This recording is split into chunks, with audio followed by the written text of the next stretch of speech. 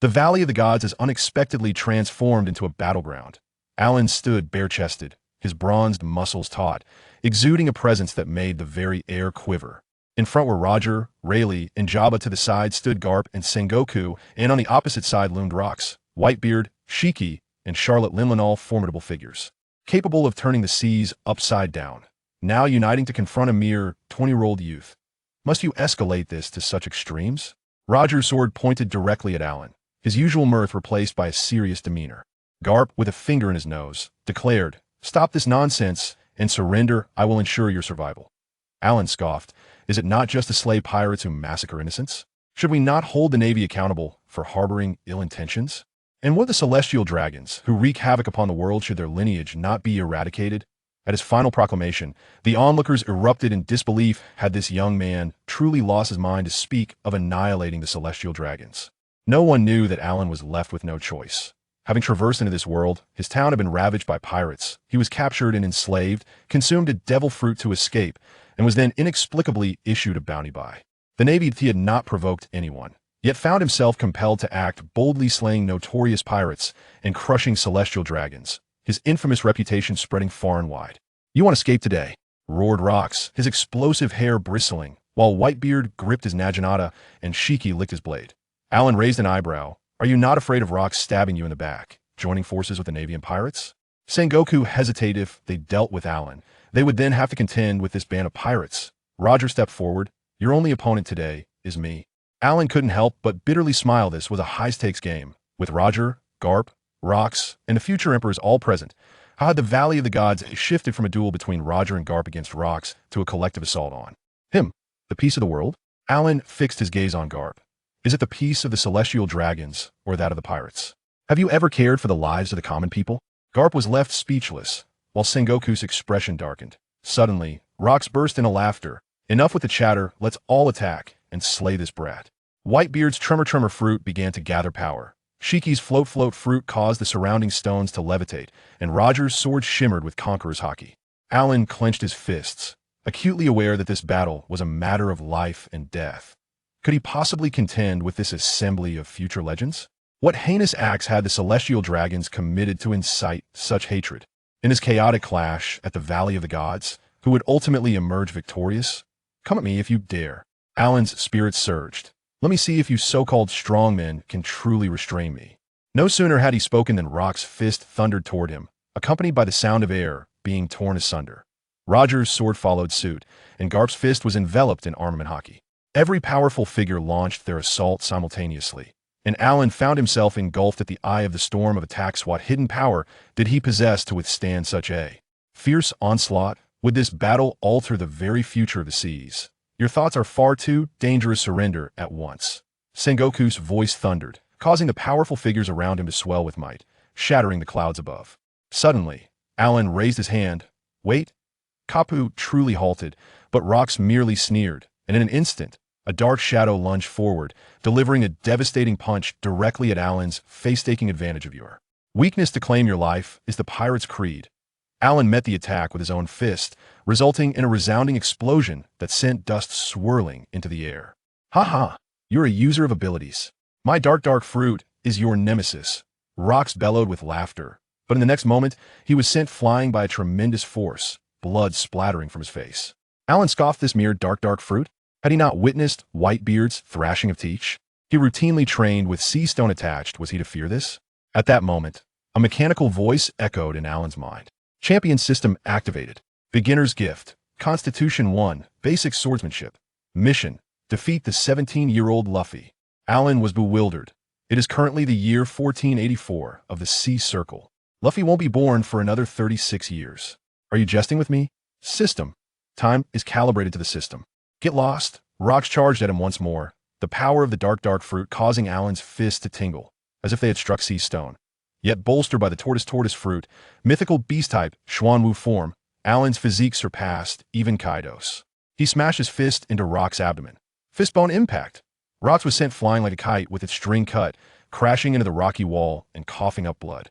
This scene stunned everyone. Whitebeard squinted, the golden lion ceased his jesting, and Roger tightened his grip on his sword. This young man was more formidable than the rumor suggested. "All together now," Rox roared, the dark shadow lunging forward once again. Roger's sword, Kapu's fist, and Whitebeard's naginata all struck towards Alan simultaneously. Surrounded, Alan suddenly laughed. What are the system's tricks? Today, let them witness who the true ruler of GodValley is. He dodged Roger's sword, took Kapu's punch Hedon, and retaliated against Whitebeard. This physique, Kapu frowned, his fist surprisingly numb from the impact. Alan understood that brute force was not the solution he needed to find an opening. His gaze fell upon Rox. This man was the leader of the group. He must be dealt with first. Rox, was that not enough? Alan suddenly charged at Rox, moving so swiftly that he left an afterimage. Just as Rox steadied himself, Alan's fist struck his cheek, knocking out several teeth. You seek death. Rox's dark mist surged, ensnaring Alan's arm. Alan felt his strength waning, but let out a cold laugh, his other fist imbued with haki crashing forward. Lie down. In the distance, Sengoku frowned. This young man's physique is terrifying. Yet Kapu's eyes sparkled with interest. This is quite intriguing. Alan found himself ensnared by Rox's formidable abilities, while the system incessantly urged within his mind. Please complete the task of defeating Luffy as soon as possible. Silence.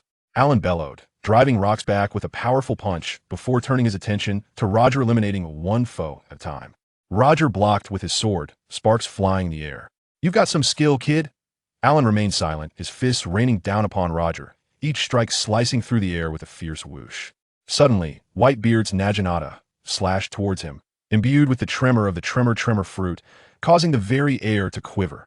Alan had no choice but to retreat, only to feel the sting of Karp's punch graze his back, causing him to grimace in pain. Surrounded on all sides, gasping for breath, Alan surveyed the ruthless adversaries closing in on him and suddenly laughed. The system may be a burden, but the resilience of his tortoise form was nothing to scoff at. He rolled his neck, the sound of cracking bones echoing. Who's next? Rox wiped the blood from his lips. I must slay you today. Once more, everyone surged forward, their momentum even more formidable than before. Alan's gaze sharpened. It was time to get serious. Should he unleash the full power of his tortoise form to withstand their onslaught and incapacitate Rox first? Yet the system continued to press for the task. Where was Luffy now, 36 years hence? Was he expected to wait 36 years in GodValley? Prepare to die. Rox's fist, cloaked in dark mist, came crashing down as Roger's sword, Whitebeard's blade, and Karp's fist converged simultaneously. Could Alan endure this wave of assaults? Was his tortoise form truly stronger than Kaido's? Most crucially, would that insufferable system suddenly issue an even more outrageous task? Alan took a deep breath, a faint pattern of tortoise scales enveloping his body as he charged forward to meet all attacks Hedon. Come on, let me show you who the true revolutionary is. As Karp leaped into the air, an array of haki enveloped his fists, and the moonwalk he executed in midair generated invisible shockwaves. The Buddha's impact. Sengoku's voice resonated as a colossal golden Buddha manifested on the battlefield, its palm propelling shockwaves toward Alan. Dust and debris swirled, and Alan's calm voice emerged. Sengoku, are you afraid I'm too hot and have come to fan me? God's avoidance. Roger's slash, entwined with black and red haki, shot forth, closely followed by Rayleigh's silver-white strike, while Jabba charged into the haze wielding dual axes. After a jarring sound of friction, the dust-settled Alan stood half encased in supreme haki, one hand gripping Jabba's axe blade, the other steadfastly absorbing the blow of the axe to his chest, unmoving. Jabba, retreat now. Roger shouted urgently, but was too late. Alan's right fist, cloaked in black and red haki, slammed into Jabba's chest. Jabba soared out of GodValley like a severed kite, losing consciousness upon being caught by Barrett. Attack me, and you shall face the consequences. Alan's face darkened with fury. Whitebeard roared and leaped, his power of the tremor fruit cleaving through the air, fracturing it with sheer force. Quite interesting, Alan responded, meeting the blow with a powerful punch. The clash caused the ground beneath them to crack instantaneously. Whitebeard grinned widely. I wish to engage the strongest in this era. Then watch closely. Suddenly, Alan surged forward, astonishing everyone as Whitebeard was forced back a step. This moment left the onlookers in disbelief. Was Whitebeard's immense strength truly being suppressed? Rox let out a cold laugh. Shiki, attack. The sword of the golden lion, imbued with the power of the float fruit, descended upon him. Roger and Rayleigh struck again, while Garp's fist thundered towards Alan's rear. Caught between foes, Alan pivoted abruptly, parrying the golden lion's sword, simultaneously driving his elbow into Garp's fist while grasping Roger's blade with his other hand. This physique Rayleigh gasped, his sword unable to penetrate. With a sudden surge of power, Alan thrust the three back, though his chest was grazed by Sengoku's Buddha palm, leaving a crimson mark. That stings a bit. Alan cracked his neck, a surge of murderous intent igniting in his eyes. Since you insist on fighting, do not blame me. His entire form was suddenly enveloped in a pitch-black layer of haki, the Conqueror's haki radiating like a palpable force. Even Whitebeard furrowed his brow. This aura. Step by step, Alan advanced, each movement sending tremors through the ground. Today, you shall either lie down or I shall walk away. Rocks erupted into laughter. What grandiose claims. Everyone, attack together and take him down. All the formidable warriors surged forward once more, blades, fists, and fruit abilities intertwining to form an intricate web of assault. Yet Alan smiled, his fists cracking ominously. The true power of his black tortoise form has yet to be revealed. He charged into the onslaught, absorbing Roger's sword strike, delivering a punch toward Rocks while simultaneously kicking at Whitebeard. Clang! Boom! Bang! Amidst the cacophony, someone was sent flying. Who had Alan struck down? Could his black tortoise form truly withstand the combined might of such powerful foes? Most crucially, would the one sent flying withdraw from the battle entirely? Panting, Alan noticed a slight fissure in his haki. This coalition of warriors was indeed formidable, but he had not yet reached his limit. Alan's eyes narrowed, surveying every individual present, finally resting upon Rocks. You will be next. Rocks seemed to sense something amiss, his grin fading as dark mist enveloped him, the power of the dark fruit reaching its zenith. A far more brutal melee was set to erupt. Could Alan endure until the end? Would the outcome of GodValley be irrevocably altered by his presence? With resolve, Alan tightened his right fist, shattering the Tremor fruit's influence on the incoming attack, and swung his left fist forward. Whitebeard hastily blocked with the blade, which instantly warped under the force, sending him flying across the ground, leaving deep grooves in his wake before he finally came to a halt several dozen meters away. Unbelievable, exclaimed Barrett, a 13-year-old observing from outside GodValley, utterly astonished. Roger was already formidable, yet here was someone who could so effortlessly send Whitebeard flying. Submit to me, or perish, roared Charlotte Linlin, her weapon entwined with flames and lightning. Thunder cannon, a laser shot straight towards Alan's chest. He crossed his arms to withstand the impact. Moments later, he sidestepped, allowing the laser to crash against the rocky wall, creating a massive molten cavity, the ground scorched into crystalline formations by the intense heat. Did I ask that all you've got? Alan shrugged off his arms. If you've tested enough, let's get serious otherwise. You may all remain here. Rocks wore a grim expression. Newgate Linlin, Shiki, you're up. Whitebeard brandished his sword, the blade entwined in a dark crimson hue of Conqueror's haki. Receive my strike. The power of the Tremor fruit concentrated at the edge of the blade, causing the air to wail in anguish. Alan suddenly chuckled. If Whitebeard had possessed such might during the Marineford War, Akainu and Teach would have long met their demise. Shiki's sword, empowered by the float fruit, lunged towards Alan's back, while Charlotte Linlin's electrified fist descended upon him. Alan stood his ground, absorbing Whitebeard's slash while simultaneously elbowing Shiki and kicking towards Linlin. Clang, boom, bang. 3 resounding impacts echoed as Shiki was sent reeling. Linlin staggered backward, and astonishingly, Whitebeard's sword slipped from his grip. Everyone was taken aback. This was Whitebeard's weapon. Alan glanced at the fallen sword before turning to Whitebeard. Do you wish to continue? Whitebeard picked up his blade, grinning broadly. Of course. Rock's gaze darkened, subtly retreating a half-step while gesturing behind his back. Sengoku furrowed his brow. What was this man plotting? Roger, too, sensed the shift and tightened his grip on his sword. Rock's no tricks. Suddenly, Alan felt a chill at his back. His Sharingan, oh no. It was his intuition detected a malicious intent emanating from Rocks. Was he planning an ambush? Just as he turned, Whitebeard's strike came crashing down once more, while Shiki and Linlin pressed their attacks simultaneously. Caught between foes, Alan had no choice but to absorb Whitebeard's assault, yet a searing pain erupted at his back. Rock's dark fruit power had penetrated his haki. Ha ha ha, you've fallen for it. Rocks cackled. Fury ignited within Alan as he swung a punch towards Rocks, only to be ensnared by Whitebeard. You've let your guard down. Whitebeard's blade carved into Alan's arm, drawing blood for the first time.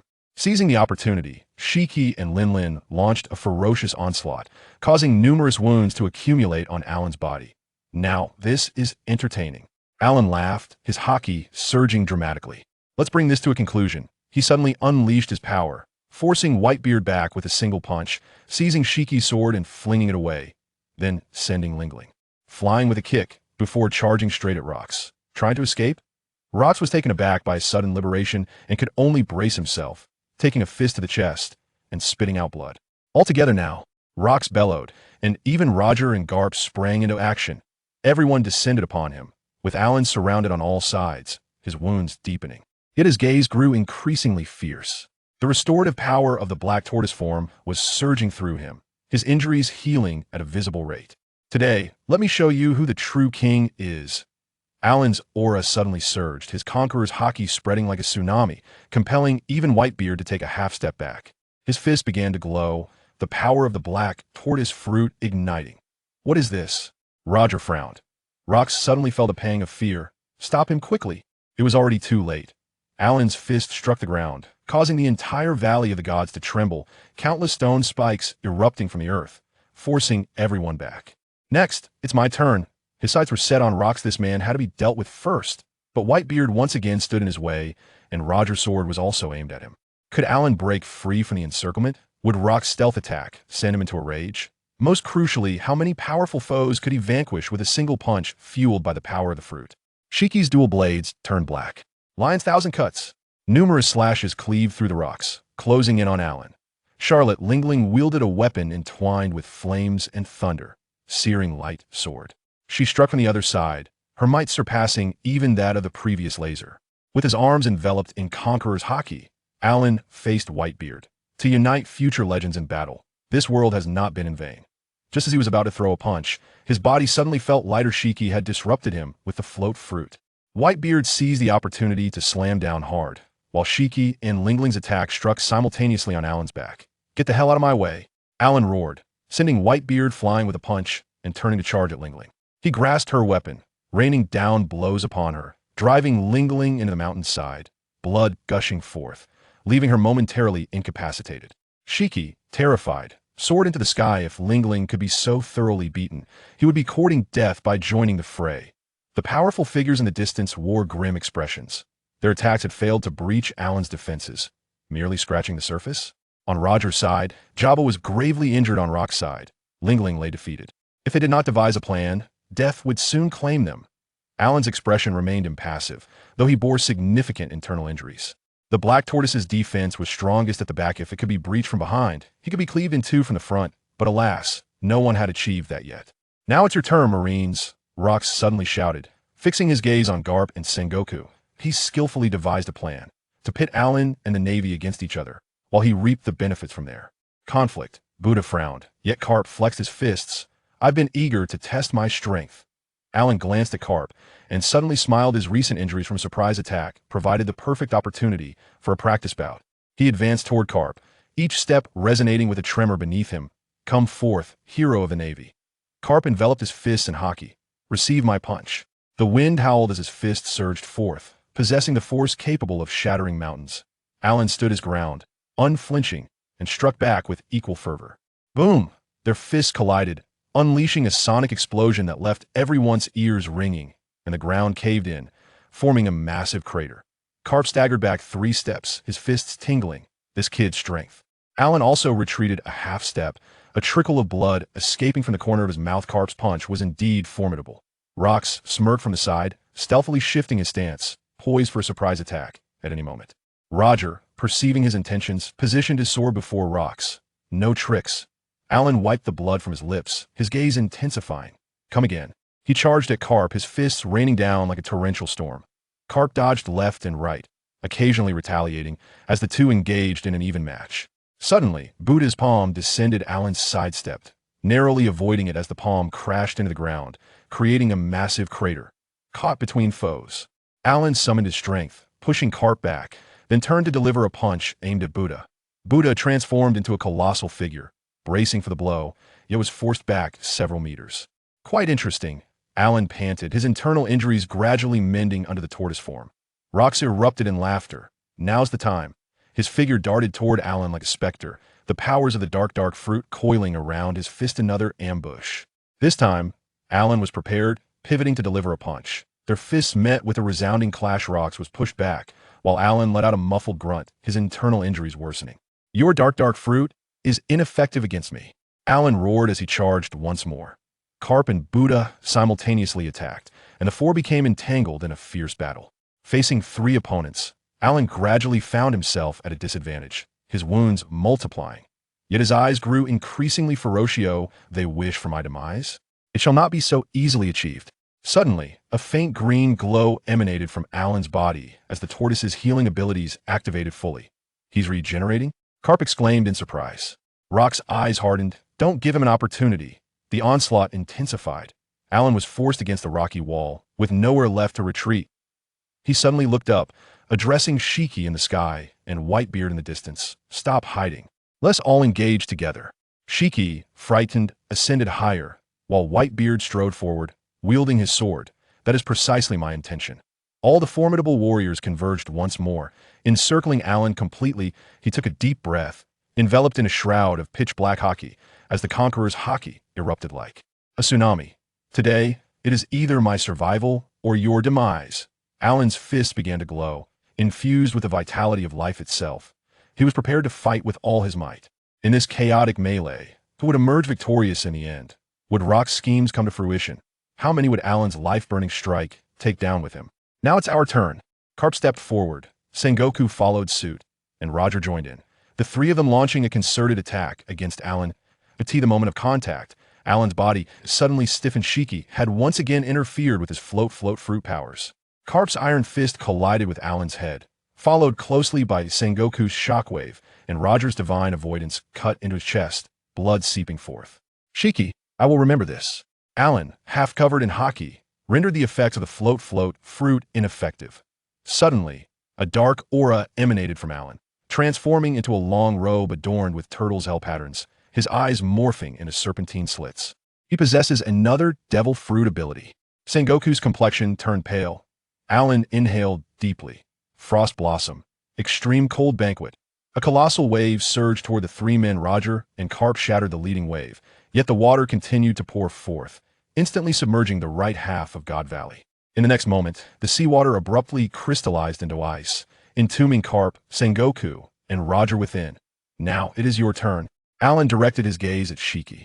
Shiki's eyes glinted with ferocity. Either he dies, or Alan does. Yet, a sense of trepidation gripped him. Alan wielded formidable hockey of all three types, and was a mythical Zoan-type devil fruit user, possibly even awakened. How can there be someone so powerful in this world? Shiki gritted his teeth, drawing his twin blades. Alan advanced step by step, the turtle's hell patterns on his robe glowing. Did you enjoy that sneak attack? Shiki suddenly burst into laughter. I am the Golden Lion. He soared into the air, sword pointed at Alan. Float fruit. Lion's might. Earthquake. The boulders of GodValley levitated, plummeting toward Alan like a torrential downpour. Alan stood firm, his robe deflecting all the stones. Is that all?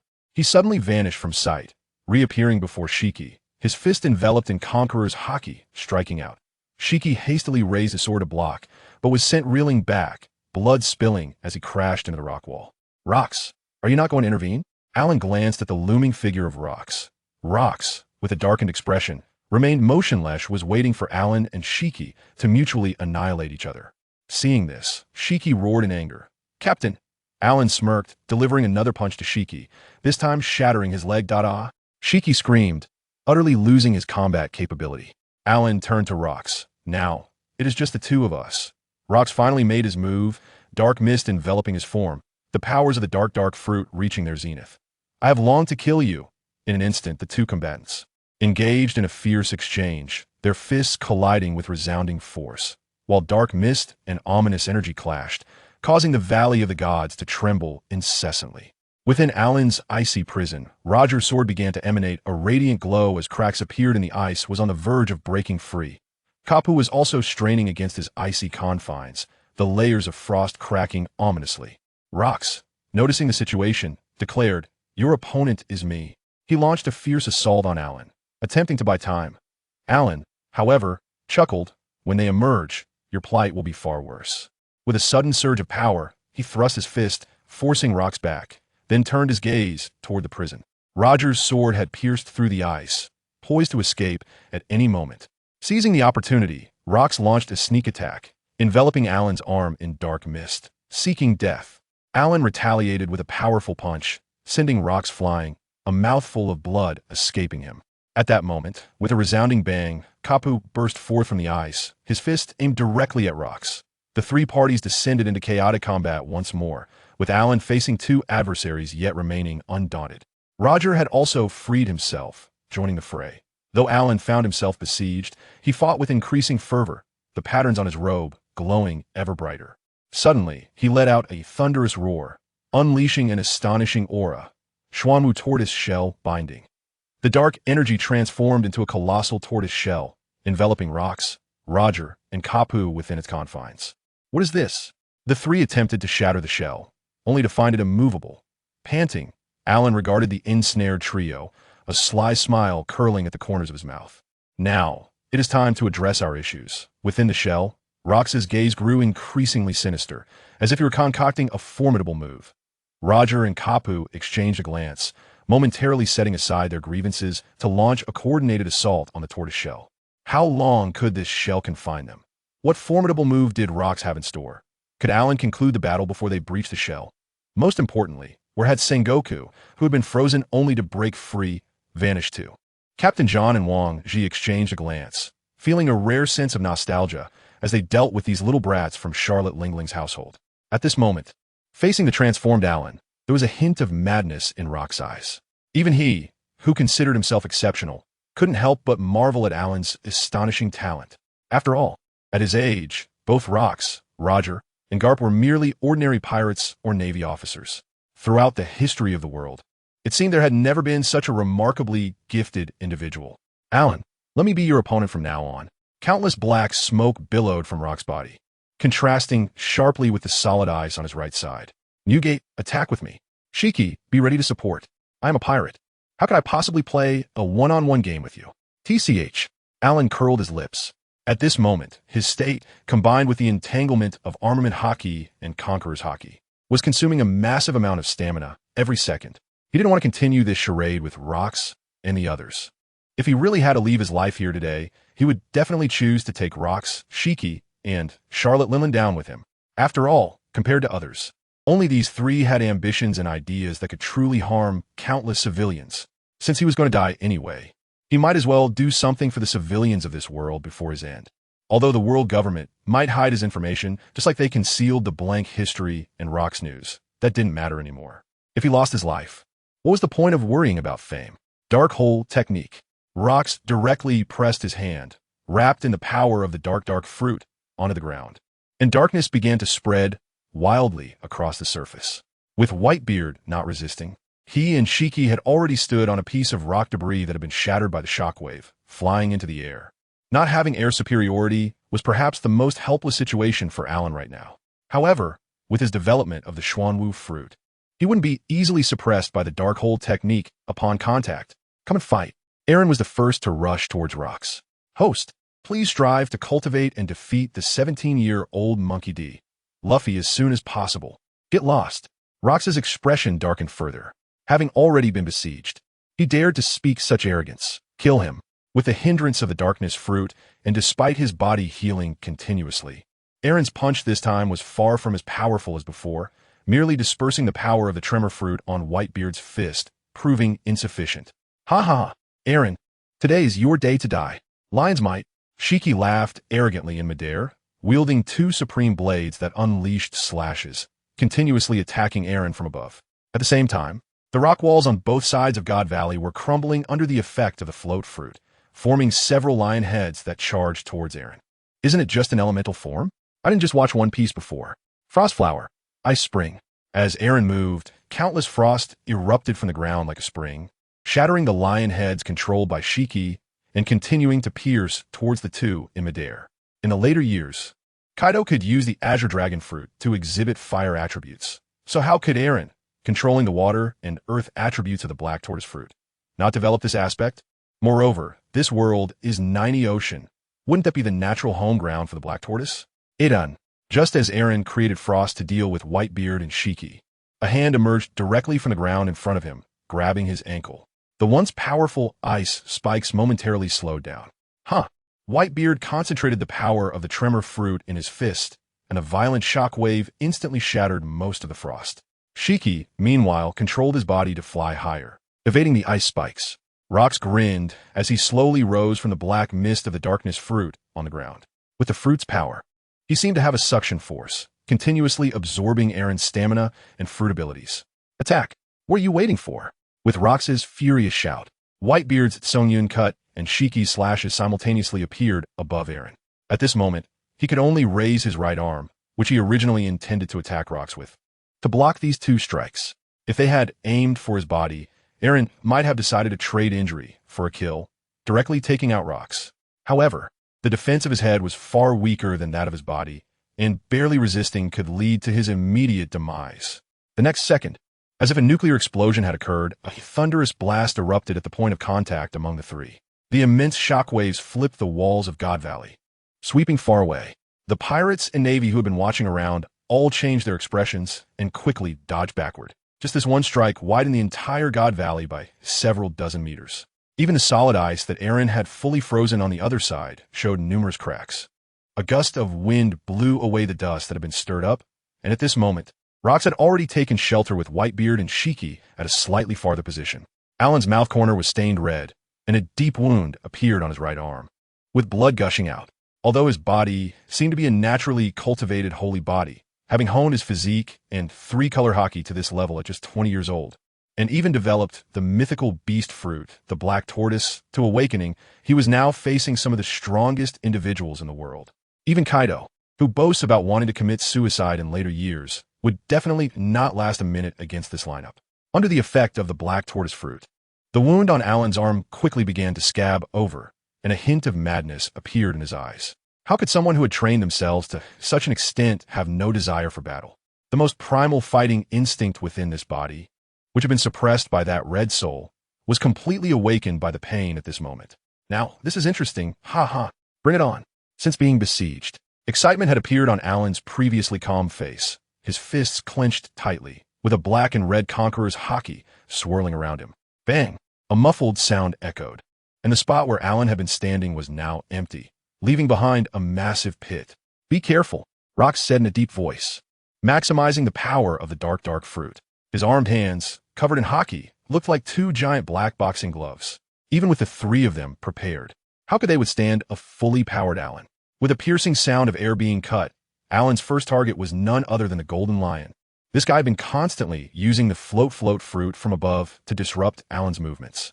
Moreover, the three of them being able to work together was also thanks to him lifting himself and Whitebeard into the air. It was time to deal with him. Shiki. Whitebeard was the first to notice Alan's target. Without a second thought, he leaped up, executing a cutting cloud to force Alan into a defensive position.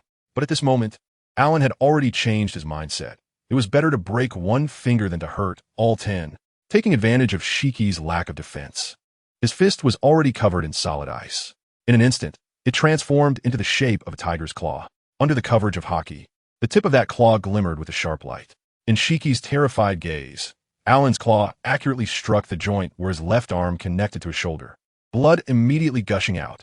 At the same time, Whitebeard's cutting cloud slashed down on Alan's back after he intentionally adjusted his posture. With a loud bang, the cutting cloud didn't even cut through the seemingly thin robe Alan was wearing. Rox also leaped up from below, just in time, clearly seeing the extreme coldness in Alan's gaze as he looked at Shiki. Withstanding Whitebeard's slash, Alan's left hand had already grabbed Shiki's left arm as he tried to escape, while his right fist once again slammed into the same spot on Shiki's body. In the next second, the quake fruit, Shiki's right hand slash, and Rox's fist all struck Alan simultaneously. Even someone as powerful as him was instantly sent flying, crashing into the rock wall of GodValley. Along with him was Shiki's left arm, which he was holding his left hand. Looking at Shiki, after Alan was sent flying, his face turned extremely pale, and even the stones floating beneath him and Whitebeard began to wobble. In his current state, it was already difficult for him to maintain the float fruit's ability.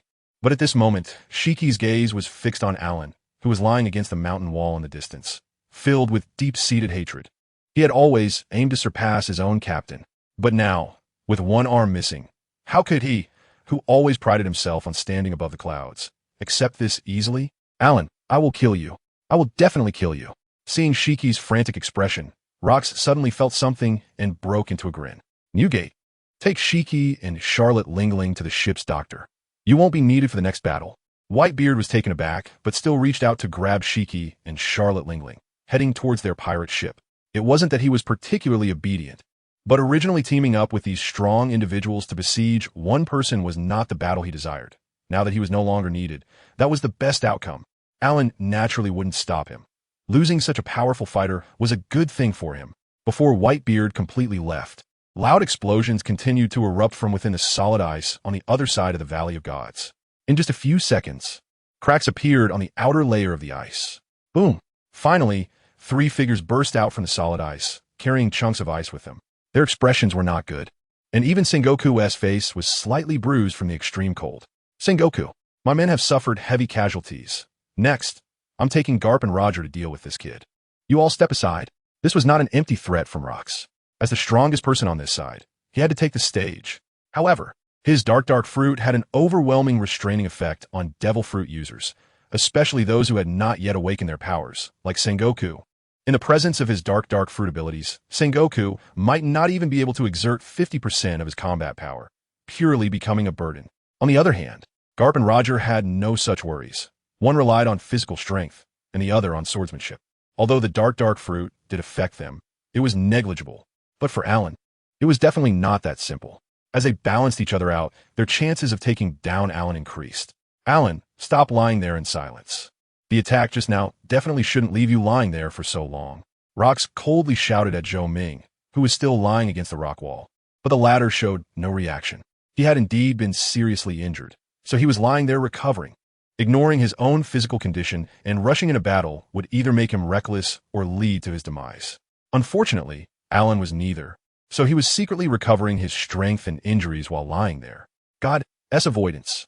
Having been trapped in the ice for so long, even someone as carefree as Roger couldn't help but feel a bit of resentment.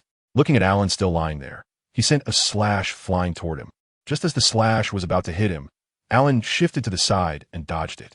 The flying slash continued forward, splitting the wide rock wall in two before gradually dissipating in the distance. Good grief, that was aiming for my life. Alan looked at the expressionless Roger with a hint of mockery on his face. Just like the legacy of the Straw Hat, Roger, Shanks, and Luffy are more like adventurers than pirates. Their battles mostly focus on defeating their opponents rather than taking lives. In previous fights, Roger's slashes were primarily aimed at non-lethal areas like the arms and chest. However, the recent strike was a direct cut aimed at Alan's head. If he didn't dodge, he might have been done for. At this moment, Roger's eyes were filled with sharpness. Although he was frozen in ice and could only rely on his aura to break through it, he could still see. Seeing how Alan dealt with the Golden Lion made it clear that this guy had a ruthless side. If they lost today, he and the Roger Pirates would definitely face the wrath of the surviving Alan. For the sake of his comrades, he was prepared to go all out. Sengoku quietly returned to the position where the Navy soldiers were standing, ready to guard against any ill intentions from the pirates once the battle inside ended. Alan, Rox, Roger, and Garp formed a triangular formation against Alan once again, their eyes filled with coldness and determination. This is interesting. Clearly, it was Roger and Garp who took down Rox, yet now it is the three of them coming to deal with me. Alan stood up from the ground, brushed off the non-existent dust on his body, and his expression became serious. The cold wind howled past. The continuous battles had left the entire Valley of the Gods looking as if it had been bombarded by the demon-slaying order, appearing quite battered. Both the ground and the rocky walls on either side were filled with holes and uneven marks. Come on, let's keep fighting. Dark water. In the center of the outstretched palm of Rox, a constantly rotating black vortex formed instantly, and Alan could feel that the vortex had firmly locked onto him. Even if he covered his upper body with armament hockey, he could only barely resist the pull of the dark vortex and could not break free directly. Divine avoidance. Fistbone meteor. With two whooshing sounds, Roger and Karp appeared on either side of Alan's body, their fists and swords striking with unparalleled power. Is this just a sword move? Alan, caught in the middle, showed no signs of tension, even mocking Roger with a side glance. It's fine as long as it works. The latter also revealed a slight smile, yet ace in his hand showed no signs of slowing down. Just as the two attacks were about to land on Alan, he suddenly revealed a strange smile. In the astonished gazes of Karp and Roger, Alan suddenly released the force that had firmly bound him, even pushing off with his feet. and his whole body shot towards rocks like an arrow released from a bow. Alan's move was too sudden for Karp and Roger to react. Fortunately, the two of them had a certain level of tacit understanding, managing to dodge to the left and right at the moment of contact, letting their attacks miss. Ha ha ha, Alan, are you here to throw yourself into the net? While Rox was still using the dark fruit to limit Alan, he had already charged in front of him in the blink of an eye. With the hand of the dark fruit, he directly grabbed Alan's body, instantly suppressing all devil fruit abilities. The long robe draped over Alan instantly vanished, and the finger claws on his fists melted away, dripping into liquid water. Gripping Alan's fist, a sinister smile appeared on Rox's face as his left hand reached out to grab Alan's face. Naturally, he had his eyes set on the devil fruit that Alan possessed. As soon as Roger and the others killed Alan, he would be the first to extract this fruit. At that time, he would find a crew member he absolutely trusted to eat it, at least cultivating an officer not weaker than Shiki and the others. You really underestimate people like us. Like Rox. A smile also appeared on Alan's face. The most infuriating part of watching the Marineford War back then was when Whitebeard beat up Teach. Although he didn't say at the time, it was obvious. When he controlled Teach's hands, the hand gripping Teach's head could still use the Tremor Fruit's ability. Therefore, the ability of the dark fruit to suppress other devil fruit abilities was predicated on the requirement of physical contact. Since that's the case, if Whitebeard could do it, how could Alan not? Let go of me. It was just that he couldn't use his fruit ability. Alan slightly shifted to dodge Rox's other hand, reaching for his shoulder. Then his Conqueror's hockey wrapped around his right hand and slammed towards the crook of Rox's arm that was grabbing him. Huh! Thick black smoke erupted from Rox again, blocking the path of Alan's swinging fist. Although the dark fruit could absorb energy attacks and most of the force, it couldn't absorb Alan's Conqueror's hockey. It was only able to block it for 1 second before being shattered, and his iron fist directly struck Rox's arm. However, Rox, who had been battling on the seas for so many years, was tough himself, gritting his teeth and enduring the blow. Only his body slightly trembled. The dark fruit has a side effect of doubling the pain returned to the user from any damage taken. Yet Rox managed to withstand it. Alan, you can't escape. At the same time, Karp and Roger rushed up from behind, seeing that Alan had fallen into a situation of certain death. Rox's eyes were filled with excitement. He was just 1 step away from obtaining this devil fruit, which was the death of Alan. Under the influence of his dark fruit, Alan would not be able to withstand the joint attack of Karp and Roger. This was the moment. Alan seemed to ignore Karp and Roger behind him, his eyes fixed on Rox, filled with killing intent. At this moment, his body had suffered severe internal injuries from the attacks, and even if he broke free from Rox's restraint, it was impossible for him to defeat Karp, Roger, and Sengoku behind him. Instead of that, Alan reached to his lower back, and his whole body shivered instinctively, feeling somewhat weak.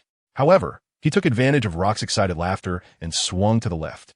A cuff with a buckle was thrown directly on Rox's arm, and in the blink of an eye, all the dark mist of the dark fruit disappeared, causing Rox's face to turn pale. Sea Prism Stone. This was originally Alan's Sea Prism Stone sleeve used for training, but now it became his secret weapon. Before Rox could react, Alan had already formed his fingers into a blade and pierced directly through his chest. Cough, cough, cough. Rox spat out a few mouthfuls of blood, his eyes filled with disbelief, as if questioning how he, who was supposed to be the strongest in the world, could die here, but no one could answer him. The moment Alan's right hand pierced through Rox's chest, he crushed his heart. Slash! Roger's ace had already struck Alan's back, and at that moment, all his strength was used in the attack on Rox, leaving no time for defense. Instantly, a large gash was opened on Alan's back, blood gushing out, while Karp's iron fist also smashed into his side, sending Alan flying. The two stared blankly at Rox's fallen body, both somewhat stunned. No one would believe that the formidable Rox would perish here. Ugh! Before they could think too much, the flying Alan let out a roar, and the long robe formed by the fruit ability reappeared on him. This time, the momentum was even stronger than before, but a hint of joy appeared on Karp and Roger's faces.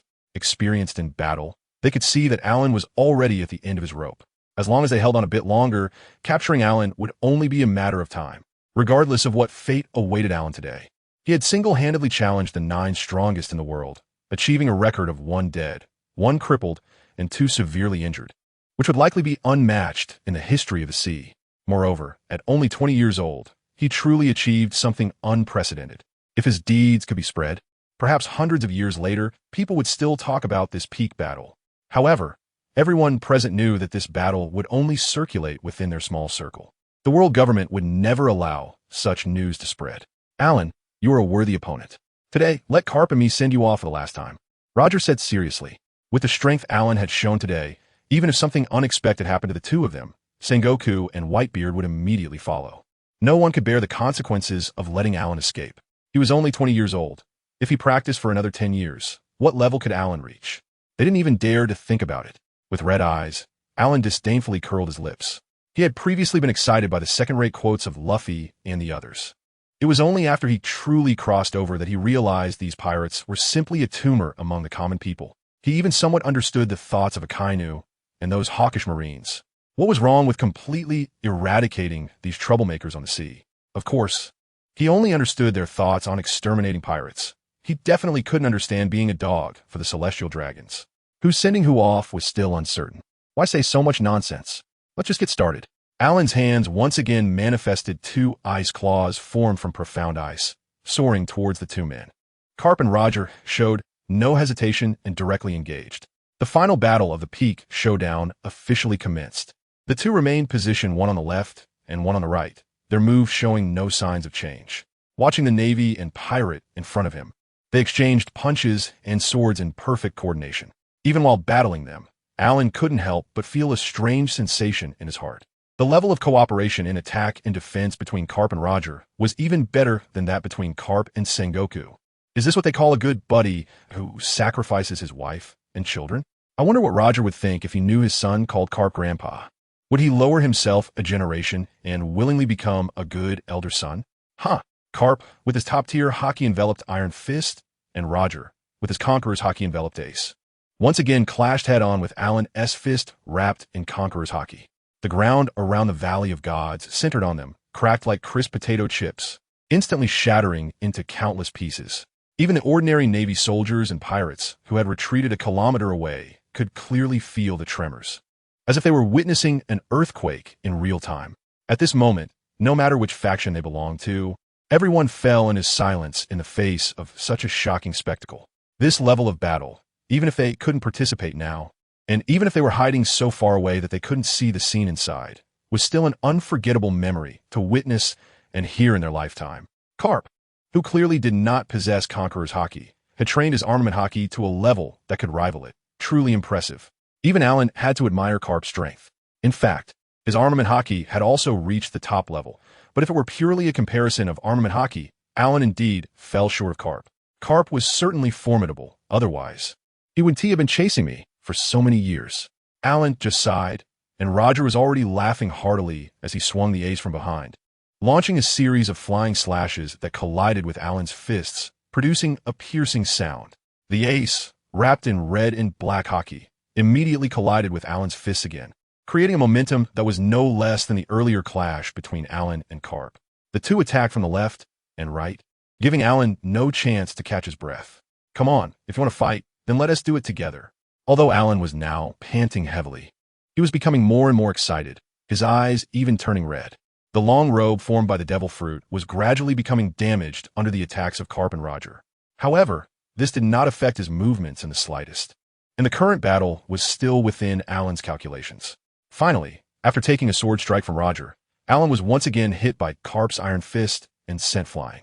But this time, he did not rebound off the ground with a stomp before hitting the ground. Instead, he turned and fled into the distance, using the force of Karp's punch to propel himself away. As the saying goes, as long as the green hills remain, one need not worry about firewood. Buddha shockwave. Alan had just run a few dozen meters when two loud shouts suddenly came from in front of him. A giant golden Buddha, standing several meters tall, suddenly appeared, and its enormous palm came crashing down towards him. On the other side of the golden Buddha, the air seemed to shatter like glass into countless pieces, and a series of shockwaves surged through the air and into his body, causing Alan to involuntarily spit out a mouthful of blood. Karp and Roger also followed from behind, and the four of them surrounded Alan once again. Unexpectedly, you two have teamed up as well? Alan wiped the blood from the corner of his mouth and glanced coldly at Sengoku and Whitebeard, the latter scoffing in disdain. It was Sengoku who suggested that Garp and Roger fight Alan, knowing there would be blind spots. To prevent Alan from escaping, they intentionally blocked him. And it turned out Sengoku had accurately predicted this. Truly, a general who plays mind games within the Navy. Let's go all out. Looking at Alan, who was now in tattered clothes, pale-faced, and barely able to stand, Sengoku hesitated before speaking, but his gaze was resolute. No one spoke. Yet the entire battlefield became inexplicably oppressive. With all their might, the Buddha shockwave. Sengoku shouted sharply, transforming into a giant Buddha, his palm blocking the sky. Garp didn't hesitate either, channeling almost all of his haki into this punch, striking with earth-shattering force. Whitebeard's Songyun slash came down from above, the space around the blade fracturing into shards, creating a galaxy of spatial debris. Roger also infused all his conqueror's haki, and the ace in his hand turned pure black, crackling with red lightning. This combined attack from the four was even stronger than the previous battle by dozens of times. The entire GodValley shook as if a dragon were turning over, with all the rocks shattering under this tremendous pressure, and those watching from afar were fleeing in panic. The earth-shattering combined attack descended upon Alan. Alan, farewell forever. The four of them, panting heavily, watched as he struggled desperately below, wildly throwing punches at the sky. But those powerful strikes had no effect on Alan, whose expression was extremely complex. If it weren't for rocks and the others sacrificing themselves and sustaining heavy injuries to wear Alan down, they might not have been able to pull off this encirclement. Yes, at this point, the encirclement was already assumed to be complete. No one present doubted that this strike could kill Alan. At the moment all the attacks were about to land, just as the four had their vision blocked, a trace of a mad smile appeared at the corner of Alan's mouth. Fruit awakening, turtle breath technique. Transparent shell-like plates instantly enveloped Alan's entire body, and his presence completely dissipated as his body merged into the ground beneath the shell. Boom! The four's combined attack struck the ground simultaneously, producing an unprecedented massive explosion. The four, who were already quite far away, were thrown back hundreds of meters by the shockwave of the explosion, their bodies covered in various wounds. After their respective vice captains and crew caught their captains, they managed to stand in position, waiting to observe the center of the explosion. When the dust settled, everyone widened their eyes and dropped their jaws. GodValley? There was no longer a GodValley. The location of the valley had become an enormous pit, with underground water continuously seeping up from the bottom. All of them, possessing top-tier observation haki, carefully checked around but found no trace of Alan, not even a sign of life. General! In the distance, a Marine headquarters rear admiral rushed over excitedly. The life card of Alan that we previously confiscated from the remnants of the Xuanwu pirates has completely burned away. Upon hearing this, everyone present breathed a sigh of relief. Currently, in the pirate world, there was no one who could evade the life card. Since the life card had burned completely, it proved that Alan was truly dead. Finally, it's over. Everyone, let us call it day. We'll go our separate ways, and next time, we won't hold back. Sengoku glanced at the state of himself and Garp, then swept his gaze over Whitebeard and Roger before hesitating momentarily, ultimately making a decision. All right, East Blue, Bar Thai Restaurant. A contest? What a pitiful weakling. Mihawk slightly tilted his head to glance at the green-haired swordsman wielding 3 swords and looking excitedly at him. In the next second, he was already on the deck of a battered ship floating on the sea. If you are a first-rate swordsman, even without a clash, you should be able to see the gap in strength between us. Dare to point your sword at me. I wonder if it's your courage or ignorance. It's because of my ambition and a promise to my dear friend. The green-haired swordsman bit the hilt of one sword while holding 2 others, a rare 3-sword style swordsman. However, the 2 of them were so engrossed in their conversation that they didn't notice that the slash Mihawk had just unleashed on the ship had penetrated deep underground, shattering a massive rock. A humanoid object slowly floated up from within, covered in mud and dust. As it continued to rise from the water, the mud gradually fell away under the water's impact, revealing a transparent, turtle shell-like exterior. At this moment, cracks were continuously appearing on these shells, looking as if they were about to shatter. On the shore, Mihawk continued to showcase his flair, tearing off a cross necklace from his neck, pulling out a mini sword that was just slightly longer than his thumb. Unlike foolish beasts that use all their strength to hunt rabbits.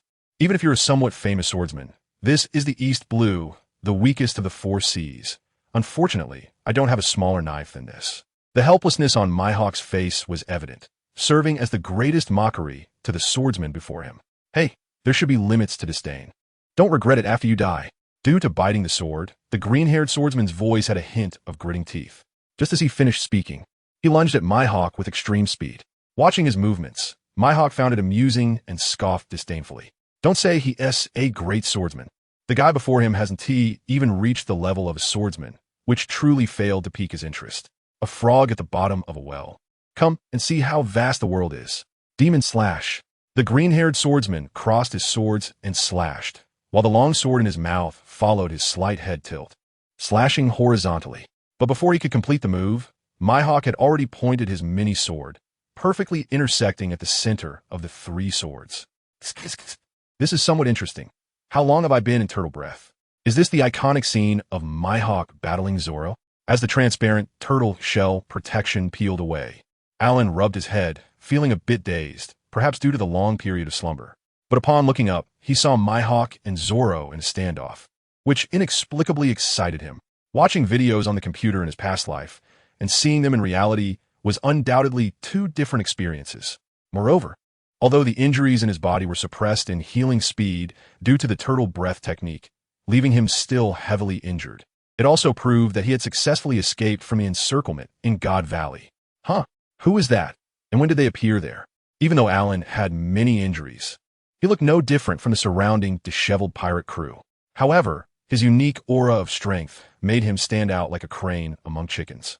But Zoro, who was confronting the other person in the arena, was not in the mood to pay attention to any spectators nearby. He was currently staring blankly at the small sword in front of him. It was only the size of a thumb, yet it completely prevented him from advancing an inch. What's going on? Why can't I move? How could such a toy block demon slash? Is the disparity in strength so great? In Zoro's limited fighting experience, he had never encountered such a situation. Impossible. The world cannot be this distant. Zoro seemed to go mad, desperately swinging his three swords at Hawkeye. Without moving from his position, simply turned sideways and used that small sword to block all of Zoro's attacks. With a slight exertion from Hawkeye, Zoro was flipped over and crashed to the side. Zoro, with bloodshot eyes, didn't even care about his sword techniques anymore. He just wanted to get up and continue fighting Hawkeye. He was furious, but his attacks were entirely disordered. Under the light of his swords, Hawkeye seemed to be dancing the waltz, and Zoro couldn't even touch him once. I didn't swing my sword until now, just to be toyed with by that thing. Before Zoro could continue his desperate attempts, Hawkeye, as if he had grown bored, dodged his attack and casually struck the back of his neck, directly knocking the empty Zoro to the ground. By the time he got up again, he was gasping for breath due to exhaustion, even walking a bit unsteadily. Yet he still wanted to attack Hawkeye until he collapsed from fatigue. Hawkeye glanced at Zoro with an expressionless face. He had seen many swordsmen of such level, but Zoro's willpower was still commendable. Swordsman, what do you bear? What do you desire at the end of such strength? Weakling. Tiger Hunt. With a slightly disdainful look from Hawkeye, Zoro slowly stood up, shouldered two swords behind him, and then charged forward with all his might. Swoosh. Before he could attack Hawkeye, the latter had already plunged the small sword into his chest, causing drops of blood to fall onto the deck. Do you want to be pierced through the heart? Why not retreat? Seeing Zoro, who was injured and unable to move, Hawkeye's gaze changed slightly. I don't know. I just feel that even if I take a step back here, all the important vows and promises up to now will vanish, and I will never be able to return here. That's right. This is called defeat. Listening to Zoro's words, Hawkeye's expression finally changed. Then I definitely can't retreat. A hint of a smile appeared on the somewhat weak Zoro's face. Aren't you afraid of death? Death is better. At that moment, the young man in front of Hawkeye finally gave him a bit of shock. What a powerful heart, willing to face death rather than accept defeat. Pulling the small sword out of Zoro's chest, Hawkeye placed it back in its sheath. Kid, what's your name? Roranoa Zoro. As the exchange between Hawkeye and Zoro unfolded, the atmosphere once again changed subtly. Just then, a casual voice came from their side. Well, look at that. He hasn't even left the newbie village, and he is already going to challenge the world boss. It's no wonder he lost so badly. However, isn't it a bit uninteresting for the strong of the new world to bully people in the East Blue? Unknown powerhouse, what is your purpose here? Hawkeye glanced sideways at Alan. He and Zoro were not on the same level at all. All of Zoro's energy was focused on Hawkeye, while Hawkeye had noticed Alan the moment he appeared, and most of his attention was drawn to him, even though Alan was covered in wounds, most of which looked freshly scabbed. The instincts of a strong person would not be mistaken. Me? What purpose do I have? You can tell from my injuries that I fled here after being beaten. You all fight your battles and don't mind me. Alan smilet aukvartly. realizing he had almost interrupted a significant moment by speaking out of turn. It was really inappropriate. Mihawk nodded seriously, then drew the black sword he had been carrying on his back, his gaze once again fixed on Zoro. I will remember you, a long-lost strong warrior. To show the etiquette of a swordsman, I will let you meet your end in the sea with this world's strongest black sword. Watching the standoff between Mihawk and Zoro felt like Alan was sitting in the front row of a theater, enjoying the stage play. It was quite interesting. He was truly grateful. Zoro, however, paid no attention to Alan, focusing all his energy on Mihawk. This was the first time Mihawk took the initiative to attack since they had met and fought. It was just a simple slash, yet Zoro was fully prepared. Three-sword style secret technique. 3,000 worlds. The two swords in his hands spun rapidly like windmills. Not only could it confuse the opponent's eyes and unleash unexpected slashes, but it could also serve as a defense. Unfortunately, such a move was completely ineffective against Mihawk, and the two swords in Zoro's hands were directly severed, causing blood to spurt from his chest. I never thought I would lose. Zoro gently sheathed the long sword in his mouth, a relaxed smile appearing on his face as he turned to face Mihawk, arms wide open. What are you doing? Mihawk was taken aback. The scars on my back are the shame of a swordsman. Impressive. A single sentence brought an appreciative smile to Mihawk's face. However, there was no hesitation in his hand as he swung the black sword directly towards Zoro's chest. Blood gushed out, and such a severe injury left Zoro unable to hold his weapon any longer, causing him to fall backward. The scars on the back are the shame of a swordsman. So cool. Moreover, Zoro's naming sense is incredible. Look at Luffy with his machine gun and rocket launcher, while Zoro comes up with names like Ghost Slash and Tiger Hunt. 3,000 worlds, followed by 6 paths of Tsushima and 103 feelings. Flying Dragon Shurji. What a genius at naming. Alan looked enviously at the development of the plot over there, suddenly curling his lips. I've still got plenty of scars on my back. You know, Shiki and Charlotte Linlin seem to have taken their shots at me. Now, this should be one hiding in the sky over the East Sea and the other becoming one of the 4 emperors, right? Once I heal up, I'll go after you one by one. At this moment, Luffy was still a comedic character, trying to hit Mihawk, but missing, even sticking his head into the deck. The latter ignored him and shifted his gaze to Zoro, who had been rescued onto a small boat in the distance. You're still too early to want to die.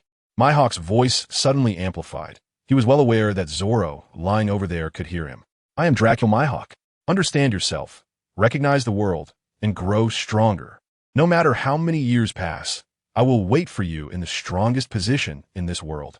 Surpass this sword, surpass me, Roronoa Zoro. At this point, Mihawk's emotions had become intense, and the onlookers exchanged glances. Only those who had truly ventured through the Grand Line, like Zepp, understood the significance of Mihawk as the world's strongest swordsman and a warlord of the sea, and knew what it meant to be acknowledged by him. TCH. Just at this passionate yet somewhat cringe-worthy moment, a scoff drew everyone's attention again. Alan awkwardly covered his mouth, indicating it wasn't him, but the effect was definitely minimal. A strange, strong person. What should you do? Although he could sense Alan's aura, there were no weapons around him, and he appeared to be a strong person primarily trained in physical techniques. For someone like this, Mihawk had no desire to fight and just casually asked a few questions. No, I'm just curious. Isn't the world's strongest Whitebeard? When did it become you? Also, how did you pass through the doldrums on a bamboo raft? Did you row with that black sword? That little sword of yours is hidden in the cross, and every time you fight a swordsman like Zoro, you just pull out directly. So, when there's no one around, are you going to secretly tie that rope back yourself? Hey. With 3 questions, everyone around was dumbfounded, and some even looked at Mihawk with curious eyes. Although Mihawk's expression showed no change, one could tell from his slightly tightened grip on the black sword, Yuru, that his inner feelings were not as calm as they appeared. State your name. Under the black sword, I do not slay nameless individuals. His calm voice contained a hint of killing intent. He originally didn't want to fight, but since the other party was asking for it, Mihawk didn't mind sending him on his way. Me? A hint of playfulness appeared on Alan's face. It has probably been over 30 years now, and my name has likely been erased by the world government. You probably don't even know my name. I am Alan, the Overturner Alan. The Overturner Alan? Mihawk furrowed his brow. Pirates who have titles usually have bounties of a certain amount on the Navy's wanted list, but he was certain he had never seen this person before. Moreover, this name sounded so familiar. He must have heard it somewhere. The Overturner Alan. The Overturner Alan? Are you the Overturner Alan? Impossible, you can't be. A look of astonishment crossed Mihawk's face, and his whole body tensed up. If it were someone else, they might not know about Alan's exploits, but Myhawk was a good friend of Shanks. When Shanks was on Roger's ship during the GodValley incident, he was only 4 or 5 years old and had no impression of it. However, crew members on pirate ships often discussed that shocking peak battle. Coincidentally, the powerful foes Alan fought against were known to Shanks, so he would understand just how strong Alan was. Naturally, Myhawk, who was familiar with him, had also heard of Alan's name and deeds. Clang! The cup in Zep's hand, who was originally watching the commotion on the deck, fell directly to the ground. But he didn't even care to pick it up. Instead, he jumped off the Barity's railing and ran a few steps toward Myhawk and the others. Indeed. After getting closer by a dozen meters, Zep barely stopped, swallowed hard, and murmured to himself. At over 60 years old, he was in his prime at sea over 30 years ago, and he had certainly heard of the notorious Overturner Alan. He was a ruthless character known for publicly executing celestial dragons. Later, it was rumored that he was eliminated by the Navy, and for decades there had been no news of him. Unexpectedly, he appeared today, looking at that young face. It slowly matched the photo of Alan from over 30 years ago on the wanted poster. It was him, it really was him. Back then, Alan was the benchmark and idol for countless pirates. Many set sail because of him, unaware that Alan's true intention was to eliminate all pirates. Boss Zep, do you know this young man? Who is he? A group of restaurant staff had caught up, curiously looking at Zep and then at Alan, who was standing opposite Myhawk in the distance. Young man? He is no young man. A bitter smile appeared on Zep's face. If he really is that person, then 30 years ago, he was the man at the top of the world with a bounty of 5 billion berries. How much? 5 billion? Isn't that the same as the Pirate King, Roger? Compared to him, Roger at that time could only be beneath him. As an old-school pirate, even though Zep didn't have any super strong abilities or remarkable achievements, he was still very knowledgeable about events and celebrities in the pirate world. Impossible. The Pirate King is the strongest. Luffy, who had just poked his head out, heard the conversation between Zep and the others, staring wide-eyed and pouting as he turned to retort, but no one responded to him. Everyone's attention was on Alan, who was confronting Myhawk. Your Excellency, are you really the Overturner Alan? Myhawk's tone was filled with seriousness, and his black sword Yoru was held in front of him. A person's name carries weight, and having such fame, being revered even by Shanks, made it impossible for Myhawk to treat this lightly. It has been over 30 years. Who would impersonate me? I was just too severely injured back then, and have only just woken up now. Alan shrugged helplessly and directly spoke about his physical condition without any reservations. It wasn't that he was bragging. Although he was still in a state of serious injury, if he wanted to leave, a mere hawk, I couldn't stop him. Since that was the case, having heard of your exploits for a long time, I would like to seek your guidance in the future. Although looking at Alan's current physical condition clearly showed there were issues, Hawkeye hesitated for a few seconds and still issued an invitation for a future challenge. How could he not feel excited facing a strong opponent of his caliber? But as the world's #1 swordsman, he couldn't take advantage of someone else's misfortune, so he could only find time to arrange a duel with Alan later. If it were just an ordinary strong person, he wouldn't need to care about their injuries. After all, it wouldn't matter whether they were injured or not, they couldn't defeat him. Unexpectedly, the legendary world's #1 swordsman Hawkeye actually knows about me. It's truly an honor. Alan's face broke into a brilliant smile, and then he stood up from his spot. No need to wait for another day. Just let me eat something first. It's just right that I can see who is stronger between you and Roger. This, before Hawkeye could respond, Alan had already walked over to Zep and patted him on the shoulder. Uncle, can you make me a hearty meal? I haven't eaten in over 30 years. Sure. Zep's face flushed with excitement as he quickly ran towards the kitchen of Baritai. He even forgot that he was only less than 10 years older than Alan. Hawkeye also followed along, feeling somewhat excited. That's right. Pirate King Roger didn't eat any devil fruit. He was just a pure swordsman. Not having fought against such a powerful swordsman was also a regret for Hawkeye. But now there's an opportunity. Alan in front of him has fought against the nearly peak Pirate King. Even if he is injured now, at least he can compare the gap between the two. Hey, you say the Pirate King can only be below you? Just as Alan was walking inside the Baritai restaurant with his arm around Zep's shoulder, a calm voice came from behind. If that is really the case, then I must defeat you. Luffy looked at Alan with a blank expression, his eyes filled with determination. Hey, what nonsense are you talking about? Zep was startled by Luffy's words and quickly glanced at Alan, who was still next to him. He quite liked this junior, and he really didn't want him to die at Alan's hands like this. Not having experienced that era, he didn't know what the name Overturner meant. This was a title given by the Navy for single-handedly overturning 3 countries. Lord Alan, This guy's just a child. You don't need to pay attention to what he says. Seeing Zepp's nervousness, Alan smiled and then turned to look at the stubborn-faced Luffy. Kid, you are not qualified to fight me yet. Next time, you can ask your grandpa Garp if he can knock me away. Garp? This guy's grandpa is the Navy hero. Vice Admiral Garp? Zepp and the others felt their nerves being constantly stimulated today. How did so many big names come to Bartai? Hey, before Luffy could finish speaking, Alan had already turned around, his eyes fixated on him, the Conqueror's haki emanating from him. Having cultivated the Conqueror's haki to his level, he could control it freely, solely pressuring Luffy. Boom! Luffy felt as if his body was being suppressed by something, trembling all over. It was like facing a natural enemy on a life level, and his consciousness was beginning to blur. But for some reason, there was a voice in his mind continuously calling out to him, urging him to grit his teeth and stay awake. Just as that power was about to completely envelop him, Alan suddenly withdrew his aura, the ebb and flow making Luffy feel a sense of loss. Having walked into Bartai, Alan's lips curled up. Just now, he had sensed signs of Luffy's Conqueror's haki awakening, so he deliberately retracted his own haki. Although due to the original work's portrayal, Alan had no ill feelings towards Luffy, but since you just opposed me so much, why should I help you awaken your haki? Who doesn't have a little scheme? Enjoying a sumptuous meal, the culinary skills of Bartai at sea were indeed well-deserved. Being able to cook for the idol he admired back in the day, Zepp had brought out all his best skills.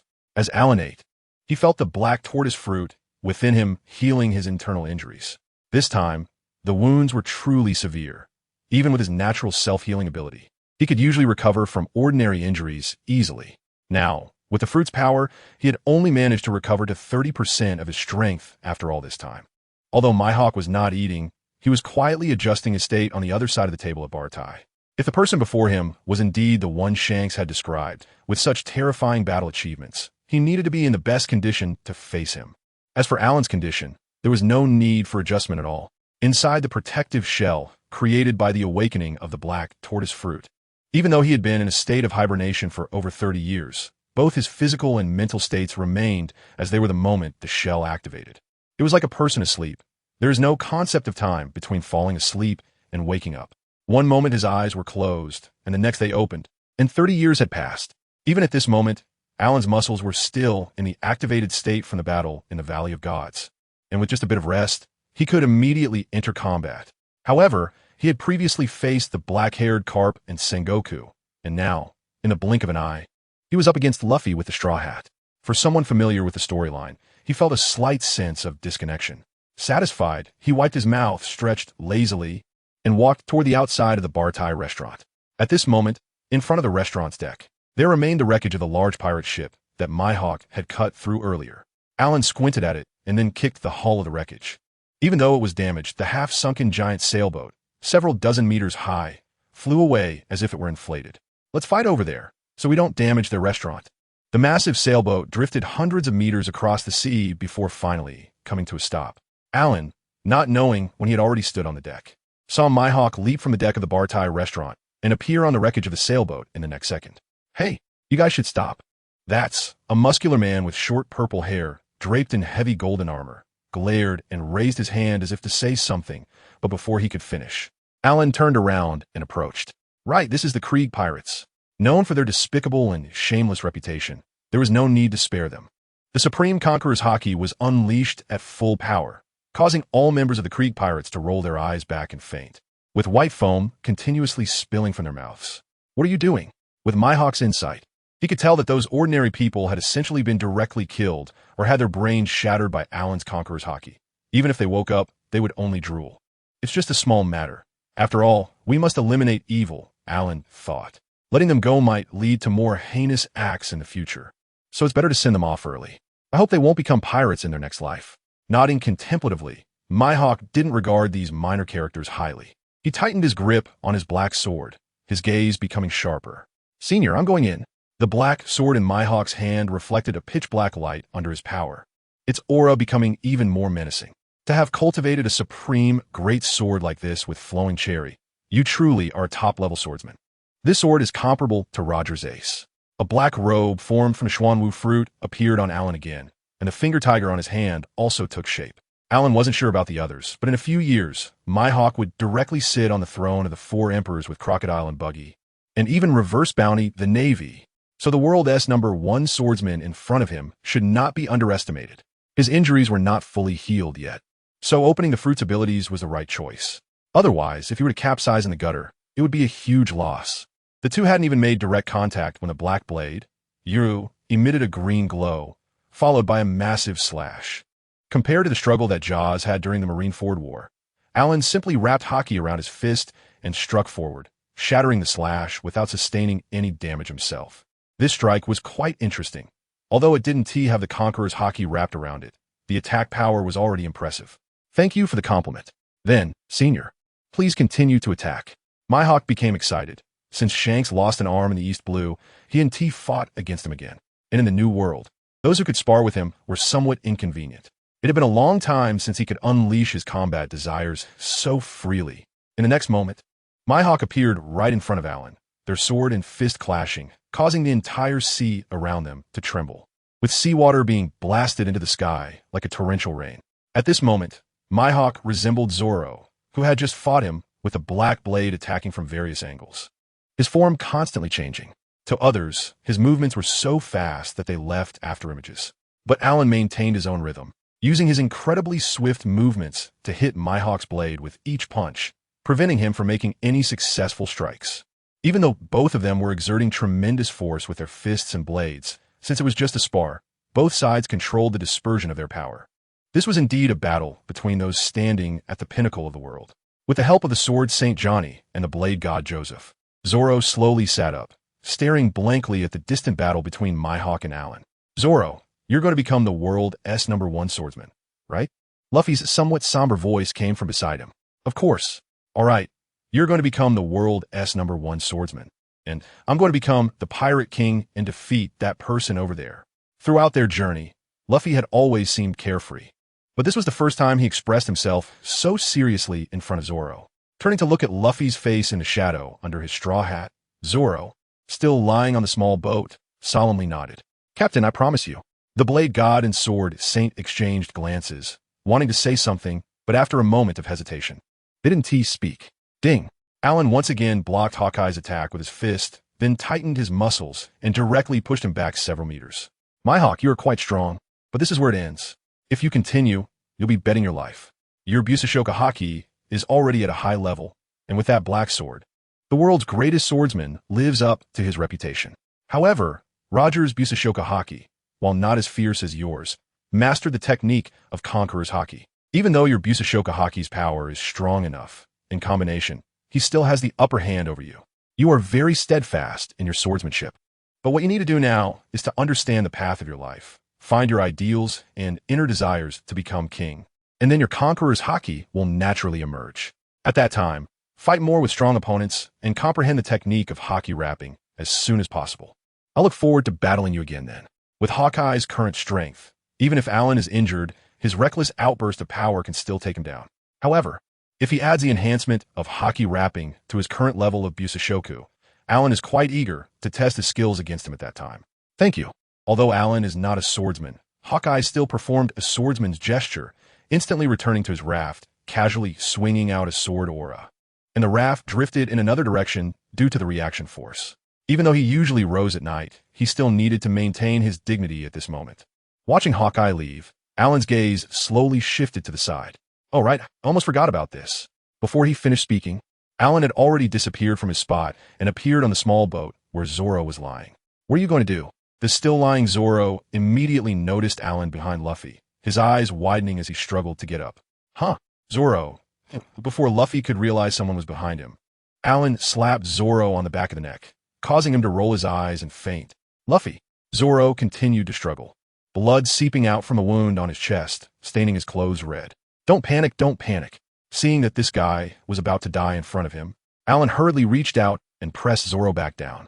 My grandpa and Roger made me sleep for over 30 years without explanation, so it's only right for me to ask for some interest. Don't worry, he is just taking a nap. Just then, the system in Alan's mind popped up again to remind him. Please complete the novice task as soon as possible. According to the time, over 30 years had passed, and this guy was still here, continuously reminding him to do tasks, which could be considered a model worker in the system world. However, looking at the current timeline, this system indeed made up for those years. Congratulations to the host for completing the series of tasks. Path of Strong. Take a step forward on the road to becoming the strongest in the world of One Piece. Task Reward. 1 Washing Marrow Fruit. Reward Description. A fruit that grows at the peak of high mountains, containing powerful vitality and purifying power, with miraculous effects of washing marrow and refining bones, and being reborn. Washing Marrow Fruit. Alan reached out and directly materialized the reward, which was just a red fruit about the size of a cherry. However, one could feel that it was filled with vitality. After casually eating it, he could clearly sense the medicinal power of the washing marrow fruit rapidly spreading within his body. But Alan's body was already flawless due to his own training, and the medicinal power of this washing marrow fruit couldn't enhance him at all. After failing to strengthen his meridians, the accumulated medicinal power directly targeted the hidden injuries within Alan's body, starting to expel the impurities and clotted blood in lumps, while also repairing the damaged organs and tissues. This brought an unexpected joy to Alan. Although it didn't significantly enhance his physical strength, its healing effect was still quite good, at least restoring 10% of his power. Now, at 40% of his strength, if he encountered Karp, he might not be able to defeat that old master who had trained for over 30 years. But he also might not lose to him. At the very least, escaping would definitely not be a problem. A series of tasks were being issued. The Path of the Strong, too. The Straw Hat Kid now has his right-hand man. The three-sword style, Swordsman Roronoa Zoro. Use your strength to teach them a lesson again. Task details. Please defeat the three-sword style, Swordsman Roronoa Zoro, using swordsmanship. Warm reminder. Mainline tasks cannot be refused. Please complete the task seriously, and each completed task will have corresponding rewards. Defeating Zoro with swordsmanship wasn't actually difficult after all. His eyesight and strength were there, not to mention his observation hockey against the Straw Hat Pirates who were still in the novice village. The key was that Zoro was still lying on this small broken ship, blood gushing from his chest. Forget about defeating him. If he made a move, Zoro might directly meet his end. Forget it, just like the first ring task. It took over 30 years to complete, so it's not a big deal. I'll just wander around for now, and when Zoro has healed from his injuries, I can come back and bully him a bit. Since he was in the East Sea and in the storyline of the Bartai restaurant, he had to go to Kokoyasi village before coming here. The figure on his computer desk was his beloved Nami. Now that he was here, how could he not visit his wife and her sister? No, what sister-in-law? It should be another wife. They were Nami and Nojiko, who grew up together and were closer than sisters. How could he bear to separate those sisters? East Sea, Kokoyasi village. Alan walked down from a pirate ship with a smile. Although he didn't know the way to Koko village, there were plenty of pirates at sea. He just needed to find a pirate ship with an East Blue map. Take your time. After Alan kicked the fierce-looking pirate captain, who wanted to kill him, into a state resembling a natural-type devil fruit user, transforming him into a sky full of ice crystals. The other crew members treated him even more warmly than their own family. They not only offered him the most luxurious room on the entire pirate ship, but also thoughtfully prepared 3 meals, fearing that he might not have a good diet. Of course, the main ingredient was the sea cow they encountered halfway, which was dozens of meters tall. Although he couldn't use swordsmanship, he could still use his conqueror's haki to shock it to death, and then directly cut it into large pieces. For such beasts that randomly attack passing humans, killing and eating them was the best outcome. The luck of letting it go after a casual beating like Luffy did would probably only be felt in its next life. Although Koko Village is relatively well known in this area, the people here clearly have a different mental state compared to those in Bartai. The people walking in the streets looked hopeless, like the living dead, exuding an air of despair everywhere. Perhaps this was the true appearance of the pirate world, with a group of swine oppressing others above, the navy sitting high and mighty in the middle, and the scum pirates burning, killing, and looting below, treating human lives like grass. Sir, are you an outsider? Just as Alan walked into Koko Village, a man with a windmill on his head approached him, looking a bit nervous. Oh, isn't this my old father-in-law? Facing Aegean, Alan still maintained a certain level of politeness. Yes, I'm sailing on the sea and need to replenish some fruits. I heard there are oranges for sale here, so I specifically came to buy some. Aegean hesitated for a moment and then pointed to a hillside not far away. There's south an orange grove over there. If you need a lot, you can go buy from there. But it's not very safe here, so it's better to leave quickly after buying the oranges. All right, thank you for the reminder. Alan politely greeted Aegean and walked straight towards Nami and Nojiko's house. Although taking care of Arlong would only take a second, rushing into it wouldn't be beneficial. If he killed Arlong without even seeing Nami and Nojiko, how could he maximize their feelings? This wasn't about repaying a favor. It was just a little tactic to build emotional connections. Walking slowly along the dirt road, Alan enjoyed the faint scent of oranges coming from the orchards on both sides, which momentarily made him feel a bit entranced. From the foot of the slope, he could see a girl with short lavender hair gathering oranges picked from the trees. It had to be said that even from a distance, her silhouette clearly showed how graceful her figure was. Her waist-to-chest-to-hip ratio was astonishing. No wonder she grew up eating the same food as my wife. That figure is simply wow. And that tattoo she got to protect my wife is just beautiful. Only when faced with characters he had previously seen in anime did Alan regain some of his past life's feelings. Although over 30 years ago, as a world-renowned pirate, Alan had encountered some stunning women. None of them made his heart race. It was purely mutual satisfaction of needs. The last time he felt a bit stirred was when he met a younger version of Shaki. Unfortunately, by the time he met her, she was already preparing to retire, and he couldn't successfully flirt with such a beautiful woman due to other matters he needed to attend to. Otherwise, he could have given old Ray a hat 30 years in advance. What can I do for you? Nojiko, having just finished gathering a whole basket of oranges, noticed Alan coming up from the slope. Facing his intense gaze, she couldn't help but blush, even while stretching. I want to buy some oranges. When Alan left just now, he looted the pirate ship. The pirates in the East Sea are just poor. On such a big pirate ship, there were only over 1 million berries. 400 berries each. Thank you for your patronage. When she heard that Alan was here to buy something, Nokigao's face broke into a smile. She eagerly ran over to the basket of oranges she had just picked and took out a bag to start filling it up. This one is bigger. It has to go in. This one looks sweet. It has to go in too. While packing the oranges, she also stole glances at Alan's expression. The bag was almost full, so she casually swapped it for an empty basket. Alan's face remained unchanged, which made Nokigao feel even happier. It seemed that today they had encountered a big client. Perhaps they could sell tens of thousands of berries.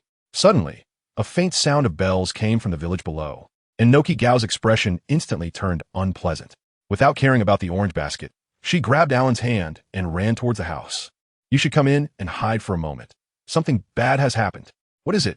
Alan felt the warmth coming from the small hand pulling at him, and he was even a bit curious about how this pair of hands, which often worked hard, managed to keep their skin so smooth. Before he could say anything, Nokigo had pushed him into the bedroom and closed the door from the outside. Nokigo, it's time to hand over this month's money. Just as the door closed, a fishman with blue skin and sunglasses walked into the room. Oh good, Nokigo said expressionlessly as he took out 100,000 berries from the drawer of the living room table and handed it to the fishman. This had been prepared in advance. If there was extra money left here, it would be taken by the fishman. 100,000 was just the right amount. Out of respect for Nami, the fishman wouldn't make things difficult for Nokigo, nodding before turning to leave. Its job was just to collect the money, and as long as the monthly payments were collected, Captain Arlong would naturally reward it. What was going on? Alan curiously poked his head out of the bedroom. Although the orange bedroom was filled with a pleasant aroma, the most important thing right now was to win over Nami and Nojiko. As for the bedroom, once the conquest was successful, they could switch houses every day. It's okay. I'll go get you some oranges right away. After you get the oranges, you should leave quickly. It's not safe here. Nojiko looked a bit downcast.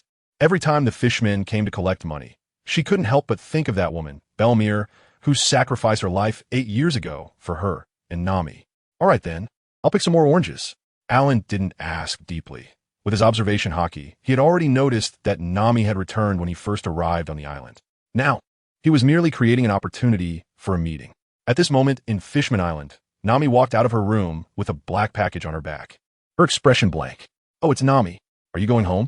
A few fishmen were playing in the pond and greeted her with smiles. Although she felt disgusted inside, Nami immediately put on a smile and waved back enthusiastically. Arlong, sitting in the middle, glanced at the package on Nami's back and showed a hint of mockery. How did your harvest go this time? Not bad. Seeing the smile on Nami's face, Arlong's mouth curled up slightly. It must be good, after all. Betraying humans is your specialty.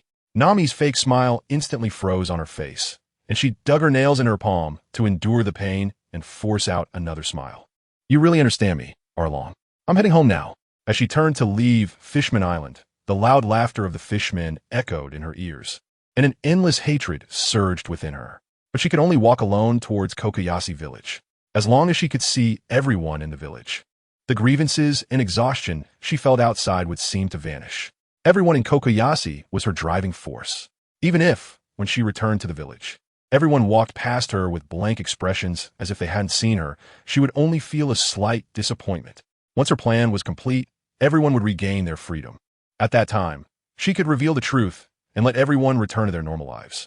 Thinking of this, Nami's mood lifted again. She had gained quite a bit from this outing, and perhaps she had already gathered 100 million berries. With a light step, the jewels and berries on her back felt weightless as she carried them up the slope back home. From a distance, she could see Nojiko squatting there, sorting oranges with a man, the two exchanging words occasionally. She could even see Nojiko unconsciously smiling. "Nojiko, I'm back."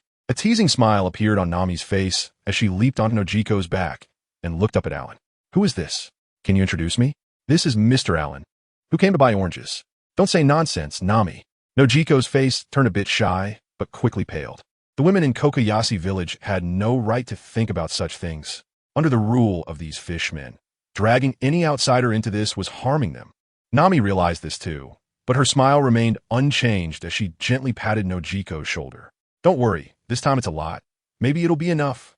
While talking, Nami cautiously glanced at Alan, who was still focused on sorting oranges, and hurriedly made her way into the orange grove with her big backpack. Watching Nami's retreating figure, Nojiko sighed softly and continued to help Alan sort the oranges. Talking to the man in front of her was quite relaxing, but unfortunately, they were not from the same world. Just then, Nami rushed out of the orange grove, panting, grabbing Nojiko's hand with a look of urgency in her eyes. "Nojiko, do you have 400,000 berries? We're just short by 400,000. Nojiko was taken aback by Nami's reaction and quickly understood what she meant.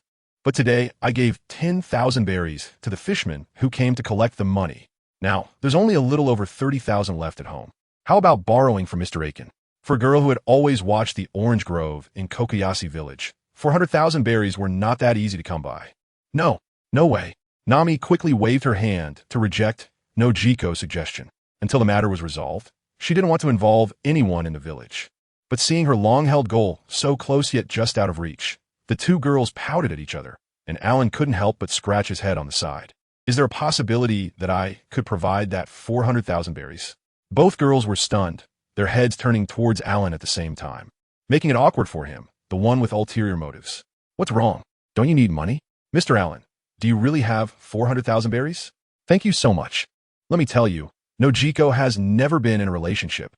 Nami's eyes turned into the shape of berries as she leaned closer, hugging Alan's arm and mischievously signaling to Nojiko. She certainly wouldn't sell Nojiko for 400,000 berries. The situation was just about getting the money first. Besides, once the money was paid, Arlong wouldn't come back to the village, which could be seen as saving his life, and 400,000 berries weren't too expensive. "What are you saying, Nami?" Nojiko's originally tanned face blushed slightly, and she glanced at Alan shyly. When she found him staring at her, she quickly averted her gaze. "I don't know what you're planning, but seeing you so anxious, I'll give you all of this." Alan was straightforward and gave all the money he had to Nami. After all, they would soon go to Arlong to deal with him, so whatever amount he gave away could be retrieved. When Nami saw the stack of berries, she quickly pulled it back with a speed that was far beyond what an ordinary person should possess, and then ran towards the orange grove. "Mr. Allen, I'm really sorry, but we have our reasons for needing the money urgently. I will definitely pay you back as soon as possible." Noki laughed a little awkwardly. After all, they had come to buy oranges, and it was their first meeting, yet they ended up borrowing money. "Norus, Norus." Alan happily picked an orange, peeled it, and put it in his mouth. Perhaps due to the geographical location of Koko Village, the oranges grown here are juicy and sweet, which is quite nice. At this moment, a warship had already arrived at the port of Koko Village, and 2 rows of well-trained naval soldiers walked down in an orderly manner. "Where's the police officer Gianzo?" "I am Colonel Mouse from the Navy's 16th Division. Bring him to me." "Colonel, I am Gianzo." Jian was taken aback for a moment and then hurriedly stepped forward. "Take me to a woman named Nami." "Huh? What do you want with Nami?" Jian was stunned, not knowing how this Navy officer knew Nami and why he specifically wanted to see her. "Just lead the way." Colonel Mouse had a sneer on his face, and his eyes narrowed. "Noki Gao, is Nami home?" Just as Alan was helping Noki Gao move baskets of oranges into the house, Jian's voice came from not far away. Noki Gao and the others turned to look, and a whole squad of Navy soldiers followed behind him. Is this the ability to correct the plot? They arrived here a day earlier than in the original story, yet they still ran into this disgusting group. Ah, Jian, you're looking for me? Nami had just hidden her money and came out from the orange grove when she heard Jian's words. But seeing the Navy behind him, she instinctively felt something was off. Chirp, chirp, chirp, you must be the thief named Nami. According to our investigation, you have hidden the treasure stolen from the pirates. The treasures you stole will now be confiscated by our government. The few whiskers on either side of Colonel Mouse's cheeks trembled as he smirked.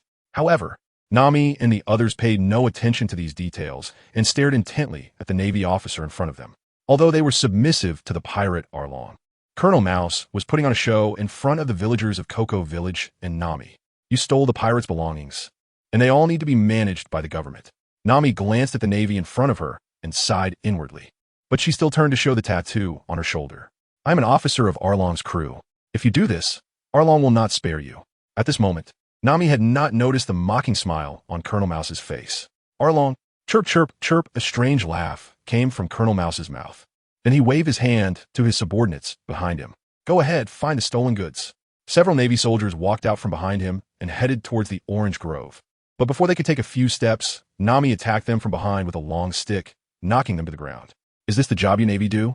Arlong not only kills people here, but also destroys the village, and you all just turn a blind eye, right? Stop with the grandstanding. Colonel Mouse didn't bother to listen to what Nami was saying. He was only focused on finding the treasure that this thief had hidden that he had heard Arlong mention. Continue the search. Colonel Mouse didn't even glance at the two downed Navy soldiers. Instead, he looked at Nami with interest as a crowd of Navy soldiers pressed forward. With so many people coming at her, Nami gripped the long stick tightly, but did not dare to make a move.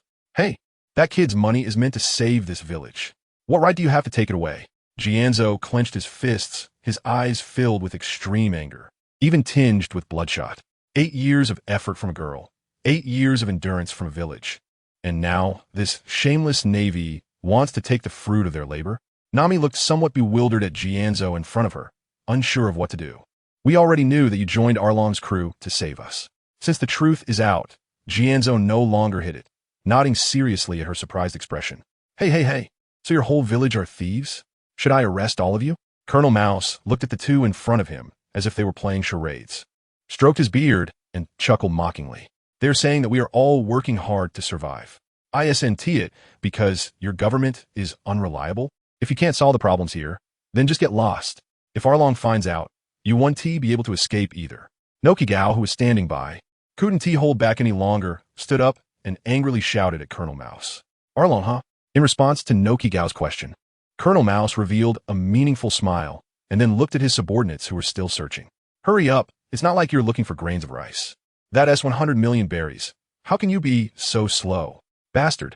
Jianzo and Nokigao both showed anger on their faces. At this point, how could they still not understand why the Navy had come here? Report to the Colonel, we found it. With a surprised voice. The box that Nami had just hidden was dug out by the Navy, and when opened, it was filled with berries and treasures, most of which were stained with blood. Those who could follow Colonel Mouse out were all greedy for money, and now seeing the box full of berries and treasures, their eyes naturally lit up. Don't touch it. Nami's pupils dilated slightly. This box that the Navy wanted to take away contained not only her 8 years of hard work, but also the hope of the entire Cocoa Village. How could she let them take it away just like that? She no longer cared about whether they were Navy or pirates. There was only one voice in her heart. She absolutely could not let these people take that box of berries away. Watching Nami charge towards Colonel Mouse with a long stick in hand, Jianzo's first reaction was to quickly pull her back. Although he didn't want to admit it, it was clear that this Navy was in league with Arlong. Nokigao also hurried to catch Nami's arm, but at that moment, Colonel Mouse had already drawn a gun, aiming directly at Nami. Since they had already gotten 100 million berries, this little thief in front of them was no longer useful. It didn't matter if they shot her dead. After all, unlike Arlong's crew, if this went to Low Town, it would be hard to explain. Bang! The sound of the gunshot, accompanied by the acrid smell of gunpowder, fired directly. And Nokigao had no time to think and leapt in front of Nami, ready to take the bullet for her. But unexpectedly, the anticipated pain did not come at all. A figure appeared between her and Colonel Mouse, and the bullet was pinched between his 2 fingers. That lovely girl is meant to be cherished. How could you bear to shoot her?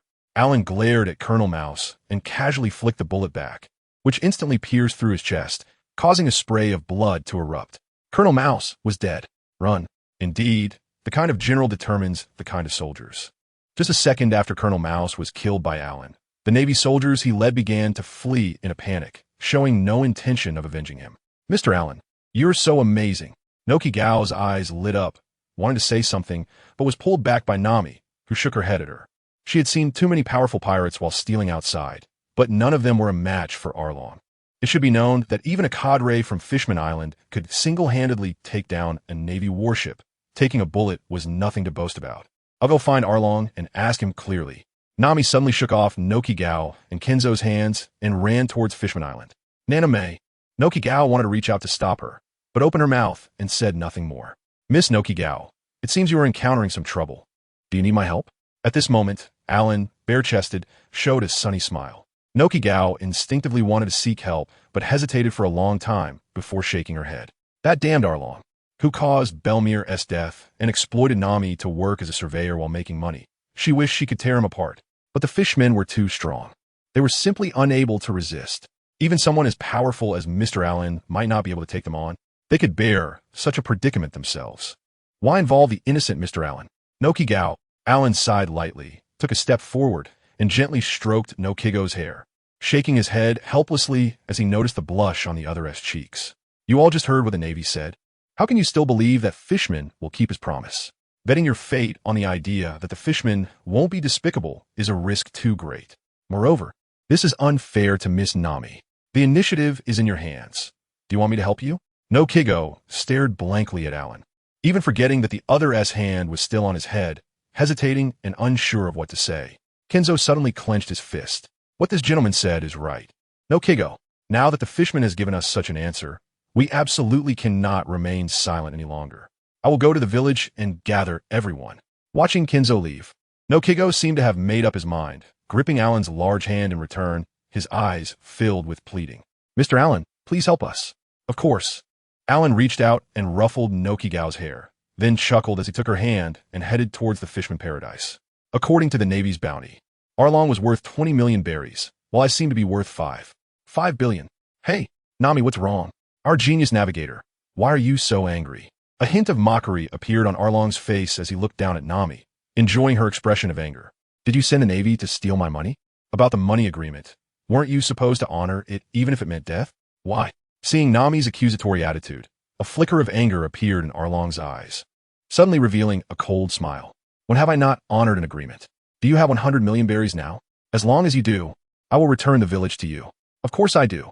Nami's response stunned Arlong, whose face showed a mocking expression, feeling a bit relieved inside. Sorry, the Navy you called didn't succeed. The berries are still with me. You should honor the agreement, right? Oh, have you gathered 100 million berries? Of course I keep my word. It's just a village, so what if I get back to you? Really? You can go get the money with me right now. At Arlong's words, a hint of joy appeared on Nami's face. The suffering of the past 8 years had finally not been in vain, and there was finally a result. Of course it's true. Kurubi, go with our navigator to get the money back. From the moment you receive the money, Kokoyashi village will be free. Arlong waved his hand, and a sturdy fishman dressed in a karate uniform stepped forward, following Nami as they headed outside. Just exchanging a village for 100 million berries. This deal is still a good one. Arlong boss. A fishman with protruding lips laughed and brought up the topic, only to be interrupted by Arlong waving his hand. I only said that Kokoyashi village will be free the moment Kurubi gets the money. But I never said I wouldn't occupy it a second time. Now you should go too. And by the way, help the Arlong pirates take another village. No problem. But you really are cruel. Kurubi indifferently crossed his arms and headed towards Kokoyashi village. TCH, how could I let such an excellent navigator as Nami escape? Let her measure the entire world's ocean for us first. The group of fishmen then burst into loud laughter. In the eyes of these creatures, human suffering was the best seasoning for them. Kurubi, let's hurry up. As they came out of Fishman Paradise, Nami was eager to return home quickly, hand over the berries, and set everyone free. She couldn't wait to tell the villagers of Kokoyashi the truth, eager to see their surprised and joyful expressions. Unfortunately, Kurubi, when not in battle, had a dull personality, walking slowly, even slower than Nami. Hey, why do you only walk this far? A voice came from behind them, and, turning around, they saw Kurubi had caught up with them. What are you doing here? Kurubi had his suspicions, but didn't voice them, only asking casually. Kurubi glanced at Nami. thinking that she would find out anyway soon, so it didn't matter whether to hide it or not. Didn't Boss Arlong tell you to get the money and then set Kokoyasi village free? I'm following to take over again, to secure another village for the Arlong pirates. Nami, who had been smiling at Kurubi, suddenly froze, looking dazedly back at the two fishmen. Oh, are you not afraid she won't give me the money if you say directly? Kurubi curiously shot a glance at Nami, but Kurubi waved his hand dismissively. What are you afraid of? If she doesn't give it, just go kill the humans in that village, starting with that guy with the windmill. What's his name, Ken? Listening to the dialogue between the two fishmen in front of her, Nami's heart sank from the earlier excitement to the depths of despair, feeling utterly hopeless. It was foolish to fantasize that she could gather 100 million berries in her lifetime, while still hoping that Arlong would keep his promise. Nami gave a self-deprecating smile and slumped to the ground, not wanting to move at all. Hey, did you hear that? If you don't go get the money, Kurubi will really kill those people in the village. Standing beside Nami, Kurubi looked calmly at her breakdown, reaching out to tug at her arm, but missed. Looking up, she noticed that a crowd had formed in front of them. The villagers of Kokoyasi were glaring at them with farming tools like hoes and shovels. These weak humans weren't even worth his attention. He could easily slaughter them all. What caught Kurubi's attention was the young man standing at the front of the crowd, whose arms were wrapped around Nami's slender waist, holding her in his embrace, while Nokigao was gently comforting her beside them. Want to touch Nami with your filthy, stinking fishman hands? It's truly disgusting. Alan's calm words directly broke the defenses of the two mermen across from him, who widened their eyes in shock. How dare a mere lowly human say such things? Gio gritted his teeth and slowly walked towards Alan, his muscles tensing with each step. He was going to teach this ungrateful, lowly human a lesson. Lowly human? Alan's face was filled with mockery. A group of trash pirate crews scattered by Borsalino, and their captain is a fishman who was once a slave. Where does your confidence come from? Or are you just trying to emphasize what you lack? What did you say? Kruby and Ju were crew members of the Sun Pirates back in the day, and naturally, they experienced that despairing time over a decade ago. The entire Sun Pirates were utterly powerless in front of Borsalino, especially now that he has become one of the 3 admirals of the Navy. He is someone they wouldn't dare to touch. But how did this human know? You lowly human, no matter how you found out about this, you insulted Brother Tiger, and that makes you our mortal enemy. Ju shouted angrily and jumped high, aiming a punch at Alan's head. Watch out! The villagers of Kokoshia, still behind Alan, exclaimed in surprise, and then everything in front of them blurred. The leaping fishman had vanished without a trace. Bang! At that moment, Kruby felt a gust of wind suddenly appear beside him, so strong that it nearly knocked him off balance. The young human in front of him was still reaching out, but Ju had completely disappeared. What did you do? What happened to Ju? A serious expression appeared on Kruby's face. He hadn't even seen what method his opponent used. Want to know? Then let you feel it too. In Fishman Island, Arlong was lounging on his beach chair, basking in the sun, and happily downing his drink. Sometimes these lowly humans are quite useful. At least the food and drinks they developed are much better than those in Fishman Island. Boom!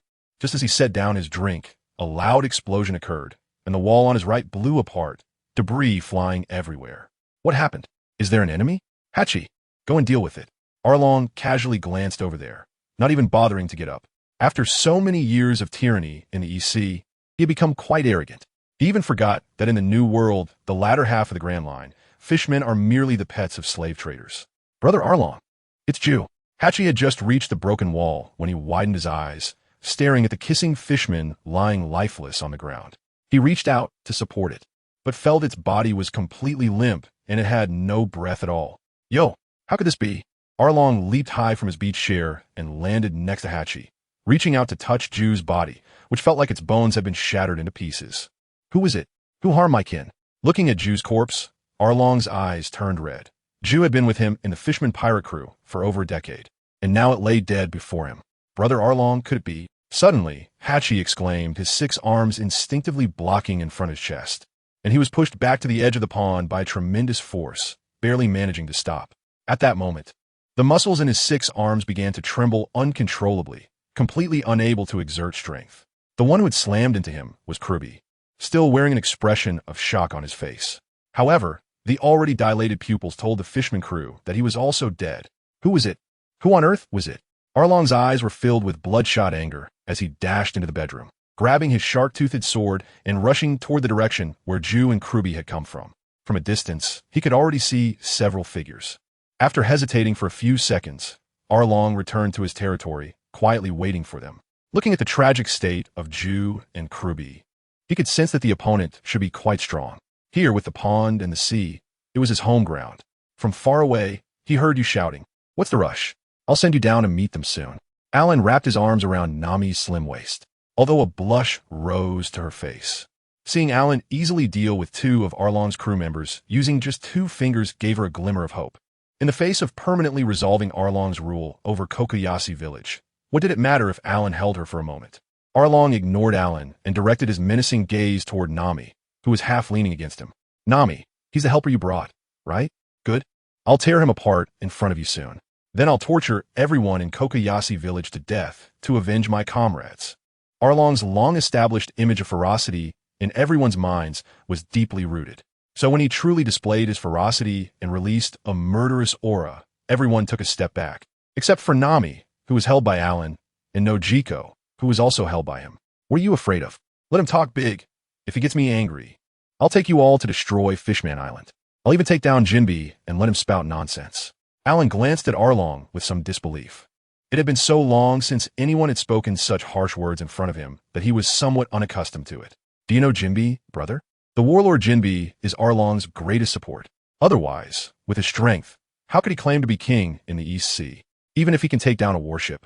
If a colonel appointed by the Navy headquarters in Lowtown comes personally, he could easily wipe them out. Even if you know Jinbe, it doesn't excuse the fact that you killed my compatriots." Saying this, Arlong swung his sharp-toothed sword down from above. Without a sound or ripple, the sword was caught in Alan's hand, not even breaking the skin.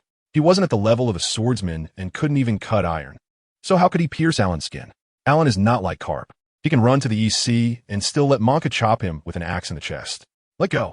Arlong gritted his teeth, his face flushed, and the ground beneath him cracked due to his force. But even with all his strength, he couldn't pull his weapon out of Alan's hands. Alan completely ignored the guy and instead turned his gaze to Nami in his arms. "How do you think we should deal with this guy?" "I want to teach him a lesson." "No, I want to kill him." Nami hesitated, unsure of what to say, while Nokigao coldly interjected from the side. Everyone present turned their attention to Nokigao. Even though Arlong had oppressed them repeatedly after ruling over the sea centered around Kokoyashi village, it was still difficult for ordinary people to truly say the words to kill him.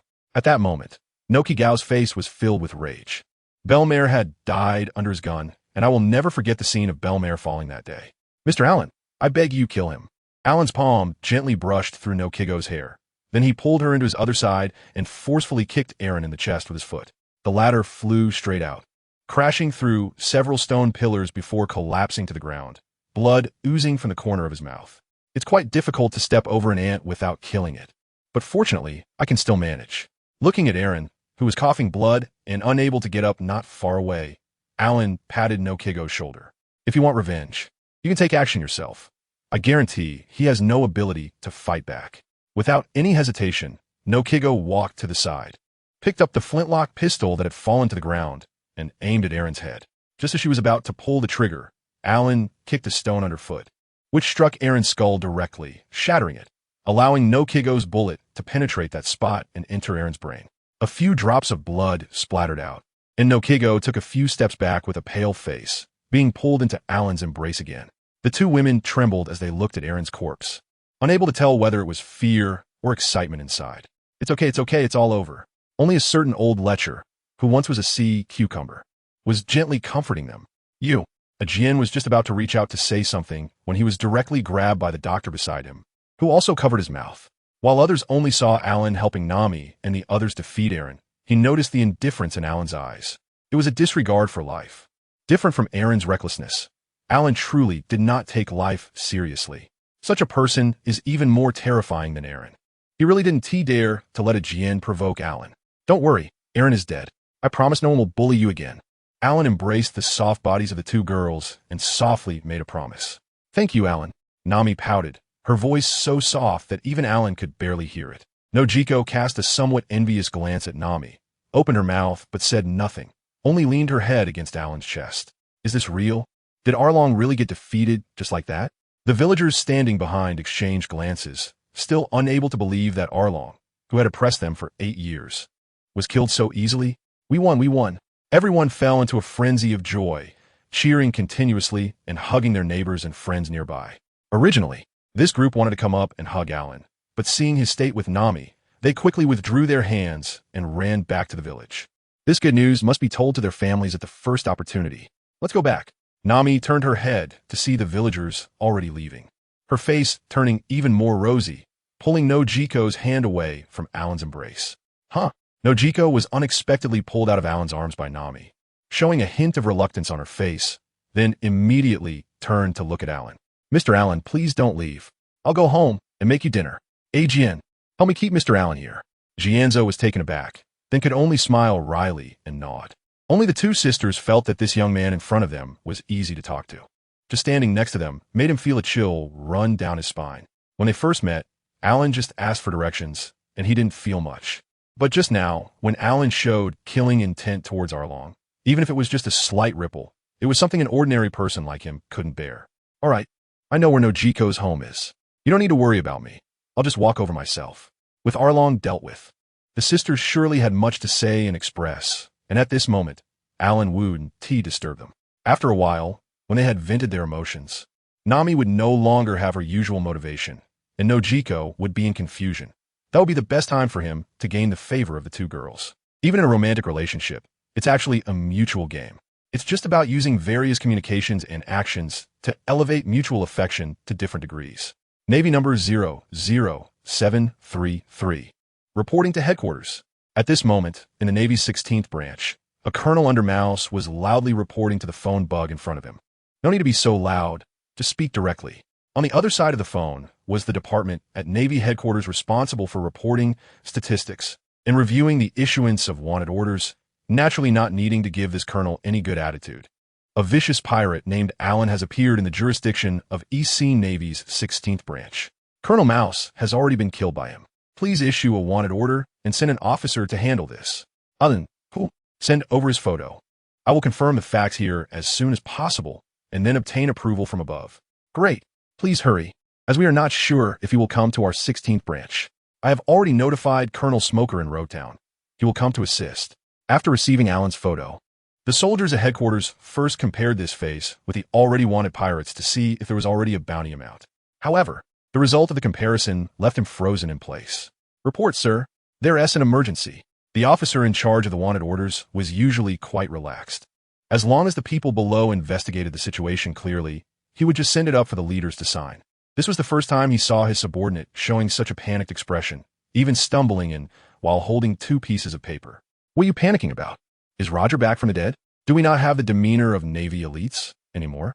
Seeing his subordinate like this, he helplessly took a puff of smoke and then gestured for him to calm down. The operator took a few deep breaths, then placed a photo and a wanted order on his superior's desk. Sir, this is the pirate photo sent from EC's 16th branch that needs to be wanted. But I found this person in the Navy headquarters existing wanted list. But what? Since there is already a bounty, just adjust the bounty amount based on the crimes committed. I can go for approval, right? However, this person's existing bounty is 5.5 billion. Thud. Before the words could finish, the officer, who was originally crossing his legs, sat down on the ground. Why, you said how much? 5.5 billion. Without hesitation, the officer almost snatched the wanted order from the table. The subverter, Alan? How come I don't remember anyone having such a high bounty? When was the bounty issued? The operator suddenly realized, scared by Alan's bounty amount, and forgot to check the bounty time. 10 minutes later, he awkwardly returned to the office. The bounty was issued 37 years ago.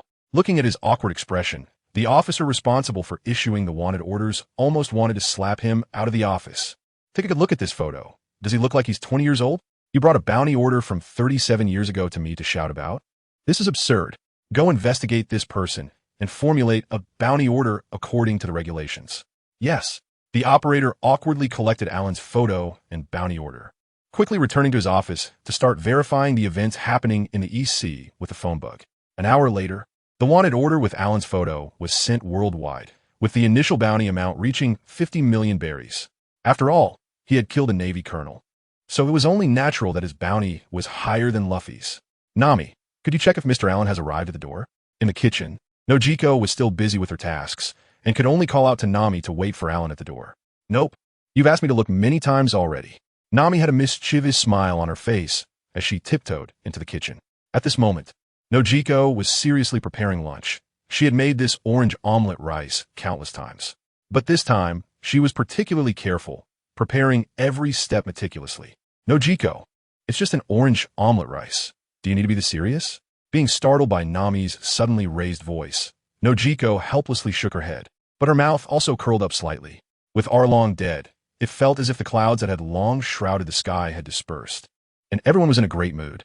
Even on the hillside, they could hear the cheers from the nearby Kokoshia village. This is from Mr. Allen.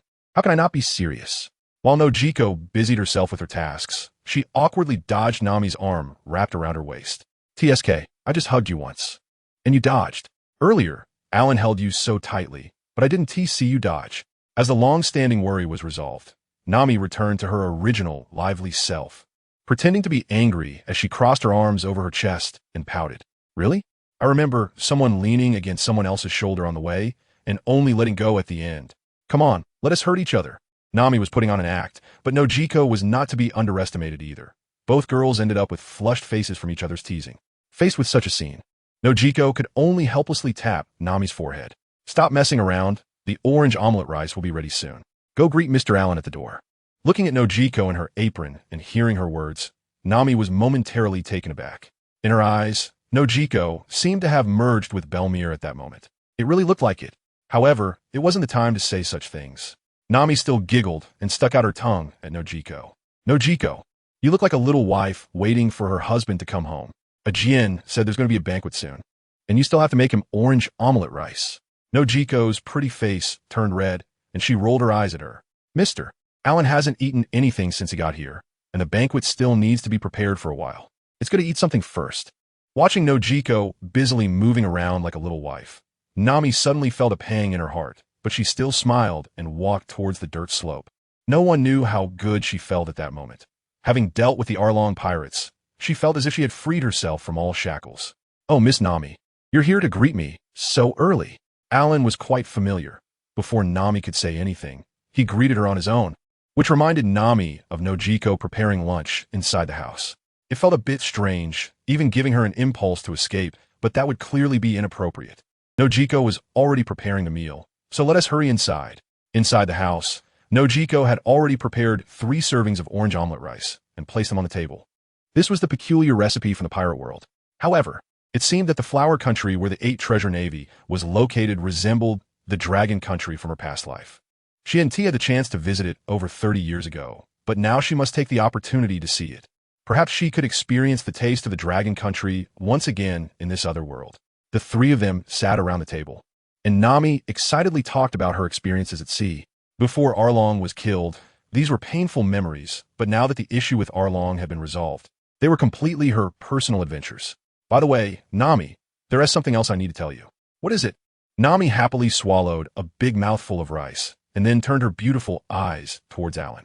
It's just that when I was leaving Fishman Island earlier, I happened to find the place where they hid their treasure. Since the amount is too large, I didn't touch it. After the banquet, you can find some villagers to help move the money back. Allen glanced over briefly. Arlong and his gang had indeed hidden quite a bit, at least 1 to 200 million berries, but it held no attraction for him. Ever since he went to sea over 30 years ago, he had never taken berries seriously. If he ran out of money, he could just find a pirate crew to rob. Those who couldn't defeat him deserved to be robbed, and those who could use the power of the turtle fruit could simply jump into the sea to escape. However, after he obtained the turtle fruit, he hadn't encountered any opponents he couldn't defeat. A large amount, huh? Nami's eyes sparkled with little stars shaped like berries. Although Arlong was already dead, her desire for wealth had become ingrained in her daily habits. So upon hearing news of treasure, she naturally perked up immediately. Probably around 1 to 200 million berries. You all sort out the money, and how to handle it is up to you to decide. Watching the seemingly unconcerned Allen, Nami shyly approached. Allen, since you defeated Arlong, you should have the greatest say over his treasure. Why don't you take some first? Goodness, asking him to take a portion of the money? Is that something Nami would actually say? To put it exaggeratedly, as a sea fan, Allen might understand her better than she understands herself. Someone who could make her willingly part with her berries is truly a rare find. I rarely handle money, so if I have my share, just arrange everything for me. I trust you. He casually ruffled Nami's head, which had already turned into stars, and she nodded vigorously before darting out. I'm done eating. I'll take people to Fishman Island now. It'll cheer everyone up before the banquet. Nami left in a flurry, and Nojiko could only show a wry smile. She has always been this impulsive since she was little. Please don't mind her, Mr. Allen.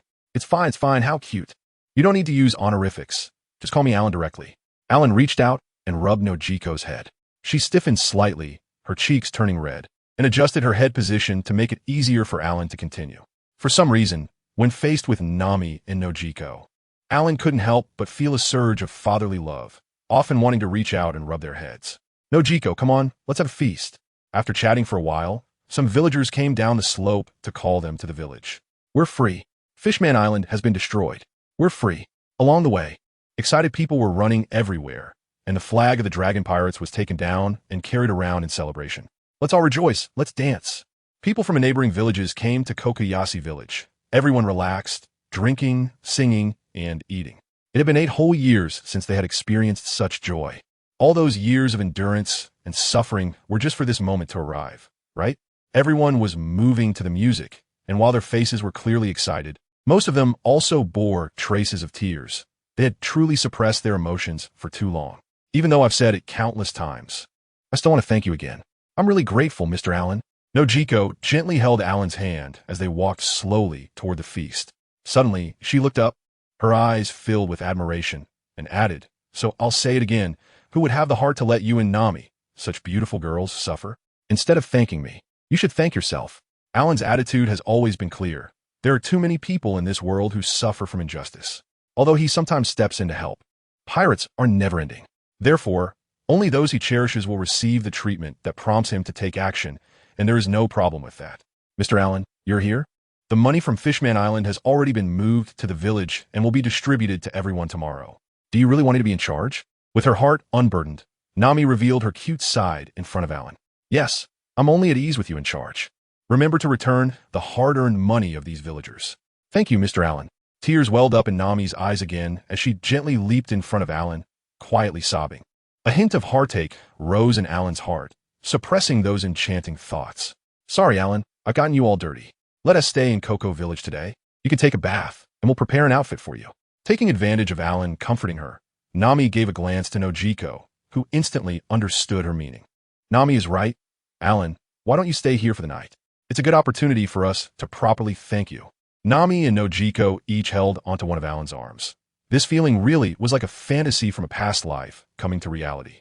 And isn't this exactly the purpose of coming to Coco Village? All right, I'll stay one more day. Both girls showed a hint of excitement on their faces. The bond that was even closer than sisters was still there. That night, they arranged for Allen to stay in Nami's room. The fragrance of oranges mixed with a hint of youthful freshness was the best sleep aid. Nojiko, I'm so tired. I can finally rest well. Nojiko looked at Nami, lying on the other side of her bed, and let out a soft sigh of concern. Today's emotions were like a roller coaster. The sudden ups and downs had truly drained Nami's spirit. The next morning, Nami felt unusually at ease and slept in.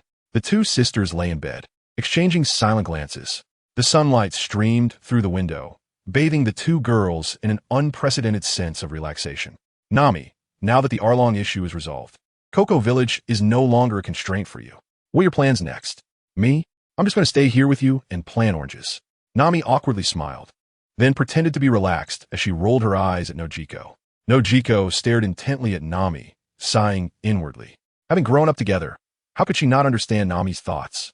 After a few seconds, feeling uncomfortable under Nojiko's gaze, Nami shifted her body restlessly. Hey, Nojiko, why are you looking at me like that? I really mean it. Stop pretending. Nami, don't I know you? You want to go out to sea again, right? Nami froze momentarily, her expression darkening, as if all the air had been let out of her. She indeed had such thoughts, but didn't know how to express them to Nojiko. She expected to be pointed out directly. Nojiko, I do want to go out to sea. Nojiko's heart tightened, although she had guessed it. Hearing Nami say it made her feel a bit disheartened. But she also understood that Nami's dream since childhood had been to draw a world map. As a family member, how could she be a stumbling block on her path to pursuing her dreams? How about this? I wouldn't stop you from going out to sea, but you're just an ordinary person. If even Arlong, with a bounty of tens of millions, is that strong, what will you do if you encounter bad guys with a similar or even higher bounty? It was true that she didn't want to obstruct Nami's dreams, but her concern for her safety was genuine. Don't worry, I've been out to sea so many times. When have I ever run into trouble? Nami's nonchalance only added a hint of urgency to Nojiko's expression.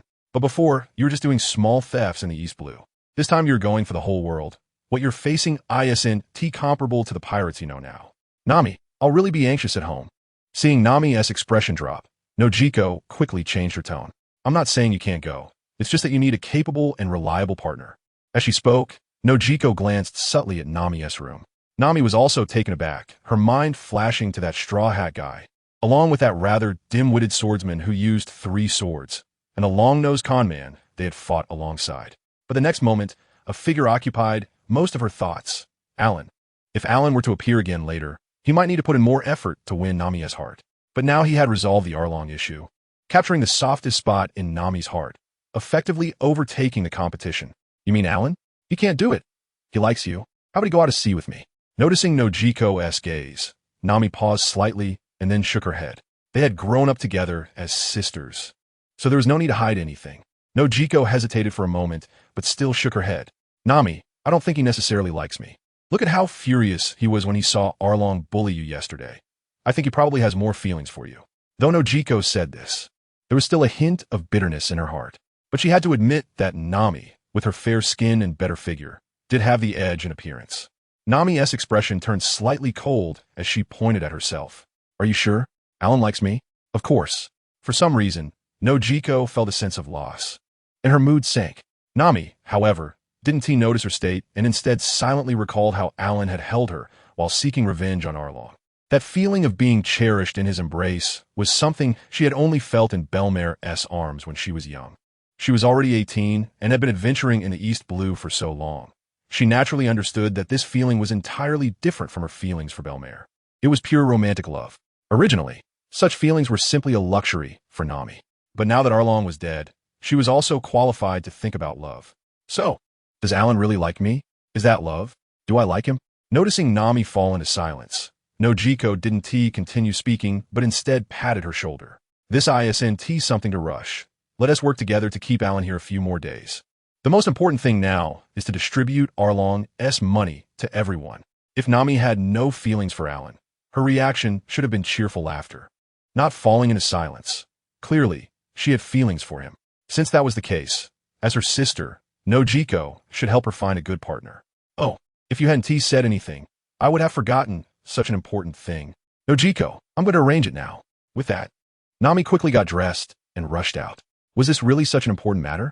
Or was Nami's heart racing, already in a flustered state? That remained uncertain.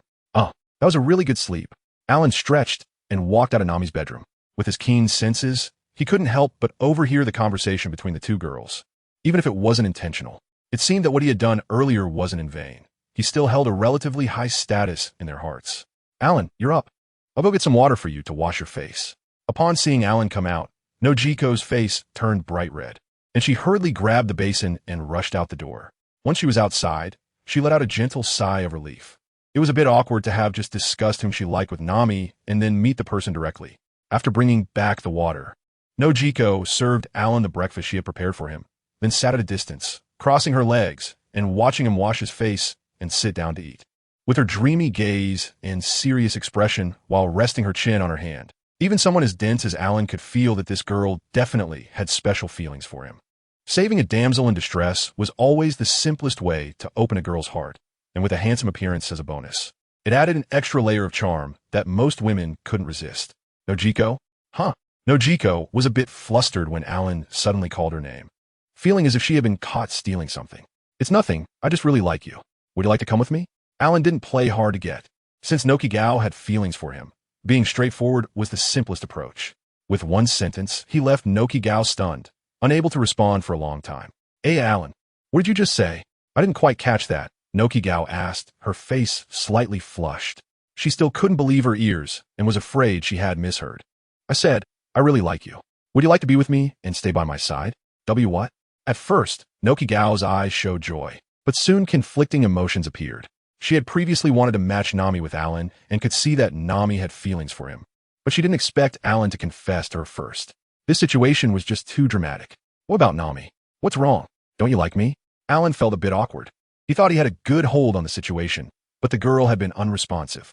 Could it be that he was also under one of the 4 great illusions curses? No, I like you, it's just what? Alan suddenly appeared beside Nokigo, took her hand, and pulled her into his arms. There is no need for so many hesitations. I know you like me, and that is enough. Let us be together. Then can you promise me one thing? Nokigo gently leaned her head on Alan's shoulder. She didn't resist his intimate gesture, but shyly made a request. Her voice so soft that if it weren't for Alan's excellent hearing, he wouldn't have been able to catch it at all. What is it? Just tell me. Out here on this vast sea, I haven't encountered anything I can't do. Alan was moving his hands while making a promise to Noki. The latter's face had turned a bit flushed. This guy looked quite serious before, but why is he acting so restless right after confessing? Nami's dream since childhood has been to draw a world map. If she wants to set sail, can you take her with you? Please make sure to keep her safe. That's what being a sister is all about. Alan thought she was going to make some kind of request, but he didn't expect it to be on behalf of Nami. Not to mention anything else, this request happened to align perfectly with his own thoughts. He was nothing like those heartless pirates who would abandon their wives and children once they set sail. Even after making a name for himself in the new world, he wouldn't return home to visit, and he didn't even know his wife had passed away. Was it really that difficult to send a transponder snail back home? Nokigo, don't worry. If she wants to set sail, I will definitely take her with me. Alan nodded at Nokigo and added in his heart, I will bring you along too. Thank you so much. A smile appeared on Nokigo's face, making Alan a little mesmerized. At this moment, her charm was not any less than Nami's. Do we really need to say so many polite words in our relationship? Bad guy. As she said this, Alan's fingertips pressed slightly, and Nokigo immediately shot him a glare. Originally quite cheerful and open, sitting on Alan's lap, now gave her a sense of being a little bird dependent on him. Looking into Nokigo's bright eyes, Alan couldn't help but feel an impulse and slowly lean closer. Nokigo's face flushed, and with her heart racing, she closed her eyes. Nokigo, I'll treat you to a piece of imported candy. MMM. Although Nokigo deliberately concealed their relationship, when Nami returned for lunch, she still caught a hint of it. During the lunch, Nokigo stole glances at Alan so many times that she lost count, her gaze almost becoming a blur. Looking at the risotto in front of her, topped with a slice of cooked meat, then glancing at the plate in front of Alan, where the meat was carefully cut into small cubes and accompanied by 2 colors of garnishes and vegetables, it was clear that the treatment was not just different. It was like heaven and earth. Wow, Nokigo, this meal is really delicious. Whoever marries you is truly blessed. While eating, Alan raised an eyebrow at Nokigo, causing her face to instantly flush with a hint of red, and she quickly returned a sweet smile to him. Come on, it's not as exaggerated as you say. It's just ordinary grilled meat. Nokigo modestly insisted, but the corners of her mouth looked harder to suppress than Kizuru's 8-foot-long jade. All right. I may not have experienced love, but that doesn't mean I'm blind. Nami bit into a piece of meat on her plate with frustration. What she used to enjoy eating now felt unappetizing. Eating with these two was simply messing with her mentality, and for some reason, she felt inexplicably unhappy inside. After finishing her food in a few bites, she stood up. You guys eat, there's still some berries left to distribute. I'll go get busy. Nami quickly walked out of the room, feeling inexplicably stifled.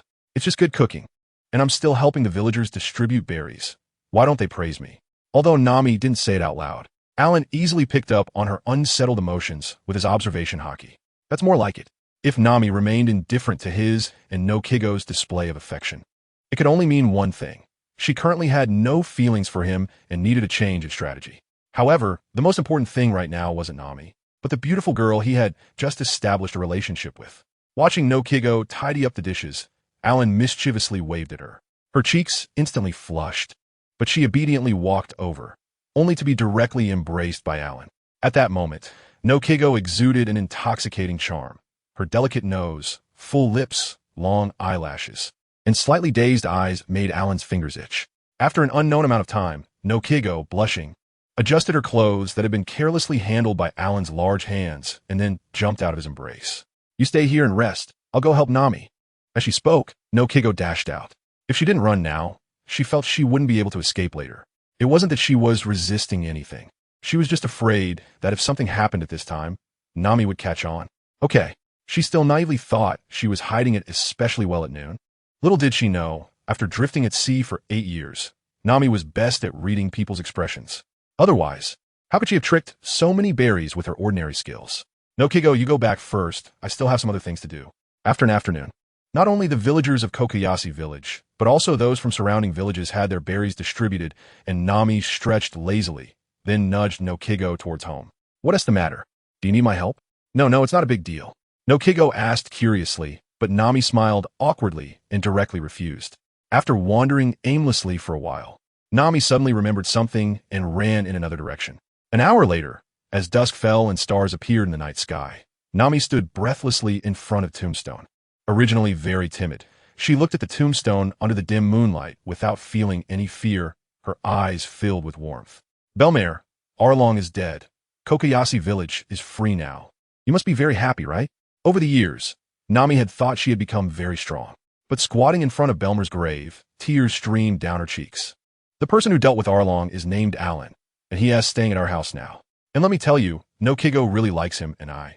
After hesitating for a long time, Nami lowered her head and spoke in a quiet voice. I like him too, but I want to compete with no Kigo. She felt that no Kigo was genuinely happy with Alan, so they would definitely be happy together. After saying this, Nami seemed to unload some pressure, feeling much lighter. Well, Belmare, now that Kokoyashi village is free, I'm going to pursue my dreams, and I will succeed. Nami clenched her fists, determination showing on her face. This statement was directed at Belmare, but also at herself.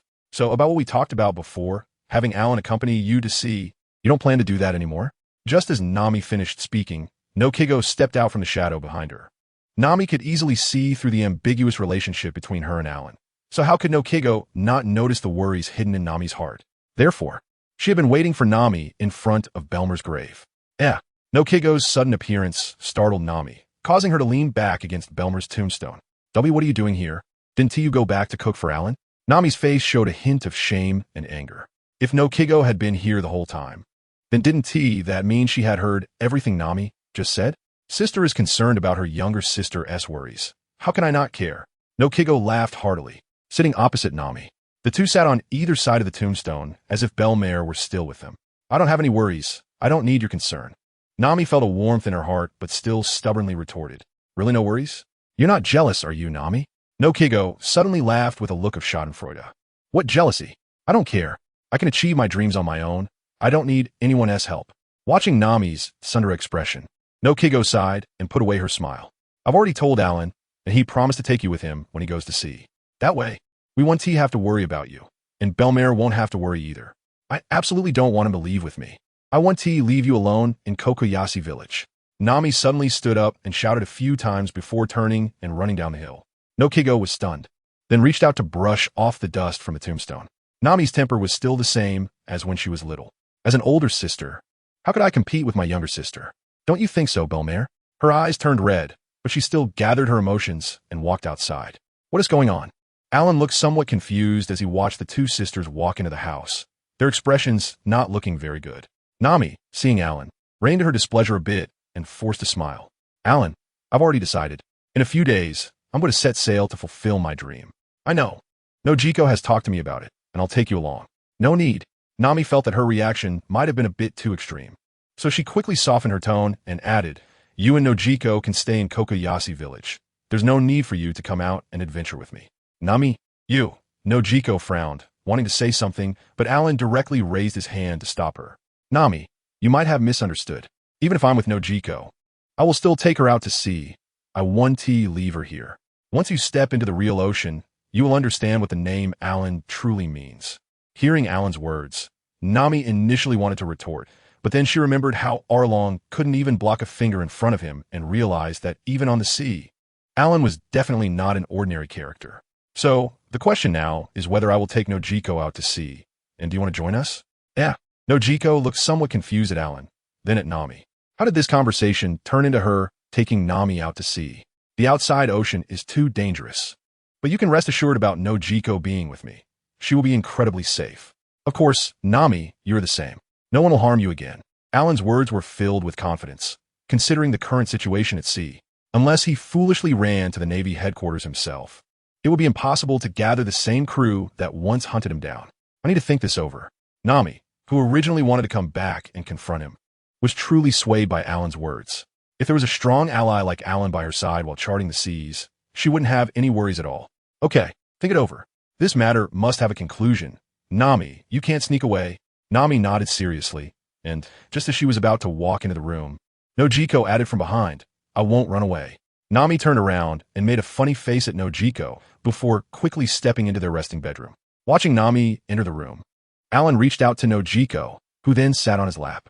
"Alan, it seems Nami has discovered our relationship," Nojiko said, her face slightly flushed as she glanced at the bedroom Nami just entered, lowering her voice. "So what if she finds out? Isn't it better this way? That way you don't have to be sneaky." Aaron directly picked her up and walked towards his bedroom. "What are you doing? Since Nami has already found out, why don't we just sleep together tonight?" With Aaron's observation hockey, he naturally noticed that behind the door Nami had just entered, a figure was pressing against the door, listening carefully to the sounds outside.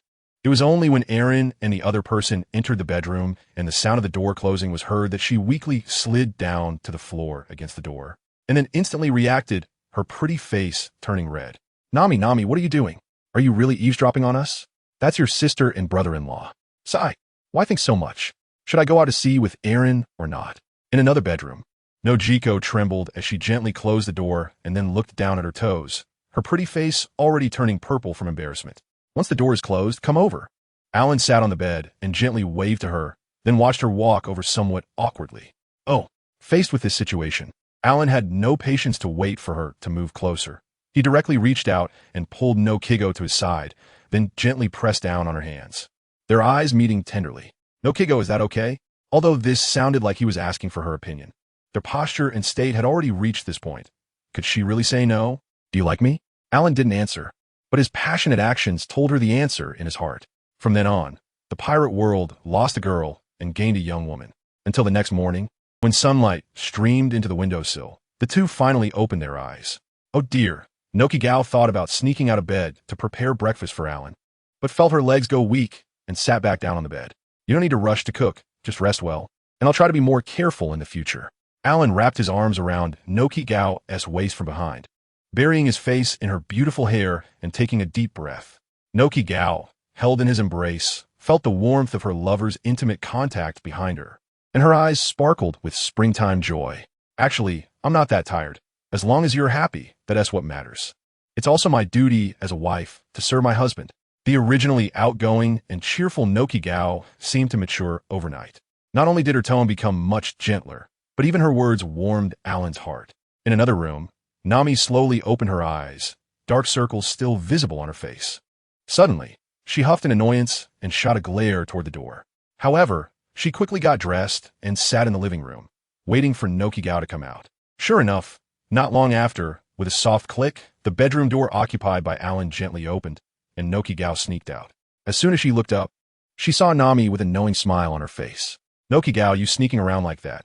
Nami felt a surge of anger. "Now you're being so careful not to let me find out, but you weren't like this last night." Caught by Nami, Nokigao could only smile awkwardly and scratch her head. But then she realized something was off. She was Nami's sister and Alan's wife. So there was nothing shameful about it. Why should she feel so guilty? Thinking of this, she stood up confidently, raised her head, and met Nami's gaze directly. "I've already recognized Alan as my husband, so isn't it normal for us to live together?" Huh? Nami didn't expect Nokigao to lay it all out so openly. Instead, she was taken aback by her words, her expression becoming somewhat complex as she awkwardly smiled. "I'm just not used to you suddenly becoming someone else's wife. It's a bit of an adjustment, you know? Don't worry. I'm still your sister, even though I've become Alan's wife. What is there to adjust to?" Nokigao's face turned a bit red, but she resumed her usual routine of preparing breakfast for the two of them. Alan walked out of the bedroom shirtless, casually greeting Nami. He was always dressed like this, so Nami didn't think much of it at first. But seeing his bare upper body and strong muscles again, her mind involuntarily recalled the vague sounds from last night. What a sin. Nami really found it hard to look at Alan now, so she could only scoff and shake her head, forcing herself not to think about the sounds from last night, and then shifted her gaze away, trying not to make eye contact with Alan. "Nami, a group of pirates has come to the village, saying they're here to find you." After the three of them had just finished eating, a Jin rushed in from outside, panting heavily. Although the pirates didn't seem as fierce as Arlong, the word pirate was a nightmare for Coco Village. If they hadn't specifically mentioned looking for Nami, a Jin and the others might have had a panic reaction. Pirates? Could it be? A figure wearing a straw hat floated into Nami's mind. After Alan dealt with Arlong, She had relaxed and focused on distributing berries to the villagers, completely forgetting about those pirates. Pirates? It can't be anything serious, right? Could it be someone Nami tricked before coming to find her? A hint of worry appeared in Nojiko's eyes, and Alan immediately put his arm around her shoulders. Worrying won't help. Let's go with Nami to check it out. The three of them made their way down the hillside to Cocoa Village, and sure enough, the group of pirates standing in the street was none other than Straw Hat Luffy, Swordsman Zoro, Usopp, the Sword God, and Sanji, who had boarded the ship at the Bartai restaurant. Hey, Nami, I'm here to get you. Luffy, surrounded by villagers, brightened when he spotted Nami, immediately stretching his arm to grab a nearby branch and swinging himself over to her. Suddenly, while still in midair laughing, Luffy froze. He had seen the man next to Nami. Hey kid, don't rush toward a lady like that. Before Luffy could land, Alan flicked his fingers, sending a gust of wind that knocked him back, rolling several times on the ground until he landed at Zoro's feet. Who is he? Zoro and Sanji exchanged glances, their expressions changing. They had witnessed Alan's battle with Hawkeye. Even the world's greatest swordsman was no match for him. Luffy, as much as I want Nami back, maybe we should forget it and just get the Mary back, Usopp whispered, swallowing hard and not even bothering to wipe the sweat off his face as he leaned closer to Luffy. He had thought Luffy and Zoro were among the strongest in the sea, but after their experience at the Bartai, he realized how naive he had been. I don't want to, Luffy pouted, but even he, with his thick skin, knew that Alan was not someone he could defeat right now. Nami, aren't we partners? A hint of hesitation appeared on Nami's face as she recalled her experiences with Luffy and the others. But Alan had treated her well, defeating Arlong and freeing Cocoa Village. Two little figures appeared in her mind. One was a little Nami with devil horns shouting, Alan is with Nojiko now. Do you want to watch them every day? The other was a little Nami with wings saying, if you don't go with Nojiko, who knows when you'll see her again at sea? She won't wait for you. Devil Nami, I have a plan.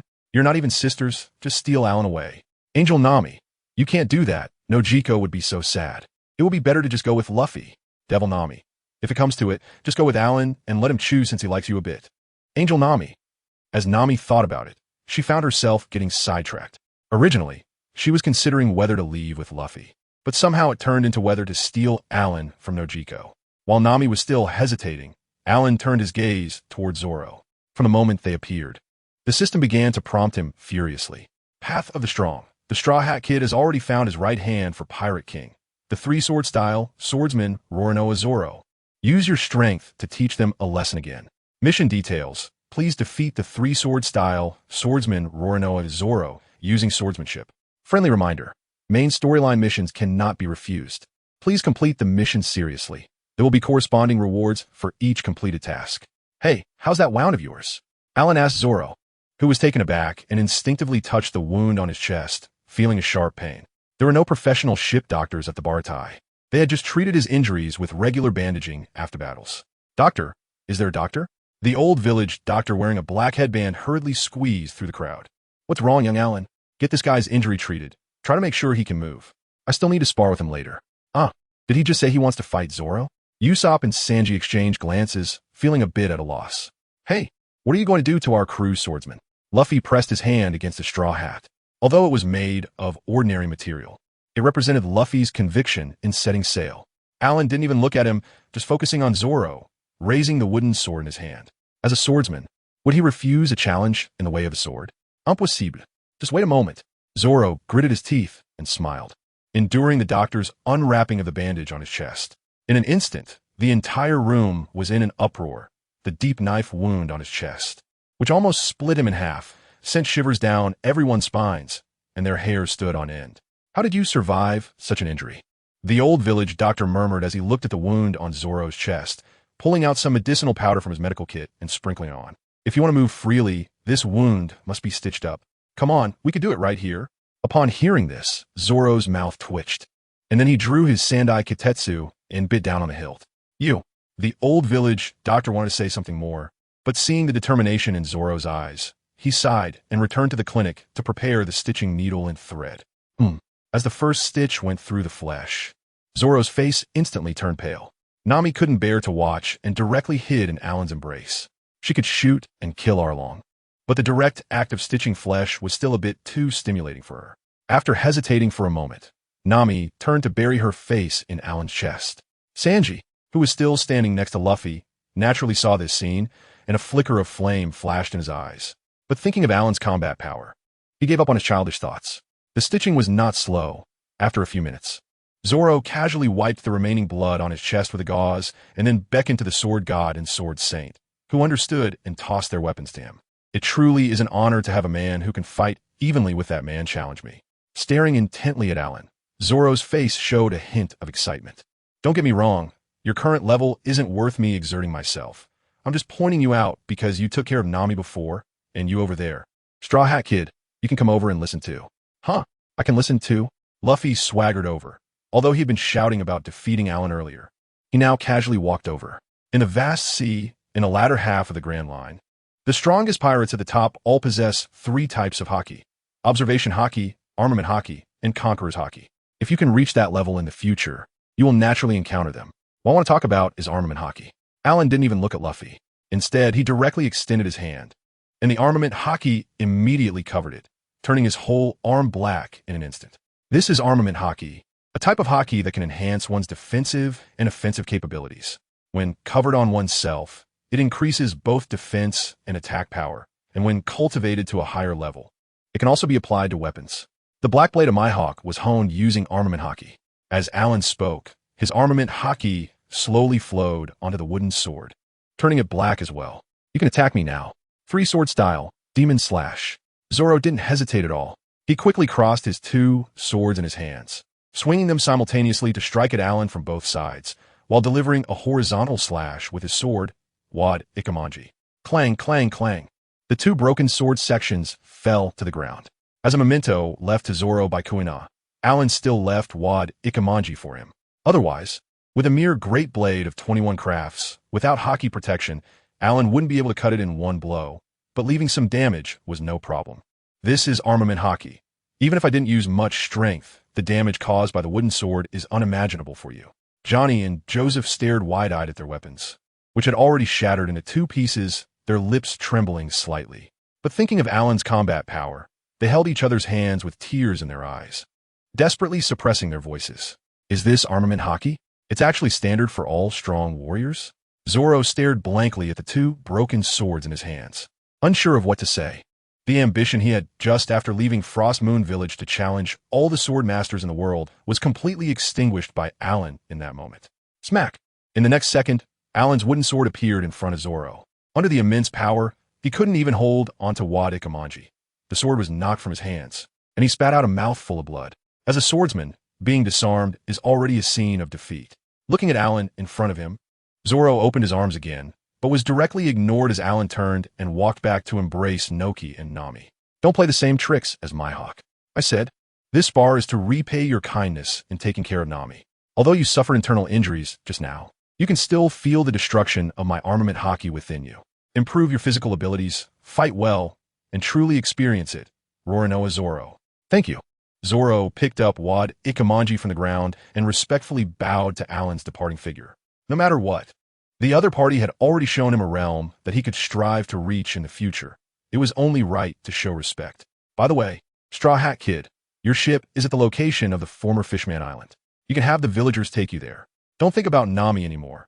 Next time, I won't be so easy to talk to. Hey, Luffy stared expressionlessly at Alan, even though the latter ignored him. I'm Luffy, the man who will become the Pirate King. Although that swordsman uncle and old Zeph said you once suppressed the Pirate King, once I become the Pirate King, I will definitely come back to challenge you. In the distance, as Alan was leaving, he released Naka's slender waist and waved casually. When you become the Pirate King, by then, I might already be at the peak of the pirate world. World protagonist? Hee, even if he comes to challenge, what difference does it make? Congratulations, host, for completing the series of tasks, The Path of the Strong Part 2, making a step forward on the road to becoming the peak strongman in the world of Pirate King. Task reward, 1 mind fruit. Reward description, mind fruit, after consumption, can perceive and influence the minds and thoughts of others, achieving telepathy, emotional manipulation, and other extraordinary abilities. The main reason for leaving the Straw Hat crew behind and taking Nami and Noki home is that the task has been completed. Dealing with this group of people is not as comfortable as going home to hug Noki and kiss her. As for the reward devil fruit, just give it to Noki. She is already a user of the Xuanwu fruit and cannot eat other devil fruits. Nami still needs to find a weather-manipulating type of devil fruit, preferably of the Logia type. This mind fruit looks like it needs to be used in a team, so it's best for Noki, who is with him, to consume it. Chain task released. The Path of the Strong Part 3. The 3 major powers of Straw Hat Crew have begun to take shape, and that guy Sanji, full of yellow nonsense, is not to be underestimated. Let them know what an all-round strongman is. Task details. Please defeat Sanji using physical techniques. Friendly reminder. Mainline tasks cannot be refused. Please complete the task seriously, and each completed subtask will have corresponding rewards. Alan was somewhat speechless. Why didn't the system pop up earlier? It could have helped him deal with Sanji under the pretense of training hockey. Now that they were home, did it expect him to chase after them to fight? Forget it. It wasn't really urgent. He roughly knew the Straw Hat Crew's route. Even if Nami wasn't on the ship, with his bunch knack for getting into trouble, he could easily find them. The most important thing now was to give Noki Gao the devil fruit. He took the mind fruit directly from the system. The whole fruit looked like a star fruit, with strange stripes on it. Noki Gao, how about trying this fruit? Alan was biased. When there was fruit, he only thought of Noki Gao, and he couldn't even get a piece for himself. Nami curled her lips to the side. Just as Noki Gao was about to say something, Alan interrupted her. Just eat it. It will give you an incredible power. Noki Gao looked at Alan, seemingly understanding something, and nodded before taking a bite. The next second, her delicate face twisted completely. What was this taste? Sour, bitter, spicy, salty, stinky, astringent, numbing. It was as if all the unpleasant flavors were concentrated in this one fruit. She couldn't take it after just one bite and instinctively wanted to spit it out. Alan quickly covered her mouth and gently patted her back, helping her swallow it down. Nobody knew if the devil fruit would still be effective if bitten and spat out. If it didn't work, wouldn't that be a waste of such a highly practical fruit? After Noki swallowed the fruit, she felt a kind of power emerging within her body and instinctively understood how to use this power at its most basic level. Noki, how do you feel? Alan looked at her with some curiosity. In the observation of the observation hockey, there seemed to be no change in Nokigo's outward appearance. He felt nothing. This sentence was not spoken by Nokigo, but it resonated directly in Alan's heart, making him somewhat astonished. This fruit is a mind fruit. I just ate it and can sense the general thoughts and emotions of the people around me. I can also simply influence the emotions of others and directly link with other people's minds for direct communication. How amazing! Nami beside them showed a hint of envy. Who wouldn't want such a power from a devil fruit if they wanted to go out to sea? Thank you, Alan. Nokigo happily hugged Alan's arm and leaned up to kiss his face.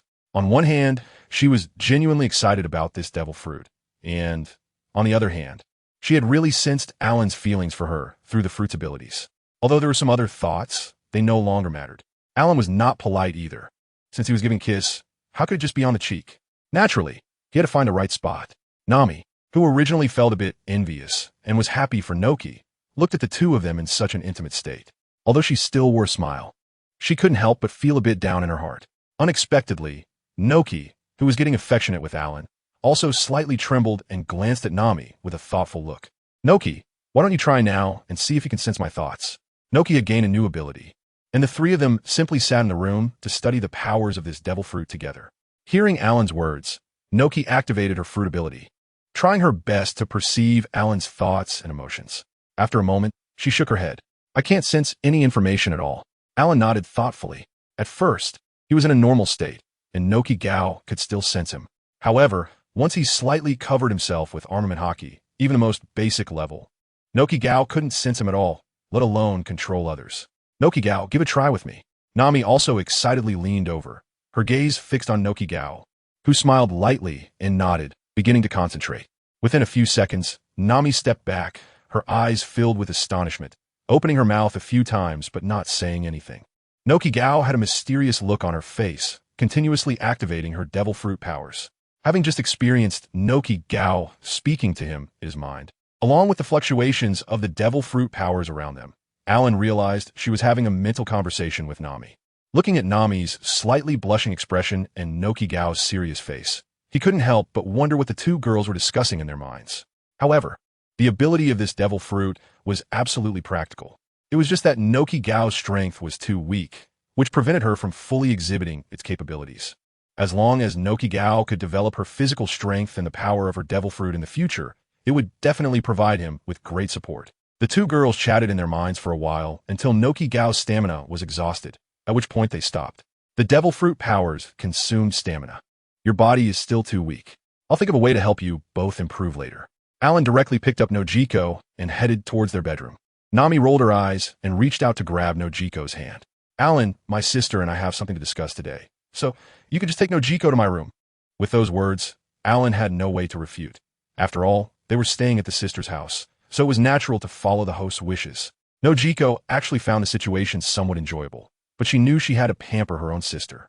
Moreover, she indeed wanted to talk to Nami about what they had just discussed, so she could only cast an apologetic glance at Alan. Alan chuckled dryly and carried Noki Gao into Nami's bedroom, then gave her a hard kiss before walking out of her room while Nami wore a gloating expression. In the next 2 or 3 days, Nami and Noki Gao occasionally whispered to each other, and after obtaining the mind fruit, Noki Gao directly changed all her communication with Nami to telepathy. This also meant that even with his observation hockey, Alan couldn't eavesdrop on what the two girls were secretly discussing. Nami kept causing trouble, insisting on hugging Noki Gao's arm every night at bedtime and pulling her into her own bedroom. Alan could only take the chance to have a good fight with Noki Gao during the day when she was out. However, life went on relatively peacefully, and the injuries in his body gradually healed a bit. Alan, you've been wanted. Nami burst in holding a few pieces of paper in the middle of the afternoon. Her face instantly turned bright red, and she hurriedly threw the things on the table by the door before turning around and running out. Alan walked over and picked up the paper that Nami had sent over. It was a stack of the latest bounties released by the Navy. The top one had his photo on it, with Alan written boldly above, and a bounty of 50 million berries. What is Sengoku playing at? Only giving me 50 million berries? In fact, Alan had already prepared for being discovered by Sengoku and the others after dealing with Colonel Mouse and letting those ordinary Navy soldiers leave. Even his observation hockey was constantly covering this island. If any Navy came, he would directly leave from the seabed. He never expected that after so many days. This was what he would get. 50 million berries. Are you insulting someone? Below his bounty was a familiar, smiling face of Luffy. In the original story, they had defeated Arlong, and Zoro had even beaten up Colonel Mouse before being rewarded by the Navy. But now both Colonel Mouse and Arlong have been killed by him. So why does Luffy still have a bounty? The correction ability of the world line is indeed terrifying. He opened the door, and Nami was sitting in a chair, deep in thought, resting her small hand on her chin, seemingly lost in her thoughts. Nami? As soon as Alan spoke, he startled her, and, thinking about the scene she had just witnessed, her pretty face instantly turned red. Oh, you scared me. What's wrong? Although Alan didn't have the ability like Noki to sense what others were thinking, he was well aware of what Nami was feeling. After so many days, it's time. Let's set sail tomorrow. A single sentence from Alan left Nami frozen in place. Although she had been busy with the villagers these past few days, her heart was still fixated on her dreams. However, having already decided to set sail with Alan and Nojiko, she felt she had to respect their opinions and had temporarily not voiced her own thoughts. Unexpectedly, today Alan took the initiative to bring it up. Really? Nami looked up at Alan with an expression full of anticipation, feeling somewhat coy. Of course, you've waited so long. Shouldn't I hurry up and make arrangements? Alan gently rubbed Nami's hair, causing her face to instantly flush. She casually twisted her neck a few times, trying to evade his hand. However, the way she struggled didn't seem like she wanted to break free. It looked more like she was being coy. Nojiko stood to the side with her arms crossed, watching Alan and Nami interact without a hint of jealousy. I'll go let Aiken and the others know. A few seconds later, Nami, still feeling a bit dazed, suddenly noticed Nojiko beside her. Her face startled, and she quickly stood up and ran outside. In the evening, Kokoshia village held another banquet. The previous banquet was to celebrate the defeat of Arlong and the restoration of freedom for everyone, while this one was to send off Nami and Nojiko. The dishes on the table were even more sumptuous than the last time. However, the atmosphere was far from as lively. Everyone was drinking in a somewhat downcast mood. Despite the delicious food, their appetites had vanished. Everyone, thank you for taking care of Nami and Nojiko all these years. I will take over from here. Let us raise our glasses. I will also come back to visit you all, Aiken said, but the mood of everyone was still low. On one hand, they were genuinely reluctant to part with Nami and the others, and on the other hand, after Alan defeated Arlong and settled in Kokoshia village, they felt a sense of security. Now that Alan was leaving, what would they do if another pirate came? They were all ordinary people at the bottom of society and had to think realistically. All right, everyone, Mr. Allen is not originally from Kokoshia village. It's understandable for him to leave. Everyone has their own journey. It's our greatest fortune that he was able to deal with Arlong while passing through here. Aiken continued. As for Nami and Nojiko, they have their own choices, and we have no right to interfere. We just hope Mr. Allen can protect them well. Seeing that the atmosphere of the banquet was off, Aiken quickly stood up and tried to encourage everyone with a few words. As the only police officer in Kokoshia village, Aiken had a strong influence, and under his lead, people started to respond. Although Nami and Nojiko usually didn't drink much, they indulged today and were carried home by Allen, one in each arm. The next morning, Allen woke Nami and Nojiko, who were still asleep. The three of them carefully crossed the streets of Kokoshia village with their backpacks and arrived at the dock. A small boat was already docked there, its simplicity only second to Mihawk's raft. After putting their things on the boat, Nami and Nojiko gazed in the direction of the village.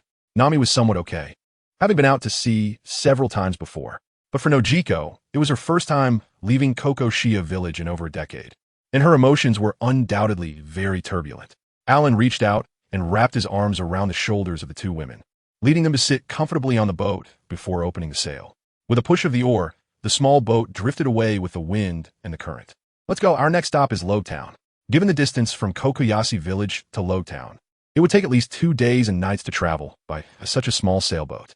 However, with Allen's own abilities, even without directly rowing the boat with his body or using his fist's wind to propel the sail, his control over water using the abilities of the Xuanwu fruit was enough to significantly increase their boat speed. The three of them set off from Kokoyasi village in the early morning, and by the time dusk began to set in the evening, they could already see Lowtown in the distance. The two women curiously leaned over the front of the boat to look at the town ahead. Although Nami had been out many times, she had never been here before. Lowtown is known as the town of beginnings and endings, where Pirate King Joel D. Roger was born and also executed. Additionally, its geographical location guarding the entrance to the Grand Line means that the Navy here is the most elite in the entire East Blue. As a thief, Nami couldn't afford to come here carelessly. This town is so big, Nojiko exclaimed, looking at the distant coastline of Lowtown. There are even bigger towns beyond the Grand Line. Once I exchange all this treasure for large denomination berries, we could buy a boat and set sail. Allen patted the huge backpack behind him, looking at Nokigao with affection. But what if there are no ships to sell? Nokigao looked at Allen with a somewhat innocent expression, but he just smirked. Then we'll just wait here at the dock. As long as there are pirates passing by, we'll steal their ship and head out to sea. Huh? Just steal it? Seeing Nokigao's dazed expression, Allen and Nami suddenly laughed. She had never been out to sea and didn't know the situation. These pirates were all about stealing from each other, so taking a ship was perfectly normal. Let's go. We've been feeling the sea breeze all day. It's time to rest.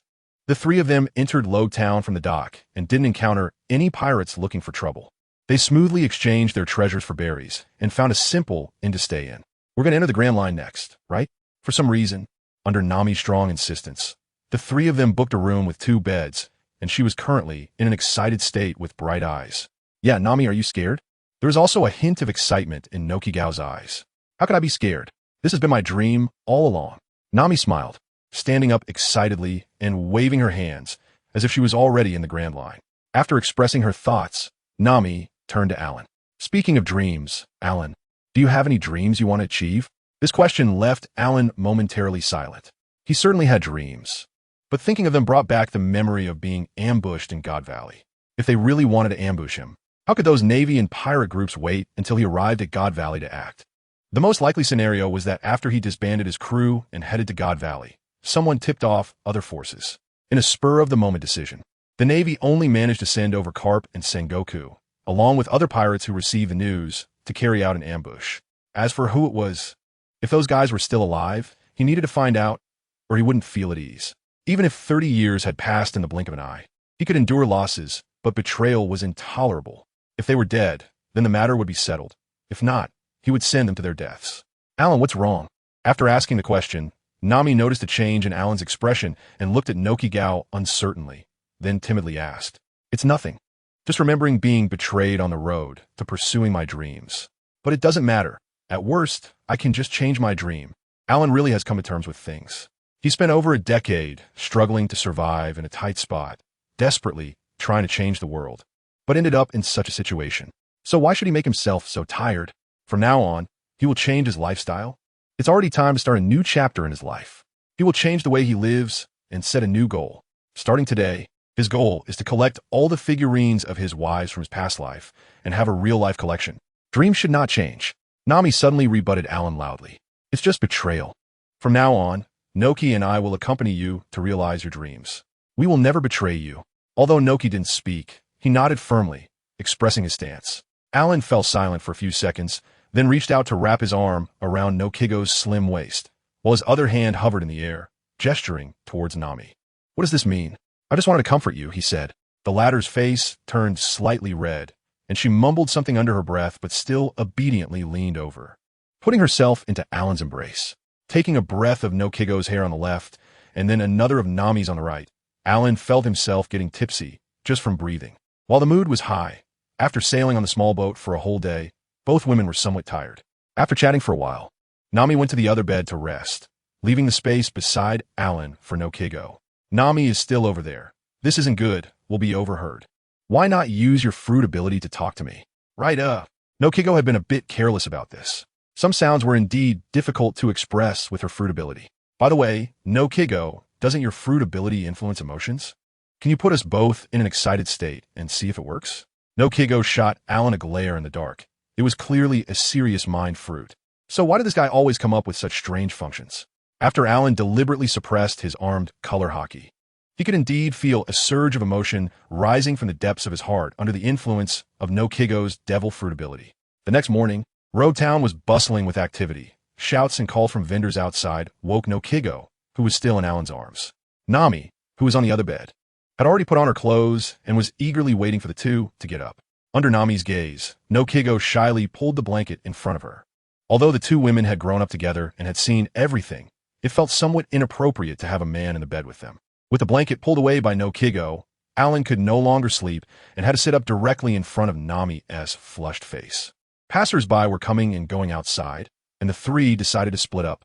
Nami and Nokigo took most of the belly to buy a ship and procure supplies, while Alan was assigned to have some free time. Originally, Nokigo wanted to follow Alan, but Nami directly grabbed her arm and pulled her towards the market.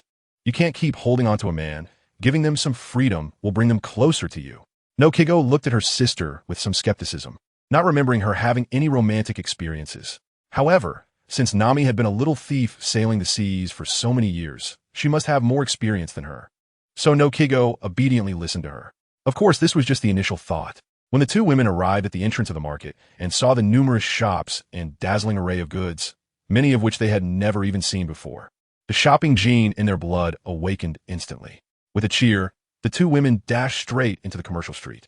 Alan, who was watching them from a distance with his observation hockey, could only shake his head with a wry smile. Luckily, he and T followed them in. Otherwise, even with his strength, he might not have been able to handle it. However, in another direction of Nami and Nokigo, a shop caught Alan's attention. It was a weapon shop with a boss sitting at the door, a bright red nose, and a strange hairstyle, who had a significant role in the original story. Hey, boss, I heard you have the Sandai Kitetsu here. The boss, who had been dazed at the shop entrance, suddenly froze upon hearing this, then looked up at Alan, standing in front of him. Although his body was well-proportioned, the muscles on his arms were quite defined, indicating he was likely a strong person. Sorry, customer, the Sandai Kitetsu has already been sold. How about checking out the other swords in the shop? Sold? I heard you still have the Shirogane here. Can you show it to me? Shirogane? The weapon shop boss secretly clicked his tongue, wondering which guy knew about this and dared to spread it. Could be his own wife? I'm very sorry, customer. The shop's treasure was indeed the Shirogane. However, it was just given to a fated person. Just now? Alan's eyes brightened. Is that a swordsman with green hair holding 3 knives? After seeing the boss nod, Alan let out a sigh of relief. Thankfully, Luffy and the others had just arrived here too. He could find them in a bit and conveniently complete his own mission. Why not? Colonel Smoker, bad news. We've received word from headquarters that a notorious pirate has landed in Lobetown. The Straw Hat Kid with a bounty of 30 million berries and Alan with a bounty of 50 million berries. Alan? Is that the guy I didn't run into yesterday when I set sail? I didn't expect him to come straight to Lowtown. In the Navy branch of Lowtown, a silver-haired officer, bare-chested and with 2 cigars in his mouth, took his feet down from the desk and nonchalantly put on his coat. That's a 50 million bounty pirate. Do you think we should? Before the Navy soldier could finish his sentence, Smoker yanked him by the collar and pulled him in front of him. Should what? A mere 50 million bounty isn't anything significant. I'm Smoker. Since I've been here, has any pirate who dared to come in here escaped? And no, under Smoker's intense gaze, the Navy soldier couldn't help but swallow hard and awkwardly shake his head. Then it settled. Stay calm, or you'll disrupt my rhythm, understand? Yes. Report. A pirate ship has been spotted docked at the port. The Navy soldier hadn't finished speaking when another soldier ran in, sweat on his face. All right, I got it. Whether it's 30 million or 50 million, I hope they can pique my interest a bit. Smoker slung his weapon over his shoulder and walked out at a leisurely pace. In the East Blue, the weakest sea, with his strength, it was bound to be a massacre. As the sky gradually darkened, Alan's expression also became increasingly intrigued. At this time, if he wasn't mistaken to find Luffy and the others, he could just head straight to the execution platform. A classic scene was about to unfold. But this time, our Nami wouldn't be involved.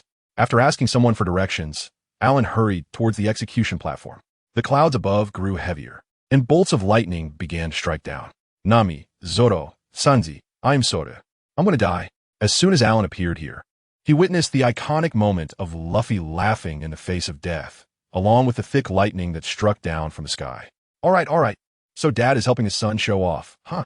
The entire execution platform became precarious under this lightning, and flames began to rise. But just as the fire was about to reach Luffy, a heavy downpour fell from the sky, instantly dousing the flames. In this series of events, the only one injured was the clown buggy. Everyone present, whether it was the onlookers, pirates, or Navy, were left dumbfounded by the scene. In the East Sea, the information about devil fruits had not yet spread. Compared to human intervention, they believed more in divine will. Do you believe in gods? Even Sanji and Zoro exchanged glances, unable to believe their eyes. However, what was happening here did not hinder Smoker from ordering the Navy to protect these pirates. Countless Navy soldiers rushed out from the alleys, surrounding the entire square where the execution platform was located tightly. Smoker's gaze gradually became sharper. The smile just now beneath the straw hat was identical to the smile of Pirate King Roger when he was executed 22 years ago. Regardless, betting on my name as Colonel of the Navy Headquarters, White Hunter Smoker, Straw Hat Kid, you absolutely will not be allowed to leave this island today. Below the execution platform, Buggy had just woken up and wanted to team up with ofthe to show off their might, but he was directly controlled by Smoker's hands transforming into smoke. However, it is said that the element transformation of a Logia type is actually part of the body. So which part of Smoker's arm is the smoke wrapped around ofthe's chest? Looking at this guy with thick eyebrows and big eyes, he actually is quite the charm. Unfortunately, although ofthe became quite beautiful after eating the slip fruit, Alan had seen her previous appearance as a fatty. He truly had no interest in characters who underwent second-time plastic surgery, similar to those artificial beauties from South Korea. Seeing Smoker already on his motorcycle, Alan followed closely behind him. In the original work, he was able to stop the Straw Hat crew right as they were about to leave, so it should be fine now. Sure enough, after Smoker parked the motorcycle, Luffy and the others appeared on the road. Hey, I said you can't go to the Grand Line without defeating me. Do you think I was joking? Smoker coldly stared at Luffy and Sanji, who were in front of him, with a cigar in his mouth. Sanji, you go ahead, I'll catch up. Luffy's expression also became serious. Although he knew the Navy in front of him was a tough opponent, he really didn't want to avoid it anymore. If it came down to it, they could just have a good fight. Straw Hat Kid, we meet again. Are you in trouble? Just as Luffy was about to make a move and let Sanji run away, Alan decisively called out from the rooftop beside them. It's you? When two difficult opponents met, a hint of a twisted expression appeared on Luffy's face. Don't worry, I'm here to send you off. Alan could sense that the dragon had arrived nearby, completing a task and conveniently doing him a favor. Although the Revolutionary Army's strength was just average, their intelligence work was quite good, and there would be plenty of opportunities to use them in the future. Hey, there should be limits to talking to oneself, right? With Alan at 50 million and Luffy at 30 million, it seems like you guys are going to stop here today. Smoker's expression darkened. Ever since coming to the East Blue, no one had dared to ignore him like this. TCH, Alan scoffed. This is the limitation of the so-called weakest sea. After eating a natural type fruit, he has no idea how high the sky is or how deep the earth is. One wonders whether these people are lucky or unfortunate to be born in a place that can be easily swept away by Karp. I'll send you off first, he shouted loudly, and Alan appeared right next to Sanji, using observation hockey to aim at the Mary, then kicked him in the stomach. Ugh! In an instant, Sanji was sent flying like a soccer ball, foaming at the mouth and losing consciousness midair, with a clear landing spot being the Mary. Sanji, you. Before Luffy could finish his words, Alan had already grabbed him by the collar, and with a slight force, he was about to throw him out as well. Don't underestimate people. Smoker's arms turned into smoke and quickly surrounded Alan. Was it you who underestimated people? Just as he grabbed Luffy, Alan glanced sideways at Smoker, his calves covered in armament hockey, and using the momentum from throwing Luffy, he kicked at the smoke that was blocking him. Hiss! Smoker's confident expression instantly changed, and he quickly retreated. Once they were a dozen meters apart, he canceled his elemental form. At this moment, his right arm was in so much pain that he couldn't lift it, large beads of sweat sliding down his forehead. When he looked up again, Alan was no longer in sight, and a voice gently whispered in his ear, "What makes you so arrogant, just because of a mere natural smoke fruit?" As the voice fell, Smoker felt that his left wrist, which had just been pulled back, was already grabbed by Alan. He could even feel that the spot Alan was holding made it impossible for him to elementalize and escape. Armament hockey. Smoker's face darkened suddenly. Although he hadn't awakened any hockey, he was familiar with the 3 types of hockey from his time at the Navy headquarters. What purpose does a strong person like you have in this weakest sea of the East Blue? Just having armament hockey makes you a strong person? Smoker, your vision is really short-sighted. Have you really regressed to this extent in the East Blue? Do you know me? A hint of surprise appeared in Smoker's eyes. But after recalling for a long time, he couldn't remember ever having any contact with Alan. Let go of Colonel Smoker. Accompanied by a delicate shout, a blue and white figure came at Alan with the sound of blade slicing through the air. Ding! Alan easily blocked the long knife in the hands of the attacker with just his fingers, and a playful smile appeared on his face. Smoker, weren't you asking me what I came to the East Blue for? I'm here to see these beautiful ladies. As he spoke, Alan's figure swayed and appeared in front of Dasky, lifting her chin with his hand. Compared to her 2 years later, the current Dasky was still too immature, whether in terms of strength or figure. Now let me go. Dasky blushed furiously, being teased in such a manner by an enemy. However, after struggling a few times, she couldn't escape Alan's grasp. Even her eyes were slightly red. Dasky, Alan, let her go. Smoker shouted angrily as he struggled to rush over, but was kicked back by Alan once again.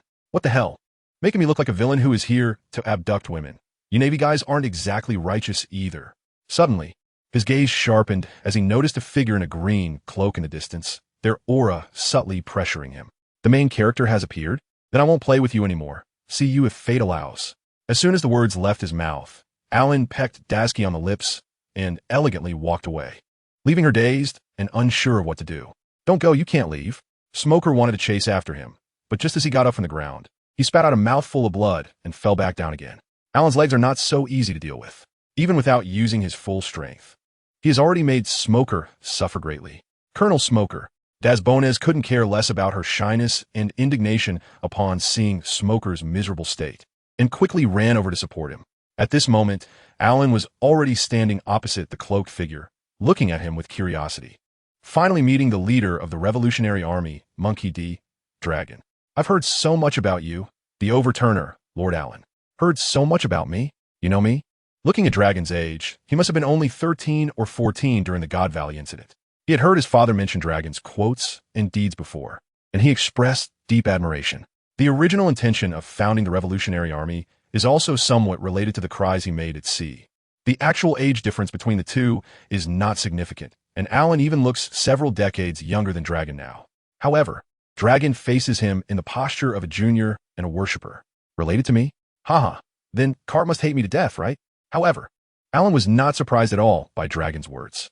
Back in the day, he spread quite a few statements about freedom, equality, democracy, and so on at sea. So it was entirely possible that Dragon was influenced by his words. When Alan mentioned Karp, Dragon did not respond. After he decided to establish the Revolutionary Army, every time he met Karp, while being educated by his iron fist, he also heard Karp's endless complaints about Alan. But that was all in the past. What matters most now is Alan's attitude. Mr. Alan, I am truly pleased to see that you, the pioneer of the revolution, did not fall in the great battle over 30 years ago. Since you have made a comeback, could you please? No. Alan certainly knew what Dragon wanted to say and interrupted him with a wave of his hand, rejecting him outright. Even if he wanted to change the world, his choice was to confront the celestial dragons directly, rather than hiding like the revolutionary army created by Dragon, which did not align with his character. However, I still remember your previous quote. You once asked Dragon, what do you think of the current world? Dragon was momentarily taken aback. This was a question he often asked others, but now it was Alan who was asking him. Without any hesitation, with a hint of depth in his eyes, he replied, "This world is full of suffering and injustice. People live in fear and oppression, their freedom and dreams ruthlessly stripped away. Under the rule of the world government and the celestial dragons, the strong bully the weak, and justice is distorted. Therefore, I firmly believe that this world should not be bound by greed and ambition. Everyone has the right to pursue freedom and happiness, as long as we unite as one. One day we can break through the darkness and welcome the light." Looking at the resolute expression on Dragon's face and the hopeful gaze directed at him, Alan remained silent for a few seconds. "In that case, let me give you a few words, hoping to help you. A single spark can start a prairie fire. The Revolutionary War is a war of the masses. Only by mobilizing the masses can we wage war. And only by relying on the masses can we carry out the war. Not only must we be good at destroying an old world, but we must also be good at building a new world." These were words spoken by a great leader from a past life, and here Alan conveyed them to Dragon, causing a great stir in the latter's heart. "All right, I'm leaving now. Take your time to think." With that, Alan directly used his observation hockey to locate Nami and Nojiko, flashing over in that direction. The entire Lowtown was already in chaos, and he was worried that some careless pirate or navy might harm the two women. "Mr. Allen, even though you haven't joined us, all of the Revolutionary Army will continue to fight with your will. You will always be our instructor." Alan stumbled as he heard this. He didn't expect that Dragon, who looked so imposing, could be so tricky, with so many Navy soldiers on the streets of Lowtown. How could he have a moment of peace after that shout? No wonder that guy had such lines on his face. He must have been too cunning as a child. Causing Garp to beat him, that's fine. In the future, when I need to use the Revolutionary Army, I won't feel guilty at all. I'll just use them honestly. Das Bones, hurry and call a couple of people to help me up.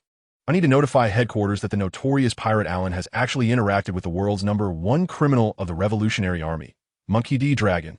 Smoker struggled a few times, but the intense pain in his body prevented him from sitting up, so he could only helplessly lie on the ground, instructing Das Bones. The latter finally woke up from his daze and called a few soldiers to set up a stretcher to carry Smoker up. Meanwhile, in a clothing store, Nami and Nojiko were still trying on clothes. After all, with over 100 million berries in hand, buying a few more pieces of clothing was not a problem. "You two are simply born models.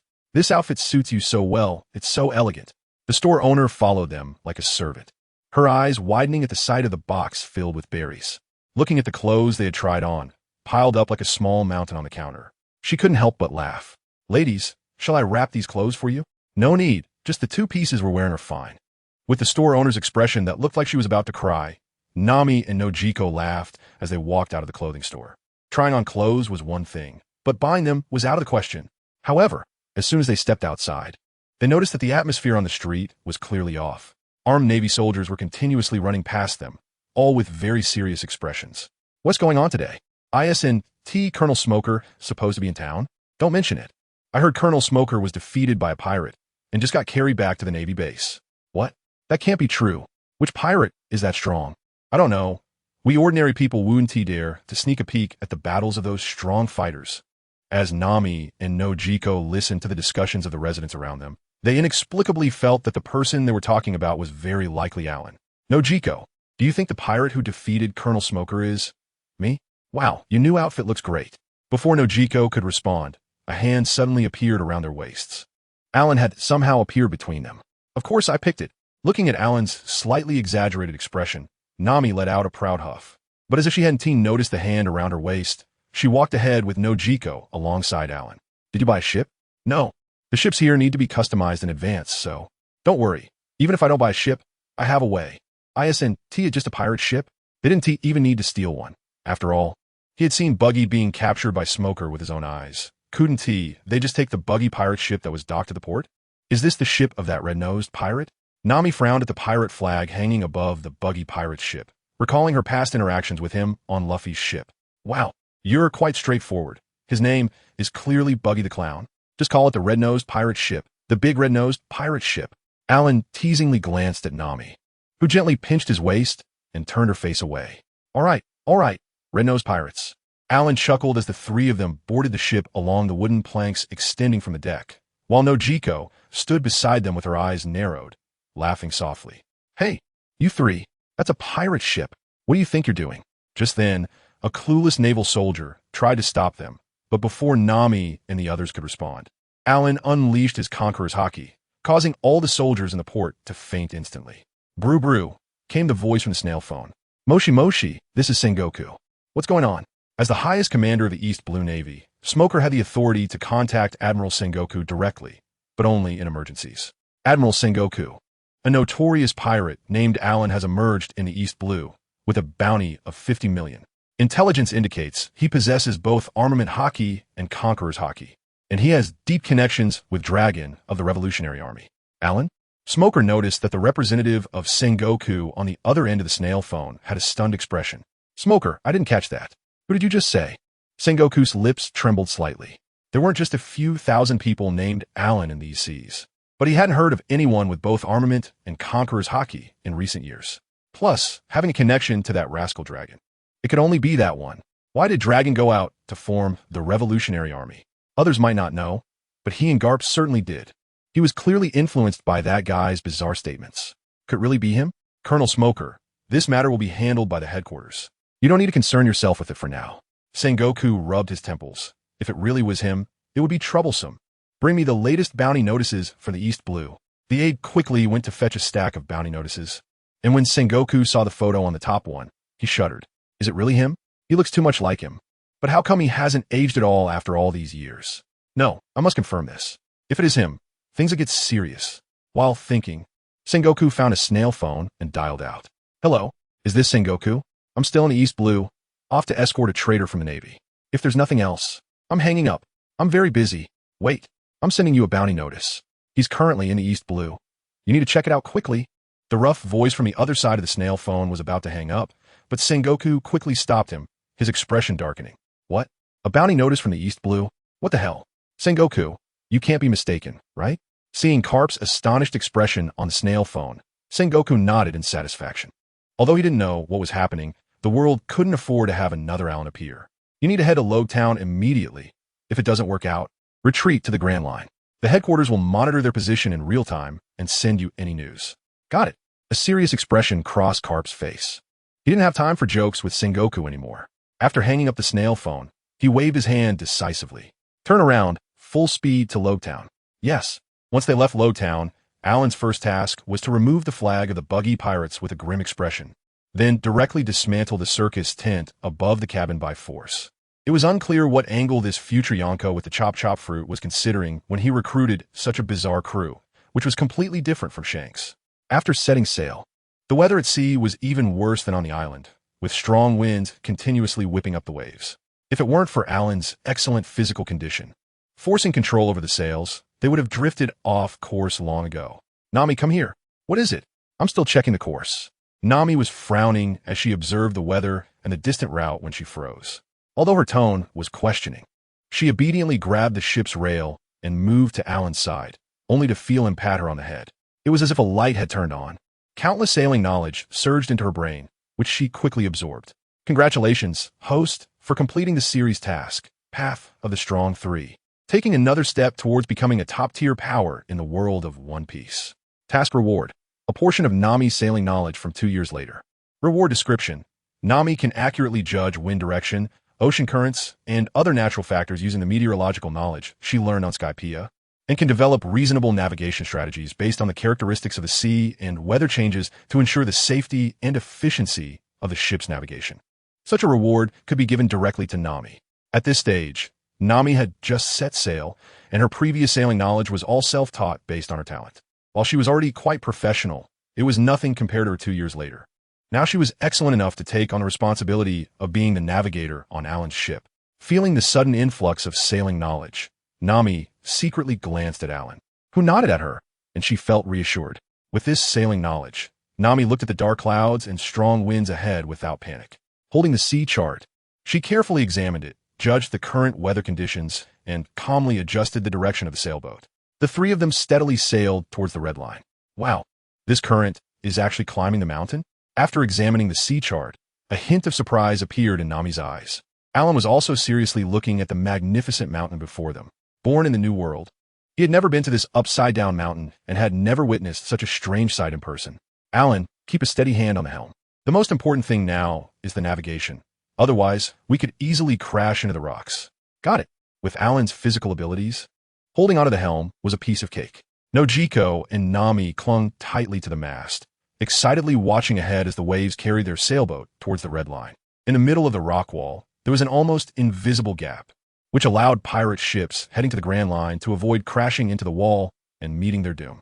Yes, that's the direction. Alan, just keep the helm steady. As the ship drew closer to the red line, Nami and Nojiko began to feel nervous. If they made even the slightest mistake, they could meet their end right there. Even with the navigator's knowledge as support, Nami was sweating in her palms, tightly embracing Nojiko. In their view, the sailboat dangerously climbed the mountain-like current, propelled by tremendous energy from below. At that moment, Alan suddenly felt a sense of déjà vu, reminiscent of riding a roller coaster, slowly ascending and then about to plunge down in a weightless journey. Sure enough, as they reached the highest point, the current suddenly slowed down and then began to dive, accompanied by Nami and Nojiko's exclamations. Ahead of them was no longer the dark clouds, but a vast expanse of blue sea. They had arrived at the Grand Line.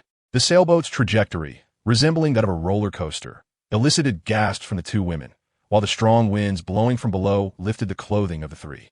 Nami and Nojiko both raised their hands high, feeling the pressure of the wind coming at them. Suddenly, Nami squinted her eyes and exclaimed, "This is the Grand Line?" Yeah. Although it was also her first time here, Alan stood by and, after glancing at the sea a few times, grew somewhat bored. After all, it was just like that. The novelty wore off quickly. But at that moment, there was an even more beautiful sight beside them that he couldn't possibly miss. Unknowingly, Alan's gaze began to shift to the side. It was summer, and Nami and Nojiko were dressed relatively lightly. With the strong wind blowing, their clothes inevitably became a bit disheveled. Although Nojiko had been meticulously observed by Alan countless times, he had yet to measure Nami. Now it seemed that her true strength was even higher than Nojiko's. "Nojiko, look. What is that up ahead?" "It's huge." Nami, still exhilarated from the rapid descent, grabbed Nojiko's hand and cheered, but suddenly noticed Alan's gaze. Her cheeks flushed, yet she showed no intention of covering up. "Be careful." Just as the sailboat was about to hit the water, Alan directly wrapped his arms around the waists of the two women and leaped gently.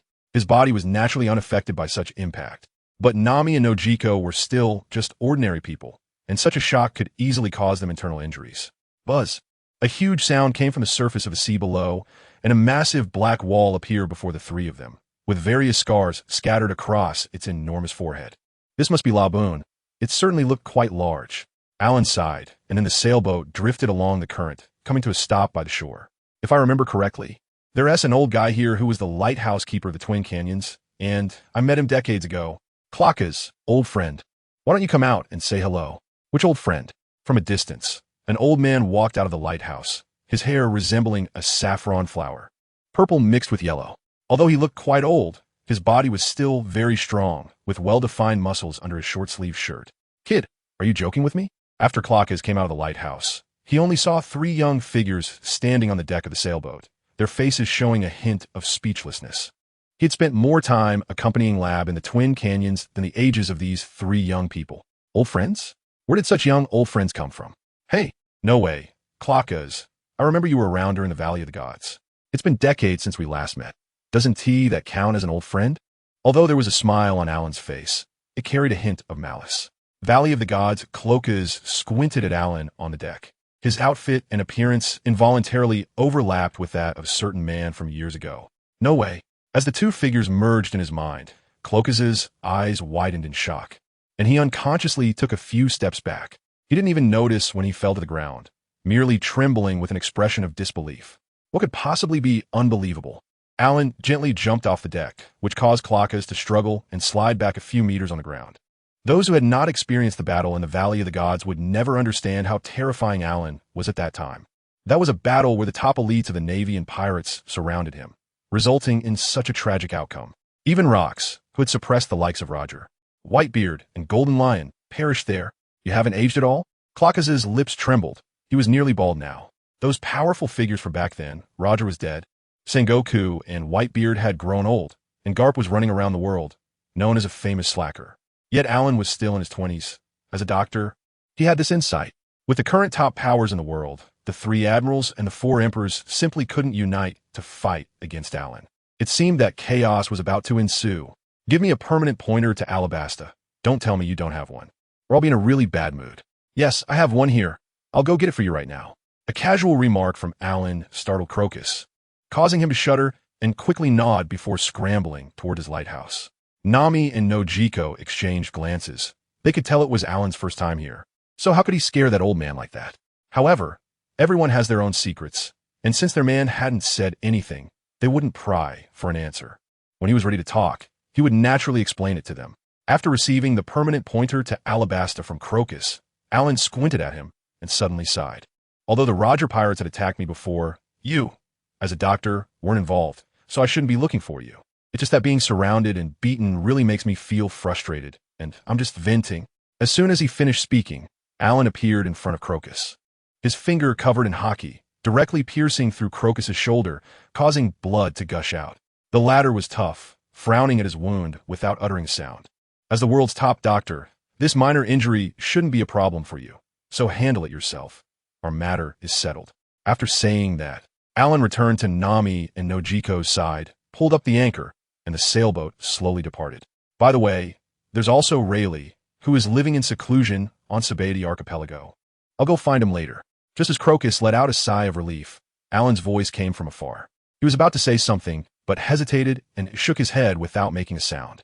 As long as he could keep his life, he had no energy to care about others. Hopefully, that old guy Rayleigh's strength hasn't declined too quickly, and he can exchange a few moves with this guy without getting beaten too badly. After leaving Twin Cape, Alan's sailboat headed straight for Alabasta. With the permanent pointer, there was no need to worry about direction deviation. The small gardens and Magnet Island along the way held no attraction for Alan. If there were no missions, he wouldn't bother interfering with Luffy's adventures. Interestingly, after they left Twin Cape, the weather immediately calmed down. After rolling around in a fierce battle with Nojiko for 300 rounds, Alan finally put on his pants and came to the deck. Although he had over a decade of memories, it had been less than a month since he arrived 30 years later. However, Alan felt that this was truly where he was meant to be. Not only because familiar characters from his past life appeared here, but more importantly, this era, although called the Great Pirate Era, was not as chaotic as it had been on the seas back in the day. After the integration of the 3 legendary pirates, the 4 emperors and the 7 warlords, the world had formed a set of existing rules. Even for ordinary people, it wasn't very friendly, but at least to change it, you just needed to eliminate the evil. Just like liberating Alabasta by defeating Crocodile, and liberating Dressrosa by defeating Doflamingo. Listening to the sound of the sea flowing beneath the ship, Alan raised an eyebrow, but his body showed no reaction. A few seconds later, a figure appeared behind him, stealthily sitting beside him. Why aren't you resting yet? Nojiko was already fast asleep, so it could only be Nami who came out. The latter shot him a glance and replied, Why haven't I rested? If I didn't know what you guys were doing, I would have barged in to save people a long time ago. Although she thought this in her heart, she couldn't say it out loud, so Nami forced a smile. I'm just simply unable to sleep, so I came out for a walk.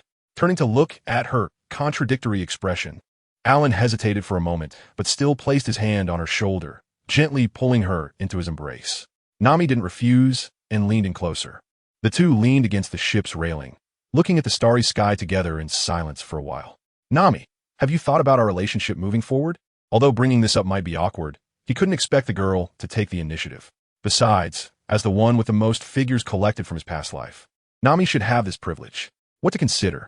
Nami's face flushed slightly as she stole a glance at Alan, relieved to find him looking up at the stars. Just considering whether or not to be with me. Alan's voice was soft, but it struck Nami like a bolt of lightning, leaving her speechless as she pointed at him for a long time. Her first reaction was disbelief that Alan could be unfaithful to Nokigao and still flirt with her. But in the next moment, she realized that she wasn't as angry as she had imagined. Instead, she felt a glimmer of joy. This emotion frightened Nami a bit. How could she think like this? Was she really considering competing with Nokigao for a man? No, that couldn't be. How could she face Nokigao like this? Nami suddenly struggled out of Alan's embrace, her face filled with shame and anger, her eyes fixed on Alan. How do you know Nokigao would disagree? Alan's gentle voice left Nami momentarily stunned. As a user of the soul fruit, she could sense emotions even if she didn't actively probe into someone else's thoughts. Did he really think he could hide his feelings from her? This left Nami speechless, especially since Nojiko had indeed mentioned wanting to set her up with Alan. But what did that even mean? Before she could sort through her tangled thoughts, Alan had already reached out to grasp her delicate hand, pulling her close once more with a gentle yet firm grip. Nami hesitated for a moment, but ultimately chose not to struggle, allowing Alan to hold her as she gazed up at the sky, remaining silent. As a young woman, her lack of resistance was the best response. Did he expect her to explicitly say she was willing? Lying in Alan's embrace, her slender waist connected with his bare upper body, creating a sense of security.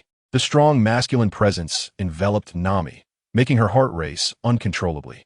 Suddenly, the bright moonlight was obscured, a shadow casting over her face as Alan looked down at her. Their gazes locked, and in an instant, they understood each other's thoughts. "Hold on, I'm about to suffocate. Let me catch my breath," Nami said as she adjusted her top, which had been pushed up by him, leaving her feeling even more exposed. Alan chuckled and tightened the arm he had wrapped around Nami's waist. "I don't want to hold back. That feeling is just too tormenting. Nami, let's be together." Nami weakly reached out and punched Alan's chest once. She actually understood why Nojiko had agreed to let Alan confess to her. With a look of tenderness, Alan glanced at Nami, who had instantly fallen asleep, and gently covered her with a blanket before opening the door. A graceful figure was already standing there. "I am sorry, Nojiko." Alan reached out to hug her, wanting to say something, but she directly pressed her finger against his lips. "I was the one who brought this up first, so how could I blame you? As long as you can treat me and Nami well in the future." "Don't worry, I definitely will, I promise, no Kigo. It's still midnight, should we?" "No, don't worry. This time I will definitely cherish you." "All right then, you better keep your word." You liar." The next morning, Nami rubbed her eyes and woke up from her sleep. It had been a long time since she had such quality sleep, completely free from worries of waking up suddenly, feeling a strong sense of security. As she walked out of the room, Alan was standing on the deck, looking at the distant sea. "We haven't deviated from our course, have we?" The couple who had just confirmed their relationship clearly wanted to cling to each other more, and Nami directly hugged Alan from behind, gently rubbing her small face against his back. "Don't worry." Alan reached out and hugged her, then raised the permanent compass in his hand. With the permanent compass pointing the way, "I definitely won't veer off course."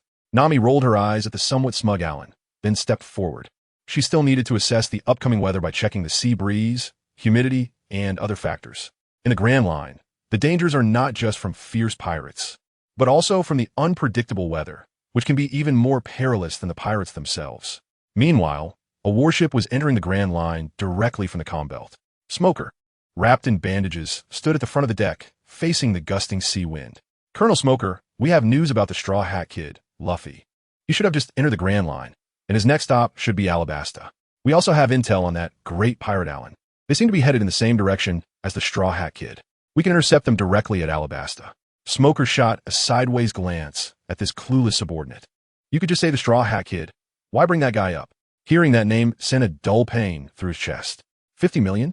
With that guy's strength, even 500 million would be more appropriate. "I'm just a colonel here. How can I intercept him?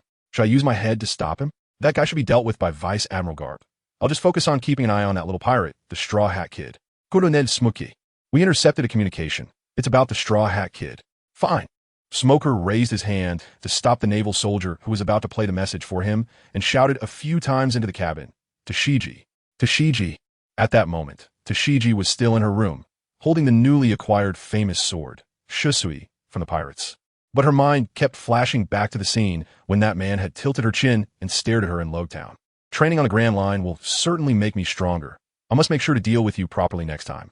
Tashigi adjusted her glasses, a hint of blush and a smile appearing on her face, as if she could already see herself defeating Alan. "Tashigi, can't you hear me calling you? You sword nerd. Can't you think of something else? I'm coming, I'm coming." Tashigi quickly shook her head, dispelling her earlier thoughts, and hurriedly ran out the door. Oops. As a result, her glasses slipped, and she lost her balance, tumbling down the stairs. The shusui in her hand flew into the air, spinning a few times before landing right in front of her, the sharp blade just inches from her eyes, causing several strands of hair to fall. "Hey, be careful. Don't let yourself get killed before you even catch the Straw Hat Kid."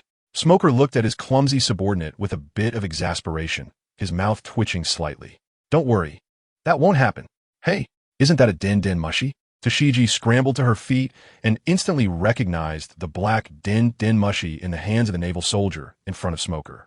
Once Tashigi reached Smoker's side, the naval soldier began to play the intercepted message.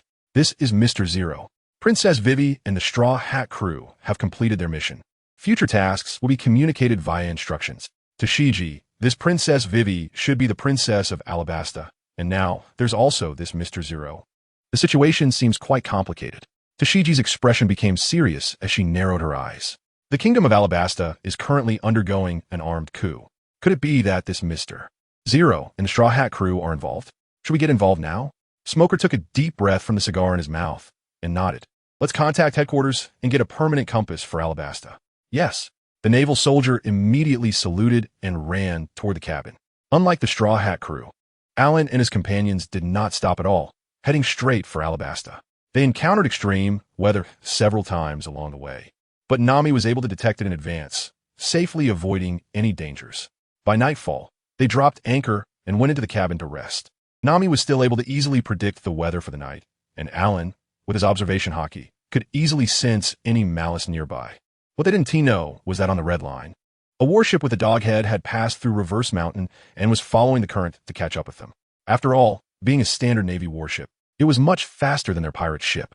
A few days later, Alan and his companions finally spotted the shadow of an island in the distance, from left to right. All they could see was the coastline, resembling a continent. Alan looked at Alabasta from a distance, feeling a bit excited inside. He designated this place as the first stop on the Grand Line, partly to find a third wife for his figurine collection, and partly because of her ability to understand ancient texts. Although he didn't want to admit it, in terms of figurine types, Robin couldn't compete with the Empress. Even Nami, with her popularity as part of the main character group, managed to surpass the Empress to claim the top spot. As for historical texts, Alan found it easy to locate them. He just wanted to use formal channels to publicly reveal the truth when necessary, armed with evidence to become the final weight against the world government. Given this, Robin's importance was evident. She had to be on his ship rather than following Luffy on some reckless adventure. We're on a pirate ship. Should we hide? Hide from what? Our Alabasta has heroes. True. As long as we have heroes as our protectors, what is there to fear? Originally startled by the pirate skull image on Alan's ship's sail, the workers at the dock ceased to be timid after mentioning this hero, with some even daring to stare at them. Alan, having disembarked, overheard the talk and couldn't help but scoff. If Crocodile could be considered a hero, then this country was just mediocre. Even if Crocodile didn't take action, without a capable strongman, it wouldn't last long before being ravaged by pirates. This was that Rorinoa, and the Rain Base was one of the only 2 places in Alabasta not suffering from drought. After all, how could a coastal town with Alabasta's only port lack water? He bought 2 full-body outfits for Nami and Nefertari Vivi to change into, and the 3 boarded the purchased sand boat heading deeper into Alabasta. The sun in the desert was extremely harsh. While Alan could handle being shirtless, Nami and Vivi's delicate skin couldn't withstand such exposure. With Nami's current control over the weather, the little sand boat became manageable in her hands within 5 minutes.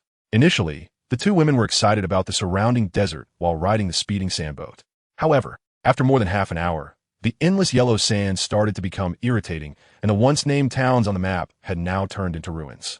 This desolate scene drained their enjoyment, leaving only the goal ahead. Fortunately, although Alabasta was not small, the distance from Rorinoa to Rain Base was still manageable, allowing them to reach their destination without having to spend the night in the desert. Task Release: The Path of the Strong, Part 4, as the first villainous boss worthy of being called a strongman in the Pirate King series. How could Sand Crocodile become an experienced treasure for the Straw Hat crew? Task Details: Please defeat Sand Crocodile. Friendly reminder: mainline tasks cannot be refused. Please complete the task seriously. Each completed task will have corresponding rewards. Just as Alan and the others saw a glimpse of green in the endless desert, Alan's system activated again, issuing a task. Wow. After taking down the 3 major members of the Straw Hat Pirates, we're going straight for Crocodile? Huh? If I start training from scratch, I can barely match Luffy's strength. Without cheats, how can I fight Crocodile? I wonder whose cheat is better, mine or Luffy's. Side Task Release: A Charming Lady. A Gentleman's Pursuit. Task Description: The direct and straightforward Luffy is surrounded by multiple beautiful women, yet he treats them like trash. A charming lady deserves a gentleman's pursuit. Please work hard to make the female characters who have interacted with Luffy fall for you. This side task is optional. The host can choose to accept or decline. Failure has no penalties, while success can yield rewards. There is no limit to the number of times this side task can be completed. This time, not only was the main task of the Path of the Strong activated, But a long-term side task was also activated. Most importantly, is this a public expense for flirting? The main focus is on picking up girls, and if I do it well, I can even get system rewards. Side task. Nami completed. Congratulations. The host has unlocked little thief Nami's heart, gaining her affection. Task reward.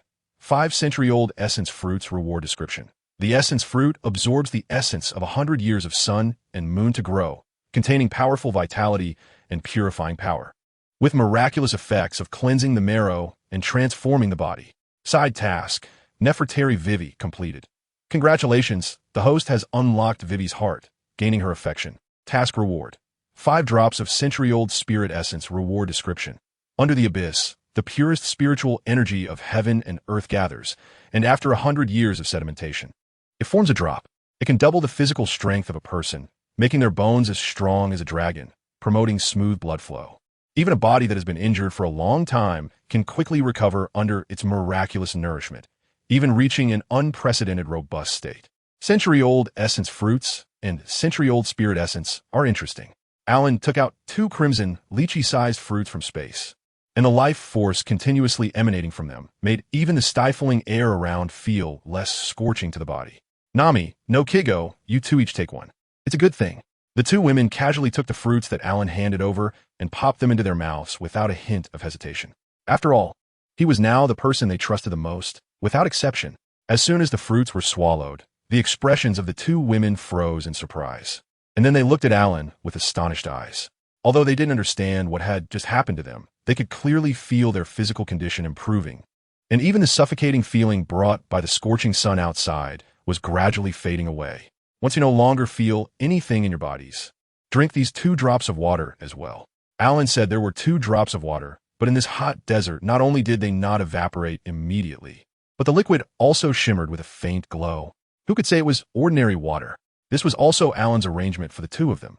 First, using the century-old washing marrow fruit to change their physical qualities and ailments, and then taking the century-old essence to achieve the maximum purification and enhancement. Although Crocodile's little tricks were completely inadequate for Alan, if the 2 women only had the bodies of ordinary people, it would inevitably hold him back a bit. While it wouldn't be life-threatening, he would still feel pained if one of them got a scratch from someone careless. Just as Alan was preparing to enter the rain area after strengthening the 2 women, a giant steel ship appeared at the port of Roa, and a burly Navy officer wearing a dog-headed hat stepped down from it, followed by spirited soldiers who looked like elite troops. Is it really you, Alan? Let me verify your authenticity. Mr. Zero, a big pirate has come to the rain area. Alan, who has a bounty of 80 million and has already checked into the upstairs, is here. In the basement of the largest casino in the rain area, Rain Banquet, Crocodile sat in the boss's chair, a cigar in his mouth, with no fluctuation in his gaze. Yes, after Alan defeated Smoker, the bounty rose to 80 million. The main point is that if Karp confirms he is the same person for back then, this bounty notice will be directly invalidated, replacing it with Alan's previous bounty of 5 billion. An 80 million bounty is just garbage, especially coming from the EC. What is there to pay attention to? Nico Robin stood in front of his desk and chuckled lightly, fully aware of how arrogant her boss was. If he hadn't joined the 7 warlords, the bounty would never have been adjusted. He certainly wouldn't just have a bounty of 81 million. There would have to be at least another 0 added. An 80 million bounty is not surprising, but he defeated the Navy's White Hunter Smoker, who is also a Logia-type smoke fruit user. Defeating a Logia user? To cultivate armament hockey in the EC is quite a potential guy. Crocodile raised an eyebrow, a serious expression appearing on his face. By the way, your plan may need to be delayed for a while. Why is that? Hearing Robin's report, Crocodile's face darkened, and his aura surged, making Robin feel a bit uncomfortable as she stepped back with a slight change in her expression. His subordinates at the dock reported that a Navy ship had docked, and the Navy commander who came down seemed to be Navy hero Karp. Crocodile, who initially wanted to say something, was momentarily stunned and sat back in his boss's chair, taking a deep breath of a cigar. Let us slow down the plan regarding Karp. As for that 80 million guy, you should personally go over today and probe their intentions. Alan can completely ignore the 80 million bounty on his head. But no matter how arrogant he is, he knows very well in his heart that Marine hero Karp is not someone he can provoke. All right, I understand. Robin had no objections to Crocodile's arrangements and lowered her head as she exited. As the current head butler of Rain Banquet, it was quite easy for Robin to find out which room Alan and the others were in. Arriving at their door, Robin casually leaned her body against the wall, closed her eyes, and crossed her arms in front of her, using her fruit ability. A pure white arm mysteriously appeared in the room of Alan and the others, with an eye growing in the palm, looking around. What she could see was that on the two beds in the room lay two women, sleeping in quite an ungraceful position, and the room was in a state of chaos. Having drifted at sea for many years, Robin could easily tell what had happened in the room, and couldn't help but click her tongue in disdain. However, even with a few more hands and eyes placed around the room, she couldn't find any trace of the man mentioned in the intel. Could he not be here? What are you doing? Just as Robin was feeling puzzled, a voice came from beside her ear, startling her so much that she shuddered and quickly released her fruit ability. At that moment, a man appeared right in front of her, leaning against the wall and trapping Robin in front of him. Alan looked at Robin in front of him, wearing a purple top paired with a black inner layer, and a deep purple hat with a lace edge on her head, exuding a charm of a mature and elegant woman. Most importantly, she truly lived up to being the last archaeologist, radiating confidence. I'm just taking a break. Do you need something, my lady? Robin's pupils narrowed, instantly recognizing that the person in front of her was Alan, who she was there to test. However, her reaction was extremely quick, and she immediately found an excuse. Taking a break? The son of the devil Nico Robin appearing at my door cannot be treated as if nothing happened. A playful expression appeared on Alan's face, as the two of them were still closely intertwined in their actions and poses. If one didn't pay attention to their eyes and expressions, it would be easy to imagine some romantic tension. 8-wheel flower. Cramp. Unfortunately, Robin had no such thoughts at all. Taking advantage of Alan's moment of inattention, she crossed her hands and unleashed her devil fruit ability. 8 arms appeared simultaneously from Alan's neck, arms, and legs, gripping his joints and applying force, trying to bend his body backward until it broke his spine. Alan didn't make any moves at all, just quietly watching Robin give it her all. Her arms kept exerting force, muscles tensed, yet there was no effect. Alan's body was as hard as steel, and no matter how much strength she used, she couldn't budge him even a little. Your strength is too weak. It has no effect on me at all. Alan looked at Robin, who was somewhat panicked, with a smile on his face. Then, as Robin's expression relaxed, his face slowly turned cold. Now, are you going to explain your purpose for coming to my door? I was just passing by. Robin's words were not finished when a large hand suddenly appeared in front of her neck and grabbed it. It was then that she realized the gap between them. She hadn't even seen the moment Alan made his move. It felt like just a blink, and her neck was already in his hand. Miss Robin, although I don't want to be rough, you must not anger me again. I'll ask you one last time, what are you here for? At this moment, Robin felt a hint of panic, but years of experience in fleeing, combined with that strange sixth sense, told her that to remain unharmed, she had to listen to the man in front of her. One of the 7 warlords of the sea, Crocodile, wanted me to check your intentions. It seems that the most wanted pirate in the East Blue truly lives up to his reputation. Clearly, it was just a simple collaboration with Crocodile. She wouldn't risk her life to keep secrets for him. Crocodile, huh? I see. Alan nodded expressionlessly. It was originally because Robin came that Crocodile had just one task. However, Alan hadn't gone to find him yet, and Crocodile had come to provoke him first. I've told you everything I know. Is your hand? Robin awkwardly glanced at the large hand still resting on her neck. Although Alan was afraid of actually hurting her and didn't apply any force, it still felt quite awkward. Alan finally released his hand, but still took the opportunity to lightly rub his fingers when Robin wasn't paying attention, his fingertips slick. As someone who had been drifting on the sea since childhood, Robin could hardly miss Alan's little movement. However, she learned to disguise her emotions when she was just a teenager. Even if she sensed Alan's lewd interest or teasing, she could still accept it without changing her expression. Do you have some conspiracy with Crocodile? Just because I moved in, you want to test me? Alan naturally knew what Crocodile wanted to do. However, he just wanted to see how far Robin could go to survive. Crocodile had created a drought in Alabasta using dance powder for 3 years, then incited the people to form a reactionary army, ultimately achieving his goal of usurping the country. Usurp a country? As a warlord of the sea who could reasonably plunder, what necessity did Crocodile have to usurp a country? Nico Robin. Robin tilted her head back slightly, trying to distance herself from Alan's somewhat aggressive gaze before reluctantly speaking up. Do you know there are historical texts in this world? One is a signpost leading to Laughtale, and the other consists of various histories and information. As one of the founding countries of the world government, Alabasta holds historical texts that contain the information Crocodile needs. So, as the survivor of O'Hara, are you responsible for helping him decipher ancient texts? Hearing O'Hara, a name that hadn't been mentioned much for over a decade, but was already etched into her bones. Robin's lips twitched slightly, but she still nodded.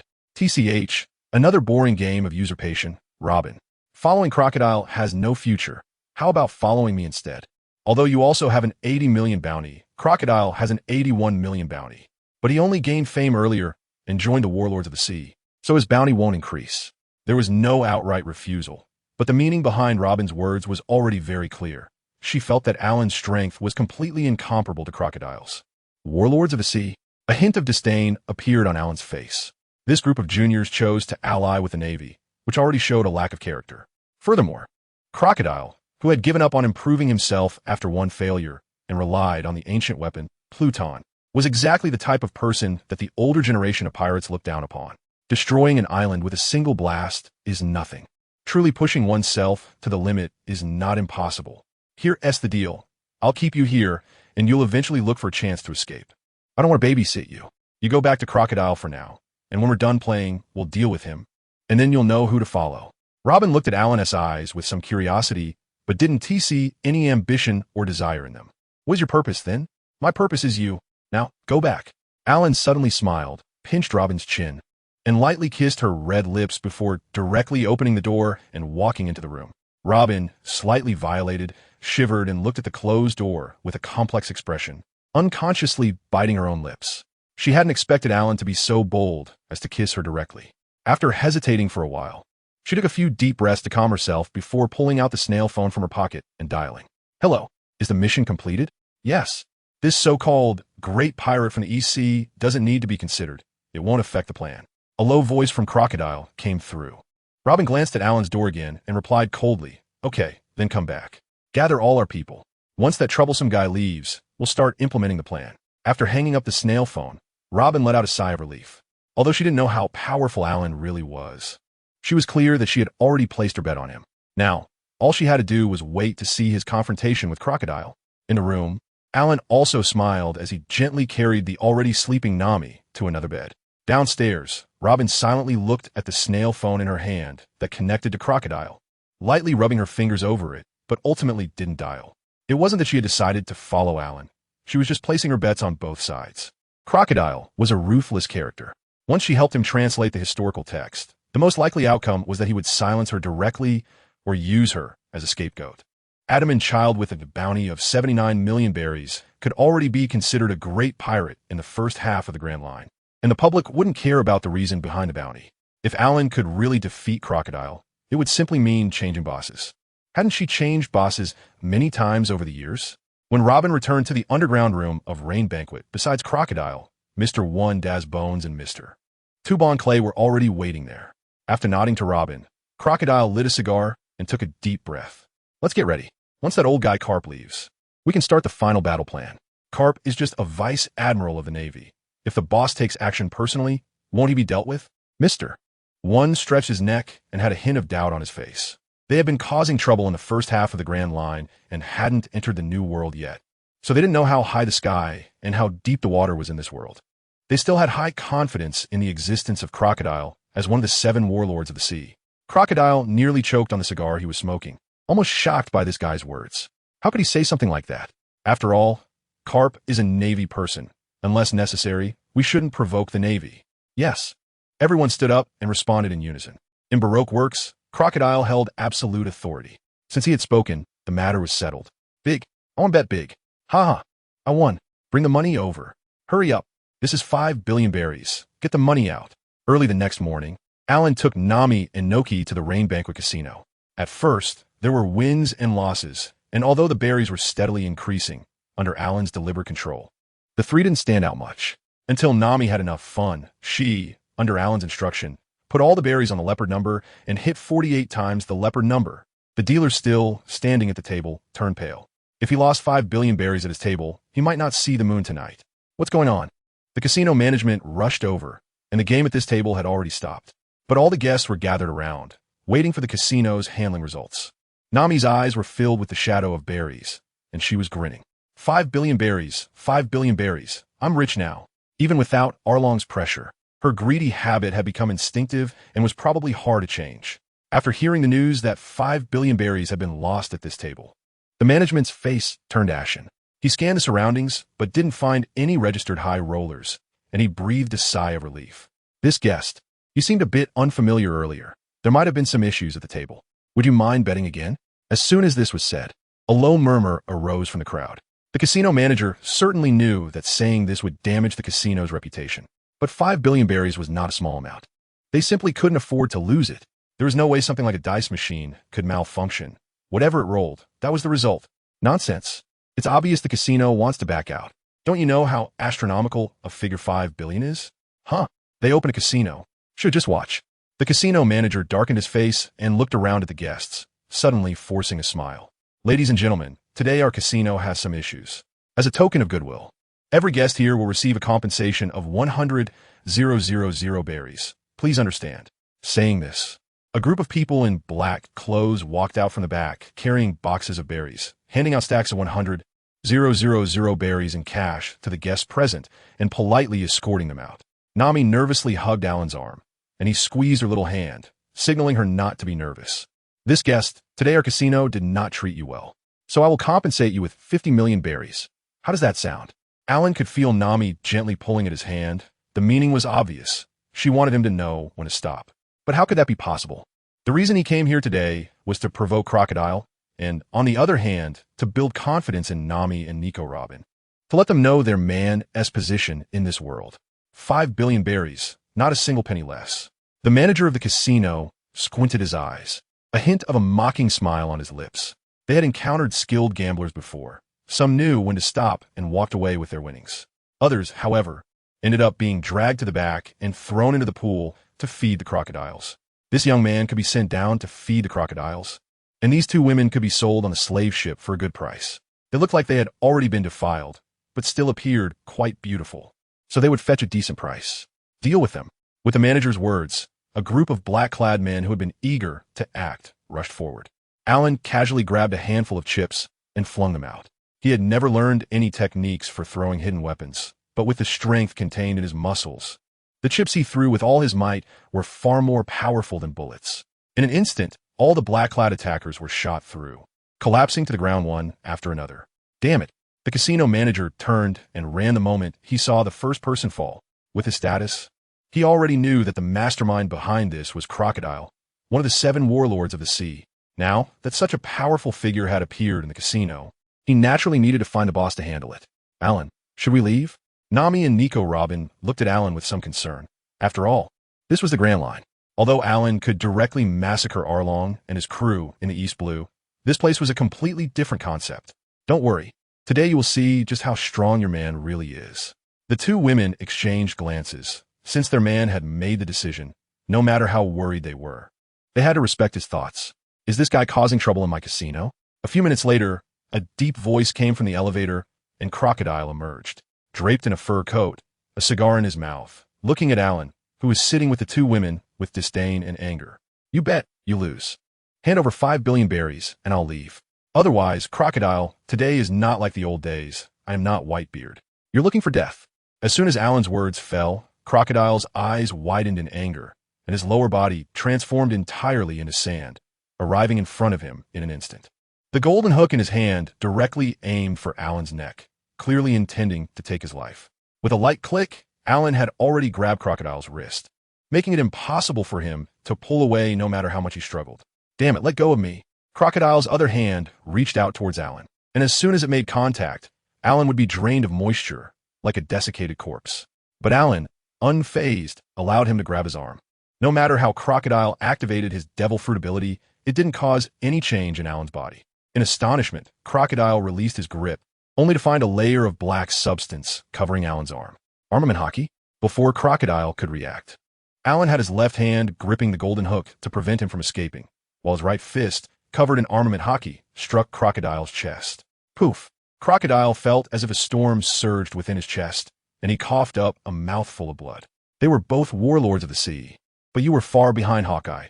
It would only take a few moves for him to kill you. To be fair, Crocodile, who was defeated by Luffy 2 years ago, was indeed weak. Hawkeye's armament hockey was enough to turn Knight into a black blade, while Crocodile could only bully newcomers with his Logia fruit in the first half of the Grand Line, clearly not on the same level.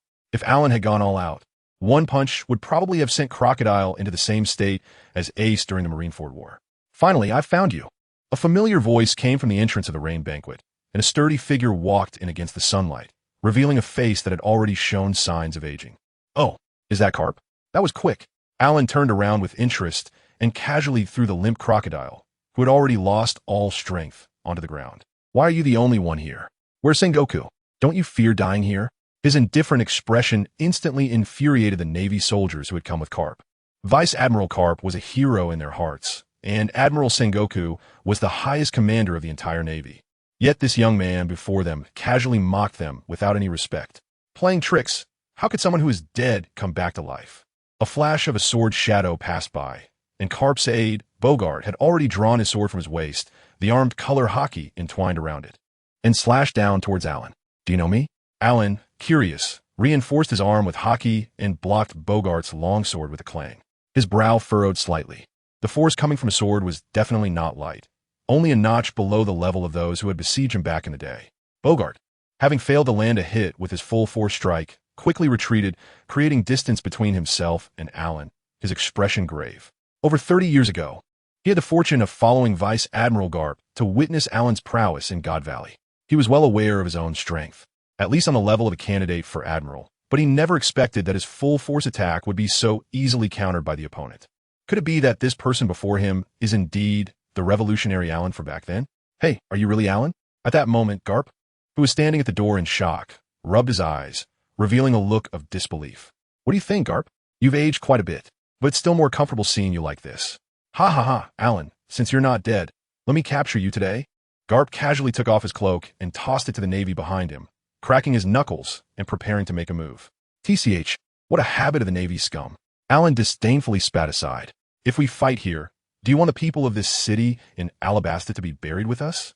Besides, there are only 2 oases in all of Alabasta, and you want to destroy one of them? Kapu was momentarily taken aback by his retort. If he were to fight Alan, there was no way he would hold back. Although Alan looked just like he did over 30 years ago, and his strength was about the same as it was back then, Kapu had made significant progress after more than 30 years of training and fighting. However, he wouldn't dare say he could definitely defeat Alan. Let's go, Kapu. Let's fight in the desert outside. Alan was the first to walk out, and the Navy soldiers in front of him were intimidated by his presence, subconsciously parting to make way. Nico, Robin, I know you're here. Take Nami and Noki, go to our ship at the dock and wait for me. I'll play around with Karp. Before his words finished, Nico Robin trembled as she stepped out from behind Crocodile, who was lying on the ground with an angry glare. As a wanted criminal with a bounty of 79 million, how could she not be nervous facing the Navy hero, Vice Admiral Karp? After all, even the Pirate King Roger was captured by this old man in front of her. What right did she have to make this legendary Navy man take action?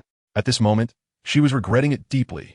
She had originally thought about betting on both sides, believing that regardless of whether Alan had fought Crocodile or not, she would have a place to hide. Who would have thought this guy would take down the sand crocodile in an instant, and then go on to confront a Navy hero? You're so powerful. What are you doing in the East Blue? Why not have an 800 million bounty instead of just 80 million? With such strength, if you were in the Grand Line, Robin wouldn't have never heard of your name, and now it's so awkward that she was called out. Come with me, both of you. Suppressing her inner turmoil, Robin walked up to Nami and Nokigo, greeted them, and intended to head out through the path left by the Navy. Son of a devil. You. Bogart was about to reach out to stop the 3 women when Alan's voice came from outside. If you dare to touch them, I'll immediately rush out and ambush your Navy ships in the Grand Line. Go ahead and try me. Bogart's movement froze in place. The deterrent power of this statement was indeed strong. If Alan really disregarded his identity and ambushed Navy ships at sea, everyone below the rank of Vice Admiral would certainly face instant annihilation. Even elite Vice Admirals or Admiral candidates would find it hard to escape. The responsibility was too great for him to bear. Seeing his subordinate's reaction, Karp helplessly waved his hand, signaling them to let Robin and the 2 women go. Right now, Alan was the most important matter, and even Nico Robin had to step aside. After all, one merely understood ancient texts, while the other had terrifying ideas about wanting to overthrow the world. Alan, Nami wanted to say something, but Robin directly grabbed her hand, pulling her and Nokigo on her giant turtle. The massive turtle, holding a pipe, sprang into action upon Robin's command, swiftly running across the desert. Although she hadn't seen the historical text yet, from the moment Crocodile was taken down and Karp appeared in Alabasta, Robin had already abandoned her own thoughts. With such a big shot appearing here, all she could do was quickly distance herself. This was a survival instinct honed from countless tragic experiences. Leaving the rain, Alan and Karp walked ahead, followed by a group of Navy soldiers, who showed no signs of a tense atmosphere. However, all the soldiers had their hands on their weapons, ready to act at any moment. "Boss, are you okay?" Once Alan and the Navy had left, Mr. One dared to approach and help Crocodile up. Among all of Crocodile's subordinates present, he was the most loyal. However, his strength was simply too weak before Alan, not even qualifying to make the other party take action against him. "Karp, and that Alan, just you wait." Crocodile ground his teeth in frustration.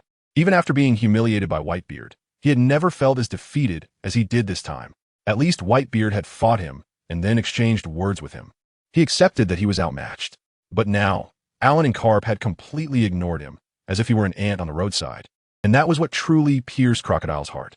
In a fit of rage, blood trickled from the corner of his mouth. "Alan, how did you survive? My punches with rocks back in the day were not light." Karp continued walking forward, casually picking his nose, appearing indifferent.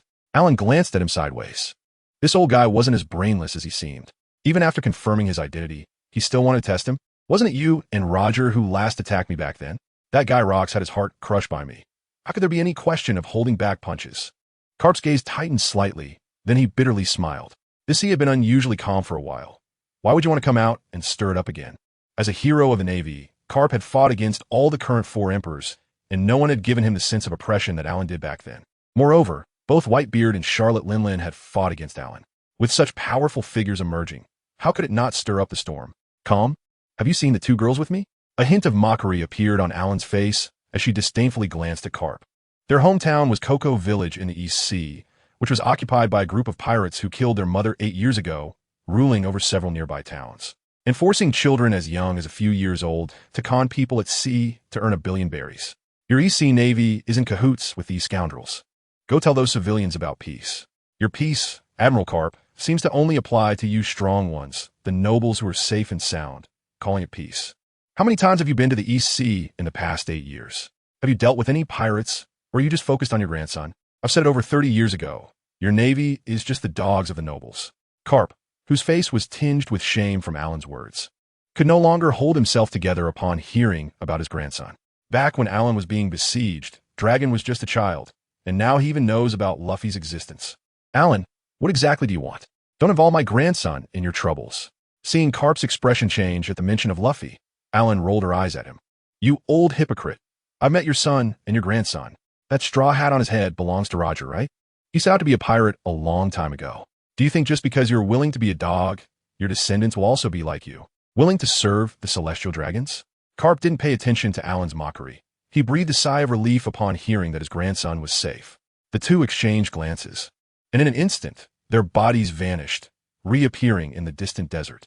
They were now far from the rain-soaked area, and it was basically certain that the aftermath of the battle wouldn't reach there. In their mutual gaze, Alan could clearly feel that Karp's aura was significantly stronger than when they fought earlier, even more powerful than Mihawk, whom he encountered in the EC.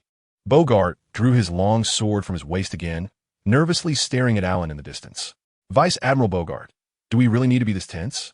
"That's Admiral Karp." As the man who had captured the Pirate King, the Navy on Karp's ship had almost blind confidence in him. All those who have mastered hockey, be prepared. Ignoring the soldier's question, Bogart expressionlessly issued the command. How could these rookies understand how terrifying the young man in the distance was? Back in the day, these Navy soldiers didn't even dare to approach. They could only watch from afar. It wasn't until the world-famous Pirate Rocks was defeated by this young man, and he was left in ruins, that they dared to rush forward to deal with the remaining small fry of the Rocks pirates. "Come on, Alan, let me challenge you again, you contemporary powerhouse." With that, Karp leaped into the air, his entire right arm covered in a layer of hockey, turning as dark as ink. Alan also moved his neck a couple of times, provocatively waving his hand towards Karp. "If it were before yesterday, my body wouldn't have been able to fight you with full strength, but today, there's no problem at all." The reward he received from Nokigao was 5 drops of century-old spirit essence.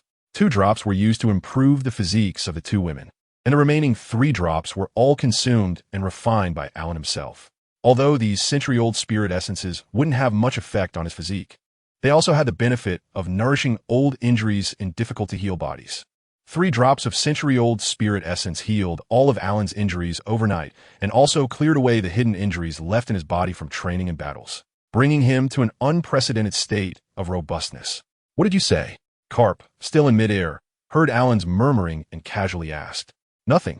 Alan replied while his actions didn't slow down in the slightest. His arm was covered in hockey, and the two of them directly collided fists. The moment their fists made contact, the violent shockwave generated by the impact swept up all the sand around them, spreading outward and forming a perfect circle. Vice Admiral Karp. Why are they so strong? Who exactly is that guy on the other side? The Navy soldiers, who had previously been indifferent, were blown off balance by the waves, unable to even stand firm. Only the officers with decent strength could barely maintain their stance. Ha ha ha, Alan, you finally don't feel so hopelessly oppressive anymore. Karp laughed heartily, throwing punch after punch at Alan. At the moment of their collision, he hadn't been at a disadvantage and had even gained a slight edge. Alan casually grabbed his fist, and then both of their elbows pushed forward at the same time. With a loud bang, it was Karp who couldn't stabilize his stance and took 2 steps back. Old man, we haven't seen each other for over 30 years, and you've almost forgotten me. What makes you think I've already used my full strength? Have you forgotten that I'm still a devil fruit user? Alan looked ahead at Karp, and his greatest reliance was the body that had healed from injuries, as well as his own tortoise fruit. At this moment, although he did not make any movements, not even releasing hockey, just standing there made the surrounding Navy feel a heavy pressure pressing down from above. Bogart slightly moved his somewhat stiff posture, his eyes filled with complex emotions. This was the king of the sea from back then, and even after so many years, he still had such an imposing presence. Alan, come receive this move from me. Karp's face showed a hint of excitement as he leaped high, the armed hockey on his arms swirling with a thunderous, tangible momentum. Bone punch. In the desert of Alabasta, 2 young men were running quickly under the scorching sun and heat waves. Hey, Luffy, why do I have to run with you? It's just a smoking Navy guy. Can't I just block him for you? The one speaking was the older of the two, with a white-beard pirate's emblem tattooed on his back. And the ASC tattoo on his left arm stood out, with a big cross over the S. Ace, we don't need to fight him. My goal is Crocodile. I have to send him flying for Vivi. The determined look flashed in Luffy's eyes as he replied without looking back. What about your friends? Aren't we bringing them along? Don't worry. Zoro and the others can handle themselves. Looking at his brother's figure, Ace felt a sense of comfort. It seemed that after setting sail, this guy found some good companions. Boom! Just as the two were talking, a thunderous sound suddenly came from afar, like thunder, causing their ears to ache. Immediately after, a powerful storm swept in, raising a cloud of dust that made them cough uncontrollably. After coughing, the two brothers looked at each other simultaneously, and a hint of excitement appeared on Ace's face. Hey, Luffy, it seems like there's an extraordinary person fighting over there. A clash that can create such a commotion must belong to a strong opponent. How could they miss out on this excitement? All right, let's go check it out. Maybe Crocodile is over there. Luffy, who feared nothing, clapped his hands and changed direction alongside Ace, heading straight towards the source of the commotion. At the same time, Alan, who had just withstood Karp's attack, casually retaliated, and his observation hockey immediately detected 2 approaching presences. Now, this is getting really interesting. Karp was stunned by the sudden smile that appeared on Alan's face. But the next second, his observation hockey sensed Ace and Luffy's approach. Damn, how did they get here? Soru. Karp's expression changed drastically as he saw Alan shift his gaze towards that direction, and he immediately wanted to block Alan's way. But it was too late. Karp had never been a speed-type fighter, and now having lost the initiative, there was no way he could catch up to Alan and could only do his best to pursue. Shtalhatkit. Luffy, who was still running forward, suddenly saw Alan rapidly approaching, and his expression changed dramatically. Although he had encountered Alan before and even suffered a small setback, he knew deep down that Alan was not someone he could provoke at his current level. Ace, running beside Luffy, noticed that he had stopped and observed Luffy's expression. Is it an enemy coming? Take this, Fire Fist. With Ace's furious shout, his arm transformed into a massive flame of extremely high temperature. Even in the desert, the surrounding air was distorted by the heat. However, seeing the overwhelming force that Ace was generating, Alan's expression remained unchanged as he charged directly towards the fireball Ace had unleashed. Armored hockey enveloped his body, and with a single ordinary punch, he shattered Ace's Fire Fist, sending countless sparks flying that slowly extinguished as they landed on the desert. This situation left both Ace and Luffy momentarily stunned. Before they could react, a loud shout came from afar. Don't think about fighting him. Run. Old man.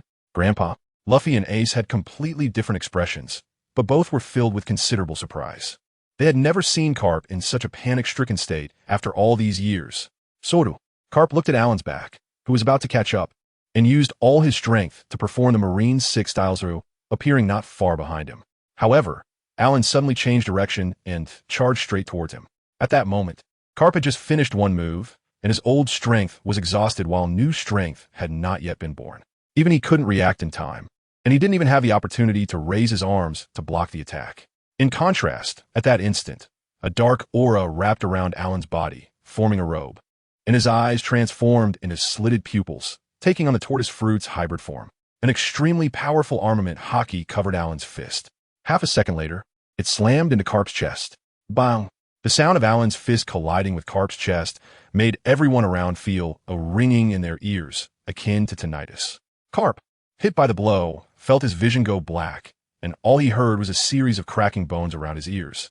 The immense force sent him flying backward. Under such a heavy strike, even the force generated by Karp's body created a faint vertical circle in the air. A nearby sand dune was directly smashed into a deep pit by Karp's flying body. As the dust settled, Karp lay sprawled in the pit, continuously spitting out blood from his mouth. On his upper body, a fist-shaped crater remained on his chest, looking quite terrifying. You're so despicable. Ace has been sailing the seas for a few years now, and it's clear that Alan's previous actions were not aimed at the two brothers at all. Making such a move was just to distract Karp and take the opportunity to seriously injure him.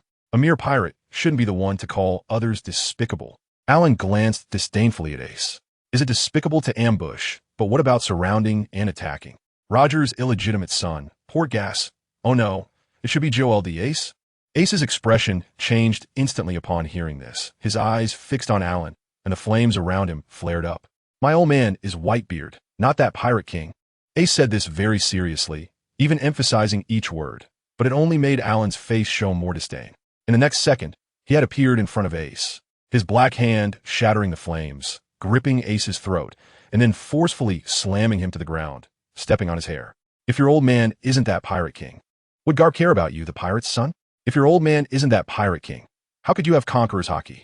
Your genes, your life were all given by Roger. What are you playing at with this rebellious teenager's game? And Alan suddenly turned his head and glanced at Karp, who was still lying on the ground. When it comes to taking in disciples or grandchildren, you should pay attention. Today, I'm going to give you a lesson so you won't get taken advantage of again in the future. Should I thank you for that? Karp replied weakly from the ground, his breath coming in uneven gasps. No need to thank me. At least I gave you a punch that didn't take your life. If someone had stabbed you in the kidney directly, wouldn't that be the end of your reputation? Alan waved his hand dismissively. In fact, Karp had captured many pirates at sea over the years, and there were quite a few who were cunning and sly. However, the pirates who could face him directly looked down on using such tactics. Those who resorted to such means couldn't withstand a single punch from him. Over time, he had come to ignore it, and coupled with his excessive concern for the safety of his two grandsons, he didn't anticipate Alan's sneak attack. Alan, you are considered one of the strongest on the sea. There's no need to be so wary of these two inexperienced kids. You plan to eliminate them right now, don't you? TCH, Karp, you don't need to play any mind games with me. I'm not going to make a move against those two little brats. Ace was stepped on by Aaron, his eyes wide with anger as he looked at him. But he also knew what level of power Karp had. He was almost on par with Whitebeard. If even he could be severely injured and left lying there, what chance did he have? Hey you. First you look down on the Pirate King, then you take Nami away. Now let go of Ace. With Luffy's roar, it was as if some invisible momentum awakened. Even some naval soldiers in the distance unconsciously lost consciousness and collapsed to the ground. Conqueror's haki? Alan looked at Luffy, who was staring wide-eyed, as if he were looking at a toy. The legendary king's qualifications. Who doesn't have that? Before his words fell, a conquering haki, 100 times stronger than Luffy, who had just awakened, burst forth. At this moment, except for Bogart and a few Marine officers, all the other Marines collapsed with blank eyes. This thing is really useful against fodder. I said, Karp, after all these years, you still haven't awakened your conquering haki? What if I haven't? After resting for so long, Karp was using his life to heal his broken bones and internal organs while talking to Alan to distract himself. Old salty fish, how can you awaken your conquering haki if you don't find your own path? You're just too lazy to awaken it. Alan unhesitatingly exposed Karp's words, then looked down at Ace, who was still being stepped on. This guy had been struggling restlessly and had used his fruit ability several times, all of which were directly suppressed by Alan's hockey. Let me go, if you have the guts. Fight me for real. Feeling the disdain in Alan's eyes, Ace struggled again. Fight for real? Go ask your biological father, your godfather, and your grandfather, along with your warring state's grandfather, how they fought against me. With a slight exertion of force, Ace immediately spat out a mouthful of blood. Back in the day, your dad and your grandpa hit me so many times, and it's all on you, no problem, right? Facing Ace's murderous gaze, Alan suddenly seemed to think of something, and with a smirk, he looked at Karp. I say, old salty fish, this is Roger's son, and you want him to call you grandpa? You want to be Roger's dad? He entrusted his wife and child to you, and you just take advantage of him like that? By the way, Whitebeard, is he also your son? I didn't think that way. We each have our own matters. Karp, who was originally lying on the ground, waiting to recover, almost spat out a mouthful of blood and retorted with a flushed face. No way, kid, I tell you. Your dad didn't do things properly back then. Today, I'm making you pay for it. You have to acknowledge it, whether you like it or not, understand? Roger has nothing to do with me. My old man is Whitebeard. Feeling the foot pressing down slightly harder on him, Ace's teeth were almost biting into his own flesh. Yes, your old man is Whitebeard, and Whitebeard doesn't do things properly either, so I'm still making you pay for it. You have to acknowledge it, whether you like it or not, understand? Ace was momentarily confused, thinking that they were just looking for a reason to bully him. Garp wanted to say something, but hesitated and ultimately held back. To be fair, Alan was extremely popular among the people in the countries he passed through back in the day. At least he didn't carry the demeanor of a strong person like, treating everyone equally. That's why he despised those celestial dragons sitting high up. In this regard, Garp still admired him. So during that siege back then, if it weren't for Admiral Kong directly ordering that all the credit go to him, he wouldn't have shamelessly promoted himself outside. Impossible. Old man Whitebeard wouldn't allow it. Enough with the nonsense. Roger is dead and his debts are on you. Whitebeard isn't dead, and I still need to find him. Can't you just go back and ask him? No, wait, you seem like you can't go back. You're not allowed to hurt Ace. Gum rocket. Ouch. A single remark from Alan made everyone present turn pale, thinking he was about to execute Ace right there. Luffy suddenly charged in from behind, but was directly sent flying dozens of meters away by Alan's headbutt, landing headfirst in a pile of sand. Old salty fish, don't worry. I'm not going to lay a hand on him. Anyway, this kid is already being targeted by someone, and I'm just waiting to clock in at your Navy headquarters for a dramatic scene. Saying this, Alan kicked Ace in the stomach, sending him flying into a big pit where Karp was lying. With a thud, Ace's body crashed right onto Karp, with their heads and feet aligned as they lay side by side. This looks much more comfortable. Aren't you all family? You should be arranged neatly. Old salty fish, here's a piece of advice. If you capture him and throw him in the underwater prison now, maybe, as you said, the sea can remain calm for a few years. Karp didn't say anything, just stared intently at Alan, who shrugged helplessly and walked towards the sea. I'm leaving. By the way, remember the lesson I taught you today? It might save your life at a critical moment. I guess this counts as repaying kindness with kindness.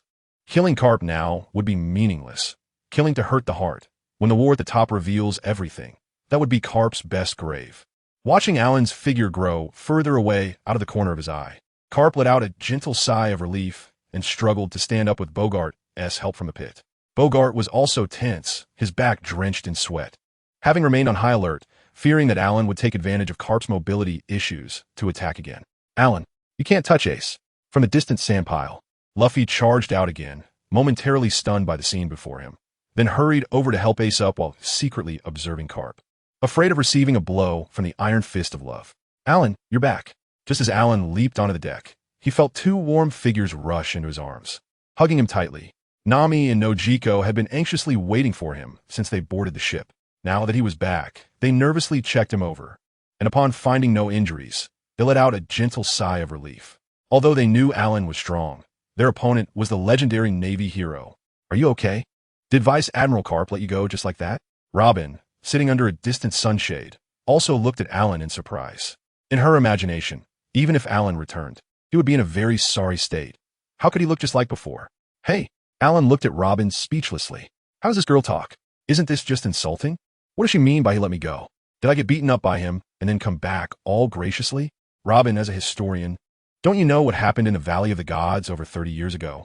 Alan's eyes held a hint of curiosity, although he was sure the world government would cover up the fact that he had once killed a celestial dragon. As the historian of the main character group with a background from O'Hara, Robin was likely to know about that incident. Are you talking about the great battle when Vice Admiral Garp became a naval hero? I only know that he killed the notorious pirate Rox, who wanted to overthrow the world. After thinking for a few seconds, Robin asked uncertainly, TCH, the world government really has no shame, always trying to glorify itself? Alan scoffed at her words. In the Battle of GodValley, it was Garp, Roger, Sengoku, Rox, Whitebeard, Shiki, and Big Mom who surrounded one person, the Overthrower Alan at that time. The Overthrower Alan? Sharing the same name as you? Could it be that you are from the same family line? Robin looked at Alan with some surprise. As a historian, she always had an inexplicable interest in historical events she was not familiar with. Family? Alan looked at Robin with a bit of speechlessness. What was this woman thinking? How could her imagination go in the direction of family? He didn't want to think about it himself. After all, compared to not changing in appearance and body for over 30 years, family inheritance might be more acceptable. Is it possible that I am the subverter Alan for back then? That's why that old guy Karp can't compete with me at all, even if I used a sneaky move to severely injure Karp. Nami and the others didn't know that it's still acceptable to show off a bit in front of my woman. You are subverter Alan? Robin was so shocked that the book in her hand fell to the deck without her noticing. The few people Alan just mentioned, Nami and Nojiko, might only know one, the pirate king Roger. But as a historian who also mingled in the first half of the Grand Line, she knew very well how terrifying these people were. No wonder Alan looked down on Crocodile. Even one of them, Whitebeard, could make Crocodile run away from the New World to Paradise to act tyrannically. Nami and Nojiko also widened their eyes, feeling a bit at a loss. Alan, you've been at sea for over 30 years? Seeing Nami's expression, Alan proudly nodded. If one has the ability and doesn't show off, isn't that just a hidden talent?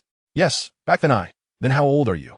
Originally wanting to say something to elevate his status, Alan was directly dumbfounded, turning to look at Nami in a daze. What'd you say? I said. How old are you? Nami blinked her big eyes, looking at Alan with an innocent face. However, the corners of her mouth couldn't help but slightly curl up.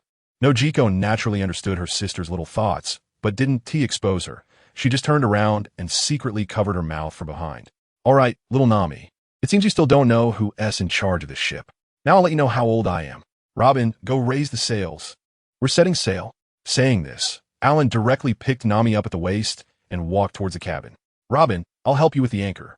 Noticing that his gaze was looking back, Nojiko hurriedly dodged away from him and Nami, running to Robin's side. Whoever caused the trouble should bear the responsibility. She was clever. Robin was no longer a little girl. She naturally knew what Alan and Nami were about to do. She awkwardly smiled and started working with Nojiko. Although raising the anchor and sails was menial work, she still took it seriously.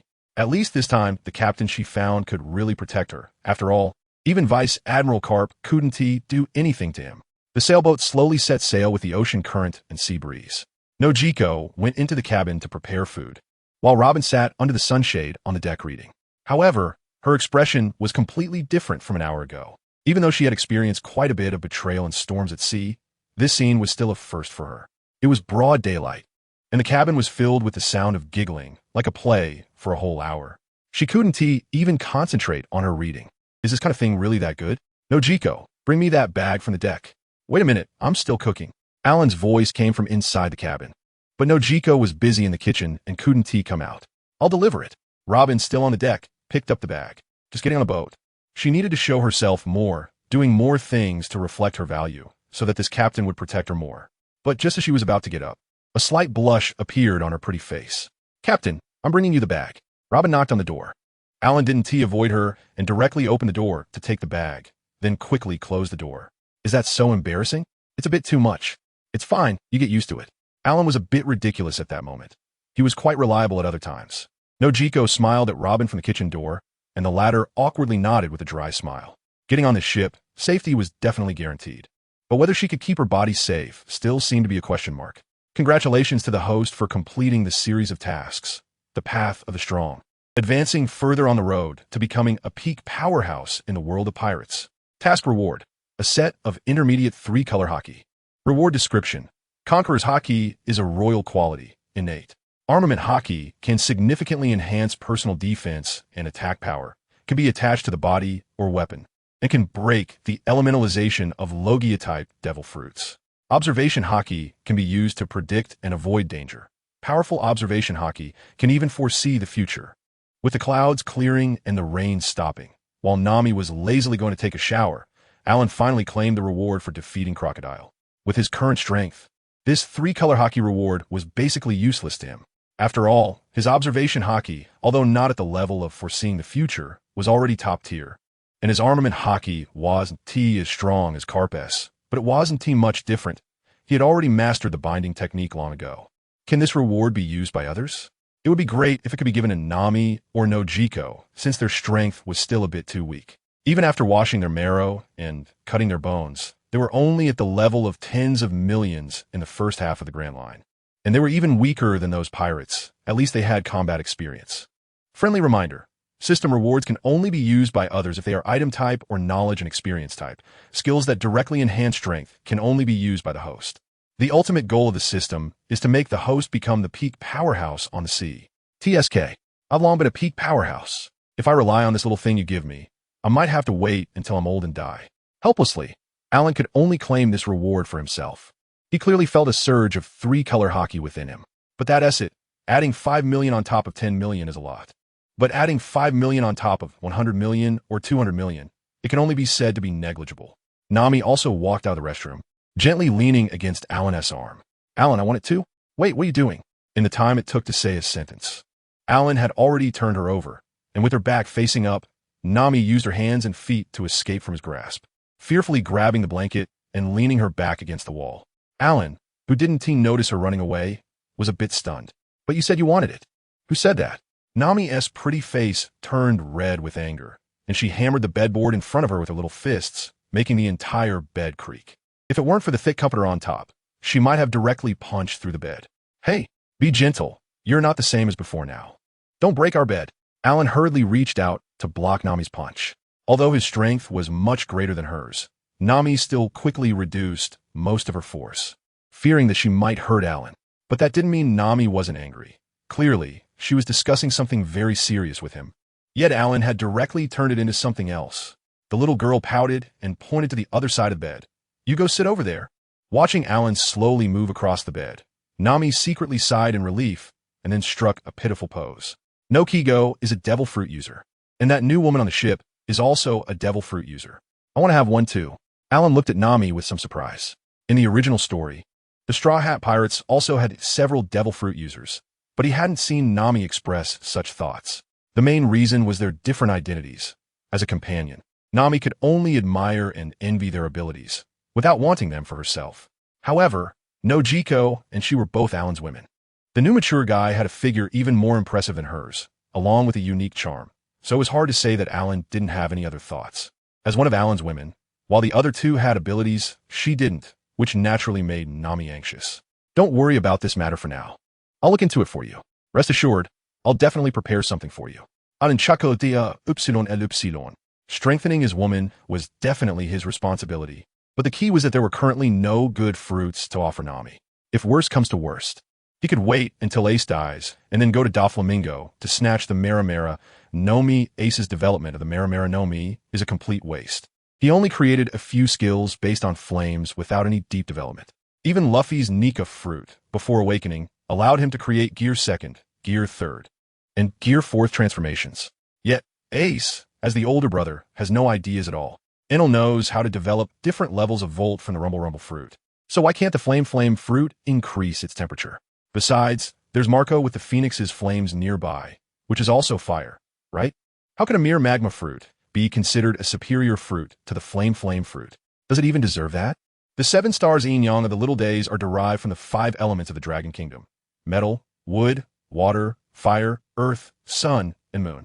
The military strategies also reference the wind, forest, fire, mountain from Sun Tzu's Our War. I've never heard that magma is stronger than fire. I'll reluctantly believe you this once. Nami's red lips slightly pouted. She knew that Alan couldn't produce the devil fruit right now. It was just a little act of cuteness to make him remember her. Alan showed a mischievous smile and, taking advantage of Nami's inattention, directly pulled her back into his embrace.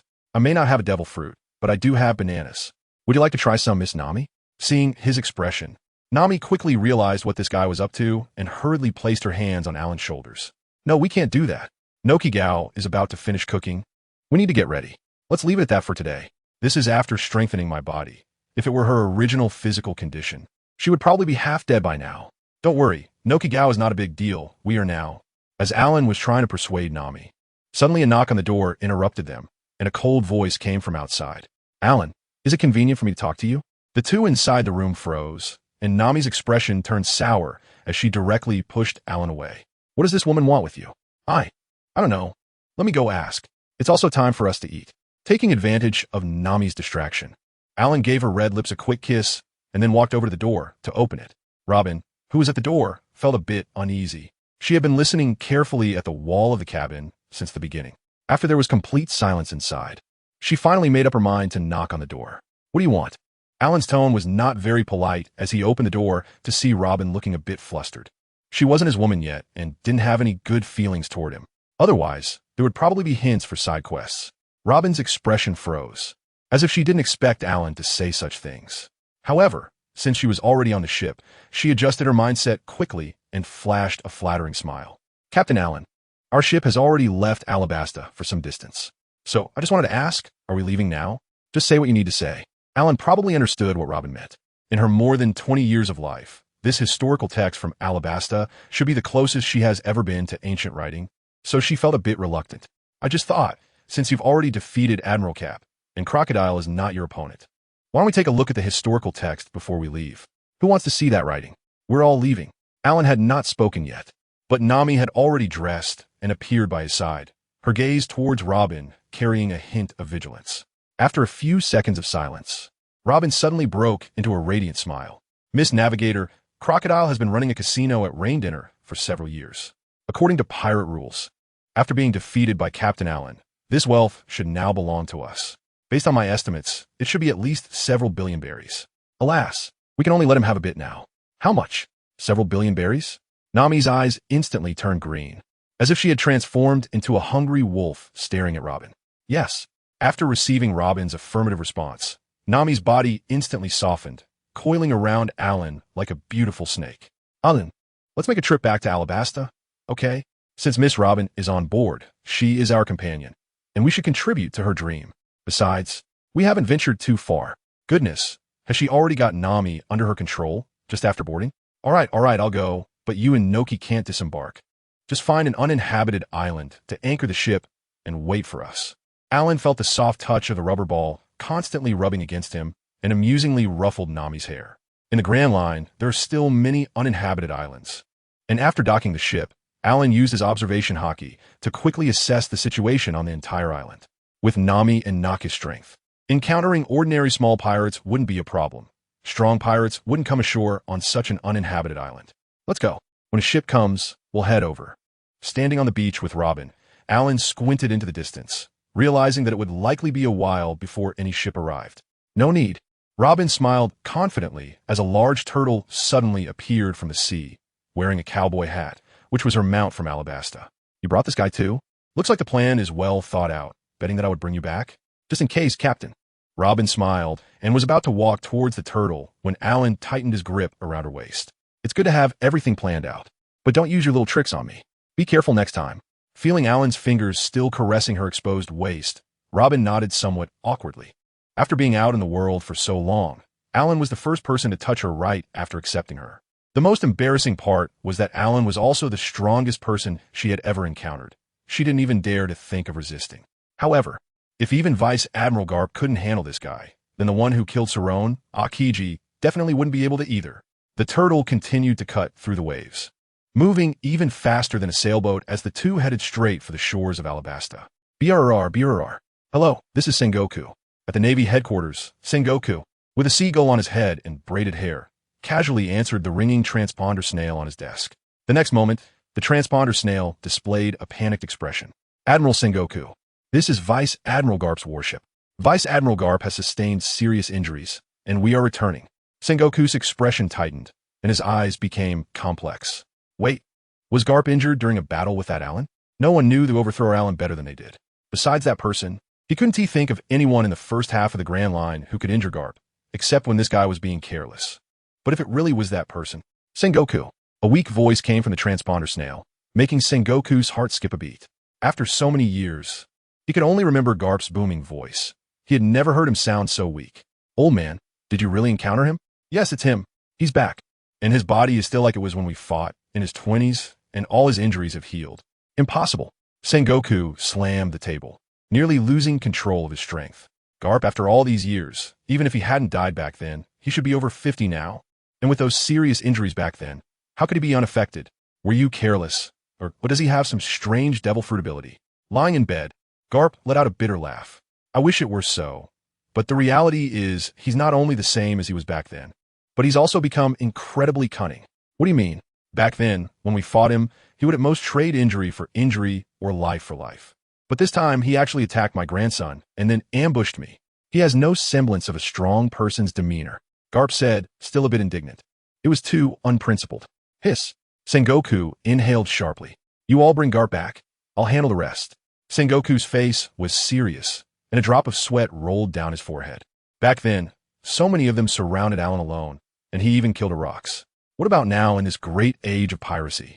If it weren't for the unexpected involvement of the Rox pirates back then, he couldn't even imagine whether they would be the ones to kill Alan or if Alan would have killed them. But now, the four emperors wouldn't act alongside the Navy like Roger did back then.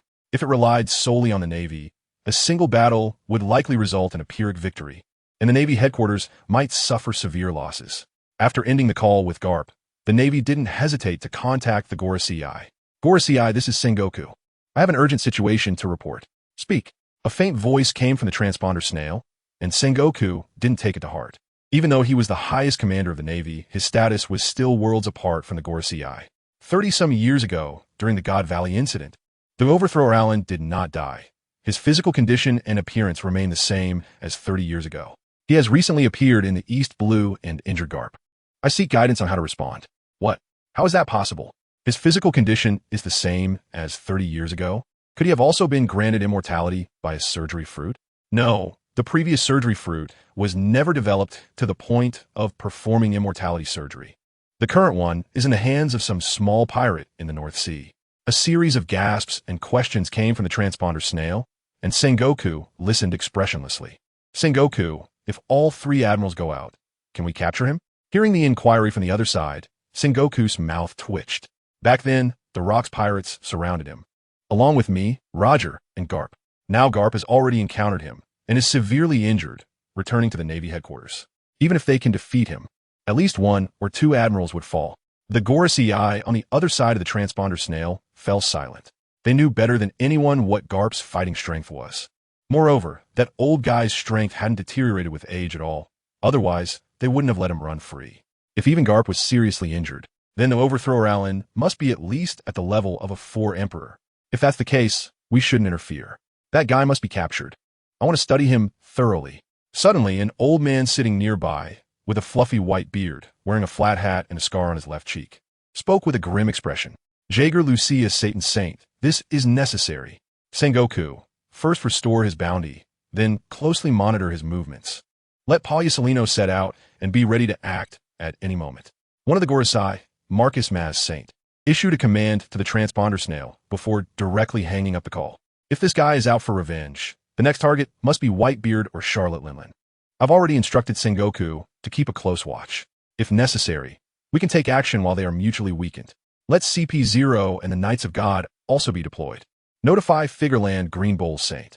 We are all beings of immortality, but his method of maintaining youth and physical condition must also be in our hands. Reconsider. Admiral Sengoku, did you call for me? A man wearing sunglasses and a yellow striped suit knocked on the door and walked into Sengoku's office, a lazy expression on his face. You are to be on standby at headquarters, ready to follow and observe a pirate in a new world. Huh? Me? To follow and observe? Are we going to take action against one of the 4 emperors? The light behind the sunglasses of Kizaru flickered. For him, one of the 3 admirals, to be assigned to observe, what pirate other than a 4 emperor would receive such treatment? It would be more convenient to just capture someone who is weak. No, it's not a 4 emperor, but someone even more terrifying. The first priority of your mission is to ensure your own safety. Ensure my own safety? Kizaru was momentarily stunned by Sengoku's order. This was the first time he had heard such a caution after eating the Pika Pika Nomi. Who doesn't know that although he might not be the strongest among the 3 admirals, his speed and agility are absolutely the best. Even the 4C emperors of a new world would find it impossible to capture Kizaru. Borsalino, I'm not joking with you. Sengoku's expression was very serious. Although Kizaru usually appeared carefree, those who could reach such a level of strength would surely have confidence in their own abilities. However, when facing Alan, such nonchalance and laziness would definitely become a fatal flaw that could be exploited. In Sengoku's decades-long career in the Navy, he had battled countless pirates, but none had ever given him the same pressure that Alan had, even though his strength had steadily increased and surpassed what it was 30 years ago. That sense of oppression remained vivid in his memory. Borsalino, before you joined the Navy, that guy was already a notorious pirate on the seas. Back then, Karp and I barely managed to push him into the depths of the sea. At this point, Sengoku cleared his throat, his expression slightly unnatural, but he quickly returned to normal. Recently, that guy has resurfaced and even seriously injured Karp. So all you need to do is follow and observe from a distance, keeping an eye on his movements and try not to engage him directly. Huh? Vice Admiral Karp was seriously injured?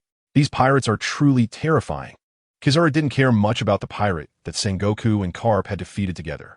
After all, Golden Lion was similar. He had no fear of facing Golden Lion one-on-one. But Karp being seriously injured was somewhat alarming. Who in the Navy's upper ranks doesn't know that Vice Admiral Karp is currently the strongest? The terror in that statement partly reflected Kizaru's own thoughts. But it didn't matter. He wasn't being sent to capture anyone. Sengoku had said it was just observation. If things got too dangerous, he could just run away. Who would have thought that the guy we all believed would be shattered to pieces 30 years ago would appear again in this form? Sengoku shook his head with emotion, recalling the waves Alan had stirred in various countries, coupled with Smoker's report that Alan had already made contact with the Revolutionary Army's dragon, which made his head throb. It's truly a tumultuous time. That old kook Karp's son is also a source of worry. Forget it. He is injured like that. When he returns, let us not even talk about it. Luffy, what's wrong with you? Zoro and the others, who had arrived early in the rain to wait for Luffy, finally spotted his figure. However, he had completely lost the spirited demeanor he had before setting out, instead looking like a frostbitten eggplant. Grandpa was also defeated by that guy. You ran into him again? Without needing Luffy to explain who it was, just referring to that guy along with his state, Zoro and Sanji already guessed who he was talking about. Why does he seem like a dark cloud, always overshadowing us? Sanji felt a bit frustrated, but knew deep down that Alan's strength was among the top in the entire sea. Even Mihawk couldn't gain the upper hand against him, let alone them, a few small pirates. The other party could probably wipe them out with just one hand. Luffy.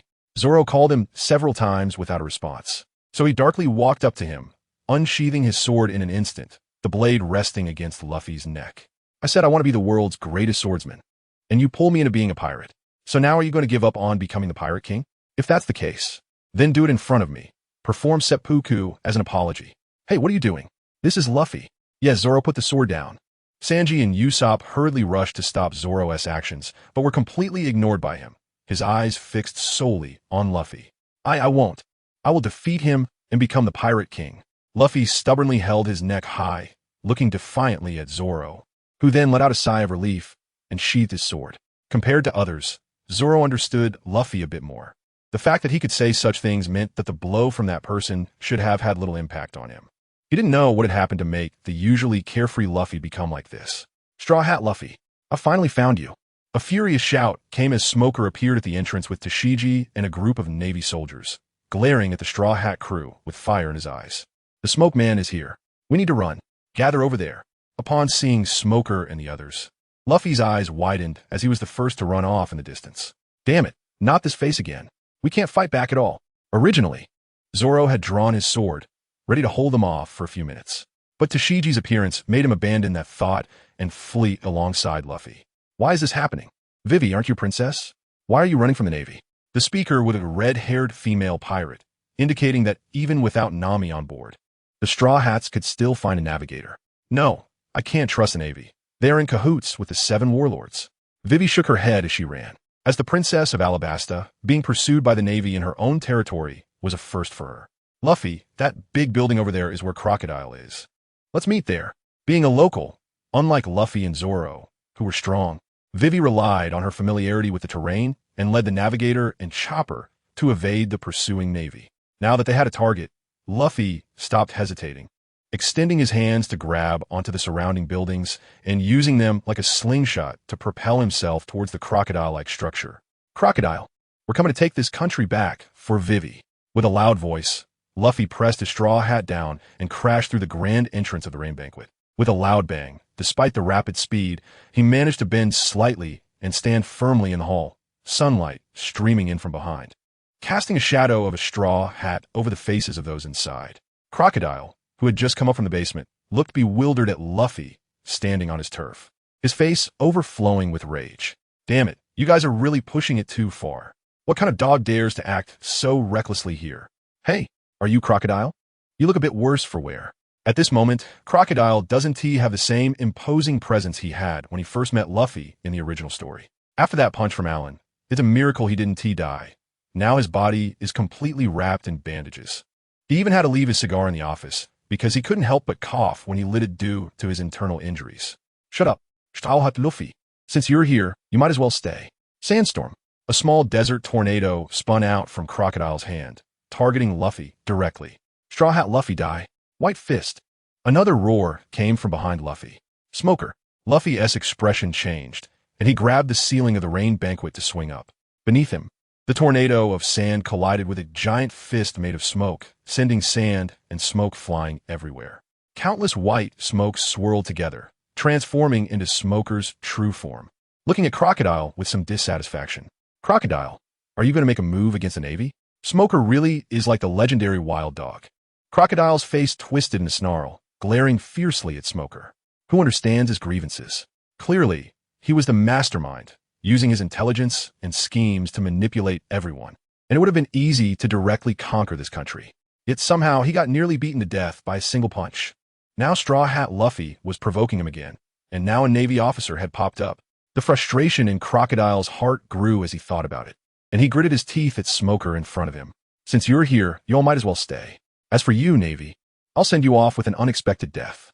After all, I'm a warlord of the sea. Killing you is no big deal. You're looking for death. Smoker's body was enveloped in thick smoke as he advanced towards Crocodile, who also refused to back down, activating his fruit ability. In Alabasta, this was Crocodile's home ground. Even though he was still injured, his Sansan fruit could directly suppress Smoker's smoke fruit, with all the desert outside being his backing. Crocodile, don't disturb the boss. Just as Luffy was about to make a move, a flash of cold light appeared, and he instinctively jumped back a step, a tear appearing on his coat as MR. One appeared in front of him, both arms transforming into blades. Just as the atmosphere was tense, another heavy sound of something falling came from the doorway, and a woman with an explosive hairstyle and almost disproportionate body was thrown heavily to the ground. Mr. 1's pupils contracted, and a hint of murderous intent appeared on his face. Miss Doublefinger, who hurt you? It was me who hurt her. What is it to you? A figure walked in from outside the rain banquet, and Crocodile, Luffy, and Smoker all widened their eyes and unconsciously took a step back. No one saw the newcomer's movements. Imar, Wonda's Bones, who had been making threats, was suddenly sent flying. Not only did he crash into a wall, but his chest also caved in. Blood and foam continuously spewed from his mouth, and it looked like he was taking in more air than he was letting out. Looking at the annoying guy, who had no skills and lacked awareness, Allen had no good feelings for the Baroque Works members. Whether it was the loyalty promoting Mr. 1 or the friendship promoting Mr. 2, neither caught his eye. You can't just think that because Crocodile helped Luffy cause a ruckus and impel down and you all rushed into the Navy headquarters, that you wash your hands clean. Allen, bare-chested, casually walked into the hall while holding Robin, glancing at the situation inside. Straw Hat, Smoker, you're also here. So just stand obediently to the side and don't provoke me. After casually dropping a line, Allen and Robin continued walking towards Crocodile. Old Sand, stop struggling and come with us to the Alabasta Palace. What we need to do next wouldn't go smoothly without you. Even if we slaughter the Alabasta royal family, they might not cooperate. I don't want to threaten anyone. It's too troublesome. Hey, don't look down on people too much. Desert Greatsword. Before Crocodile's words could finish, a blade of sand shot up from the ground, swiftly cutting through Allen's waist. From other angles, it looked like he'd been sliced in half by the sand. Robin's face changed, nervously looking at Allen, who seemed to be cut in half, but Allen directly placed a finger on her lips to silence her. Don't worry, it's just Crocodile. He can't stir up any waves. Oh no. Seeing the coldness in Allen's eyes, Crocodile instinctively wanted to escape. But at that moment, it was already too late. Alan suddenly appeared beside him, as if he had teleported, grabbing his severed arm. With a look of terror in Crocodile's eyes, Alan forcefully twisted, accompanied by Crocodile's agonized howl, as a section of his arm was brutally ripped off. Old Sand, right now, I just need to take you to the Alabasta Palace. Whether you live or die, whether you're whole or incomplete, it doesn't matter, understand? Crocodile stared wide-eyed, covering his severed arm with his hand, slowly nodding. Given his current state, he couldn't even use elementalization, let alone run away. He didn't have the strength for that. This might be what they call having to bow your head under the eaves. Looking at Crocodile, who was slumped on the ground, Alan casually kicked his right knee, producing a crisp crack, and Crocodile's right leg bent at a strange angle. Although he could easily find Crocodile if he tried to run away, why bother? Directly crippling his ability to move was more convenient. After being injured again, Crocodile did not howl or resist. He just lay on the ground with a vacant look in his eyes, appearing as if he was letting himself be bullied. When encountering an unreasonable opponent who could easily overpower him, the simplest method was to remain silent and wait for them to be done playing. As for whether he lived or died, that was all up to fate. Alyabarna, the capital of the Alabasta Kingdom. Your Majesty, come quickly to see. See what? Are the rebels retreating? Cobra sat on his throne with a worried expression. The recent movements of the rebel army had become increasingly obvious, heading straight for the royal capital, which was worrying. Suddenly, a hawk shot in from outside, transforming in midair into a man wearing an Arab-style headscarf with deep purple eye makeup. Your Majesty, you better go take a look. What is going on? King Cobra glanced indifferently at his deputy of the palace guard, Bell the Falcon, who had a reputation as a skilled fighter in Alabasta. However, in a vast sea, his actual strength is considered to be at the bottom level. He can only crush ordinary people from the rebel army, let alone fighting Crocodile. Even the officers of Baroque works are completely beyond his capability to contend with.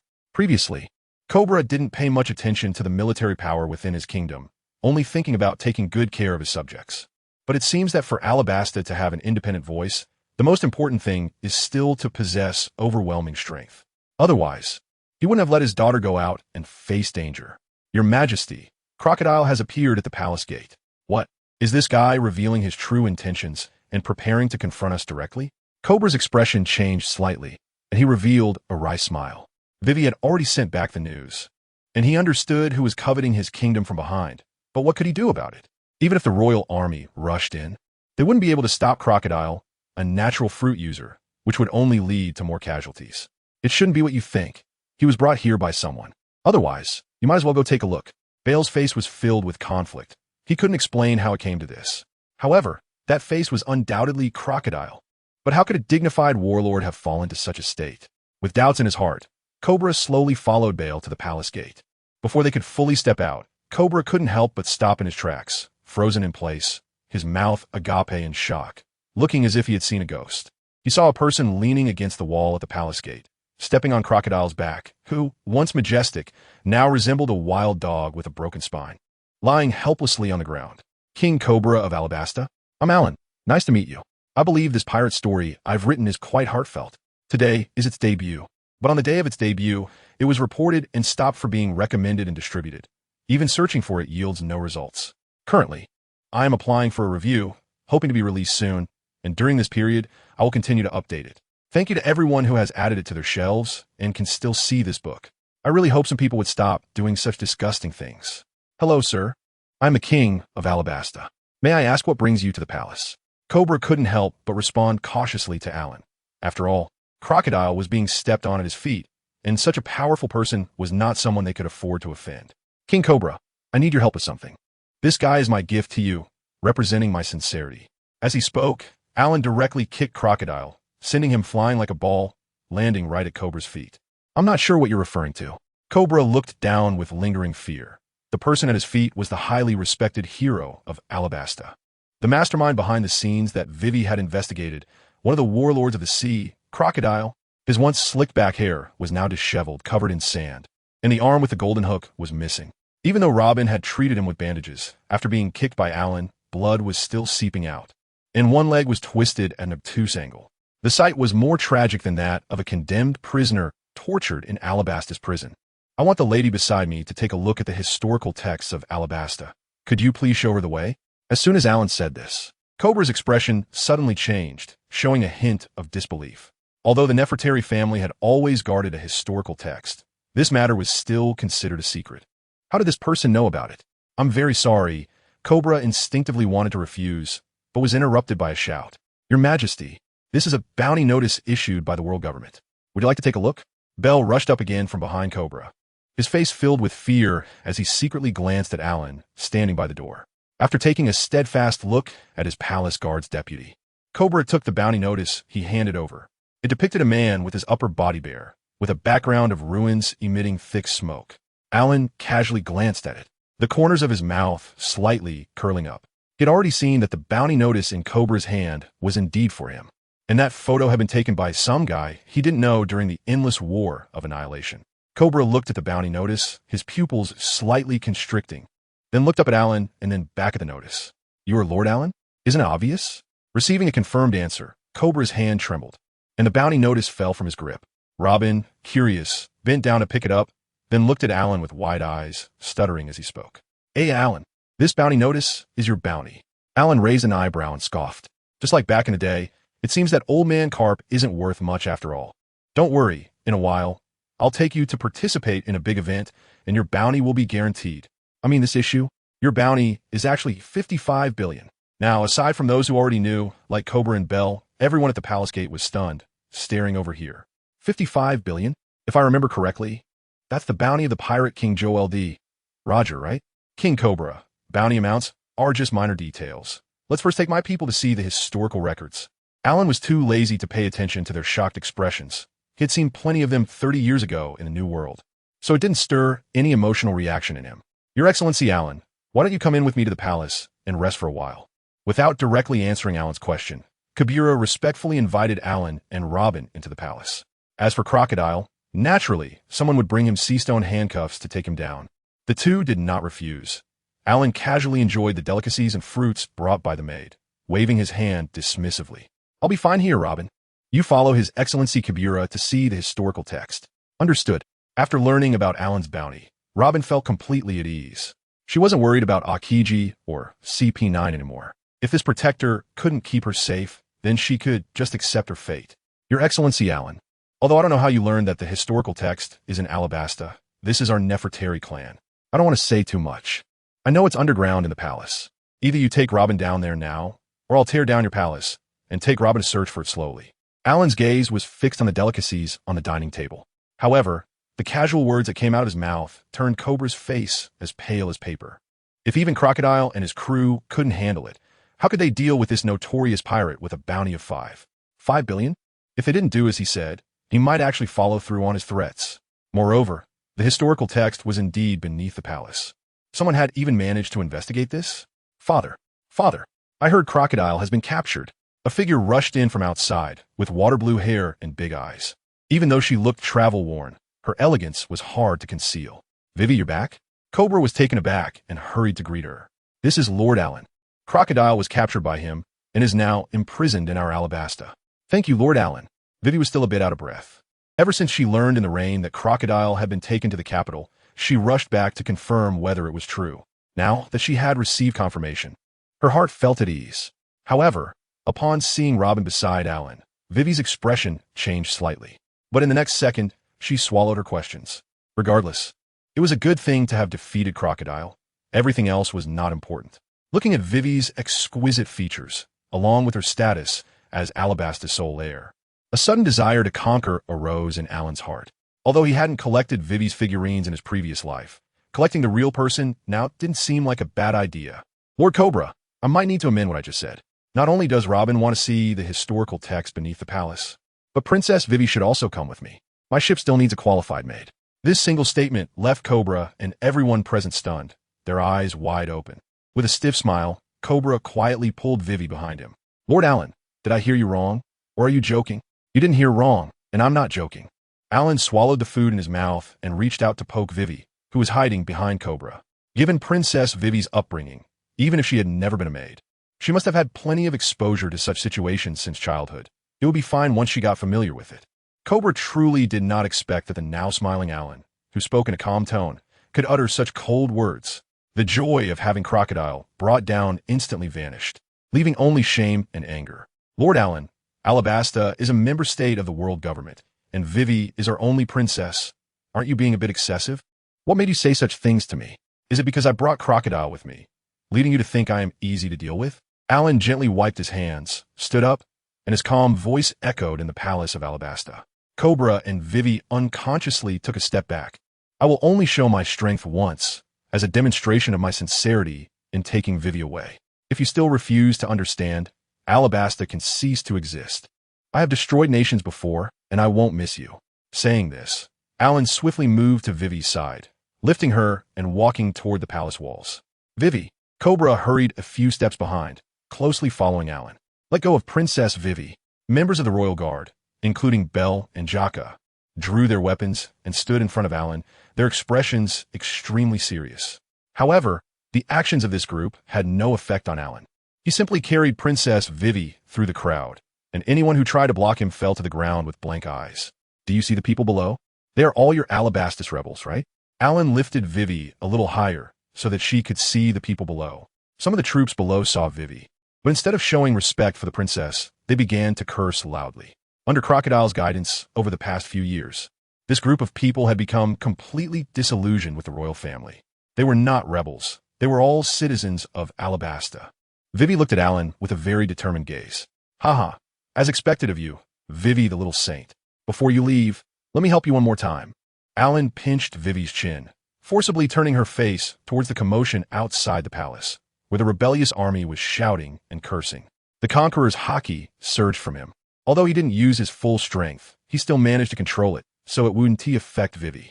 But for the ordinary people below, it was already the limit. Nearly 1 million rebels fell like wheat being cut, collapsing in large groups. Within less than a minute, there wasn't a single person left standing beneath the palace. Everyone lay on the ground with their eyes rolled back. You killed them? Killed so many? Vivi looked at Alan with bloodshot eyes, her expression twisted.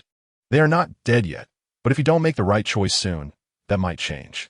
A sharp eagle's cry echoed from the sky, and a shadow rushed towards Vivi in Alan's grasp at incredible speed.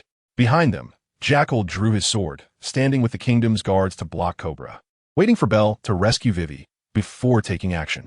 No, don't act. Vivi, who still had hope, hurriedly tried to stop Belle from rushing forward. There was no way these people could contend with someone who had just knocked out nearly 1 million in an instant and captured Crocodile. Unfortunately, these people had never witnessed true power in this world. They still had misunderstandings about their own strength or seriously underestimated Alan's abilities. Looks like I'm underestimated. Hearing Alan's murmurs, Vivi's expression turned frantic. Before she could say anything, Alan casually reached out and grabbed the neck of the rushing Belle. This hawk in the original story had quite the life. He had been manipulated by Robin's joint technique and blown up by bombs, yet survived. But that was in the past. With a crisp crack of bones, the eagle in Alan's hand instantly transformed back into human form, blood beginning to flow from his mouth. Alan frowned, and in the next moment, frost spread upward, completely freezing Belle into an ice block, which was then thrown down to the city walls, shattering into pieces. Belle, Hulang's Jaka's eyes widened, his body tensed up, and without waiting for Cobra's order, he charged directly at Alan. After working together for so many years, their bond was like that of blood brothers. Now he just wanted to stab this knife into Alan's chest and avenge Belle. The other members of the guard quickly tightened their formation, standing in front of Cobra to firmly protect his safety. Just as Jaka was about to reach Alan, Vivi looked at Alan with tear-filled eyes. Please, don't kill anyone. Alan didn't say a word, but a hint of a mocking smile appeared on his face. As Jaka roared and ran, he soon realized that his movements were becoming slower and slower. Amidst the astonished gazes of everyone, frost gradually spread from his feet upwards, encasing him in a solid block of ice. As Alan walked past him with Vivi, the ice sculpture swayed and fell to the ground, shattering into countless ice crystals that sparkled in the sunlight. King Kabura was about to say something when Alan raised his hand again. My level of tolerance for men and women is not the same, so don't deceive yourself. Seeing him raise his hand, the royal guard quickly pulled Kabura back several meters, fearing he would end up like Gaka, turned into ice crystals. Father, don't say anything. Vivi nervously watched Alan's raised hand, feeling as if her heart was being squeezed by a giant hand. The thought of her father being killed by him made her feel cold all over, and tears immediately streamed down her face. You go take that sister to see the historical texts. The two devil fruit users from Alabasta were killed in an instant without even fighting back. Even if Vivi didn't say anything, Kabira understood that they couldn't stop him at all.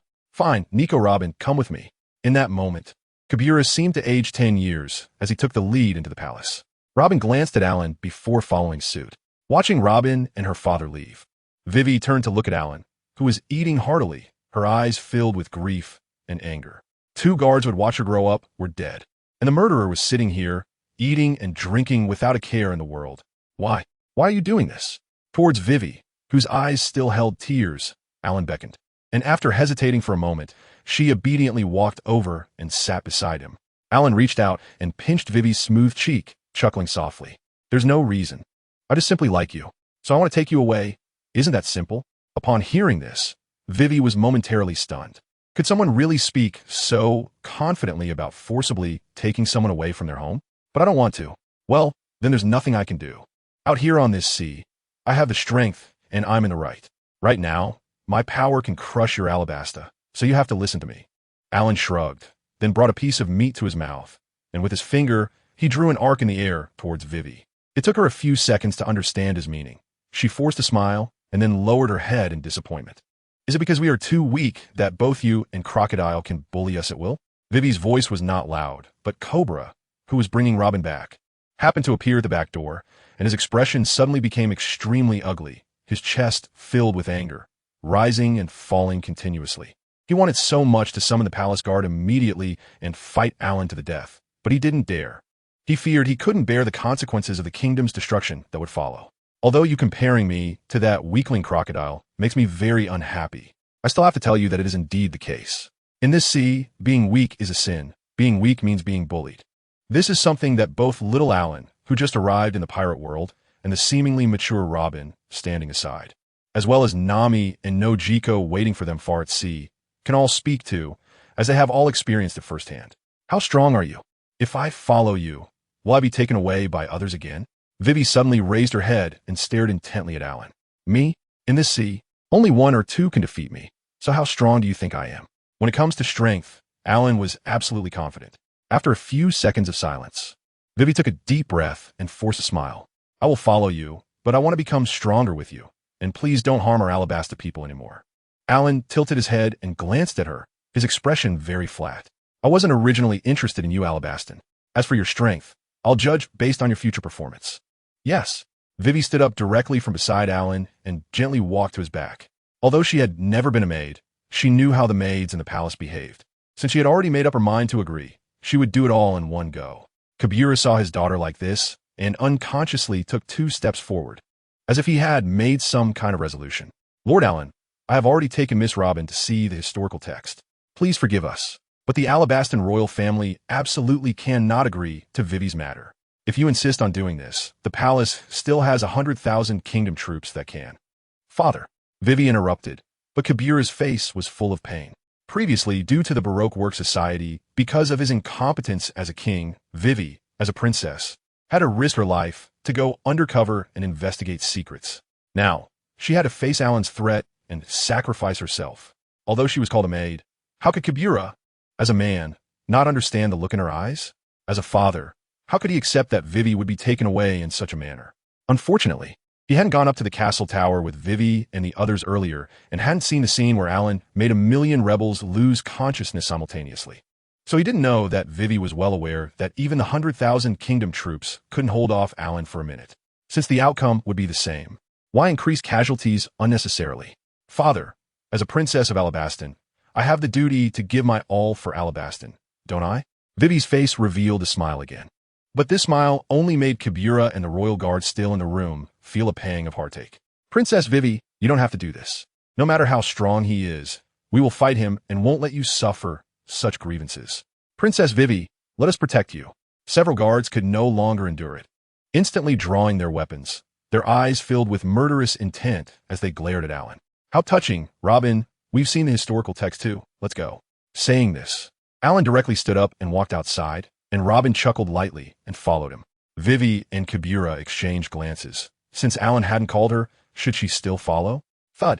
As Alan and Robin walked outside, with each step they took, A guard holding a weapon beside them collapsed with white eyes. Just from the dining table to the door, most of the guards still in the room had already fallen down. Alan had no interest in watching their master-servant affection. Since you are unwilling to follow, just find a way that you are willing to accept. Stop it, Vivi shouted, rushing to Alan's side in a few quick steps, wiping her tears as she matched his pace. Stop it, I just lost focus for a moment. I'm willing to follow you. Vivi, Kabura wanted to say something, but Vivi suddenly turned around, her eyes glaring fiercely at him. Father, please don't be willful. Just because you are from Alabasta, what right do you have to be disrespectful to the master? This sea respects strength, and if you have no strength, just keep your mouth shut and don't throw a fit. Vivi's unusually angry reprimand startled Kabura, and he stiffly watched as Vivi followed Alan further away. Hesitating to say anything more, Alan turned around with great interest to look at her. The aura of a royal heir, a princess, is truly intoxicating. It's only after such an identity is trained to become a maid that the contrast is what he is truly interested in. Little princess, if you want to pretend to be indifferent, this is far from enough. Saying this, Alan wrapped his left arm around Robin and his right arm around Vivi, walking towards the palace exit. The girl biting her lip tightly and trembling from fear or shyness is the best stimulant for Alan. Sigh. Watching the three leave, Kabura could no longer maintain the demeanor of a king. He slumped down on the ground, tears streaming down his cheeks, with nothing but disappointment visible on his face. The two remaining guards beside him also had flushed faces, gritting their teeth, but what could they do? As royal guards, their mission is to protect the king and the princess. However, faced with Alan, they didn't even have the courage to act. Now, they would rather be the ones lying on the ground to feel less of this shame. That guy, offering a bounty of 5 billion, must have done something earth-shattering. It's impossible that we have no intelligence at all. Kabura gritted his teeth and issued orders. The machinery of the Alabastan state operates efficiently, and since Alan's incident is only covered up for the commoners, there are no restrictions on the nobles. However, when the files about Alan from over 30 years ago were brought out, Kabura's face turned pale. This guy had wiped out a country that was in endless war back then and publicly executed more than a dozen celestial dragons. From this perspective, he is not merciful to Alabastan at all. Alan's shocking crime made it clear to him that this guy was indeed not someone Alabasta could provoke. However, he wouldn't just give up on his daughter. You all just need to keep your mouths shut about this. I'll handle it, and no one can act recklessly. After giving a command to his subordinates, Cobra returned to his chamber and took out a telephone bug. So what if he's a great pirate? If Alabasta can't handle it, I'll contact the Gorasei and have the world government intervene. Although his Nefertari family did not leave a celestial dragon in Mary Geos. As one of the 20 royal families that founded the world government, his words would surely be valued by the Gorasei. As Vivi followed Alan and Robin onto the massive turtle, she looked back at the increasingly distant capital of Alabasta, tears streaming down her cheeks uncontrollably. It's okay to cry now. When we're on the ship, make sure to control your emotions. There are 2 kind girls on the ship, and you willingly came aboard to be my maid, so don't let anything slip. Vivi widened her eyes and suddenly turned to Alan, showing a rare hint of anger on her face. What do you mean there are 2 kind girls on the ship? I, Princess Vivi of Alabasta, willingly infiltrated Baroque works for the sake of my people. Am I not kind? Seeing Vivi's expression, Alan could guess what she was thinking and disdainfully curled his lip. However, since she would be a maid on the ship in the future, he didn't mind explaining it to her. The 2 girls on the ship, since they join me at sea, have only me in their hearts. You are different. You are a saint, and your heart holds too many things. Not just the people of Alabasta. I can only occupy a small part. Vivi fell silent at this, questioning herself as to whether what Alan said was true. But the next moment, she lifted her head and stared at Alan, her fists clenched tightly. Since you know all this, why do you still want to bring me beside you? Of course, it's because you're quite good-looking and fit my aesthetic, which is why I let you come aboard as a maid. Although Alan's reasoning was flawed, his confidence was overwhelming, and his assertive demeanor made Vivi want to punch him in the face. Suddenly, it seemed like Vivi thought of something, and her mouth unconsciously curled into a smile, which Alan noticed. Hey, I advise you not to have any funny ideas, he said, stepping beside Vivi and shrugging his shoulders. If one of them finds out, I've already taken down half of Alabasta. If they all find out, then you can say goodbye to Alabasta. Luckily, we have a historian here to document its history. At this point, Robin, who was being stared at by Alan, smiled in agreement. She wasn't afraid of her new boss being ruthless. It was the only way to survive longer at sea and have the ability to protect her. Now, she only needed to think about how to stay by Alan's side. But why? Is it really just because of my looks? Of course, what do you think, that I've fallen for you? Don't overthink it. Instead of wasting time on that, you should consider how to perform next. If you don't do well, you know what that means. Alan's mouth twitched slightly, and he shot Vivi an annoyed glance. Vivi, standing in front of him, felt her mood darken a bit, but she still nodded gently. Don't worry, I'll do my best for Alabasta too. Alan didn't answer. Instead, he looked her up and down, taking in her curvaceous figure and her slim waist. Then, with a smile, he pulled her into his embrace amidst Vivi's exclamations. Looks like you're not ready yet. Robin timely shifted her gaze away, while a slight blush appeared on Vivi's face. After all, she was still a young lady and had never experienced this before. Why, you don't worry, I'll adapt quickly. Although Alan was quite handsome and exuded a strong masculine aura. In this situation, especially after his earlier actions, how could Vivi possibly develop any feelings for him? Even her blush was merely due to shyness. As the turtle moved forward, Vivi suddenly felt a flutter in her heart. If they encountered Luffy and the others on the way, they would surely find a way to rescue her from this devil. Even though Alan had only killed 2 captains and they had attacked him first after a warning, in Vivi's heart, she had already labeled Alan as a devil. Are you thinking about Luffy and the others? Alan reached out a finger to lift Vivi's chin. Then he caressed her smooth skin, even gently pressing her cherry lips. If I were you, I would just pray that Luffy and the others don't run into us. I kept him around just to give Karp a profound memory later. If he really causes me trouble, I wouldn't mind taking him out right here. Feeling Alan's teasing, Vivi hesitated for a moment, but still shook her head. The Straw Hat Pirates could never be your match. I've decided to follow you, so I won't hold on to any unrealistic fantasies. Good to see you obedient. Alan gently patted Vivi's cheek and sat back in his seat. Don't worry, I haven't completely changed my mind about you. Just focus on your duties as a maid first. Compared to Vivi, Alan was more concerned about Nami and Nokigao's thoughts. After all, a girl who has eyes only for you is the only one worth cherishing, right? At that moment, on the sailboat still docked near the deserted island, Nami leaned against the ship's railing, her eyes gazing into the distance. Don't worry, didn't Alan say he would be back soon? Who would miss him? Nami huffed, shifting her gaze away from Alabasta. The proud little girl wouldn't admit it even if she did think about him. You say you don't care, but can you really fool me? Nokigao raised an eyebrow at her, pointing to her own chest, implying that she was a devil fruit user with the ability of the soul fruit. And Nami's little thoughts couldn't escape her perception. Even without using her fruit ability, the devil fruit subtly enhanced her sensory abilities. However, Nami just pouted. All right. I know your figure has improved a lot recently. Is that enough? Nokigao looked at Nami with some confusion, almost laughing in anger. I'm talking about fruit abilities. What are you talking about? I'm talking about fruit abilities too. Nami turned her head back to look towards Alabasta, and suddenly her face lit up with surprise. Nokigao, look over there. Isn't that Alan coming back? Nokigao also looked over with some surprise, but immediately frowned. No, Nami, be careful, that is not Alan. I can sense that there are many people on that ship, but there's no Alan. Nami was startled and hurriedly ran to the cabin to grab a telescope for a closer look, her expression immediately darkening. Nokigao, the people coming from the opposite side are probably not friendly. I can feel that their hearts are filled with madness and filth. Nokigao nodded and casually drew the long sword that Alan had left for her, while Nami assembled her own weapon. Although both women had experience in strengthening their bodies and had visibly improved their strength, their biggest problem was still their lack of combat experience. According to Nami's original logic for survival at sea, she should now take Nokigao and hide. Even if they were discovered by pirates, they could still find a way to deceive them. However, this ship felt like their home with Alan, and the 2 women exchanged glances, neither of them mentioning the idea of leaving to hide. Let's get ready to fight, and hope Alan comes back soon. Nami tightened her grip on her weapon, still feeling a bit nervous. Don't worry, maybe before Alan returns, we will have already dealt with these people. Nokigao smiled confidently. Don't forget, I'm also a devil fruit user. The pirate ship in the distance was getting closer, and the 2 women could even hear the raucous voices of the guys on the deck. Boss, there really are only 2 women on that ship, and they look pretty good. A man dressed in classic pirate attire stood at the bow of the approaching ship, glancing at Nami and Nokigao, a glint of excitement appearing in his remaining eye. Boys, go grab those 2 women for me. Tonight the boss will feast on meat, and you will drink the soup.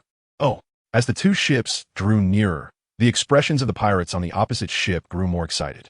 With a clatter, a plank extended from the opposite ship directly onto the railing of the sailboat where the 2 women were, and the waiting pirates immediately charged over, claws bared.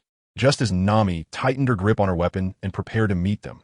The first pirate rushing in suddenly showed a hint of struggle in his eyes, then swung his knife backward. The sharp blade directly sliced through the necks of the 3 or 4 pirates following closely behind him, and they immediately fell into the sea, their blood dissolving in the water and dyeing the nearby beach red. Ram, are you crazy? What are you doing? The ones who had originally wanted to charge forward suddenly stiffened, unconsciously slowing their steps, pointing angrily at him and shouting. The one who had acted firmly looked at his former companions with determination, holding the knife horizontally across his chest. I didn't expect you to be such shameless scoundrels. Ram, I'm ashamed to be with you. Today, anyone who dares to step forward will lose their life here. This guy's gone mad? The few people blocked by him exchanged bewildered glances, their faces filled with absurd expressions. The prettiest girl on the last ship was taken by you. What kind of nonsense are you spouting now? Even if you like these 2 women, there's no need to kill our companions. Tom, those 2 women are what the boss wants. Have you lost your mind? Mentioning the boss's name caused a hint of struggle to appear in Ram's eyes again. But after a few seconds, his expression became incredibly resolute. Since you were so stubborn, then stay here. Saying that, Ram charged back towards them with his long sword. The people on the opposite side were not easy either. Seeing Ram like this, they frowned and raised their weapons to fight back. Clang, clang, clang. After a series of sounds of swords clashing, although Ram was brave and fearless, at the start, he was able to achieve success mainly by taking them by surprise.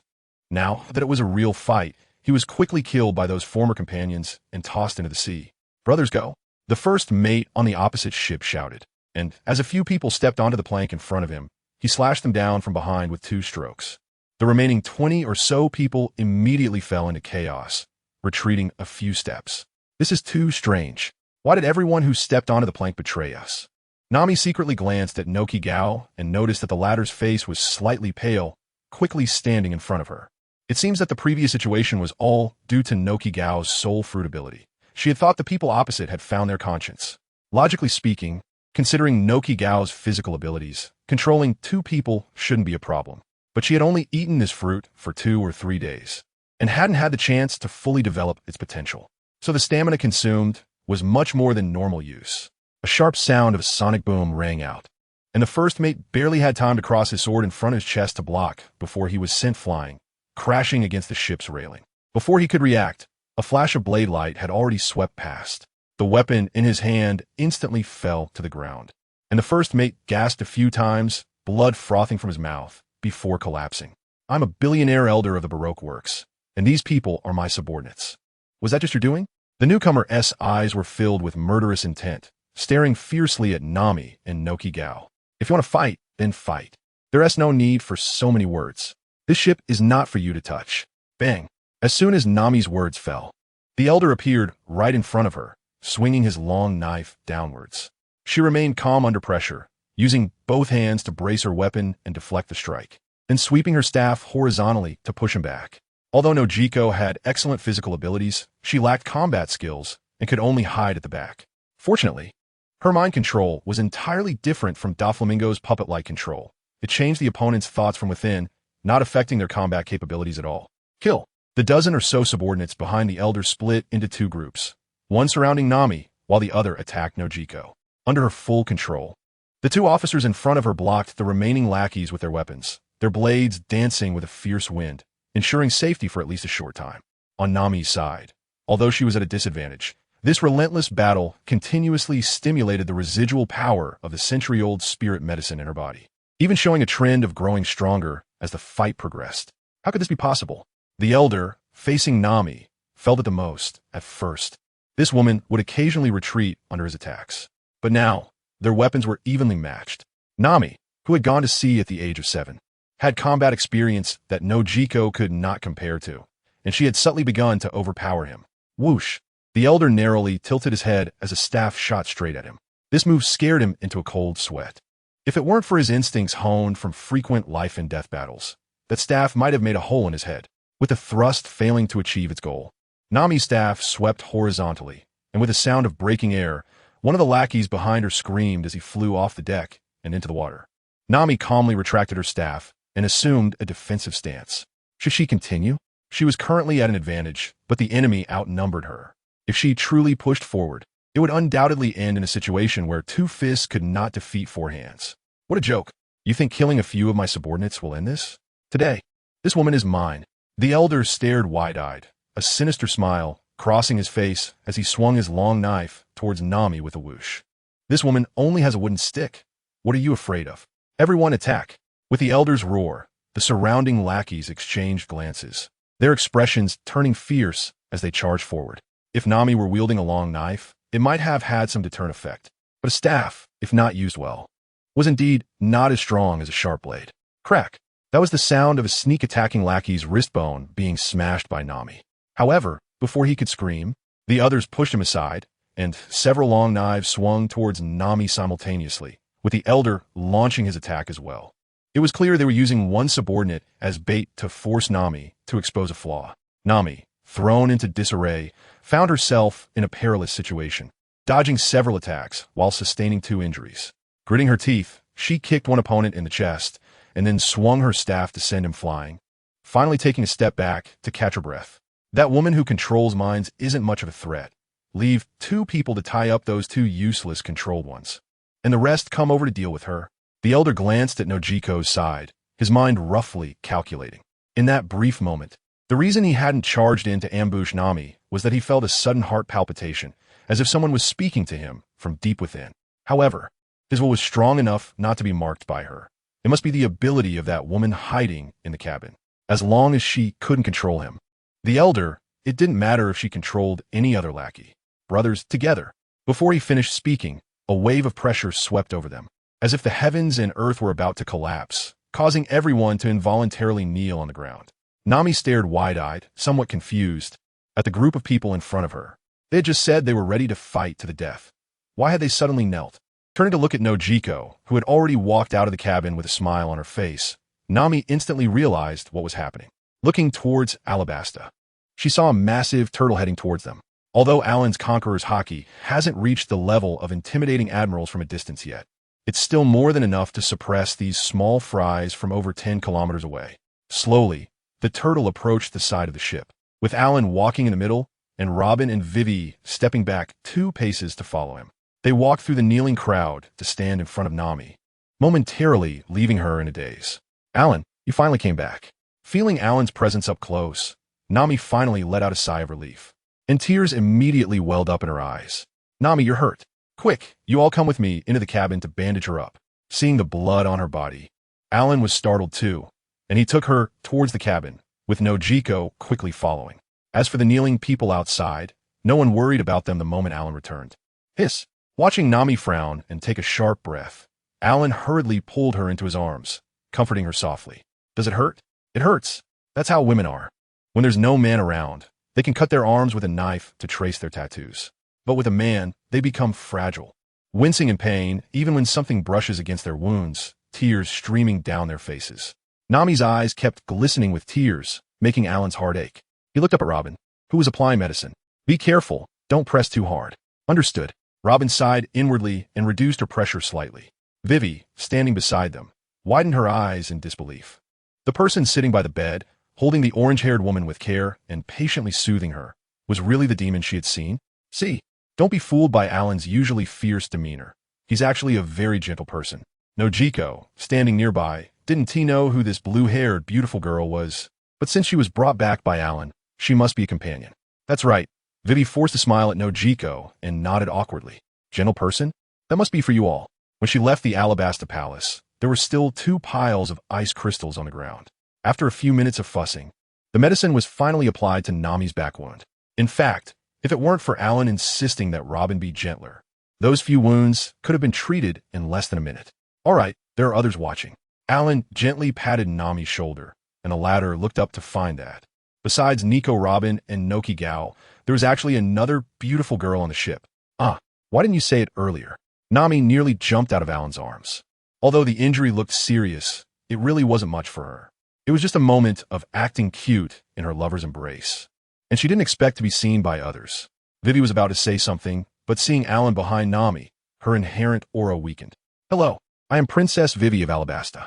Because Lord Alan defeated Crocodile and saved our country, I requested to accompany you all as a maid. Princess? Nami and Nokigao simultaneously gasped and stepped back. They had been to Alabasta before. Although it looked quite desolate, it was incredibly vast. The princess of such a large country put some pressure on girls who came from a small village like them. Just as Vivi was about to say something, she suddenly noticed Alan's expression was somewhat unpleasant and hurriedly moved forward, grabbing Nami's hand. Sister Nami, Lord Alan really helped us a lot in Alabasta, and I voluntarily came aboard as a maid. So please don't mention the princess' identity in the future. Nokigao raised an eyebrow, although she didn't know why. Her instincts clearly indicated that the Alabasta princess in front of her was experiencing a series of complex emotions such as fear, flattery, and panic. It seemed there was more to the relationship between this princess and Alan. Otherwise, she wouldn't be so fearful. But so what? Alan is his own man. Whatever he does is completely justified. While Nami was dealing with Vivi, she glanced at Alan. Taking advantage of Vivi going to find Noki, she moved closer to Alan, keeping her eyes on Vivi, and quietly lowered her voice. How many berries did that Alabasta give you? Huh? Alan was taken aback and awkwardly scratched his head. No, I forgot to ask them for the money. No. Nami widened her eyes, her tone rising several notches. We never got back the money from that casino, and we didn't get the money from Alabasta either. We're at a huge loss. At this point, Alan also felt a bit embarrassed. It was originally him who said there was a lot of money in the casino, but then that old man Garp showed up, and to avoid involving the two women, let them leave first. He hadn't expected that old man to be so naive at his age. No wonder Oda killed him off in the plot. Don't worry. When we go to the Navy headquarters to settle the score with Garp, we'll get that money back. As for berries, you'll have as much as you want in the future. Alan rubbed Nami's head and drew her a pancake that wasn't too big, which she gladly accepted. By this time, although she still liked Bailey as much as before, Bailey was no longer the most important thing in her life. All right, let's go handle those people outside. After applying medicine to Nami and introducing Vivi, it was time to deal with Crocodile's men outside. Your strength is indeed formidable, but we are from the Baroque works. There are hundreds of billionaires like me in the studio, and there are even stronger individuals above us who surpass the sea. Let's settle today's matter like this, shall we?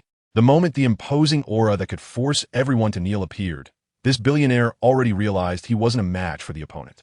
Now, the only bargaining chip left for negotiation was the work agency he belonged to, but judging from Alan's expression, that chip didn't seem as heavy as he had imagined. Nami, Noki, I'll leave the handling of these people to you. Alan couldn't be bothered to talk to those kneeling people. He didn't know what Crocodile was thinking. As a dignified warlord of the sea, it was bad enough that he only knew how to plot schemes, but he had gathered such a large group of rabble. They had no combat power, merely causing trouble and stirring up conflicts outside. Why not just kill them all? Nami's words were only halfway out when Nokigao interjected. She just heard the filthy words coming from these guys' mouths.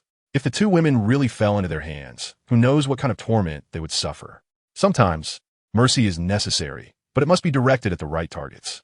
If they let them go and they went to other villages and towns, they could very well become another dragon pirate crew. For such people, Nokigao felt a stronger urge to kill than Nami did. Vivi felt a bit reluctant. Although these people were all from Baroque Works, the headquarters of Baroque Works was in Alabasta, and among them might be citizens of Alabasta. But on this ship, she didn't even have the qualification to make a suggestion and could only suppress her compassion and turn her head away. Robin. As Alan's voice fell, Robin nodded knowingly and then stepped forward. 30 rounds of flower throat lock. Suddenly, two arms grew simultaneously on the backs of the more than 20 people still kneeling in front of them, forming in a shape that choked their necks. Crack, crack. The sound of bones shattering was continuous, like firecrackers. This group of people then fell down, losing their lives. They just killed them all? Vivi looked fearfully at the resolute Nokigao, then at Robin, who had acted, and finally at Alan, who remained expressionless by the side, whether it was kindness or indifference. The people on the ship truly had no reverence for life. This unknowingly made Vivi believe in Alan's stated attitude towards Alabasta. If he was dissatisfied, he would really kill. What were you thinking? Nokigao leaned in closer to Alan, curiously wrapping her arms around his. Compared to Vivi's fear and Robin's awe, her and Nami's feelings for Alan were the purest. It's nothing, just thinking about whether to recruit a few strong henchmen. What I plan to do is indeed quite dangerous. Alan's expression was very serious. Nami and Nico Robin were his women, and women should be well taken care of from behind. He had never considered letting them go out to fight. Looking at the dozens of corpses on the deck, Vivi felt very upset. Even if these people were not necessarily citizens of Alabasta, they were still lives. This was the fundamental reason why Alan did not like her. These people were subordinates of Crocodile, ambitious individuals who aimed to overthrow their alabaster regime. How could she still have the heart to pity them? If Alan hadn't appeared, Kabira would have been nailed to the city wall. Let's see how saintly he would be then. Vivi, let's first deal with these corpses. Robin smiled gently as she stood behind Vivi, giving her a light push, which startled Vivi out of her thoughts, causing her to hurriedly throw the corpses overboard. Although Robin had drifted at sea for many years and was no longer a naive girl, seeing someone as pure-hearted as Vivi made her want to help. If this girl stood there in a daze any longer, who knows what kind of bad thoughts their temperamental captain might have. All right, let Vivi handle this. Let's go inside first. Alan's hands gripped Nami's shoulders and pushed her directly into the cabin. Nojiko originally wanted to lend a hand, but she was pulled in by Alan as well, leaving only Vivi and Robin on the deck. Alan, we're still too weak, Nami said, sitting on the bed with a somewhat dejected expression. She had thought that after her body underwent modifications, and with Nojiko still being a devil fruit user, they could provide significant help to Alan. But turns out they were both too naive. They were still so weak. What are you thinking about? Alan vigorously rubbed Nami's orange hair, then pulled the standing Noki Gao into his embrace. You are my navigator, and you're my personal assistant, not fighters. What's with the strength and weakness? He buried his face in Nami and Noki Gao's hair and took a deep breath, feeling a bit of fear. If he had come back any later, the consequences would have been unimaginable. He wouldn't even know what he might have done. Let's go to the next destination and see if we can recruit a fighter for the ship. Where to? You'll know when we get there. After organizing his emotions, the sails unfurled with a whoosh, and the 5 of them steered towards the next island. In the new world, aboard the Moby Dick, a group of pirates was cheering and celebrating. Sitting in the center was the massive figure recognized as the strongest man in the world, Edward Newgate, also known as Whitebeard. At this moment, he was sipping from a large bowl over a meter in diameter with a drip for in his left hand. Suddenly, someone rushed over with a piece of information. Old man, Captain A sent back news. Whitebeard, slightly tipsy, raised his eyes to look. What is the news? Did you catch that traitor Teach? No. The person carefully looked over the information, his face showing a hint of terror. Captain Ace said he encountered a strong man from the previous era named Alan in Alabasta, who has a bad attitude towards our Whitebeard pirates and even injured Marine Vice Admiral Karp. He warned you to be careful. Alan? He's still alive? Impossible. Whitebeard's eyes narrowed, his aura unintentionally leaking out. This name was too familiar. The battle from back then was too profound. Even after decades, he would never forget it. Old man, this Alan probably really exists. Marco hesitated for a moment before stepping forward, pulling out a bounty poster from behind. It featured Alan with a bounty of 5 billion berries. He had hidden it after receiving this intel because Whitebeard's health was deteriorating. If such a notorious pirate crossed paths with them, it would have a huge impact on Whitebeard's health. But he never expected the opponent to look so young, being a strong man from the previous generation. Alan, huh? Huh. Whitebeard looked at Alan's photo on the bounty poster and suddenly laughed. Old man, if this guy has malicious intent towards our Whitebeard pirates, should we take him out in advance? Diamond Jozu, the captain of the 3rd Division, stepped forward with a hint of killing intent. Even though Alan's bounty was 5 billion, as members of the world's strongest pirate crew, they had no reason to be afraid. Yes, old man, let's take him out. It was just right that Captain Ace was outside. Captain Marco could lead the team to prevent her from disturbing the old man. A group of pirates at the banquet clamored recklessly. Whitebeard surveyed the eager crew members with a satisfied smile. This was exactly what he wanted, a family-like partner. My foolish sons. Although I don't know what Alan's current strength is, he is not someone you can easily deal with. Stay in a new world. And if he really comes looking for us, we will fight. After all, I am Whitebeard. Oh, the old man is the strongest man in the world. A crowd cheered with excitement. Whitebeard was the spirit and pride of the entire pirate crew. As long as Whitebeard was there, they were the strongest in the world. No one noticed the slight worry in Whitebeard's eyes as he drank. In the new world, Whole Cake Island. Mom, the Marines issued another ridiculous bounty. It's for a young man with a bounty of 5 billion. Oh, bring the bounty here. Charlotte Lean's eyes lit up. Although she was getting too old, if there was such an outstanding young pirate, she could pull him onto her ship through marriage. After all, the Charlotte family still had many daughters unmarried. How could it be him? No, it's impossible. What are the Marines playing at? Upon seeing the bounty poster, Charlotte Lean's eyes widened, and she unconsciously loosened her grip, letting the poster slowly fall. The other Charlotte family members exchanged glances. It was the eldest brother, Charlotte Perispero, who stepped forward first and picked up the bounty poster. A bounty that could cause such a reaction from their mother was rare. He wanted to see who this person was. Hey! Seeing his elder brother react even more than their mother, the others also stepped forward to take the bounty poster. The younger siblings might not feel much, but Katakuri, Daifuku, and Oven all widened their eyes. They were witnesses of that great battle at GodValley, and even the youngest Oven was 7 years old at the time. Is the Marine joking? Even now, Charlotte Linlin was a Yonko, but the small figure and immense power from back then still lingered in her mind. Katakuri, contact Morgans and have him find this person on the bounty poster. I need you to confirm his identity, understand? At this moment, a hint of ferocity and unease appeared on her already plump face. I understand, Mom. Katakuri nodded. His mother asked him to investigate, which was merely to verify Alan's identity. He was indeed the most suitable for the task. After all, if Alan was indeed that person from back then, his future side observation hockey could help increase his chances of escaping. The bounty of Alan released from Marine headquarters truly stirred the entire sea. Alan and that ace, the Whitebeard pirates, and that damn crocodile. Due to the special nature of his identity, Sengoku didn't know Ace's specific lineage, only knowing he was Karp's grandson. But now that this guy had joined the Whitebeard pirates, he could no longer be taken lightly. Sengoku rubbed his head in frustration. One Alan was already enough to give him a headache, and now the Whitebeard pirates were involved, with Alabasta complaining to the world government about the actions of the warlords. All these matters piled on the head of this Marine admiral, and the once astute strategist Sengoku was starting to feel like his explosive hairstyle was thinning. Admiral, the latest news from Alabasta. The rebel Alan forcibly took the Alabasta princess, Nefertari Vivi, from the palace. They're now protesting to the world government, and we need the Navy to handle it. Bastard. Sengoku slammed his hand on the table. Originally, this guy was all about destroying nations and killing people. How come after more than 30 years, he has started kidnapping women? Admiral, Kapu's face was somewhat pale, and his voice was weak. When Alan ambushed him earlier, he didn't hold back much, knowing the old man's physical strength. Even though the doctors at the Navy headquarters were highly skilled, they could only stabilize his injuries and let him recover slowly. Looking at Kapu, who was wrapped in bandages like a mummy, Sengoku couldn't help but sigh. How many years had it been since his old partner had sustained such serious injuries? Why don't you continue to rest? Seeing Kapu in such an unfamiliar weak state, Sengoku felt a bit distressed and helped him to sit on a nearby sofa. What's a little injury? Kapu originally wanted to laugh heartily, but after taking a deep breath, he started coughing. All right, what is the point of you putting on airs here? What do you want to say? Sengoku shot him a glance of annoyance and then pulled out a donut from the drawer, taking big bites in front of Kapu. After hesitating for a moment, Kapu shook his head, his expression somewhat complicated. That guy Alan had fully recovered his strength, nearly matching his former self. Moreover, he had changed, becoming a bit cunning, knowing how to use the old man's grandson to ambush him. If you have plans to take action, be careful, and it's best to inform me. TCH, why should I inform you?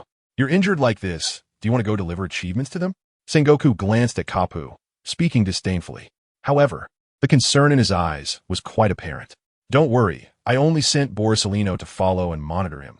There are currently no plans for encirclement. Hearing this, Kapu nodded. That made sense. Sending Borisolino was appropriate. His safety was absolutely guaranteed. Thinking of that lazy and unpredictable admiral, Kapu and Sengoku surprisingly had the same thought. Hey, Alan, you're not kidding, right? We're really going to ride the current up to the sky. Nami and the other 3 girls looked somewhat dazed at Alan, who was sitting on the deck drinking tea as if nothing was wrong. He gently sipped the tea that Robin handed him. I have to say, it's quite remarkable that there's a tea culture in this world. Don't worry. How could I possibly be talking nonsense to trick you? Above our sea, there's a white sea, which is the legendary Sky Island.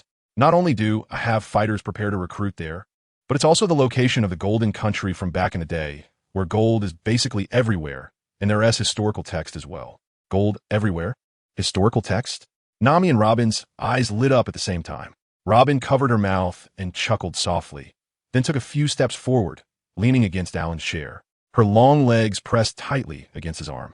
Although I haven't seen any record about Sky Island in books, since Captain said it exists, we will definitely follow you. Earlier, Alan's actions had made Robin aware that he still had feelings for her. Since that was the case, why not make the best use of her advantages? While Nami felt she and Robin were on the same side during Alan's storytelling, seeing Robin's actions made her pout and push her aside, moving closer to Alan. Going to Sky Island is definitely no problem, but this time, no matter what the situation is, we can't leave behind any gold. Alan paused for a moment. rubbing Nami's little head and smiling. Don't worry, this time I'll definitely bring back more gold for you. Now I need to go to Gaia, where there's a guy who specializes in studying the rising currents. His experience will be useful to us.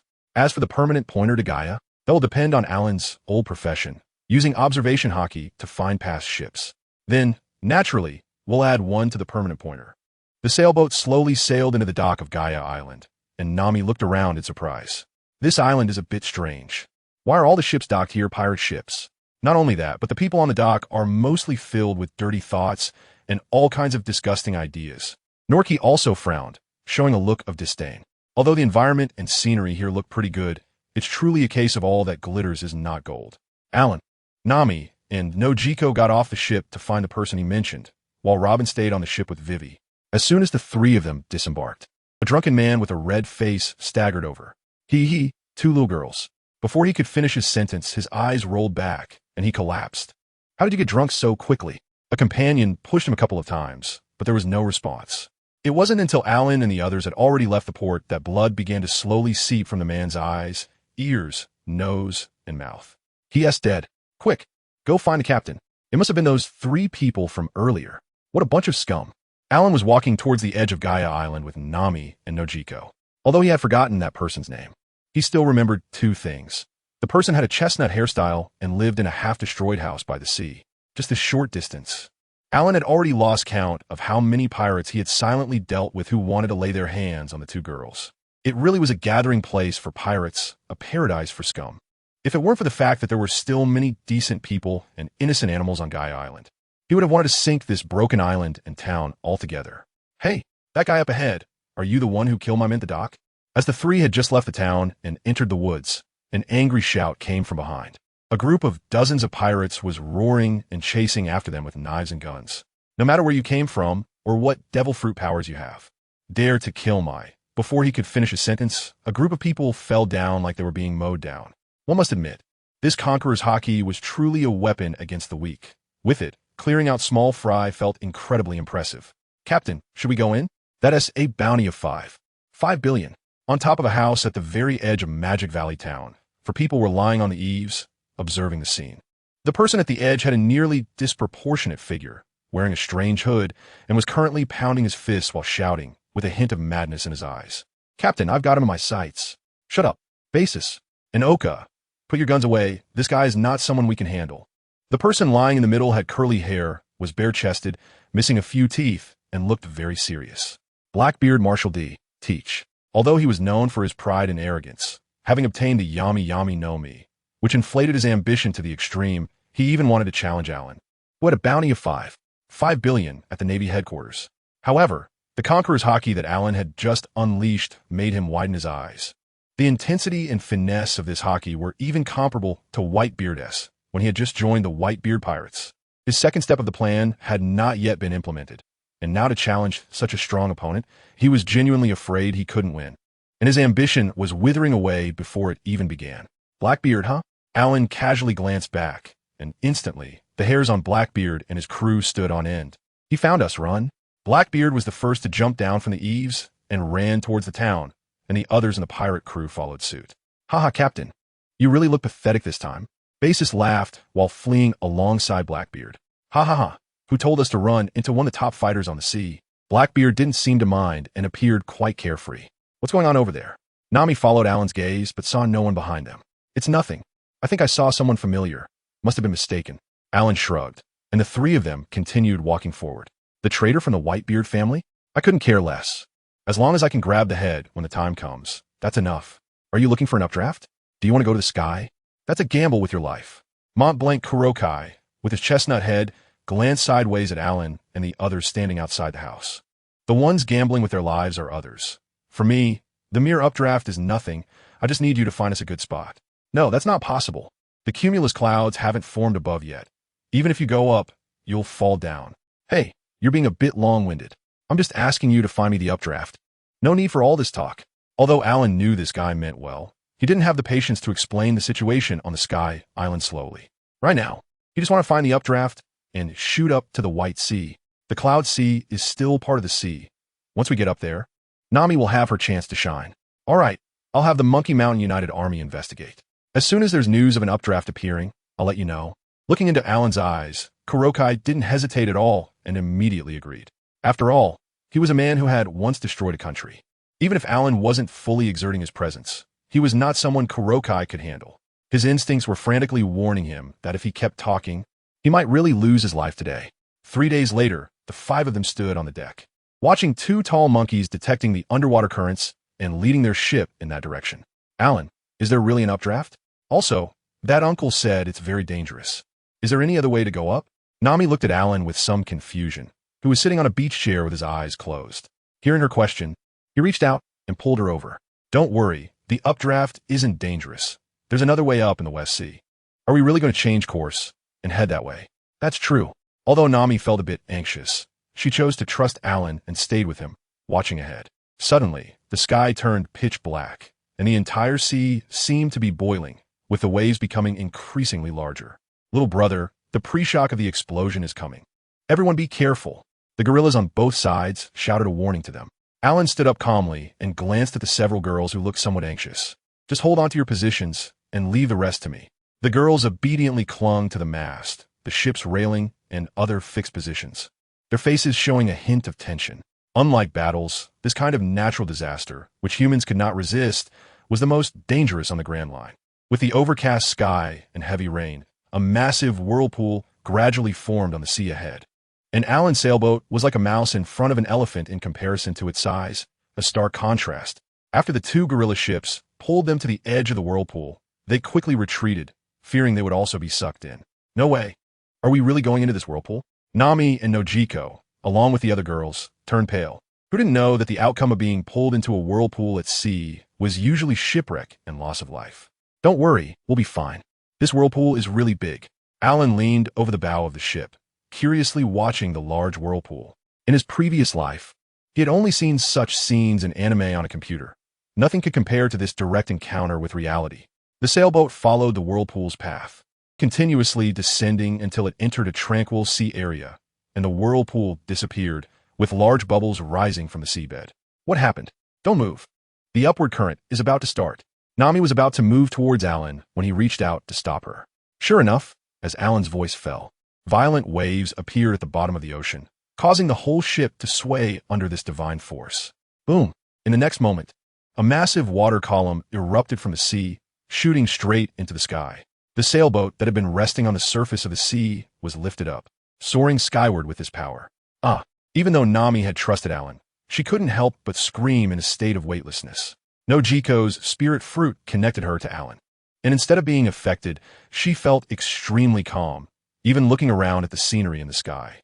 It was their first time at such a high altitude, and they couldn't help but be curious. Suddenly, the sailboat began to shake, tilting outward under the effects of gravity and centrifugal force. Alan opened the sails. Even 2 years ago, Nami could keenly sense what needed to be done, not to mention the Nami, who had already integrated sailing knowledge. Once the sails were opened, the sailboat flew upward again, propelled by the wind. Finally, the ship reached the top of the rising water current, just a step away from the cloud layer above. But that step felt like a chasm, without the assistance of the rising current. The sailboat was no longer able to ascend solely on wind speed and had already begun to fall. Oh no, the current isn't strong enough. We're going to fall. Nami's face turned ashen as she looked desperately at Alan. If they were really going to die, she wanted to hold onto this man. Dying together was perhaps a form of desperate romance. Don't move. Unfortunately, before she could say anything, she saw that Alan, who had been standing on the deck, had somehow donned a dark robe, and in the next moment, he turned and leaped off the ship. Alan! Nami screamed, wide-eyed, and was about to rush over.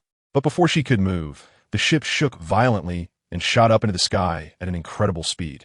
In just a few seconds, they pierced through the lowest layer of clouds, rising up until they burst out of the water, once again exposed to the sunlight. Alan! Where's Alan? As the ship stabilized, Nami and Nojiko rushed to where Alan had jumped, leaning over the ship's railing to look below. But all they saw beneath the ship was a vast expanse of white clouds. They couldn't see what was happening down there. Is Alan dead? Nami sat on the deck, staring blankly at Nojiko with vacant eyes. Alan must have used some method to get them up here before falling himself. At several thousand meters high, no matter how strong he would still be shattered to pieces, right? Nojiko, why did he do that? But Nojiko was joyfully looking behind Nami, not responding to her. What about me? You jumped without my permission. Nami realized something was off halfway through her sentence, turning around with wide eyes to see Alan standing behind her, looking at her. Seeing Nami, who looked like a rain-soaked pear blossom, and Nojiko, who was relieved, along with Robin, who wore her habitual light smile, and Vivi, whose expression was complex, Alan reaffirmed that his stance was correct. Only Nami and Nojiko were truly on his side. Don't worry. How could anything happen to me? Alan spoke with great confidence.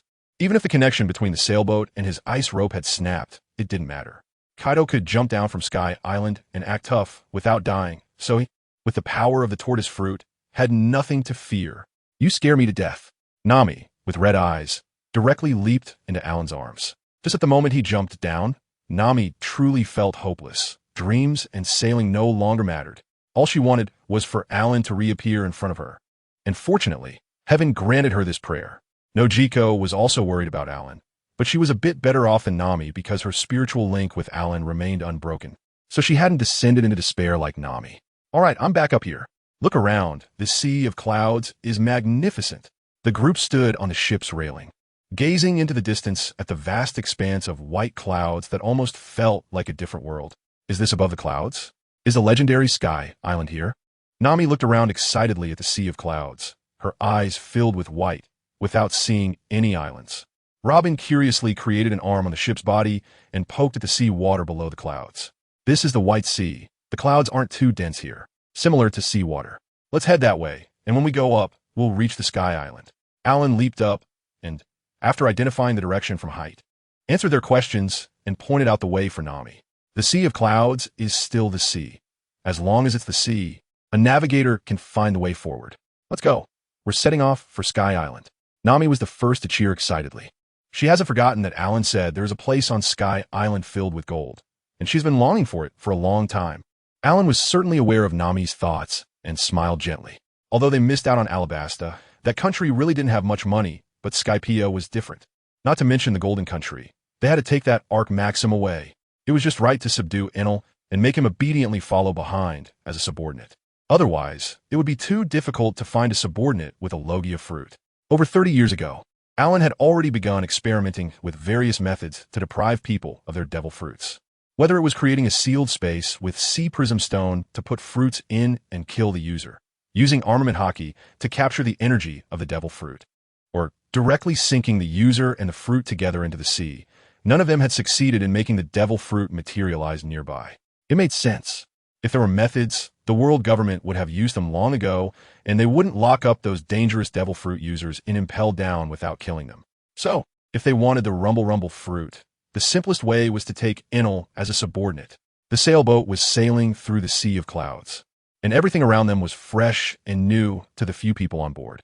Besides steering in the right direction, the girls were looking around curiously. Suddenly, Nojiko frowned a bit.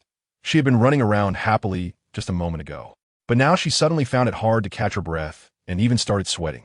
She and Nami had enhanced bodies from the medicine Alan had given them, so how could she be out of breath and sweating after just a couple of steps? Alan, something seems off here.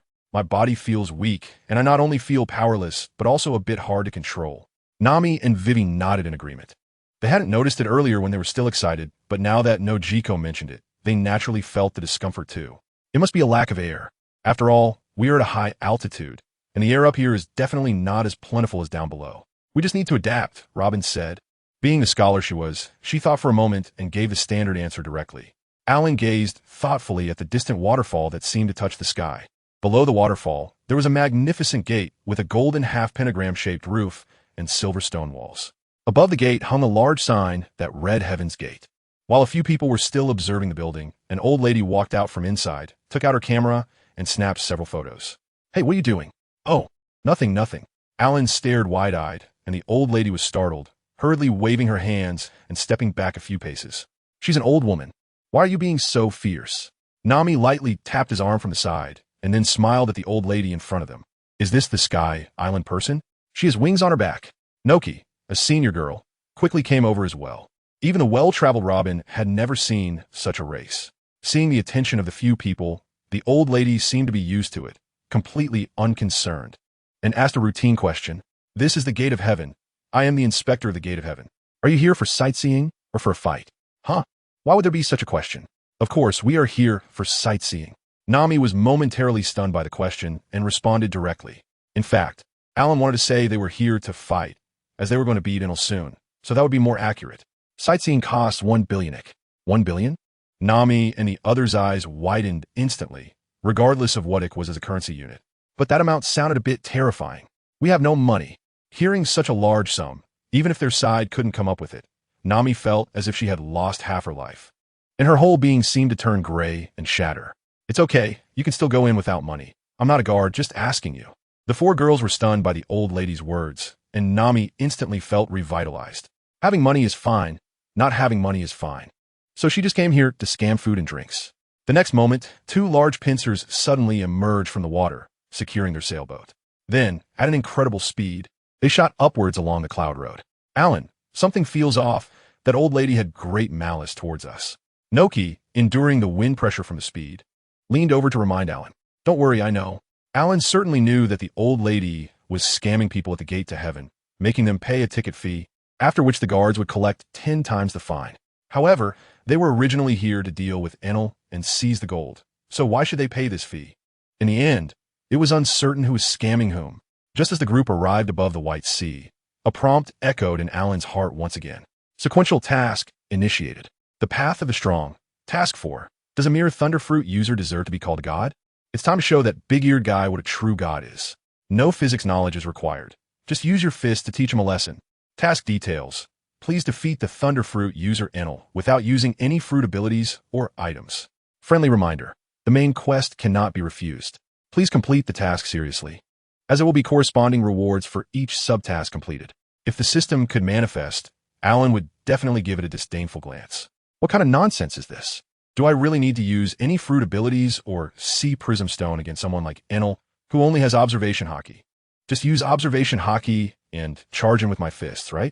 However, instead of focusing on solving the Enel problem, Alan was considering whether there were any female characters that the Straw Hats had encountered here, as there was still a side quest to follow.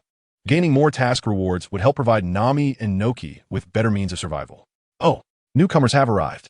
Enel, lying on a large chair, suddenly sat up. Let me count. 1, 2, 3, 4, 5. 5 guys, and it seems there's a decent little ant among them. How should I play this? Let's call the 4 priests over. Those white beret-wearing fools are no match for me. Yes. A maid who was serving nearby responded and walked outside. Wow, this is the Sky Island. Except for Robin. The other girls were all under 20, instantly captivated by the beautiful sights in the distance. Beyond the sea of clouds, a large group of buildings appeared, with several gigantic vines towering behind them. Even the beach on the island was lush with greenery, vibrant and full of life, creating a stark contrast with the surrounding whiteness. The girls all smiled. Although Alan had mentioned going to the Sky Island before, no one had really heard about it, and there was still a hint of doubt in their hearts. But now all of that was gone. Even Vivi forgot the previous unpleasantness and excitedly mingled with Nami and Noki. Let's go change clothes and play on the beach. Nami, full of excitement, pulled Noki and Vivi towards the ship's cabin. No revealing clothes allowed. Alan's voice came from behind. Although he was a person devoted to many, his woman could only be devoted to one person, and even her body could only be seen by him, even if it was just her back. I know. Nami pouted, looking unhappy as she led the other 2 girls into the cabin. But as soon as she walked in, the corners of her mouth couldn't help but lift. Hey, Nami, Alan's getting jealous. Noki Gown nudged her with her elbow, wearing a mischievous smile. Otherwise, why don't you dress a bit more revealing and see if he gets jealous? Watching the 2 sisters fooling around, Vivi's mood suddenly dropped. They could play freely. She was just a capture maid. Alan, look at this thing. Not long after stepping onto the beach, Nami excitedly waved her hand at Alan from the other side. Look, this uncle said it's called a wibba, a motorcycle that can move freely on the sea of clouds. Ha ha yeah. Standing to the side, Pygaius smiled awkwardly. Although this wibba was his, he still couldn't control it well after all this time, and he had just crashed it at the feet of these guests, which was quite rude. Uncle, can I borrow this wibba to play with? Nami's eyes sparkled as she looked at the wibba. Pygaius scratched his head, showing a hint of embarrassment. This could work, but the wibba is still very hard to control. Even for people like us who live on the White Sea, it would take at least 10 or 8 years of learning to master it, right? Before he could finish his sentence, a rumble was heard, and Nami had already ridden the wibba out, skillfully performing a drift. She She is too exaggerated. Noki Gao stood next to Pai Gaia with a hint of pride on her face. Nami has had some talent in sailing since she was young, so it's normal for her to control this Wiba. This is not just some talent. Pai Gaia muttered to himself while watching Nami still in the sea of clouds, suddenly showing a complex expression. Everyone, you are all guests from the Qinghai. Why don't you come to our house for a visit and try some local specialties? Sure. Noki Gao and the others readily agreed. Although Alan doesn't have much impression of the plot here from his previous life, the biggest boss on the Sky Island is Enel, right? No matter what happens, he is confident he can handle it all by himself. After passing through the dense jungle and climbing a few dozen meters up a cloud ladder, a towering building comes into view. Everyone please come in. Pai Gaia made an inviting gesture in front, and after everyone entered through the door, a girl with golden hair styled in 2 braids and wearing a high neck, super short dress came out of the kitchen. Father, are these guests from the Qinghai? Hello everyone. I am Cornice. Please have some tea. Her voice was very gentle, making several girls brighten up and rush over. The gentle beauty was simply charming to both men and women. Please wait a moment. We have guests today.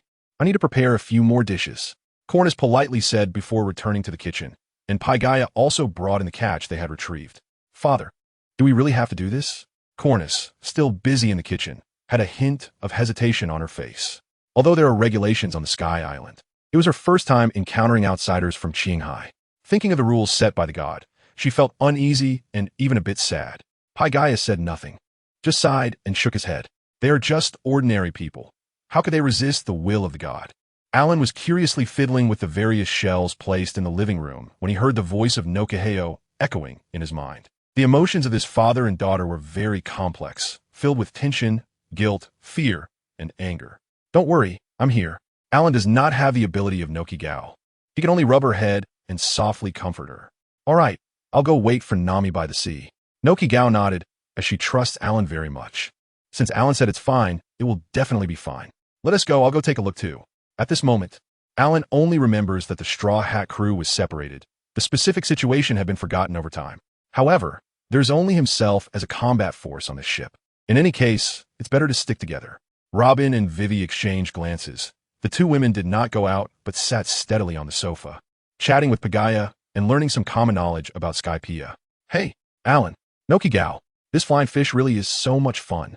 Nami, who had quickly returned from the sea, excitedly waved at Alan and Noki Gao. Suddenly, a figure appeared behind her, rapidly approaching her. There's malicious intent. Noki Gao's expression instantly darkened, and Alan's face also sank. His eyes fixed on the guy riding a purple bird that was getting closer to Nami. He immediately stepped forward to meet them. As he ran forward, every time his feet hit the ground, an ice layer formed on the sea of clouds, allowing him to propel himself forward. Hey, Alan, why are you running over? What's wrong? Nami, still riding on the flying fish, looked surprised at Alan, who was getting closer, and noticed his ugly expression. In an instant, they passed each other. Nami forced the flying fish to turn sharply, whipping its tail on the sea of clouds, and then noticed a man in a pilot's hat flying over on the big bird behind her. Who is that? Looking at the running Alan, the Azura sitting on the bird showed a hint of disdain. An illegal intruder actually dares to confront a priest head-on. In the name of the god Enel, today the priest of the Trial of the Rope, the celestial knight Azura, will take care of you. Fire spear. The spear held by Azura instantly released heat, transforming into a fire spear. But just as he was about to strike, his expression stiffened. The heart network actually malfunctioned, and he could not predict Alan's next move. But at this moment, he had no choice but to shoot, so he could only thrust the spear in his hand straight at Alan with all his might. Bang! Alan covered his fist with armed color and directly met his weapon, shattering from the tip of the spear to the shaft, and then to the surprised Azura. Frost appeared on his body, and then he seemed to be like a pile of broken snow, turning into pieces of frost flowers and disappearing into the world. After all, Nami and Nojiko were still over there, and Alan didn't want things to get too bloody. Hey, Enel, I know you can hear me. Isn't it a bit beneath you to let these trash take action? Why don't you come over directly, and we can have a go? As the god of Sky Island, the master of the Rumble Fruit and the Heart Network, Enel was definitely monitoring the entire island. Alan was sure of that. Unfortunately, after waiting for a few seconds, there was no response. Speechless, Alan accompanied Nami and Nojiko back to the beach. Let's go eat something, and then we'll take care of this guy. After what had just happened, Nami and Nojiko realized that this island was not just a vacation spot. It also had certain dangers, and they quickly obediently followed Alan. They wouldn't let Alan worry about such trivial matters. What is that guy doing? Why did he attack me? As the three of them walked up, Nami kept asking questions. I only heard him say something about being a knight and a jura. I didn't catch the rest. Clang. Alan opened the door and entered the room while talking to Nami, startling Cornice, who had just come out of the kitchen, causing the coffee cup in her hand to fall to the ground. What's wrong, Miss Cornice? Is there something wrong with this Azura? Robin glanced at Alan, then at Cornice, looking somewhat puzzled. It was clear to anyone that there was something wrong with this Azura. Could it be just a name that scared Cornice so much? And no, it's fine. Cornice hurriedly waved her hand and quickly squatted down to pick up the shards on the floor. Don't worry. Even if there was something, it's no longer a problem. You probably won't see him again. As soon as these words were spoken, everyone in the room looked at Nokigo, who shrugged. That guy wanted to sneak attack Nami. But Alan has already dealt with him. Dealt with him? But he's one of the 4 high priests. Pagaya looked at Alan in a daze. While Cornice took 2 steps back in terror, her face drained of color, and her body trembled slightly. So you killed the Azura priest? Although extremely frightened, Pagaya still held onto a glimmer of hope and tentatively asked Alan. Yeah, so what about it? Even if Enel appeared here, it wouldn't be a big deal. Alan casually picked up a piece of fruit and put it in his mouth, completely indifferent to the guy whose name made them tremble with fear. Oh no! Cornice and Pagaya's expressions changed simultaneously as they frantically ran out of the house, shouting, "Hurry! The judgment of God is coming." They had forgotten how long it had been since they encountered anyone brave enough to call the god Enel by name. But the ingrained sense of terror made them acutely aware that something extremely horrifying was about to happen. Nami and the others looked at the father and daughter in confusion, but did not move from their spot. If that so-called judgment of God couldn't even protect them, then running out would be pointless. Enel, there's no need to put on a show for these ordinary people. I'll come find you to play soon. Or are you only capable of showing your fangs to the weak? Alan shouted loudly at the sky, his tone full of disdain.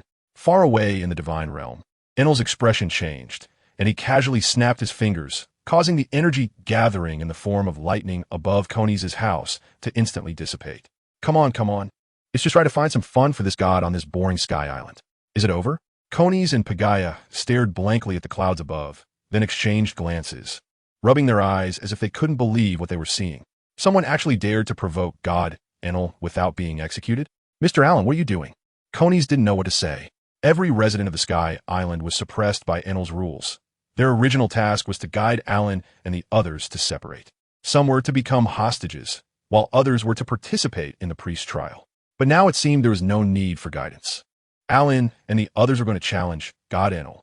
However, these sea dwellers really didn't seem like strong opponents. They had no idea how powerful Enel was. If one day Enel were truly overthrown, that would be wonderful. But how could mere mortals fight against the god who wields thunder? It's nothing. We originally came to the Sky Island to find Enel, and after eating, it's just right to stretch our muscles. Alan waved his hand dismissively, in a state of confusion. He and Cornice enjoyed a special dish from Sky Island.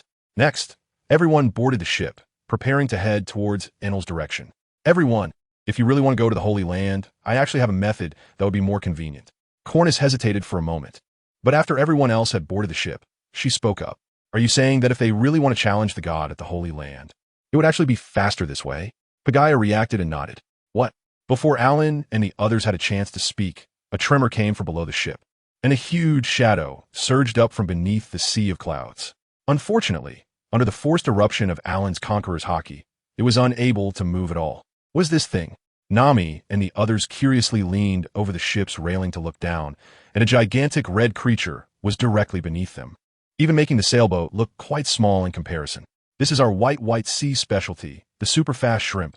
Pagaya was the first to react, stepping forward and silently blocking Koni's path. Normally, it would appear and take everyone to the altar of the Holy Domain, and once at the altar, they just needed to move southwest to reach the location of God Enel. However, something seemed to have gone wrong. It wasn't moving. The girls simultaneously turned their gaze to Alan. They couldn't sense the presence of Conqueror's Haki, but they certainly knew Alan was behind this. It's okay, as long as we know what it wants to do. Hey, take us away. Alan cast his gaze down towards the ship, startling the super-fast shrimp that was still playing dead below. It quickly lifted the ship gently, then raised it above its head and began to accelerate slowly. Hey, Koni's, we'll come back to find you once we're done. Nami happily waved at the father and daughter still standing on the beach. Koni's forced a smile. watching the super-fast shrimp take the group away, but her face showed a hint of disappointment. Father, do you really think sending them over is the right thing to do? Pagaya sighed, a touch of reluctance in his eyes. There's no choice. Even if we don't actively send them, we must guide them. The will of the gods cannot be defied. Moreover, one priest has already died, and we have had contact with these people from the Blue Sea, so we are likely to be implicated as well. Since trouble could come from either side, it's better to send them over. It seems that Mr. Allen wasn't harmed at all after killing a priest, so maybe he can really defeat Enel? Did you really see that? In a hidden village beneath the clouds, a man cleaning his weapon looked up. His left eye and shoulder were tattooed, and he wore a grass skirt on his lower body, giving him a fierce expression. Ah, I definitely saw it. I was just planning to ambush those intruding Blue Sea people, but unexpectedly they killed Ashura with one blow and even claimed they would deal with Enel. All right, gather everyone. As a great warrior of the Shandians, the battle demon Weber held a high position in the tribe. Weber, should we wait a bit longer? To see the outcome of the battle between the Blue Sea people and Enel? Rachi, standing nearby with a black ponytail and dressed in purple clothes, showed a hint of worry.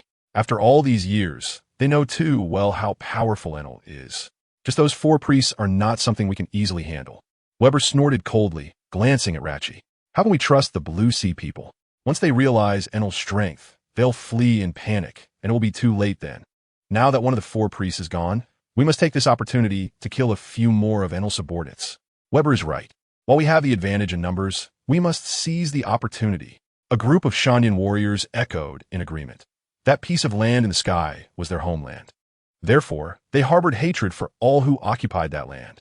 In battle, we must give it our all, or we will be defeated. Rachi, if you're not sure, you don't have to go.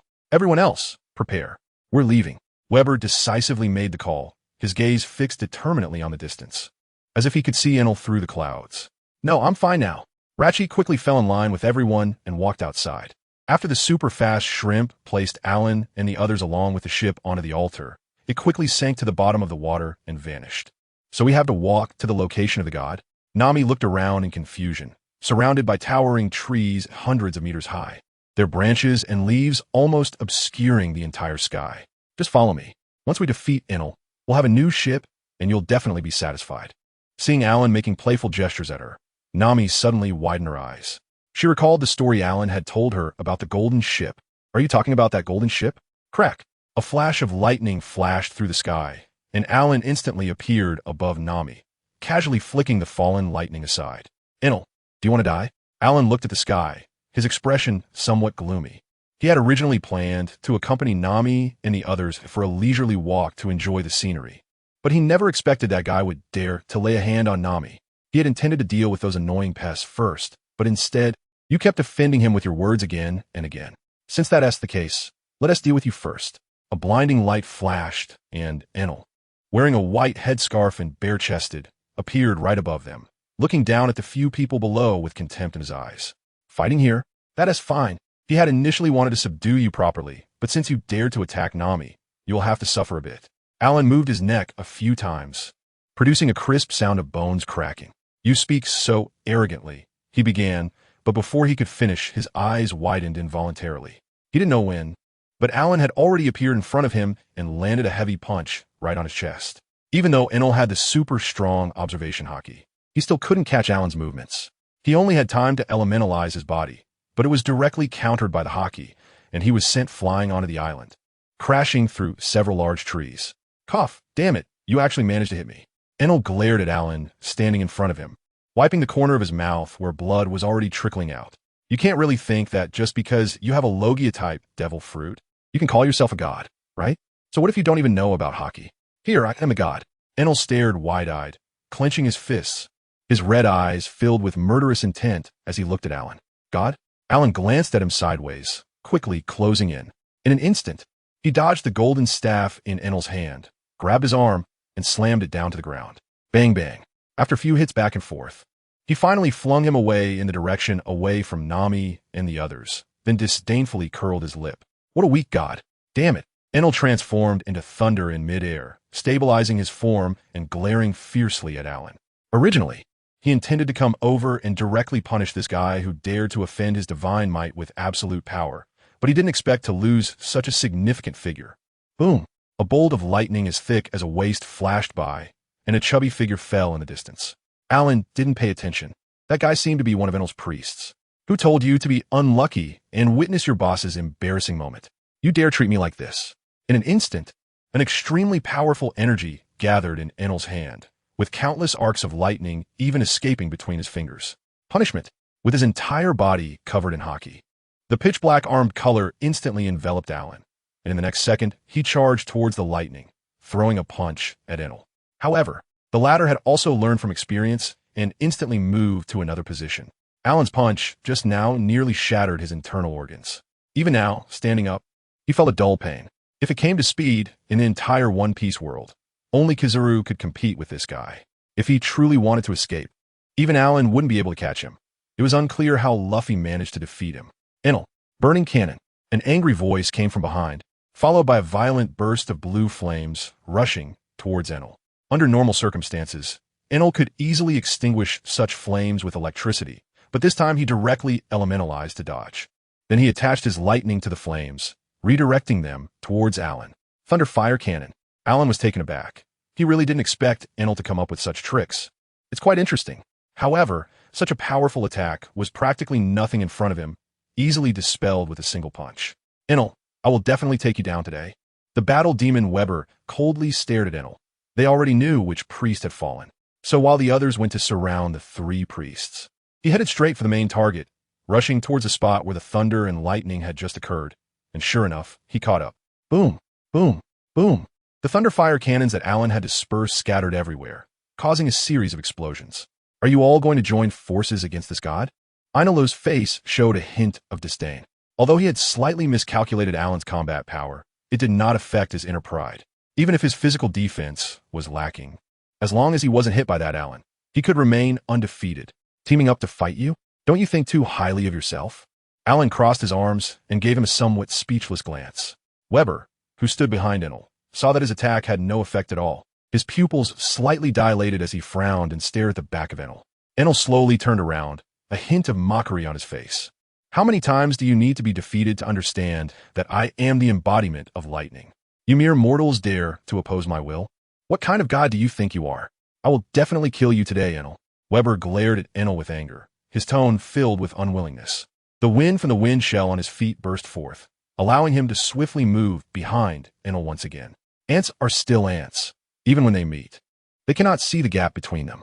Alan's recent combo had indeed made Enel feel somewhat uncomfortable, to the point where he didn't even want to think about that word for a while. Seeing Weber still wanting to attack him, Enel lost his playful mood, and his gaze changed accordingly. At this moment, the look in his eyes was completely different from the previous mockery. It was filled with a hint of killing intent. Alan's attack had already instilled deep apprehension in the god of Skypiea, and now Weber dared to approach, providing him with a perfect outlet for his anger. Enel, today I will take your head. Weber's eyes sparkled with madness. The sea stone fragments beneath his feet were his greatest confidence. As long as he made contact, he could suppress Enel's fruit abilities, making it possible to injure or even kill him. Damn it, you can go dream in hell. 30 million volts. Thunder Beast. Before Weber could get close, Enel had already struck the taiko drum on his left side, unleashing a massive amount of stored lightning. As it surged toward Weber, it formed into a giant lightning wolf, swallowing him whole. Weber's scream echoed through the entire forest, and Alan in the distance could faintly smell the burnt odor, which was quite unpleasant, causing him to involuntarily frown. He remembered that in the original story, this guy had attacked Enel and nearly killed him. How was it that he was instantly defeated now? And you? Enel's gaze once again fell on Alan, and his gritted teeth made him look somewhat ferocious. Facing Enel in reality was still a bit tricky for Alan. It wasn't that he couldn't defeat him, but rather that he couldn't get a hold of him. If he could use his devil fruit ability, it would be great to find an opportunity to freeze him directly. But now, he could only rely on his martial arts and the 3 types of hockey, waiting for the right moment to get close. Enel also realized that Alan's physical skills were something he couldn't contend with. The golden staff in his hand kept striking the taiko drum behind him. 60 million volts. Thunder Dragon. A silently roaring dragon-shaped lightning twisted its body and lunged at Alan. Don't embarrass yourself with such boring tricks. Armament Hockey. Wave Slash. With Alan's furious shout, a powerful armament Hockey concentrated on his right fist. When he swung his fist, it was as if the true god, Xuanwu, wielded immense power to break through a great river. The powerful fist wind directly obliterated Enel's Thunder Dragon, sending him himself transforming into lightning and fleeing far away. There was no way around it. Alan was born a long time ago and didn't know if the Navy had developed the 6 styles. After all, he had never encountered a Navy using the 6 styles, let alone learned it by stealth. He could only explore and create his own physical techniques. Hey, don't show off with garbage tricks of tens of millions of volts. Do you have anything stronger? Let me enjoy myself too. Alan looked at Anilu with a disdainful attitude. He remembered that this guy should have a melee skill, just like the Buddha form of Sengoku. Higher up, great.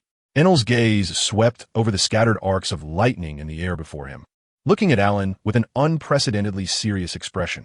If you join me, we can ride the arc together and head to the endless land. What do you think? Not interested? I'm not Chang'e.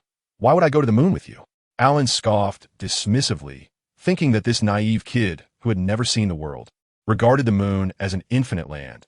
He didn't realize that even the Qinghai under the White Sea was many times larger than the moon. Although Ainula didn't understand the words Alan was saying, he could clearly feel the disdain in his tone.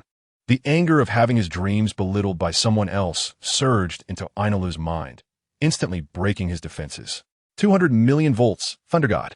This move allowed Ainulu to unleash all the 200 million volts stored within his body, wrapping himself in lightning and growing dozens of times larger, transforming into a giant made of electricity. The Thunder God transformed by Enel carbonized the surrounding giant trees into black, with countless arcs of lightning pulsating powerfully as they pushed towards Alan with a palm strike. As he moved, the ground around him shook, and all the trees along the way collapsed, while the birds and beasts in the forest fled in terror to the distance, just waiting for you to use this move.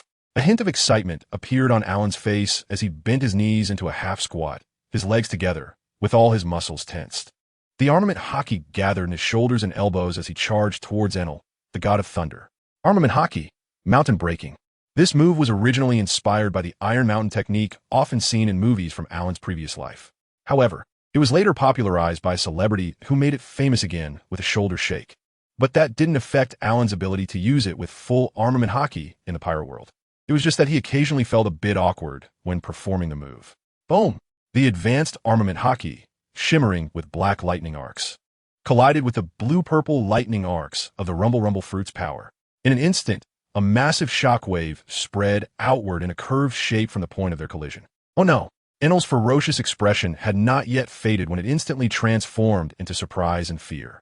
His eyes clearly saw that Alan had broken through the Thunder God's arm and was approaching him. But now his moves were exhausted, and he couldn't change his actions immediately. Roar! Just as Alan was about to grab Enel, a massive creature lunged from the side with a roar. It was a python with a head larger than a building, its mouth exuding a strong stench of blood that was unbearable from a distance, and its gaping maw seemed ready to swallow both of them whole. Alan hesitated for a moment. He wasn't very keen on entering the body of such an animal. In just a fleeting moment of hesitation, Eneru immediately seized the opportunity, transforming his entire body into lightning and disappearing in the blink of an eye. Damn it! He had almost caught Eneru, but at a critical moment, he was distracted by this giant snake, leaving Alan in an inexplicably bad mood. Moreover, while people could be considered friends, animals could not. This snake had grown so large on Sky Island that it could brazenly attack Alan and his companion, proving that it had done such things before. Since that was the case, before it could react, Alan had already appeared behind it, one hand resting on its skin. Countless ice crystals surged from Alan's palm, transforming the giant snake into a crystalline artwork within seconds. It couldn't be too hasty in being obliterated. If Alan remembered correctly, it had a large amount of gold in its belly. The golden ship Noah was what Alan had prepared for his team next, and it couldn't be given to Nami. Therefore, the gold inside this snake would be his gift to Nami. Alan, did you take care of him? When Alan returned to the ship, Nami and the others were sitting on the deck chatting. They casually asked about his return. It had to be said that after a series of events, Nami and the others had developed a blind confidence in Alan. Not yet. He slipped away for a moment, but that's okay. I'll add a shield for you, and go catch him. Alan thought of this, realizing that Eneru had no bottom line. If he caught him, and this guy ambushed Nami and the others, it would be too late for regrets. With a swing of his arm, a massive translucent sphere appeared around the entire sailboat, wrapping it tightly. This sailboat didn't hold the same significance for Alan as the Mary did for the Straw Hat Pirates. He hadn't even named it. But protecting Nami and the others was the most important thing. Wow. Alan, is this also your ability? Nami looked at the ice crystals reflecting 7 colors in the sunlight, unconsciously wanting to reach out and touch them, but was quickly stopped by Alan. The cold from this ice is under my control and hasn't been released. You mustn't touch it. Nami, having been stopped by Alan, awkwardly chuckled and stepped back. She wasn't that curious. It was just that Alan had unconsciously relaxed while he was there. After ensuring the safety of the women, Alan quickly used his observation haki to locate Inaru's position. Although Inaru's observation haki, which could cover the entire Sky Island, was definitely impressive, his development of it was limited to predicting his opponent's actions, let alone the more advanced forms of it. Damn, how can this sea person be so strong? This isn't right. I am a god, a one-of-a-kind god. Bastard, if that's the case, then you can perish with this Sky Island. Muttering to himself, Inaru appeared in a cave in the Divine Realm, where an extremely large ship was already docked. The sunlight streaming in from the cave's ceiling reflected off the ship's body, emitting a dazzling golden light. Walking to the throne on the deck, Inaru placed both hands on the spheres at either end of the throne, fully activating the power of the Rumble fruit. 200 million volts, discharge. Maxim, set sail. As the lightning surged into the ship's body, the propellers on the ship began to spin rapidly, and the ship slowly lifted off the ground. Oh dear, as a god. Try to escape like this is a bit too embarrassing, isn't it? A teasing voice appeared next to Inaru. His expression stiffened, and he slowly turned his head to see Alan leaning against the ship's railing, raising an eyebrow at him. How is this possible? Why didn't my heart net detect you? Inaru was somewhat panicked. The heart network was his greatest barrier in battle, but he didn't expect it to fail against Alan. Qinghai person, what exactly do you want to do? Enel's face showed some reluctance. He originally wanted to pursue the boundless land, but unexpectedly encountered such a strong person from Qinghai before leaving. Now, it's not to mention destroying Sky Island. Whether he can even leave is a question mark. It's nothing. I just want you to join my ranks. Eren shrugged his shoulders, adopting a nonchalant attitude, which directly broke Enel's defenses. I am a god, residing in the divine realm of Apaya, ruling over the entire Sky Island. You actually want me to be your subordinate? Looking at Enel, whose eyes were about to pop out, Eren felt a bit speechless towards this heavy, delusional patient. However, to deal with such a person, one must use magic to defeat magic. Hey, I heard that a god is someone who conquers the world and then expands into new divine realms. What kind of god are you if you were defeated by others and ran away to the so-called limitless land? The disdain and contempt in Alan's eyes deeply pierced Enel's heart, bringing forth buried childhood memories. 200 million volts, Thunder God. The Thunder God form that had appeared before enveloped Enel once again, and at that moment, a hint of ferocity appeared on his face as he rapidly gathered a ball of compressed, lightning energy in his right hand. Even the deck he was standing on showed signs of cracking. Alan completely ignored it and directly covered his body with armament haki, kicking the lightning ball into the sky like a soccer ball. The loud explosion made the people on the Sky Island shudder involuntarily, thinking that the gods were angry again and preparing to punish them. Enel, I'm giving you a chance. Take this ship and use your strongest move. If you can defeat me, I will give up the idea of making you my subordinate. If I win, you will obediently join my team, and I will teach you how to become stronger, until your strength can truly rule over the entire sea. At that time, when you go to the boundless land, I definitely want to stop you. To defeat Enel, all you need to do now is to get close and grab him. But to subdue a person with a delusional complex, you need to set him up and then defeat him in the area he excels at.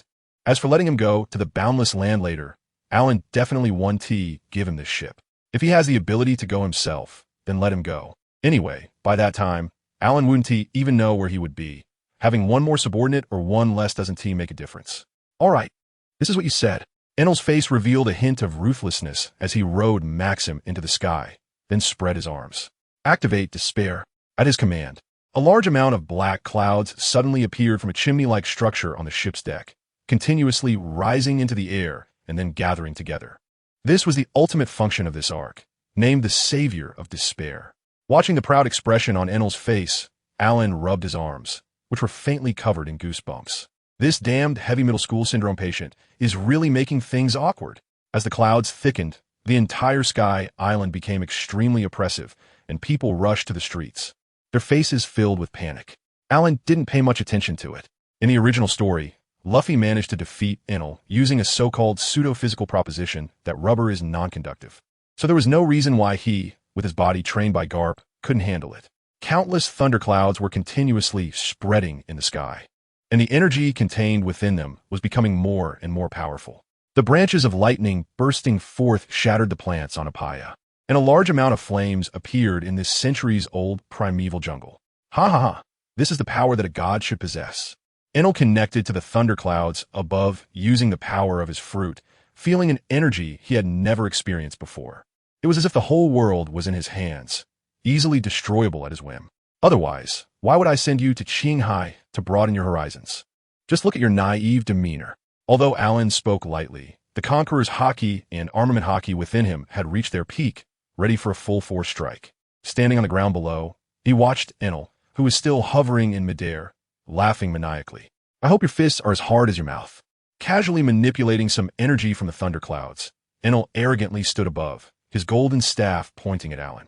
This was the first time since he had eaten the devil fruit that the Qinghai man felt humiliation and defeat, and his obsession was to use the thunderclouds created by the flying ship to smash Alan into pieces. A massive black sphere slowly descended from above. Even the golden Maxime ship appeared as small as a mung bean in its presence, and the energy contained within it made even Alan feel a bit startled. Without Sanji to damage the ship's internal machinery, the thunderball Enel had gathered was even larger than in the original story. Let this thunder strike destroy you and this annoying sky island together. Facing something he had always wanted to do, Enel became inexplicably solemn, transforming his body into lightning, guiding the thunderball down towards Alan. Enough! Let this farce end here. Regardless, Nami and the others were still below, and Alan couldn't guarantee that his ice shield would completely protect them, so he began to charge up early. Armament haki, soul binding end. After completing this charge, Alan's right arm trembled continuously, his muscles remaining in a state of slight rupture and healing. If he could use the power of the Xuanwu fruit, he could fully control this move in his human beast form. But now, without using the fruit's ability, this was already the strongest strike Alan could muster. Facing the thunderball above, Alan pushed off the ground, his whole body soaring into the air. At that moment, he clenched his fists, crossing his arms over his chest, and his body rapidly spun, wrapping the conqueror's haki and armament haki around him like a tornado, gradually forming a destructive force. As his body spun faster and faster, Alan's right fist swung out violently, launching the tornado formed by the intertwined haki directly forward. The principle of breaking a point to shatter a surface was vividly demonstrated. As cracks began to appear on the surface of the thunderball at the point of contact with the tornado's tip, dazzling lightning radiating from within, only to be swallowed back by the tornado. Buzzing. The dual-colored haki launched by Alan stirred within the thunderball, creating more and more cracks on its surface until it ultimately shattered. In an instant, the entire sky was filled with blinding light, causing everyone to squint. The next second, countless thunderclouds were dispersed by the shockwave of this explosive surge, and sunlight once again enveloped the entire sky island. Enel, still suspended in midair, looked up at the sun with a dazed expression, somewhat in disbelief. Hey kid, you lost. Clean up and get ready to board. This golden ship will belong to us from now on. Alan appeared beside Enel, his armed right hand gripping Enel's neck. No, this is impossible. I'm a god. How could I lose? You're not a god at all, just a self-deceiving little guy. There are many people stronger than you in Qinghai. Come with me and explore the places where true strong ones go. Feeling the slight pressure of the large hand on his neck, Enel's mouth twitched. I've only slightly lost to you. Once I learn your armed color haki, I will challenge you again. Enel was still somewhat unconvinced. After being the god for many years, how could he willingly accept being someone else's subordinate? Putting everything else aside, do you admit that you lost? Ignoring the deep sense of loss on this heavily delusional person's face, Alan pulled him in front of him and asked coldly. I admit it. Enel lowered his head. This state of being held in someone's hand was even more uncomfortable than being killed. But a loss was a loss.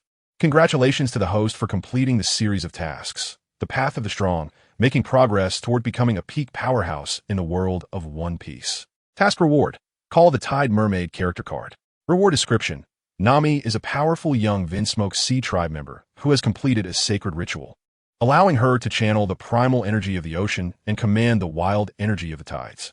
She can summon the power of the ocean using the Tide Caller staff in her hand. The character card can directly grant the user the abilities of the Tide Mermaid. Without waiting for Alan to inquire, the task completion prompt had already been issued. The Tide Mermaid, Nami's character card? With this reward, Alan didn't even need to consider who to give it to. He had originally thought about finding a devil fruit, like the union fruit, that could control the weather for Nami to eat. But now it seemed completely unnecessary. This was her destined character card. Since the system had already determined the task was successful, Alan didn't feel the need to pretend anymore. Looking at Enel in front of him, Alan gently released his grip, and a dark long robe appeared on his body out of nowhere. The enhancement from the Jinbu fruit was still extremely strong. You thought you were just slightly at a disadvantage, right? Just now I only used my physical strength. Now, with the power of the devil fruit added, you can attack me freely. I'll give you one chance. If you can hurt me, I'll let you go. Enel stared wide-eyed at Alan in front of him. In fact, even if Alan didn't say anything, his heart network could sense it. At this moment, Alan's aura was at least twice as strong as before. What kind of monster is this? In the previous battle, he hadn't even used half of his strength. And as a devil fruit user, he hadn't even used his abilities. This is your last chance to strike. Come on, Enel. Alan's tone was very calm, and in the beast-human form of the Xuanwu fruit, he felt much more composed. If he didn't resist, it wouldn't be impossible to hurt him. Enel looked at Alan, who was not even in a defensive stance, not far away, and his eyes flickered. 200 million volts. Thunder God Spear. This move was inspired by Alan's earlier technique. Originally, Enel's development of the Rumble fruit's abilities focused on the momentum and state of the moves, such as Thunder Beasts, Thunder Birds, Thunder Dragons, and the Thunder God. However, Alan's previous attack that broke through Raijin's defense opened his eyes. It wasn't necessarily the bigger the momentum, the greater the power. Even though Enel didn't understand the principle of breaking through a point, he learned from Alan to compress his lightning and formed a giant spear, throwing it towards Alan. This is interesting. Enel's talent is quite impressive, which makes Alan relatively satisfied. After all, he is going to be his subordinate.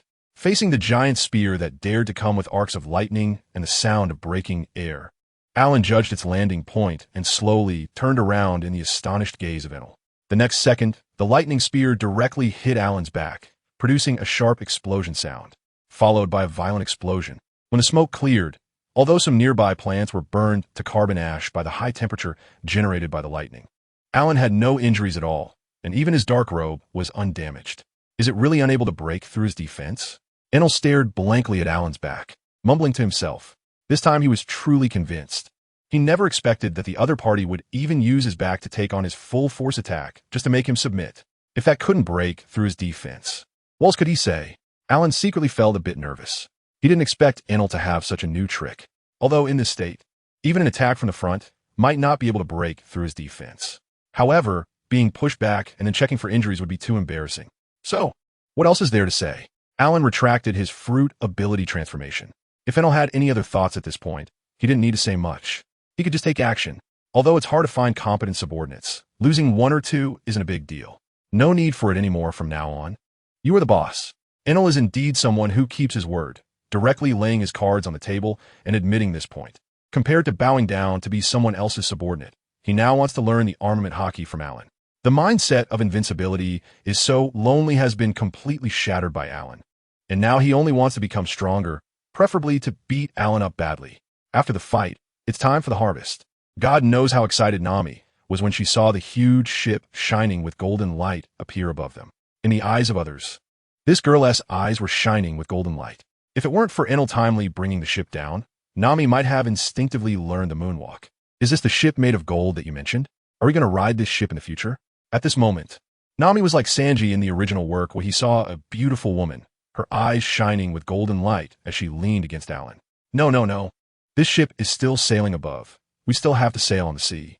It's not that Alan has suddenly developed a conscience and left this golden ship just for Enel. It's just that what he wants to do and what he wants to find are still more convenient to do on the sea. While it's certainly fast in the sky, it's basically impossible to accurately discern direction and destination. So they still need to sail on the sea, with Enel controlling the arc from above as a secret weapon. Moreover, as long as Enel fills the arc's energy once, it can sail for a long time without any delay. There is also a big snake in the jungle that I've frozen. Enel, you can take Nami and the others over to extract all the gold from its body, as well as the gold in your divine realm, and load it onto the Arkansas originally. Enel had some prejudice against Nami and the others. At least their strength hadn't reached a level that warranted equal treatment. But after Alan released his killing intent, this guy obediently backed down.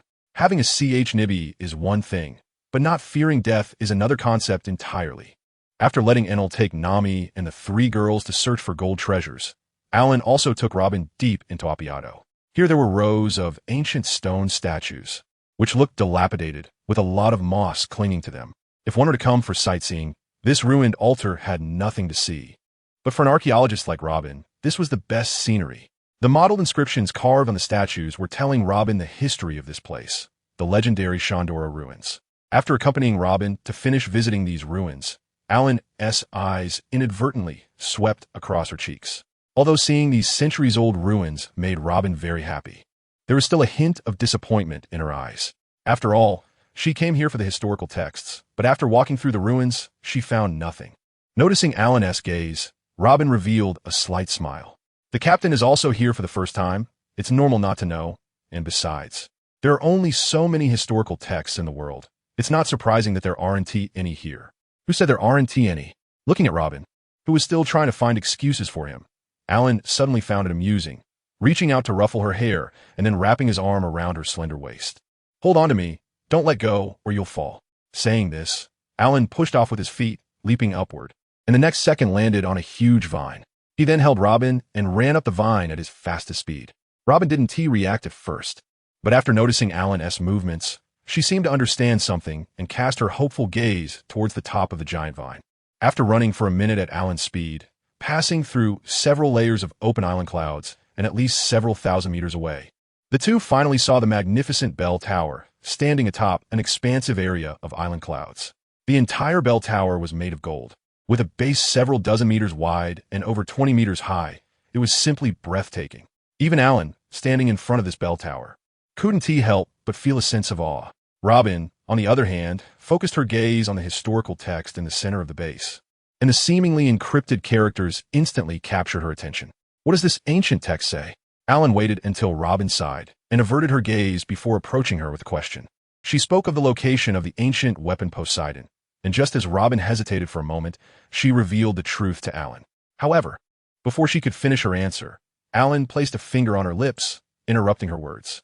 I don't need to know that. I am the most powerful weapon myself. Feeling the touch on her cherry lips, Robin's expression became somewhat unnatural, a hint of redness appearing on her cheeks, and she gently nodded. A man with such a strong presence, but a hint of tenderness, is truly charming. Although his tenderness is only directed at Nami and Nico Robin also felt it deeply from the side. By the way, there was a line from Roger above. I have come here to lead this text to its final place. Suddenly, Robin recalled the passage above and specifically translated it for Alan, who disdainfully shook his head. I can't be bothered to listen to those riddle makers playing dumb. For Pirate King Roger, Alan did not have the same kind of filter as this generation. The riddles they spoke of were, in Alan's eyes, pure pretentiousness. What does a blank 100 years of history matter?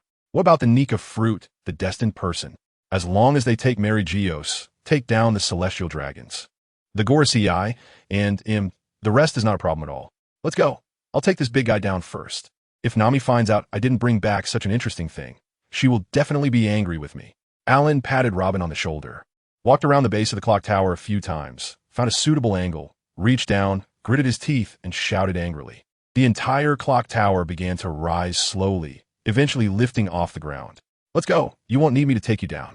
Alan took the lead and leaped down, landing on a massive vine several hundred meters below. Damn, this thing is really heavy. Looking at Alan's back and recalling the smile on his face when he mentioned Nami, Robin couldn't help but feel a wave of envy. However, considering her age and background, she sighed lightly and gracefully slid down. Sometimes it really feels like you were born before me, and by the time I was born, I was already old. Come on, little Alan. Refine this gold into suitable blocks for easier storage. Nami was still down below, excitedly directing Eneru to refine all the damaged irregular gold items into gold bars for convenient storage. As for that big snake, it could be entered after shattering the outer ice crystals. Thunder metallurgy. Hearing Nami's call, a hint of blush appeared on Eneru's face, but he obediently followed her instructions. Noki, feeling a bit uneasy, sensed Eneru's emotions and finally breathed a sigh of relief. A boy with a Chinibu and Sunder personality is actually quite simple. At least he's not overly complicated and can be easily read. Moreover, after realizing the fundamental reason Alan sought him out, Eneru dared not offend either Nami or Noki. Nami, look at this. Standing on a massive vine, Alan held up the golden clock tower and leaped down, kicking up a cloud of dust before running into the jungle, calling Nami's name from afar. Boom! Even though Alan intentionally placed it down gently, the weight of the clock tower still produced a loud thud, shaking the ground. Is this all made of gold? Everyone present was stunned, their gazes fixated on the gigantic clock tower. Nami's eyes were somewhat dazed as she reached out to touch the base of the clock tower. The cold sensation thrilling her, it was truly gold. It seems that the old man below was right. There really is a golden country, and there is a golden clock. Vivi's face was filled with excitement. During her days on Kaya Island, she had developed a good relationship with Mont Blanc Noland, and now seeing this golden clock, she couldn't help but think of him. Hearing her words, Nami bounced over to Alan's side and gave him a firm kiss on the cheek, looking proud. Of course it's real. Alan said there would be a golden ship and a golden city, so there must be. Vivi smiled and was about to say something when a sound of something slicing through the air and a hoarse roar came from afar. Eneru died. A blue flame shot towards Eneru, who was still refining nearby. Instinctively, he wanted to elementalize and dodge, but noticed Nami and the others standing behind him. Reluctantly, he had to summon the lightning in his body to form a shield in front of him. With a thunderous explosion, the expressions of the girls instantly changed, and they unconsciously stepped back a few paces. Is that the golden clock? After a fiery cannon shot, Weber stared blankly at the clock tower beside Nami, his eyes wide like copper bells. Indeed, what the ancestors said about Appiato having a golden city and a golden clock is true. Give that clock back to us. The sliding shoes beneath his feet suddenly released gas, and Weber charged towards Nami, who was standing beside the golden clock. Behind him, several figures followed suit, all with fervent eyes rushing towards the golden clock. The ultimate goal pursued by the Sandia people for over 100 years was right in front of them.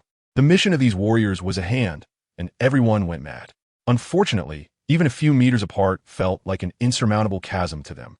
Before they could land, they were struck down by a bolt of lightning from above, charred and crispy, crashing to the ground. That golden clock, it's ours. Get back to us. Weber, struck down by the lightning, crawled on the ground towards the golden clock, his gaze fixed on Nami, standing beside it. Give it back to us. Seeing Weber's current state, a hint of reluctance appeared on the faces of Nami and the others, and Vivi even wanted to step out and say something. But Alan's words from atop the turtle resurfaced in her mind, and she hurriedly forced herself to step back. Is it yours? Alan appeared in front of Weber, lifted a foot, and kicked him away, causing him to crash into the subordinates behind him, who then tumbled in a heap. Weber, the woman with long black hair, who was somewhat good-looking, called out with concern, then cast a resentful glance at Alan. The latter merely snorted disdainfully. Although the system had issued a side quest to gain favor, he wasn't obligated to complete it.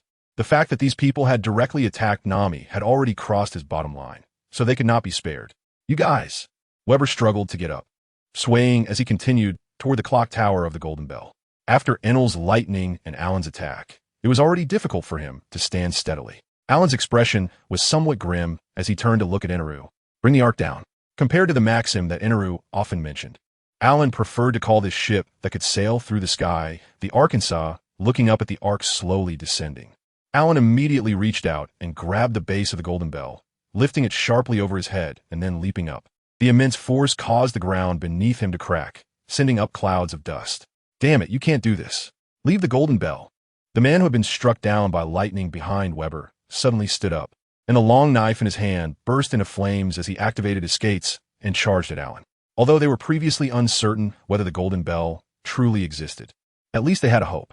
If Alan took the Golden Bell now, there would be nowhere left to search for it. Clang! The sword made of metal seemed as if it were made of wood in Alan's hands, easily snapped in two with just one hand. What makes you think you can shout and even attack me in my presence and still survive? After Alan crushed the burning sword, he directly grabbed the intruder by the neck. Nami, let's go check out the ship. We haven't explored this golden ship yet. I wonder what it's like inside. Nojiko sensed that a wave of compassion was rising in Nami's heart and immediately took her hand, climbing up the ladder to the Ark's deck, then pulling her into the cabin. Nojiko, do you want to plead for the people below? Before Nami could finish her sentence, Nojiko interrupted her expressionlessly. After seeing Nami nod, Nojiko pondered for a few seconds, then grabbed Nami's shoulders, staring into her eyes. I know you have a good heart, but have you considered that we are Alan's Achilles heel? If you speak up, he will definitely agree, but what will happen afterward? Now that we've come to this sea, we have to face many cruel realities. Although Nojiko had always been in Cocoa Village and had never gone to sea, her mentality was much more mature than Nami's, who had been wandering in the East Blue for nearly 10 years. This was also one of the fundamental reasons why Alan directly gave the soul fruit to Nojiko. No, Kamachili, Mantis, with a slight force from Alan. In the terrified eyes of Weibo and the others, the guy with the mohawk hairstyle was instantly frozen into an ice sculpture, then shattered into powder and scattered in the wind. I will kill you. I will definitely kill you. Sorry, but you might not have that chance anymore. Several Sandia warriors gritted their teeth, their eyes bloodshot as they stared fiercely at Alan, who shrugged indifferently. He then appeared next to a man in a green military coat, wearing a bamboo-woven hat, and similarly turned him into a passive element. Brom, why are you so devilish? Why treat us like this? Laki, who was still nearby, was already in tears. How could she not know that they were no match for Alan? That facing him was even more desperate than facing Eneru. Crazy. You were the ones who attacked me first, right? Since you initiated the war, don't say such childish things. Alan raised an eyebrow and casually turned Weber into an ice sculpture as well. He then crouched in front of Raki, with a finger pointing at her forehead. Although you look decent, it's a pity you stand against me, and I've never bought any of your figurines. Raki didn't understand what Alan meant, but before she could ask, she lost consciousness as darkness enveloped her. Frost began to spread from Alan's fingertip on Raki's forehead, gradually sealing her in ice as it followed the path of his index finger, ultimately transforming her entire being into a stunning ice sculpture. It's a pity. She really isn't bad-looking. Load all the gold onto the ship, Enel. You're coming with me to the sky island below. Yes. Alan glanced at Vivi, who was in a dazed state with a look of compassion in her eyes, and expressionlessly gave a command before reaching out to beckon Enel. At this moment, the civilians of Sky Island were still looking at the sky in panic on the streets due to the earlier black thunderclouds. Even though the thunderclouds had dissipated, they were still like startled birds, fearing that something might go wrong again. Koroniche, Cornus, who had been looking up at the sky, suddenly heard a familiar voice calling her name beside her.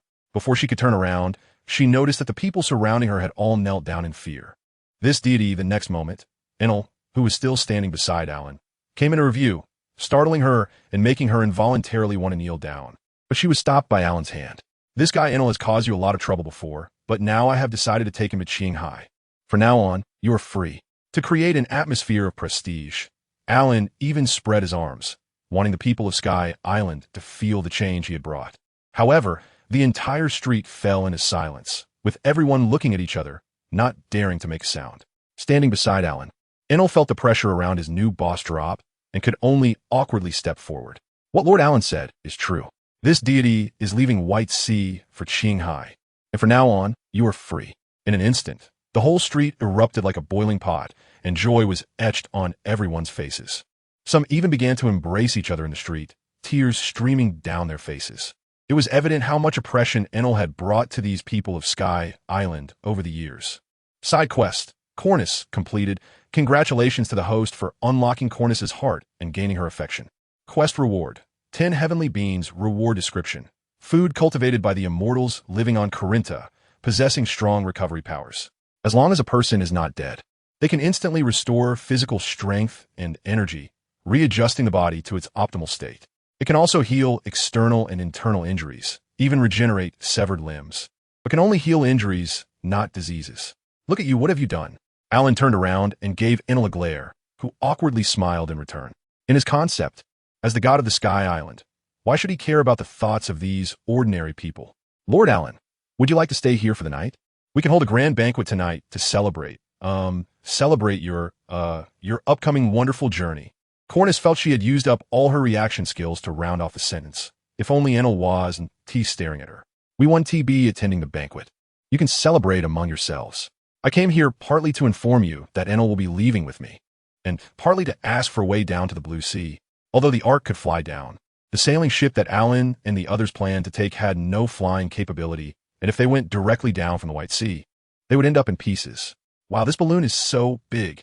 The creatures of the Sky Island are truly amazing. What is the principle behind this?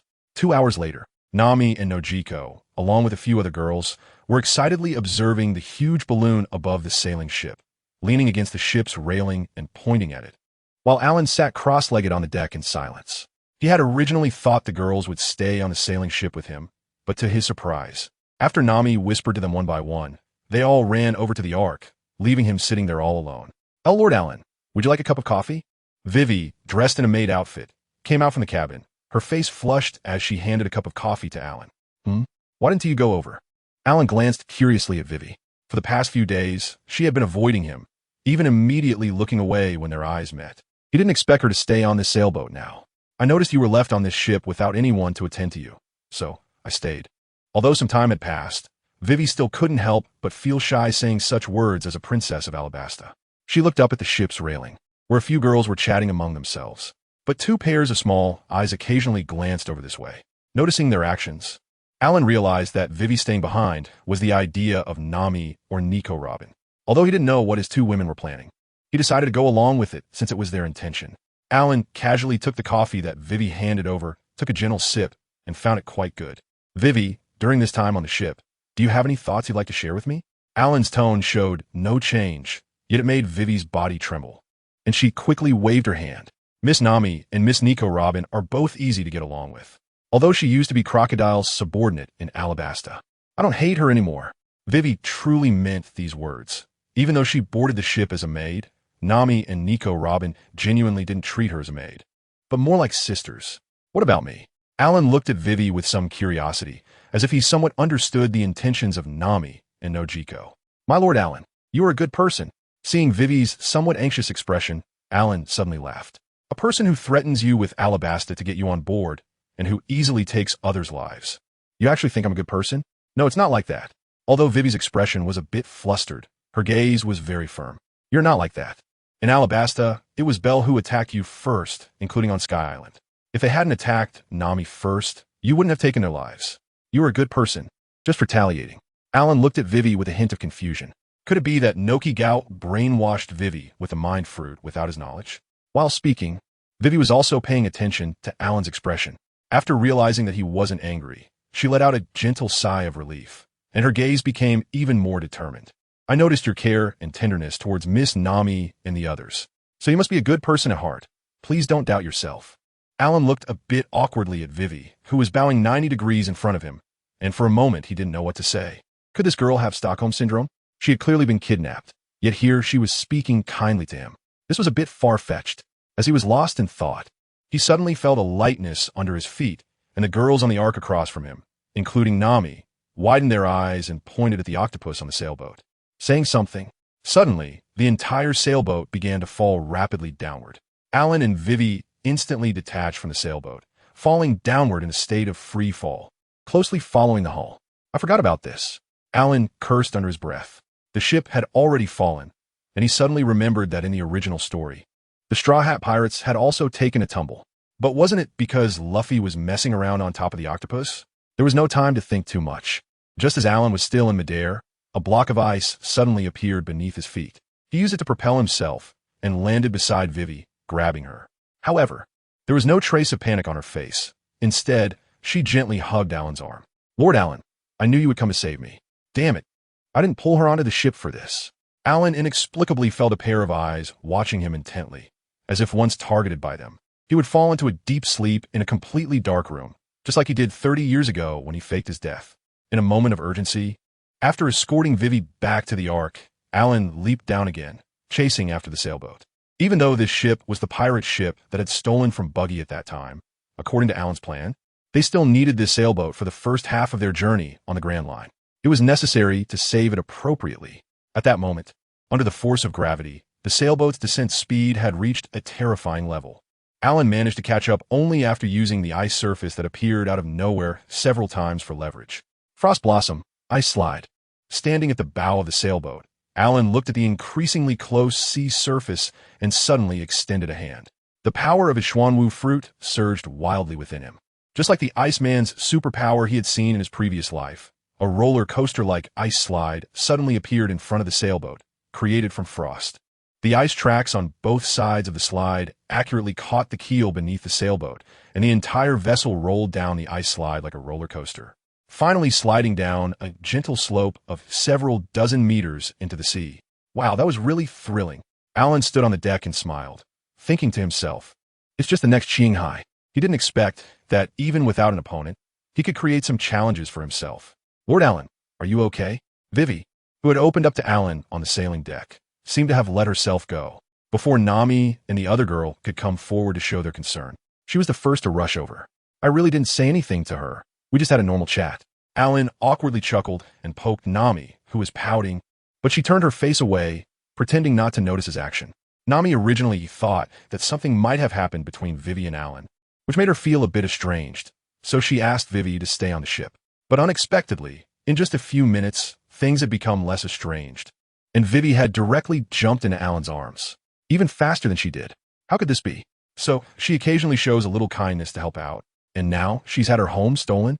Alright, if you don't believe her, do you not believe me either? How about I pay you some tribute? Alan hugged Nami's waist with a mischievous smile.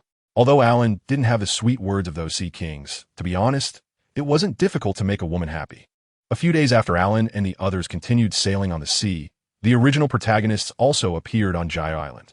However, this time they smoothly found Kulik without any hiccups. The pirates in Magic Valley Town had become polite after the few days Alan spent there. They were just short of helping old ladies cross the street. After all, the impolite ones had long been eliminated by Alan's manual elementalization. The pirates who remained even referred to the days Alan spent accompanying Nami shopping as the Frost Demon Days of Magic Valley Town.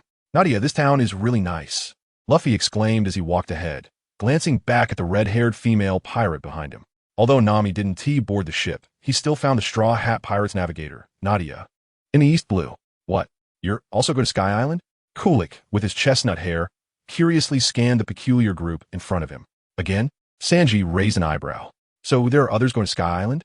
Ah, that is quite an impressive group. Kulik took a deep puff from the cigarette in his mouth and sighed. To be honest, he was quite shocked when he saw Alan's bounty. No wonder this man had such a strong presence. Hey, how impressive is that? Luffy has a bounty of 80 million. Usopp stepped up beside Luffy, resting his arm on Luffy's shoulder with a proud look. As a pirate from the East Blue, that bounty was indeed standing tall at the peak of the entire East Blue. 80 million? That guy has a bounty of 5 billion. For some reason, after learning about Alan's bounty, Kulik even felt proud to help them reach Sky Island. Is it him? The expressions of Luffy, Zoro, and Sanji darkened simultaneously. It wasn't that they harbored any great hatred towards Alan, but throughout their journey, that guy seemed to always be ahead of them. It made the Straw Hat Pirates' adventure feel like they were just walking the path he had just walked, and even Luffy felt no sense of accomplishment whatsoever. But he is a pirate with a bounty of 5 billion. Should we still go up? Chopper, who had never seen Alan, was trembling all over, gripping Usopp's hand tightly, afraid to let go. We're going. Luffy's face rarely showed a serious expression. Their adventure is theirs, and our adventure is ours. One day, I will defeat him. Great. I'll help you find the upward currents. Kulik looked at Luffy as if he saw the version of himself who firmly believed that the ancestors were not lying. Straw Hat Pirates, prepare to head to Sky Island. Oh, Admiral, Headquarters has sent news about the revolutionary Alan appearing in the first half of the Grand Line. The yellow monkey, still lying in bed, was awakened by the knocking at the door. Reluctantly, he removed his eye patch, and the next moment, he was at the door opening it. A Navy soldier stood there, sweating profusely while holding documents. Huh? Is there news about Alan? The yellow monkey's face didn't show happiness, but rather a bit of regret. In fact, after he received the task to track Alan, the Navy headquarters lost track of him. So, while waiting for news from the intelligence department, he entered a reasonable and compliant idle state. Oh no, standby state. Yes, Marshal Sengoku commands you to set off immediately, and Admiral Akiji is over there too. Akiji? Alright, I got it. The yellow monkey's eyes behind his brown glasses lit up, raised an eyebrow, and then turned into a beam of light disappearing from a spot. He wouldn't worry about whether Akiji would be in danger. If Akiji could clash with Alan, that would be great. At least he could determine the opponent's combat power and know how far to keep his distance for surveillance. After all, a pirate with such a bounty is truly terrifying. Even if Marshal Sengoku doubled his salary, he might not be able to defeat him. Hey, I say, aren't you being a bit too lazy on my warship? Smoker looked displeased at Akiji, who was lounging on the deck. Their group had first cleaned up the remaining evildoers from the crocodile incident in Alabasta, and then received news about the Straw Hat Kid's whereabouts to continue the pursuit. Yet this so-called highest-ranking admiral, aside from Marshal Sengoku, was lazily lying in a deck chair, wearing an eye patch and sleeping. Just a little relaxation. Smoker, after all. It's not my task.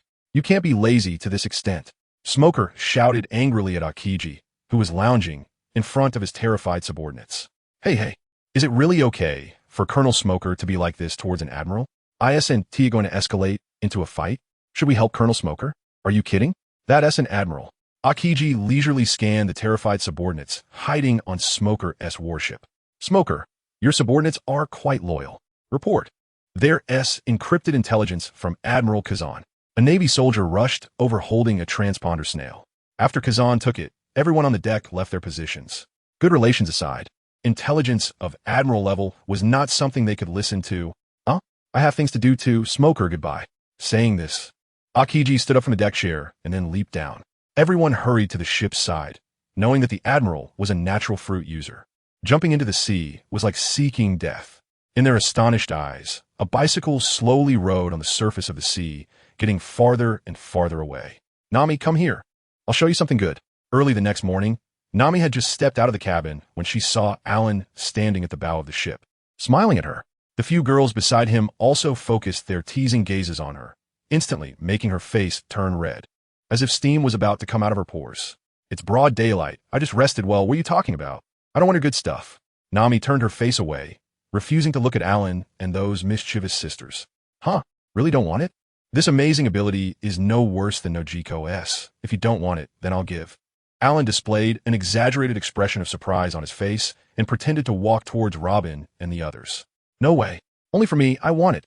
Nami, still not realizing that she had been tricked by Alan, rushed over at full speed. Just a few steps away, she jumped up and was caught steadily in Alan's arms.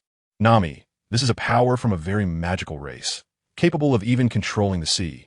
You must experience it carefully. Watching the blue, translucent energy card spinning in Alan's hand, Nami swallowed hard. The ability to control the sea? That seems quite fitting for her identity as a navigator. As she reached out to grasp the energy card, it slowly transformed into light points and merged into Nami's body. The once calm sea began to stir, and the salty sea breeze grew increasingly urgent. Alan released Nami's slender waist and stood together with Noki and the other girls, silently watching her as she floated in the air. Centered around Nami, the entire sea surface rippled in circles, with waves rapidly spreading outwards. It was as if a giant sea king was awakening from the depths of the ocean. She felt a call from the deep sea resonating within her, her heartbeat quickening. It was a force both strange and familiar, continuously guiding her. Sensing the connection between her body and this force, Nami took a deep breath and raised one hand high in accordance with her inner guidance. At that moment, the entire sea surface fell still. Even Enel, hovering above, leaned over the ship's railing, curiously watching the sea below, as his heart network constantly warned him of the immense energy forming beneath. Just as the sea surface completely stilled, it suddenly cracked open, and a brilliant light burst forth from the fissure, shooting into the sky, transforming into a mermaid with a fish tail and an enchanting, graceful appearance. The semi-transparent blue-green scales sparkled in the sunlight, resembling a true spirit emerging from the deep sea. Nami and the others certainly didn't know her name, but Alan, who often played games in his past life, was extremely familiar with this form. The tide-calling mermaid Nami. Although they shared the same name and both had an immense familiarity with the ocean, their bloodlines were worlds apart. The tide-calling mermaid was surrounded by a halo of water elements, gently extending her hand towards Nami. Their delicate hands clasped together. At the moment of contact, a warm and powerful force surged into Nami's body. A flicker of astonishment crossed her eyes, soon replaced by endless joy. At that moment, Nami could feel an unprecedented connection established between herself and the ocean. It was as if she could hear the whispers of every drop of water and feel the pulse of every current. What is this? Nami exclaimed in amazement, trying to wave her arms, and the surrounding seawater immediately began to dance with her intent, forming a magnificent curtain of water that quickly fell again, restoring calm to the entire sea area, igniting excitement among everyone present. To say nothing else in the world of One Piece. Being able to control seawater essentially makes one a nemesis to 99 of devil fruit users. As long as she doesn't encounter a few who can float and possess great power, Nami's self-defense capability is beyond doubt. She could even be considered powerful in combat. Nami, try to feel if there are any other abilities besides controlling seawater. Abilities. Nami gently raised her hand, and suddenly 2 water columns, about 10 meters high, appeared on either side of the ship, slowly transforming into humanoid shapes. This was water element summoning, and even though the sea breeze hadn't changed, the ship beneath everyone suddenly began to accelerate. This was controlling ocean currents. In addition to these, there were also underwater breathing, underwater movement, tidal force, and oceanic perception. Nami closed her eyes and suddenly showed a hint of panic. I sense a massive energy approaching us rapidly from afar. It seems we have enemies again. Alan squinted and nodded in response. The man approaching from the distant horizon on a bicycle was someone he was very familiar with. In the original work of his previous life, he was also the first boss that the protagonist encountered. However, with such a powerful figure appearing, why was there no mission prompt from a system? That seemed a bit unintelligent. Nami, use the currents to take our ship to the nearest island. You want to be participating in the next battle. Upon hearing Alan's command, Nami showed no hesitation or doubt and quickly got to work. With her help, the speed of the sailing ship increased significantly. At least they no longer needed to wait for the arc above to suppress speed. In the distance, Akiji was in no rush, leisurely riding his bicycle in the direction of the sailing ship, following them. "Enel, come down," Alan called out loudly, and instantly a bolt of lightning appeared beside him. Enel slowly emerged, looking somewhat serious as he gazed in the direction of Akiji. "This guy's a strong one. One of the 3 admirals of the Navy in the East Blue, second only to the Fleet Admiral, a peak powerhouse." Alan's introduction did not make Enel feel any sense of retreat. On the contrary, he became excited. The guy in front of him, who was the boss, was incredibly strong, and he had been completely overwhelmed. Now that a peak powerhouse from the Qinghai appeared before him, he also wanted to test what level he was really at in Qinghai. Nami and the others had already navigated the ship to the edge of the island. With Nami's gesture, a navigable path appeared out of thin air, bringing the sailboat to the shore. The women then disembarked and stood in a row on the beach. They were not worried about Alan's safety. They just wanted to see who the newcomer was that made Alan take him so seriously. At this moment, the women had not yet noticed that Robin, who had originally been smiling faintly, almost lost her balance upon seeing the person coming from the sea, barely managing to stay upright by leaning against the ship's hull. Akiji, huh? Suddenly, Alan had a mischievous thought in his mind. He stepped onto the beach and plunged his hands into the sea. Ice Age. In an instant, the sea in front of him was completely frozen, turning into land made of ice. The green pheasant, who was leisurely riding his bicycle, stiffened, staring blankly at the vast expanse of frozen sea before him. He had certainly heard the distant sound of Ice Age just now, but he never expected that there could actually be someone other than him capable of freezing a large sea, looking down at the layer of ice under his bicycle tires. He tried to elementalize his right hand, and only then did the green pheasant breathe a sigh of relief. Fortunately, his ice fruit was still with him. Perhaps the other party was just a user of a lower-tier temperature fruit or something like that. To develop a fruit's ability to this extent was quite impressive. If the other party wasn't some wicked pirate, he wouldn't mind letting them off the hook. Ahead was a layer of ice, and he didn't need to ride his bike over it. He simply slid forward, rapidly heading toward the island. "Robin, what's wrong?" Nokigao suddenly spoke up, feeling an inexplicable sense of immense fear emanating from Robin. The other women also noticed Robin's unusual behavior and hurriedly surrounded her. "A visitor. It's Admiral Akiji from the Navy headquarters." The 3 top figures of the Navy, known as the highest combat power of the world government, were watching Akiji from a distance, and Robin felt a sense of oppression, cold sweat unconsciously dripping from her forehead. Do you have a grudge against him? Nami, however, didn't care about the other party's identity. No matter how strong he was, Alan was in front. "Yes, my hometown O'Hara was destroyed by him and another admiral," Robin murmured. She had originally thought that being on Alan's ship would make her worry-free, but now seeing Admiral Akiji still made her feel weak in her arms and legs. "What the heck? It's outrageous that the Navy would do such a thing. I didn't expect even the admirals of the Navy headquarters to be like this. Robin, we will definitely help you." Robin's words made Nami and Nokigao involuntarily recall Colonel Mouse from the East Blue Navy's 16th Division. But despite their anger, Nami quietly moved closer to Alan. "You managed to defeat that old rear admiral before. Is this admiral a problem? If it really doesn't work, we can retreat first." Looking at Nami, who seemed like a little child, Alan smiled and ruffled her hair, then walked over to Robin's side and put his arm around her shoulders. "Don't worry. Today we'll help Robin collect some interest from him." Being half embraced by Alan, Robin suddenly felt a lot of her inner fear dissipate. And even looking directly at Akiji in the distance didn't feel as frightening anymore. Yes, her captain had repelled the Navy hero, Vice Admiral Garp. The Admiral might not even be his match. "Enel, you go on ahead and have some fun with him." "Okay." Just as Akiji was leisurely gliding forward, he suddenly tensed up, and his sliding motion abruptly stopped. With a loud bang, a bolt of lightning, several meters thick, struck down from the sky, shattering the layer of ice on the sea. If Akiji hadn't stopped, that lightning would have hit him. "Oh dear, are you trying to attack me?" Akiji raised his head, lazily looking at Enel and midair. "I just wanted to see how much of a gap exists between me and the so-called peak power of the Green Sea." Enel's body constantly emitted arcs of lightning as he provocatively pointed his golden staff at Akiji from a distance. "Huh, a user of the Rumble fruit? How troublesome." Akiji frowned and shook his head. "I just came to confirm the whereabouts of Nico Robin, who disappeared after the Alabasta incident, and Princess Vivi, who was captured."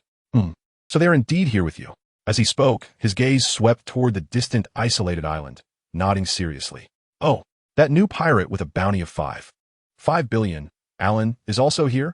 Since I've seen him, I still have to report back to headquarters, so I guess I'll have to deal with you. If I'm not strong enough, I might die here, kid." Who dies is still uncertain. 200 million volts, Thunder God Spear. Enel narrowed his eyes and unleashed his strongest single target attack that he learned from Alan, a giant spear of compressed lightning shot towards Akiji at high speed. Ice Block Violent Bird. A massive ice bird with tremendous impact screeched as it met the lightning spear, the two forces clashing and stalemating. Enel, however, frowned and remained silent.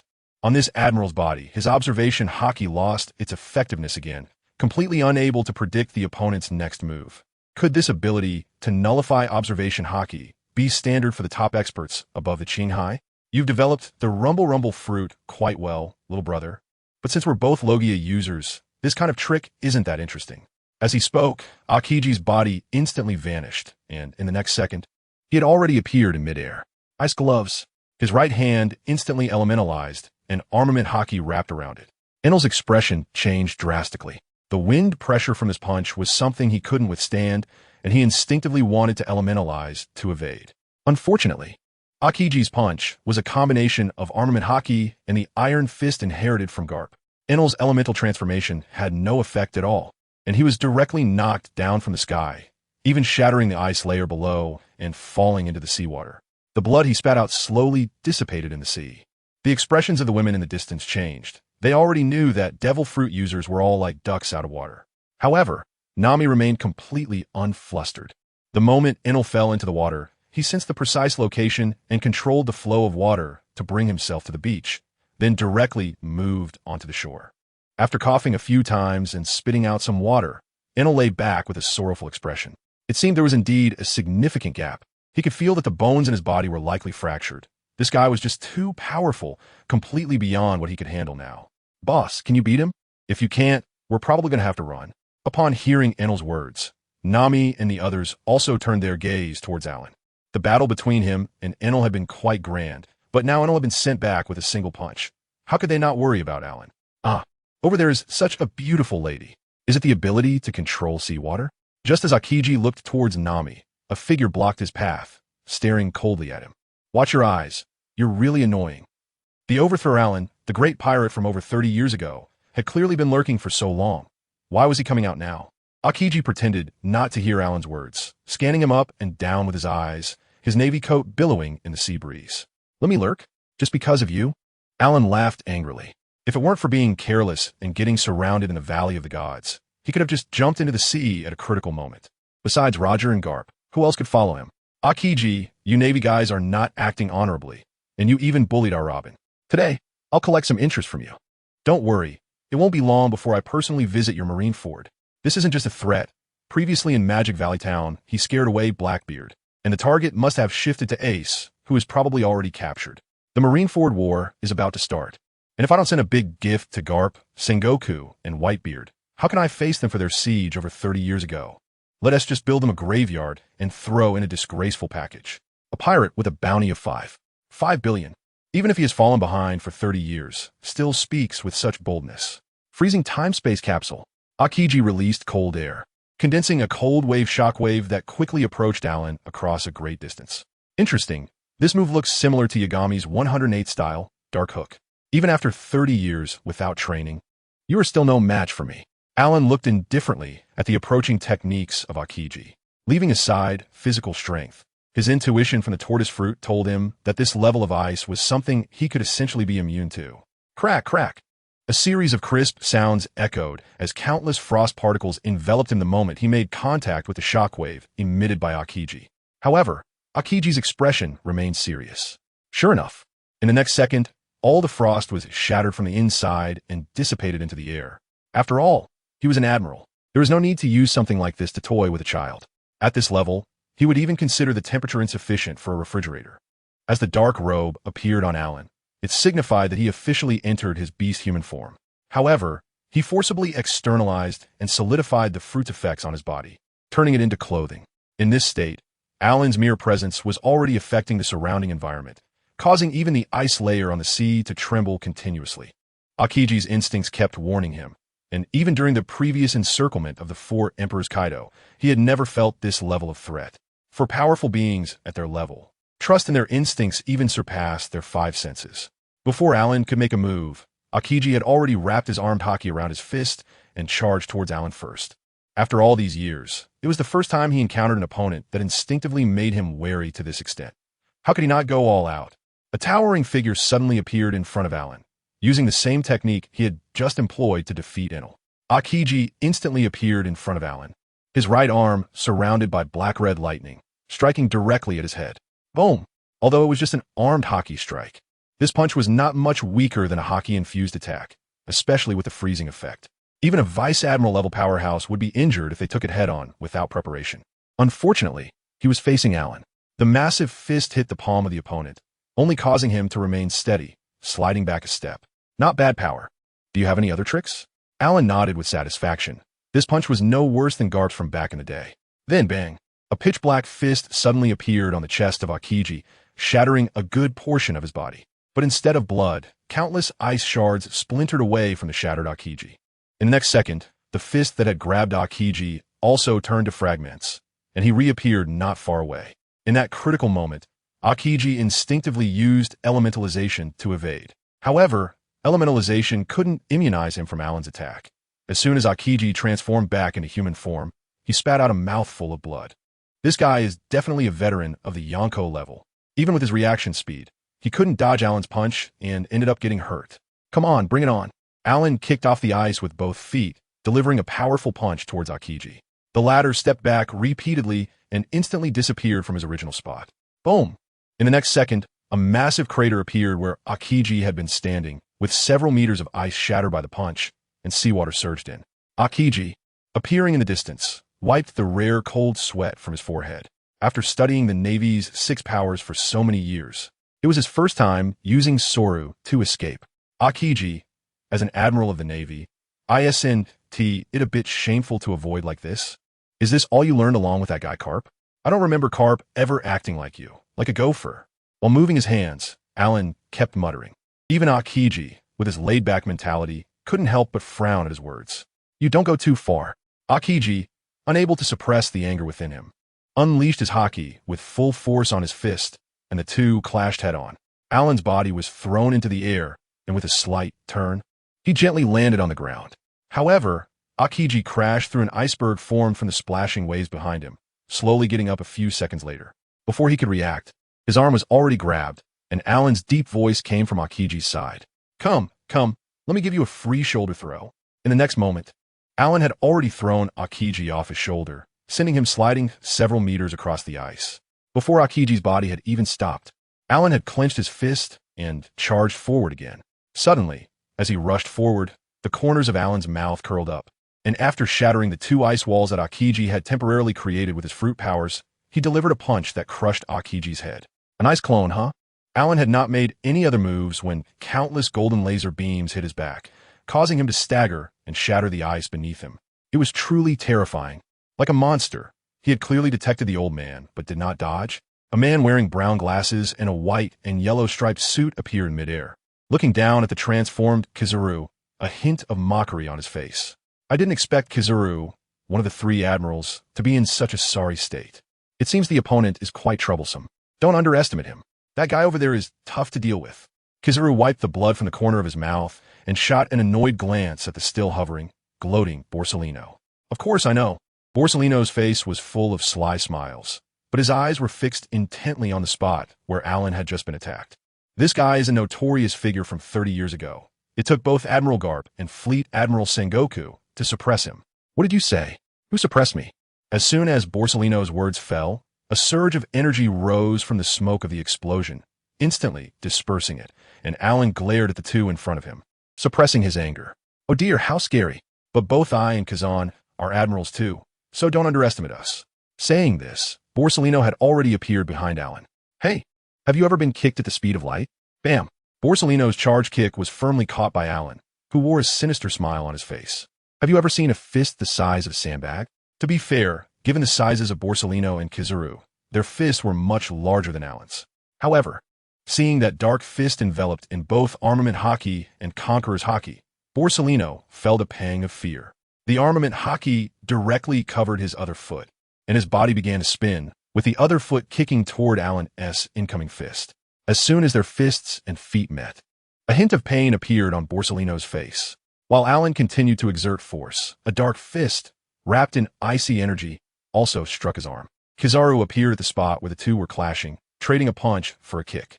Alan instinctively took 2 steps back, and the three separated again. Borsellino slightly lifted his left foot. That last exchange had hurt his bones a bit. Kazan, you go up and fight him. I'll support you from behind. I'm an old bone. I can't take much more. Saying this, Borsellino directly elementalized his body and appeared in midair, combining his hands and pulling them apart, creating a long arrow made of laser in his hands. All right, stretching his somewhat stiff and slightly painful body. Kizaru also covered his fist with armament hockey and charged directly at Alan. Just as Kizaru's ice freeze had no effect on Alan, Alan's freezing ability was also minimal against Kizaru. He could only use the 3 types of hockey to fight him. However, in his beast form, Alan had a considerable boost to his physical condition, easily reaching a level to suppress Kizaru. Overestimating yourself, Alan directly caught Akiji's punch, and before he could counterattack, a sharp laser suddenly appeared in front of him. Alan had no choice but to change his movements and block the laser arrow from Kizaru with his fist, forcing Akiji to retreat. Interesting. Looking at Kizaru, who was continuing to gather laser arrows in midair, Alan had a somewhat mocking expression on his face. The power of that last attack could probably topple a small mountain, and he could still aim accurately at his head from this distance. You still dare to say you weren't holding back in the war on the top. It was just canceled out by Luffy's observation hockey, right? You couldn't find him at all, could you? With a thought, Alan summoned several ice walls to block in front of Kizaru, while he charged towards Akiji. Akiji attempted to control the collapse of the ice walls, but unfortunately, the ice created by Alan was beyond his control, even though he was a user of the ice fruit. Amaterasu Cloud Sword. Just after Akiji managed to fend off a few of Alan's attacks, 2 golden lights flashed, and the ice walls blocking Kizaru were instantly sliced into several segments. Alan raised his right hand to block the strike from Kizaru's light sword, while his left fist met Akiji's punch. Under the close-range assault of the 2 admirals, Alan was not entirely at a loss. However, directly taking them down in a short time might come at a cost. Moreover, the 3 were somewhat suppressing their powers, as they were in the first half of the Grand Line. If they truly unleashed their battle, freezing was one thing, but if a tsunami were to occur, who knows how many people would be affected? Akiji. All right, there was no need for more words. Although they had been labeled as monsters since joining the Navy and had never fought together, their cooperation felt seamless, almost instinctive. After all, they reacted quickly and did not have to worry about safety behind them. Akiji quickly enveloped his hand in a layer of solid ice, with a layer of armament hockey wrapping around the outermost part, and then he threw a punch at Alan. Alan did not hesitate. He had never backed down from a direct confrontation. A punch landed, and the solid ice on Akiji's hand shattered instantly, but he showed no hesitation, directly grabbing Alan's arm with his right hand and securing it with his left. At this moment, both of their arms were encased in a large block of solid ice from the ice fruit, and Kizaru suddenly appeared behind Alan. Amaterasu Cloud Sword. Crack, crack. After a few crisp sounds, the ice blocks on their arms were shattered by Alan, and his armament hockey penetrated into Akiji's body. The latter continuously spat out blood, but still clung tightly to Alan's arms. It was only when he saw Kizaru attack Alan that he was blasted away with a punch. It's done. Akiji, lying on the ground, let out a sigh of relief. Being attacked like this by Kizaru without any defensive moves was something even Kaido couldn't withstand. The so-called immortality was just about recovering quickly. Suddenly, Akiji keenly noticed that the expression on Kizaru's face was extremely unusual, filled with shock and a hint of fear. Yada no Kagami. Kizaru transformed into light and flew into the air, unleashing beams of golden light from his hands, turning into countless dazzling light bullets that shot crazily towards Alan. After a series of explosive sounds like firecrackers, Kizaru finally paused to catch his breath. What happened? The two, in unison, fixed their gazes on Alan's position as a sea breeze blew by, dispersing the smoke. Compared to their 3-meter-tall figures, Alan, at just 1 meter 80, could only be considered short. Yet his upright stance made the two admirals somewhat incredulous. The entire ice surface, except for the spot where Alan stood, had been shattered, and the sea water was rapidly surging up. Is it over? Alan asked lightly. Borsellino, be careful. Akiji's warning came just in time, but the moment Borsellino transformed, Alan still grabbed his ankle. As he pulled him down, he threw a punch, and Borsellino, with his arms covered in haki, crossed them in front of himself. After a sharp crack of breaking bones, Borsellino was heavily smashed into the ice layer. Wiping the blood from the corner of his mouth, Borsellino exchanged glances with Akiji. How did Admiral Sengoku and Vice Admiral Garp suppress this monster back in the day? Perhaps we were just not strong enough yet. Back then, the Peak Admiral and Vice Admiral could suppress the entire sea and chase after the Pirate King. Akiji revealed a bitter smile. He had come to confirm Nico Robin's condition. But who would have thought she would find such a powerful partner? Just in the few minutes of confrontation, he could already tell that if this continued, the most likely outcome would be the opponent getting seriously injured, and they would die. What is the point of fighting? He didn't even know where this monster came from. While Borsellino sighed, a hint of anger also appeared on his face. Look, I've been attacking with all my might, and he hasn't even left a scratch on his back. How can we keep fighting? We should let that monster kind of deal with him instead. Though I don't want to admit it, it seems I can't break through his defenses. How is this possible? Enough of the nonsense. Unleash your big move, and I'll buy you some time to retreat. Seeing Akiji's wide-eyed expression, Borsellino said grumpily in a low voice, and Akiji nodded without hesitation. Icebird. Facing such a strong enemy, Akiji didn't dare hold back. Using his devil fruit powers to the fullest, countless ice crystals quickly gathered under the sunlight, forming an incredibly massive icebird. In close combat, he knew he wouldn't be Alan's match, so he could only rely on his devil fruit abilities. Even though the freezing property wouldn't affect Alan, once this giant icebird charged, its impact would be something that ordinary people couldn't withstand. As the giant creature spread its wings, dozens of meters wide, the up and down flapping created a gust of wind that blew away the surrounding ice shards for hundreds of meters. Alan looked expressionless as he watched the icebird take shape and then flap its wings forward, before proactively stepping up to take the hit. Nami and the other girls were on the island behind him. If that icebird really flew over, the whole island might just sink into the sea. But if he changed direction, he couldn't guarantee that Kizaru wouldn't threaten him with Nami and the others. This was also the fundamental reason why he wanted to get Enel and the Ark under his control. That way, during the upcoming Marineford War, he could let Nami and the others be in the sky, while he unleashed his full power. Crimson lightning continuously wrapped around his arms, and the armed haki surged accordingly. Alan's fist directly met the sharp beak of the icebird. With a bang, Alan's body trembled as a tremendous force coursed through his arms and spread throughout his body. The ice layer within a radius of several miles shattered instantly with a crack sound as he transferred the power to his feet. Borsellino, it's your turn. Seeing Alan retreat step by step under the impact of the icebird, Akiji shouted loudly, while Kizaru transformed into light, appearing above Alan, mobilizing most of the power of his devil fruit. Yasakani no Magatama. This was the most powerful attack he could unleash, with countless light bullets covering the entire sky, wildly shooting toward Alan. Frostflower, Ice City Wall. At this moment, Alan's right fist was grappling with the icebird, while his left hand opened and waved toward the sky above him. His stamina was instantly depleted, and in its place, a curved Ice City Wall appeared above Alan, blocking all of Kizaru's light bullets. As ice shards flew, Alan also exerted force to slowly halt the giant icebird in front of him. Conqueror's Haki, Soul Binding End. A tornado formed by the intertwining of Conqueror's Haki and Armament Haki reappeared, causing the entire icebird to tremble under Alan's attack. Then, several massive cracks appeared on its body, and its dozens of meters long form shattered with a resounding crash. Yasakani no Magatama. Kizaru's figure reappeared behind the icebird, unleashing countless light bullets. Alan's arms were covered with haki, blocking the incoming light bullets in front of him. Although he didn't sustain any injuries, the continuous explosions generated a shockwave that forced him to retreat several meters. He glanced back at Aokiji, who had already escaped to a distance where his figure was no longer visible, and only then did Kizaru let out a sigh of relief. In terms of combat power, he ranked among the top 5 in the Navy. However, when it came to escape abilities, he was far ahead of everyone else. What a terrifying guy. I won't get entangled with you here any longer. See you. Saying this, Kizaru released most of his remaining strength, triggering a violent explosion, and then elementalized to prepare for departure. Just as his body was about to fully transform into photons, a pitch-black arrow shot out from the smoke and struck Kizaru's lower abdomen in an instant, piercing through him. Although the next second Kizaru had already transformed into light and fled in the direction Aokiji had left, a significant amount of blood still dripped onto the ice below. You fought for so long and still expect to leave unscathed? Dream on.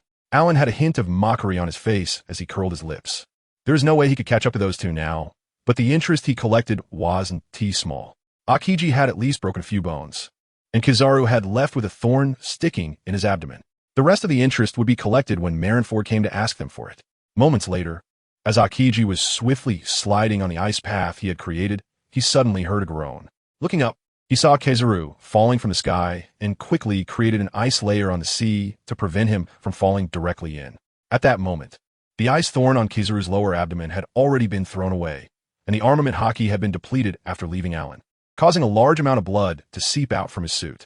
He collapsed onto the ice surface. Damn you, Kazan. I was covering for you, and you didn't even know to catch me. Just made this big piece of ice. Kizaru gritted his teeth and couldn't get up from the ice surface for a long time. Aokiji hurried over to support him and help him up. No wonder Fleet Admiral Sengoku sent me to follow and monitor this guy. These old pirates are indeed terrifying. When Kizaru said this, there was no longer that annoying smile on his face, but instead, he sighed seriously. Aokiji nodded, not to mention Kizaru. Even in been injured this badly since becoming a vice admiral. Kizaru's warship was anchored several nautical miles away. After all, in Fleet Admiral Sengoku's words, that Alan was quite formidable. If he fought alongside Aokiji against the opponent, the warship being too close might get affected. Hey look, is that Admiral Borsellino and Admiral Kazan? The lookout squinted and used a telescope to look at the sea in the distance. He then put down the telescope, rubbed his eyes, and handed it to a colleague beside him, who also took a look and gasped. Quick, lower the small boat to pick them up. Both admirals are injured.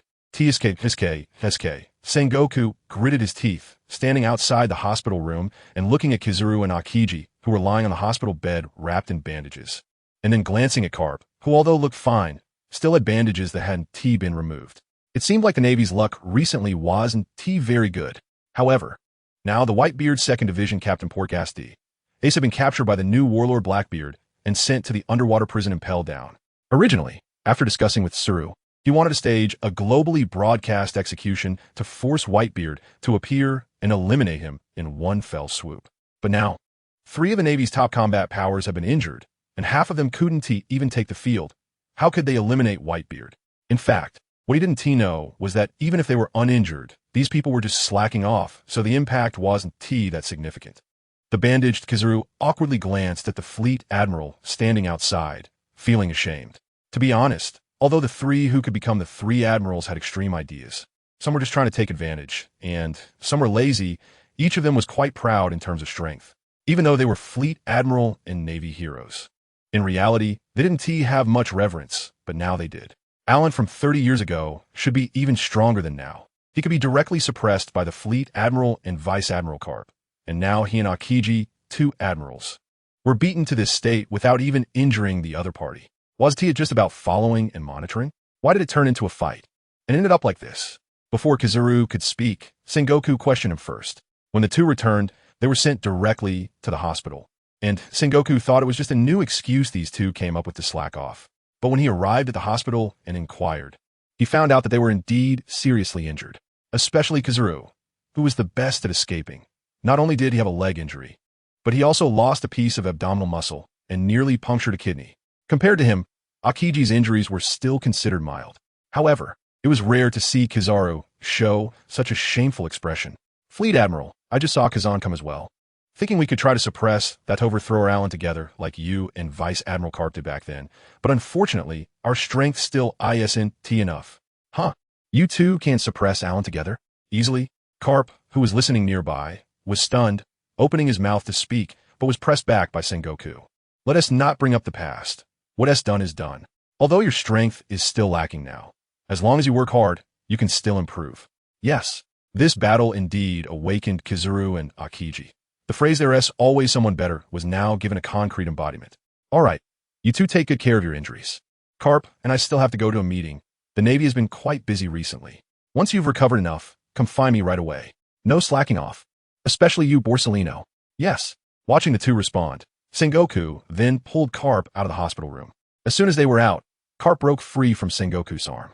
Sengoku, when can we suppress Alan? Have you gotten old and lost your clarity? Karp didn't shout directly in the room, just now out of respect for his old comrade. Back then, the world government unilaterally announced that he killed Rox, making Karp feel somewhat undeserving of the title of Navy hero. Now Sengoku wanted to attribute the credit for defeating Alan to him as well. Although Karp usually didn't care about face, he still had some pride when it came to crucial moments and matters. I'm just thinking about the Navy's reputation. If that battle is made public, will your hero name still be valid? What face do we have left to suppress this sea? TSK. Anyway, I don't have the ability to suppress Alan. Listening to Karp's grumbling, Sengoku suddenly casually said, the new warlord captured a pirate as a token, named Portgas the Ace, who is the 2nd Division captain of the Whitebeard Pirates. Tsuru and I previously decided to publicly execute him to draw Whitebeard out. As soon as these words were spoken, Karp, who had been walking alongside Sengoku, suddenly froze, unable to react for a long time. Portgas? That is my grandson. Karp didn't have time to dwell on other matters now. His mind was filled with the news of Ace being captured. Sengoku looked at him deeply and sighed helplessly.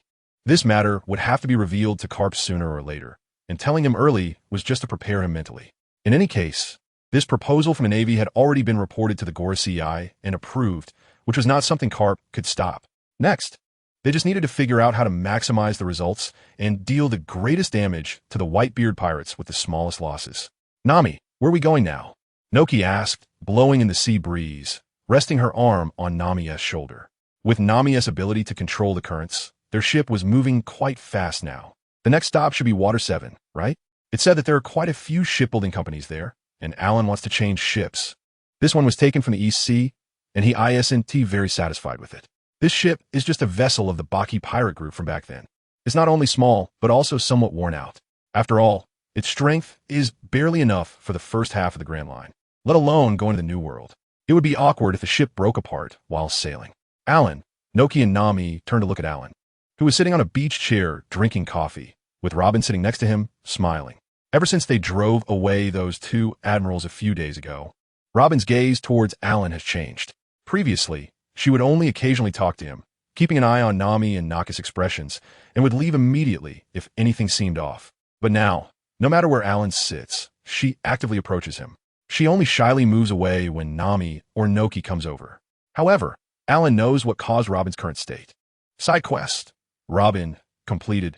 Congratulations to the host for unlocking Robin's heart and gaining her affection. Quest reward. Zanpakuto Shuyuki.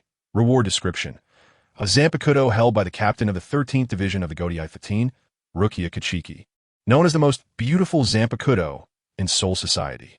Its Shurikai ability lowers the wielder's body temperature to below freezing, freezing everything it touches. Its Bankai Hakurin releases icy mist that covers a large area, freezing anything within its influence. Are we going to change ships? Robin curiously rested her chin on her hand. Looking at Alan's profile, who nodded gently. After changing ships, we'll head to the Sabeti archipelago. The scale of the previous one was too small and boring.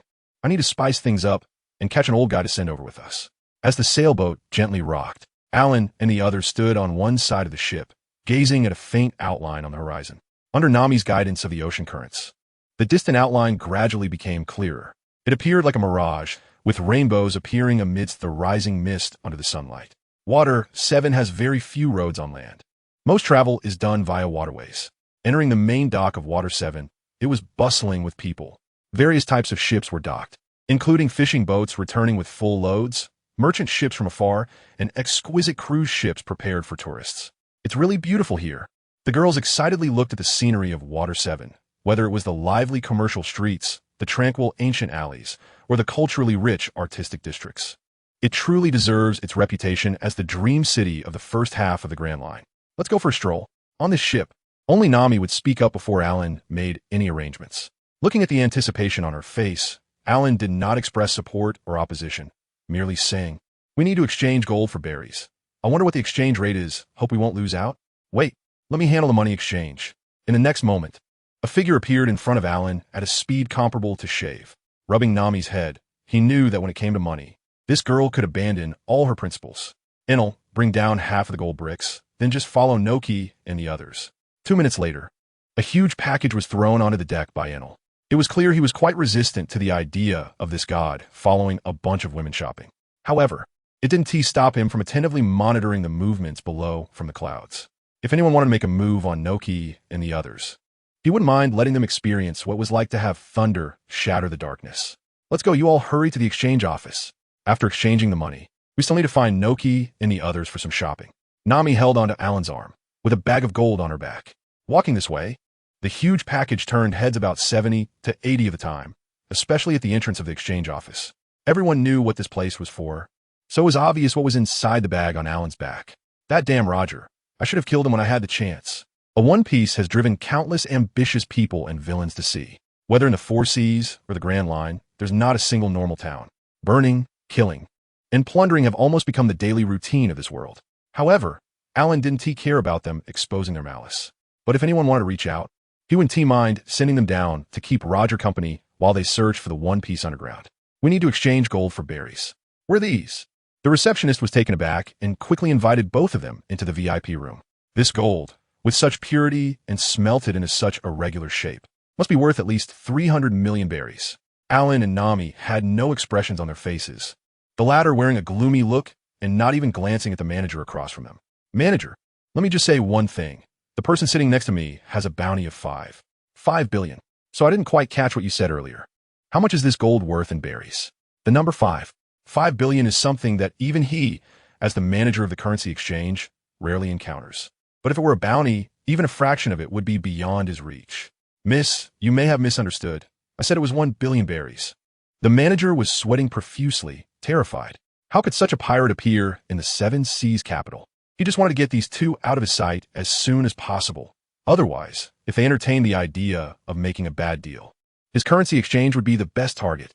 Under the manager's relieved gaze, Alan and Nami walked out of there with a large box. Hey, look. They're carrying a box. These two just came out of the currency exchange. That big box must contain at least 500 million berries. Let's check their bounty notice. This is a big deal. If Sengoku didn't adjust the bounty for me, it should be 5 billion, right? 5 billion? How is that possible?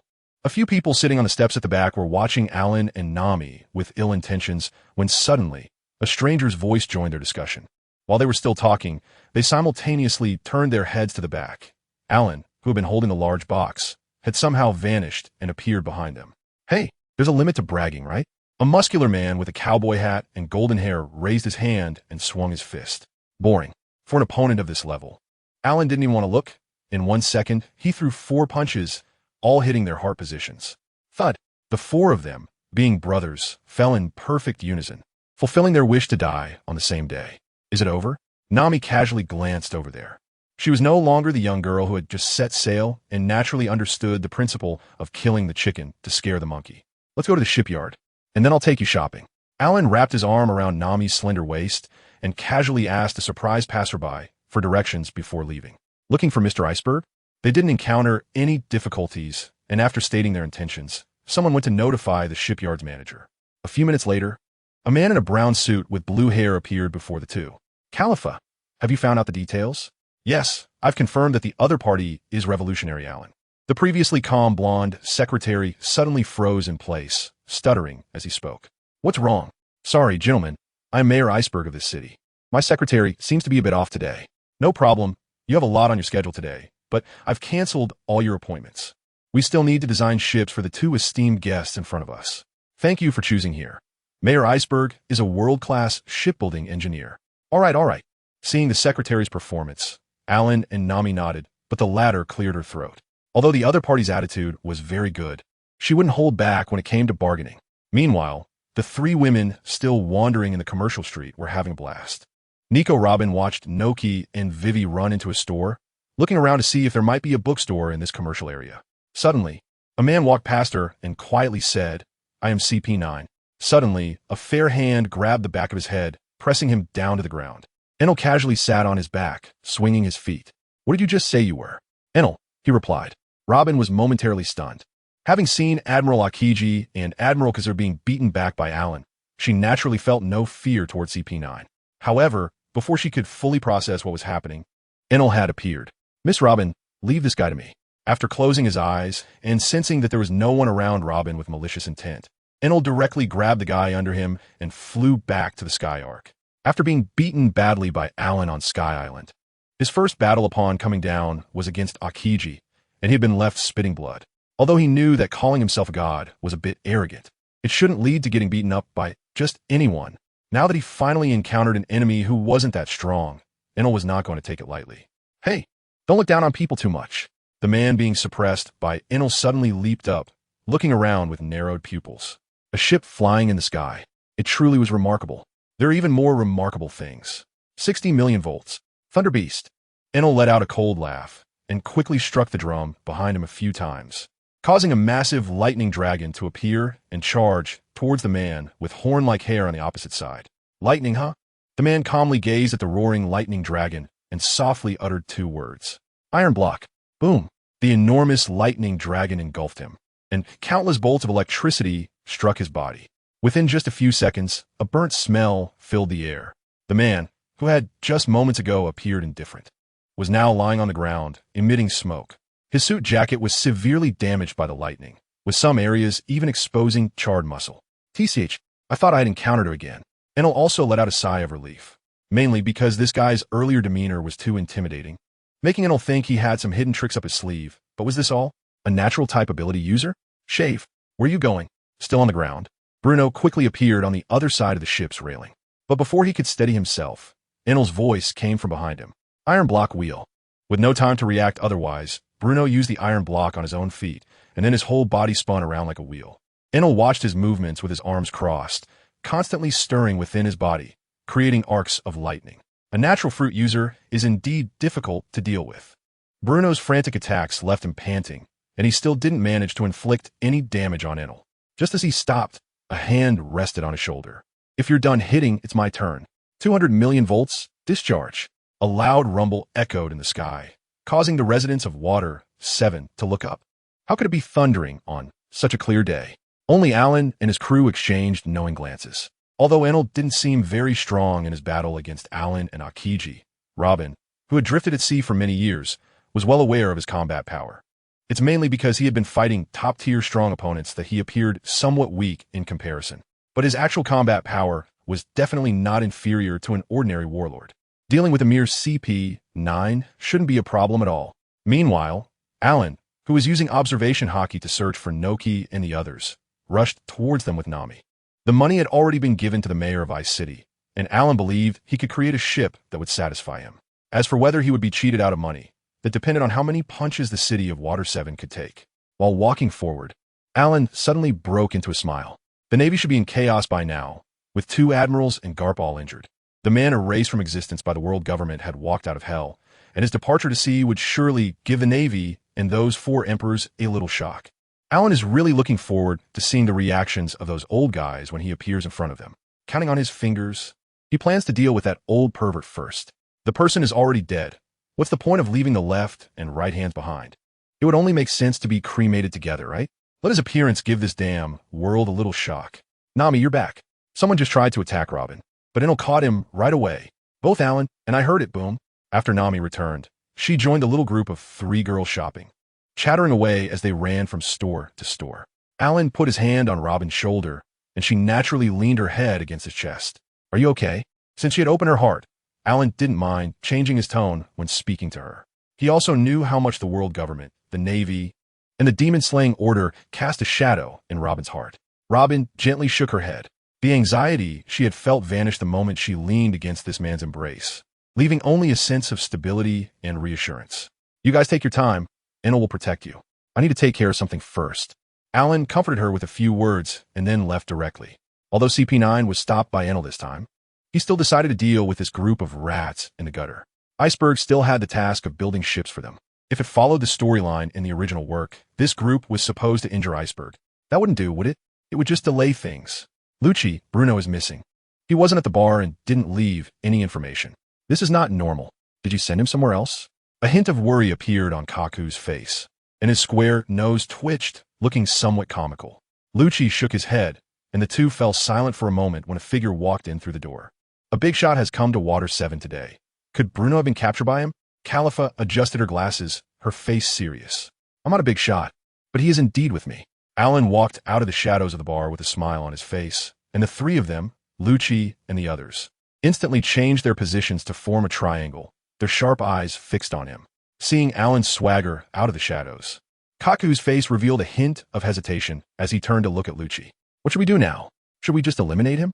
As an agent, his habitual thinking told him that he should act immediately and take this guy down. However, his instincts kept reminding him that the man across from them was extremely dangerous, and if they acted, they might not have a winning chance. Lucci did not answer Kaku. Instead, he glanced sideways at the stiff-faced Khalifa. If he heard correctly, that person had been talking to Khalifa when he emerged, which at least proved that Khalifa should know him. For the past few years, they had been lurking in Water 7, so the information from the sea had mostly come from the pirates coming and going, and most of the external news was also conveyed by Khalifa. As for Alan, who looked quite young, Lucci didn't pay much attention to him. The world government has placed a bounty of $5 billion on the notorious pirate revolutionary Alan. How did you find your way here? $5 billion? Are you joking, Khalifa? Even the 4 emperors of the sea don't have such a high bounty. Kaku was startled, staring at Khalifa in a somewhat flustered manner, as if hoping to hear her say it was a joke. Unfortunately, she shook her head at his questioning gaze. How could I be joking about something like this? Khalifa's eyes were on Alan, while Alan was fixated on her long, straight legs clad in thigh-high boots. Those legs, whether in stockings or fishnets, were more than enough. Nami and Nico Robin were still somewhat youthful, while Robin had a bit more womanly charm, but because of her previous experiences of fleeing, she hadn't had the chance to take care of herself yet. Therefore, the allure of a mature secretary was still somewhat tempting to Alan at the moment. Do we still need to take action against this great pirate, Lucci? Kaku's tone was filled with hesitation. Even though their CP9 was reputed to be the best agent organization under CP0, they had never encountered a target of this level. It seemed that Bruno was in grave danger, and I really wanted to see for myself the gap between me and a pirate of this level. Lucci's face showed not fear, but rather a rare excitement. Some people who are too narrow-minded always want to challenge the impossible. And the end result is that the stone remains unharmed while the egg gets dirty. Fortunately, I still have other means. Not understanding the meaning of Alan's words. But since Lucci had already made a decision, Kaku did not hesitate and suddenly appeared beside Alan. Storm foot. 3 shockwaves shot out from Kaku's feet, heading straight for Alan's chest, but the latter seemed completely unfazed, not even leaving a mark on his bare chest. Can you kids put away your child-esque play? It's just too boring. Alan grabbed Kaku's neck with one hand, while the other hand helplessly brushed his chest. Although it didn't have much power, Kaku's Rokushiki technique always made him feel like it was unleashing some sort of foot odor. It was just too unhygienic. Let's go together. Lucci moved the moment Kaku was grabbed by the neck. Unfortunately, his partner Khalifa didn't have time to catch up, and he was sent flying back, crashing into the bar's counter with a loud bang, leaving a large hole in the wall behind. Khalifa's movements were somewhat stiff, and she had to forcibly pause her urge to rush forward, managing to steady herself after stumbling. The impact was naturally negligible for Lucci. However, the power behind Alan's kick genuinely startled him. If it weren't for the fact that he instantly activated his Zoan-type Devil Fruit's hybrid form at the critical moment to enhance his physique, he might have been shattered by that blow. Even so, when Lucci fell to the ground, he spat out a mouthful of crimson blood, feeling as if his chest cavity was about to split open. In fact, if Alan had truly used all his strength, Lucci would have been completely torn apart, truly torn apart, but that wouldn't benefit him at all. Rob Lucci, I don't know what your CP9S mission is here, but I have 2 things to say today. First, anyone who lays a hand on Nico Robin will die. Second, I know you shipbuilders have decent skills, so work with Iceberg to build the ship. I want it the fastest speed possible. Alan casually threw Kaku aside, and his footsteps echoed like a death knell, causing Khalifa, the only one standing in the room, to involuntarily take a few steps back. No one is allowed to cause trouble until my ship is finished. It's that simple. Do you understand? Cough, cough. After coughing up a mouthful of blood, Lucci struggled to get up and nodded at Alan. Although his injuries were quite severe, Alan had indeed controlled his strength, and with Lucci's recovery speed, it would still take at least a night of rest before he could participate in the shipbuilding. In terms of physical condition, although Lucci had the animal fruit with a human beast form for accelerated recovery, he was still quite inferior compared to Luffy's seemingly infinite capacity for doing sit-ups. Fighting Lucci at Eni's lobby was manageable, but later against Teacher Kaido in Wano, it felt like turning on a cheat code. No matter how hard he fought, he just kept getting stronger. Watching Alan's figure disappear at the doorway, Califa let out a light sigh of relief and went up to help Lucci and Kaku. What do we do? Are we really going to build a ship for him? Although CP9 specialized in dirty work and didn't possess the same strong sense of justice as the Navy, Califa still found it hard to accept seeing the pirates so audaciously in front of them. What if he doesn't obey? Can we withstand even one punch from him? Kaku, who had always prided himself on having a combat power of 2,200 and considered himself a skilled fighter, was truly shocked today. He realized that he couldn't even provoke a reaction from Alan. His all-out attacks felt like a gentle breeze to Alan. It seemed that he hadn't sustained any injuries. But the psychological blow was far more severe than any physical pain. If they were truly inferior in skill, they would just have to accept their fate. What was hardest for the three to accept was that from beginning to end, Alan had not even looked at them. He wielded his invincible strength as if he were toying with children, easily dismissing them in just a few moves. What was that? Ignoring them was the greatest humiliation. Lord Alan. Just as Alan walked out of the bar, a woman appeared in front of him, with long pink straight hair, a gold half-circle piercing under her right eye, wearing denim overall shorts, and heart-shaped lipstick on her lips. Who are you? Alan leaned forward to take a look. The woman was quite good-looking. She even seemed somewhat familiar, but he still couldn't recall her name. Jewelry Bonnie. I've met Lord Alan. You know me? This name seemed to belong to a rather famous pirate from Luffy's era. However, her abilities still made Alan a bit wary. The ability to turn people into children was somewhat of a rule-based power that felt a bit unfair. I haven't met you, but my father mentioned you to me, so as soon as I got your message, I rushed over. Who is your father? Bartholomew Kuma. Alan naturally knew this name. He was one of the 7 warlords of the sea, but in his time, he should still have been a child. So what connection could they have? I seem to have no intersection with him. Yes, but we have found your subordinates and joined your team. Jewelry Bonnie naturally did not have a clear understanding of events from over 30 years ago. However, as a strong individual frequently mentioned by Bartholomew Kuma, she had a strong impression of him. If anyone had the greatest chance of helping her rescue Kuma, it could only be the person in front of her. Huh. My team is long disbanded. How did you join? Look. Jewelry Bonnie casually pulled down her white short-sleeve shirt, revealing a small Chinese character tattooed just below her collarbone, which means dick. Sure enough, if there were any doubts before, Alan now believed her.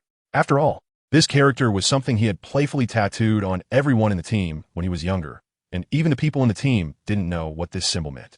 So do you still want to join my team? I'm all by myself. Yes. Bonnie's face showed a hint of determination. If she had such a powerful person as her backing, rescuing Kuma would definitely be no problem. After all, compared to the shocking deeds this strong person had done, those were truly horrifying. All right, then I'll give you your first mission. Go to Sabadi Archipelago, prepare a large number of Din Din Mushi for live broadcasting, and ensure that when I need them, they can cover the entire sea. Can you do that? No problem. Okay, after you're ready. Just wait for me near the bar at the dock. Yes. No matter what she wanted to do, Alan needed someone to be busy at this moment. So using her for now wouldn't hurt. Having Bonnie's pirate crew prepare in advance would also make things easier for them. A week later, Alan and the others appeared at dock number 1, where a 100-meter-long sailboat was docked at the shore, the hull gleaming black, made from the rare black ironwood. Although everyone knew that Atom wood was the best shipbuilding material, it was something that could only be encountered by chance, not something you could obtain just by having money. There wasn't even such good stuff in Water 7. On the deck, the 3-story mast towered towards the sky, but now with Nami aboard. The wind also only played a supporting role, allowing Nami to train her powers while controlling the ship's direction. Why not? As for the bow of the ship, Alan originally wanted to have something related to fruits since he ate the black tortoise fruit. But being a descendant of dragons, he still carved a vividly lifelike dragon head. Mr. Allen, are you satisfied with this ship? Iceberg stood beside his secretary and the dock workers, all wearing proud and satisfied expressions. After all, even though they dealt with ships every day, they were still amazed by the work they had just completed. The entire ship was of top-notch design and craftsmanship. Yes, not bad. The girls ran onto the ship to explore, while Alan turned his attention to Khalifa. Just in time, I need a secretary. Khalifa, come with me. Unlike the female characters from a Sky Island, Khalifa, while only having average strength, still possessed strong abilities, especially those fishnet stockings today.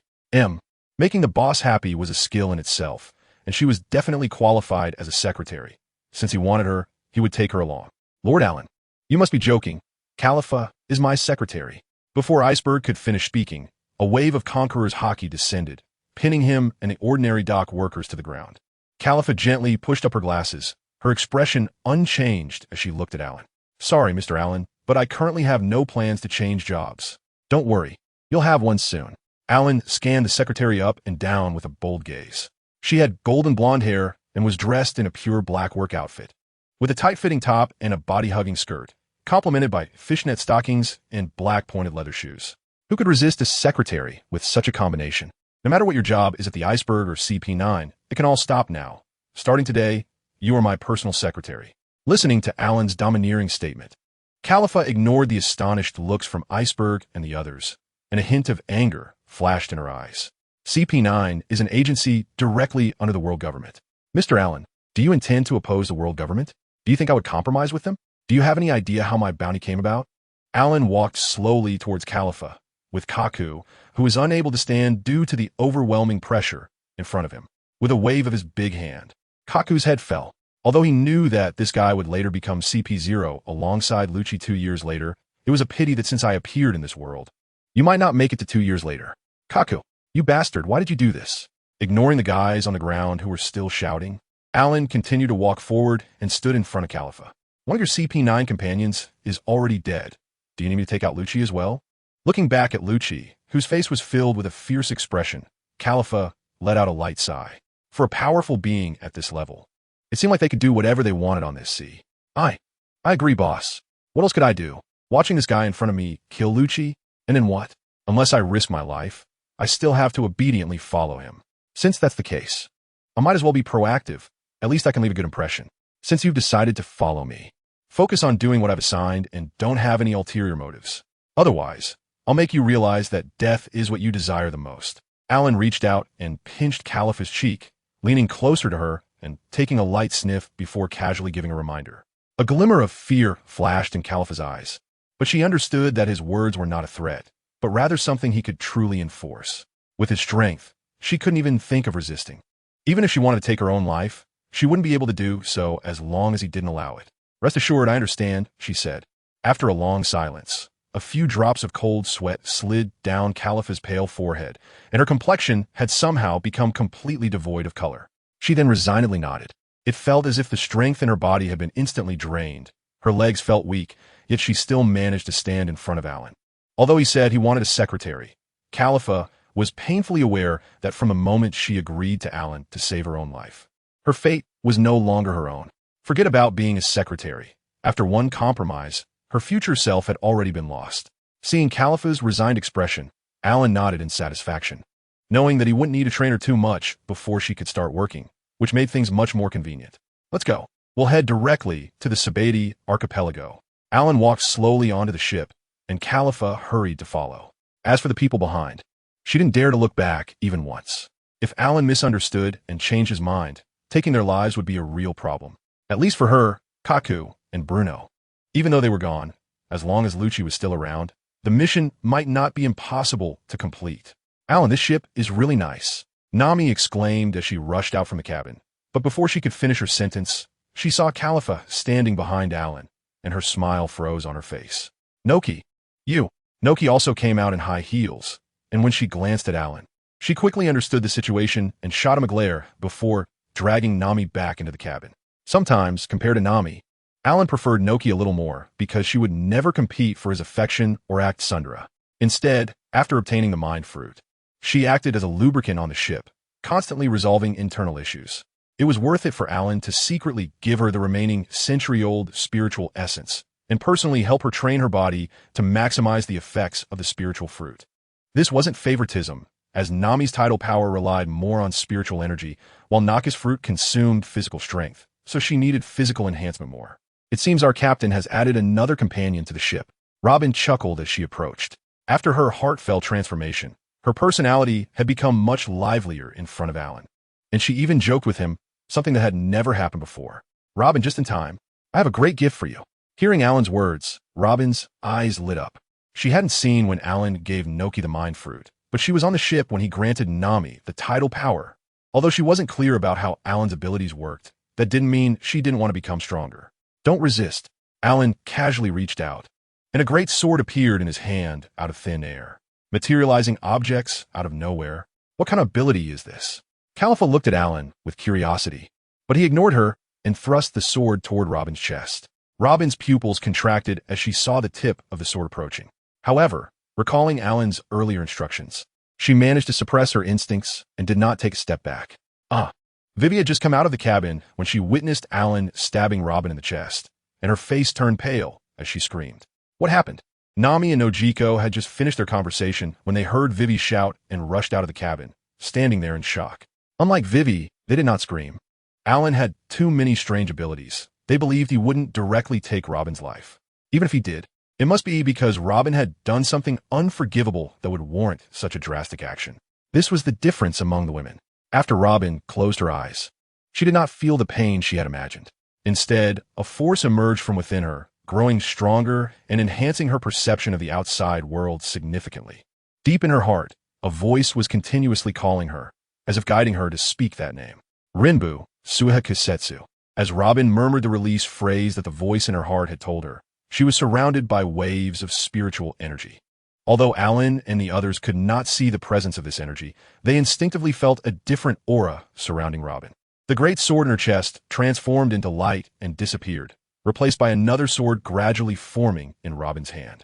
The blade, guard, and hilt were all pure white, with its tsuba shaped like an oval and featuring 6 cutouts. There were patterns at the front end of the hilt, connected by a white ribbon at the end, giving it a simple yet elegant appearance. This sword is so beautiful. Nami and the others couldn't take their eyes off the Suha Kisetsu in Robin's hand. They had never thought that one day the word beautiful would be used to describe a sword. Robin, try to see if you can use this sword with your abilities. After giving Robin an appreciative glance, Alan finally spoke up to remind her. This woman is truly capable.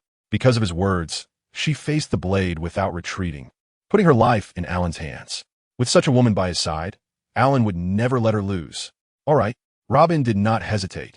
She closed her eyes and used her devil fruit ability.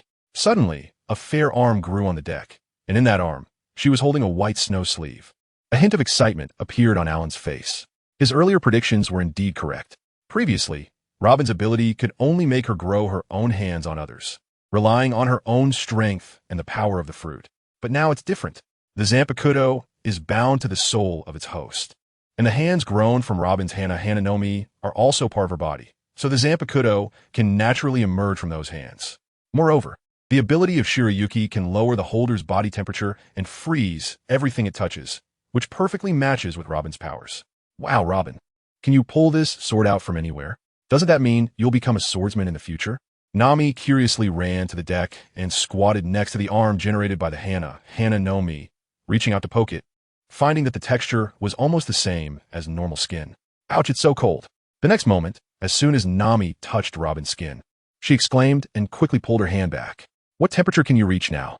Alan curiously looked at Robin, who raised the sleeve of her white snow to her eyes and examined it for a while, revealing a smile. Perhaps it was due to the first time being liberated. She could only reach -50 degrees now. The sleeve of white snow returned from its initial state to normal and was hung at Robin's waist, which added a certain heroic charm to her appearance. Khalifa squinted her eyes and looked around at the women on the ship, probably calculating in her mind. Nico Robin, along with the 2 women from the East Sea, must be the closest to Alan, while the blue-haired one should be Princess Vivi from Alabasta, with a slightly weaker relationship. The information mentioned there was also a natural-type user of the Thunder Fruit, who had not yet been discovered.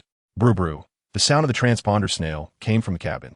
Robin crossed her hands to use her ability and directly passed the transponder snail over one by one. Lord Alan, we have received news on our end. As you expected, many of the Navy Vice Admirals from a new world have returned to the Navy headquarters.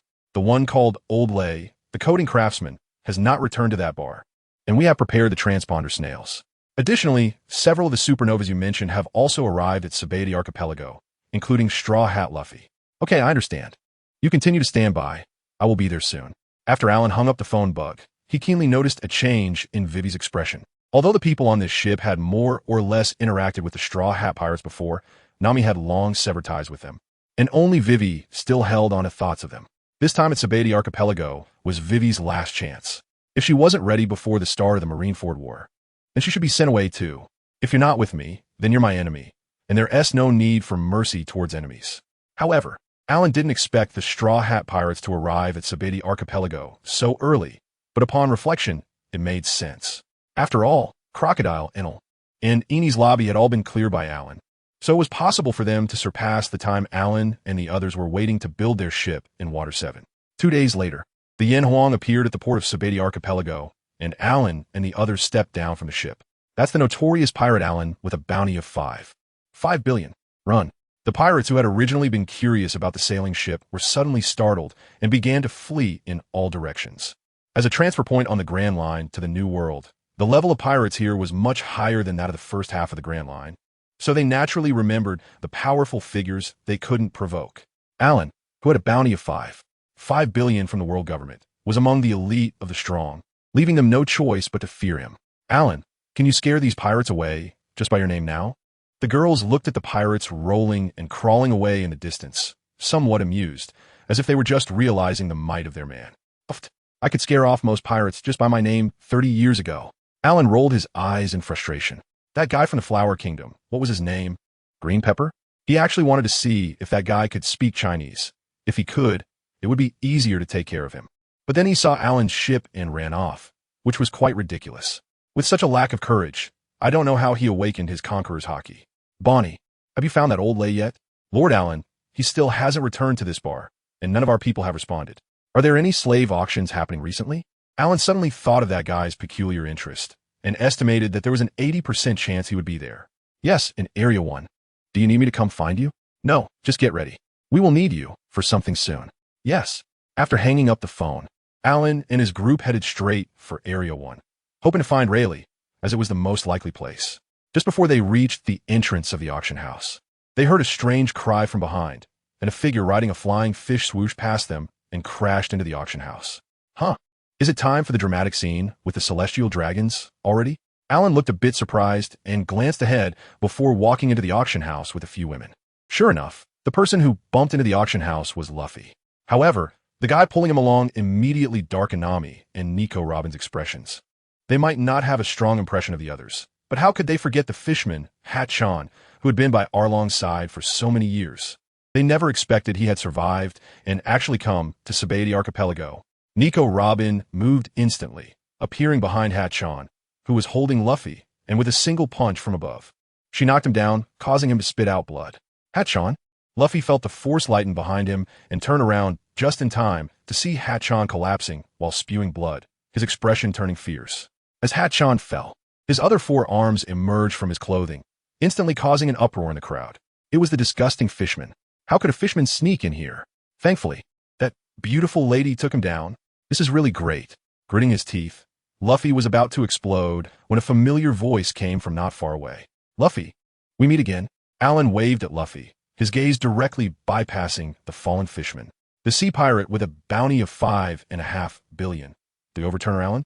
In that instant, the many pirates in the auction house who were still watching the commotion all focused their eyes. Pirates of this level are no longer on the same tier as them.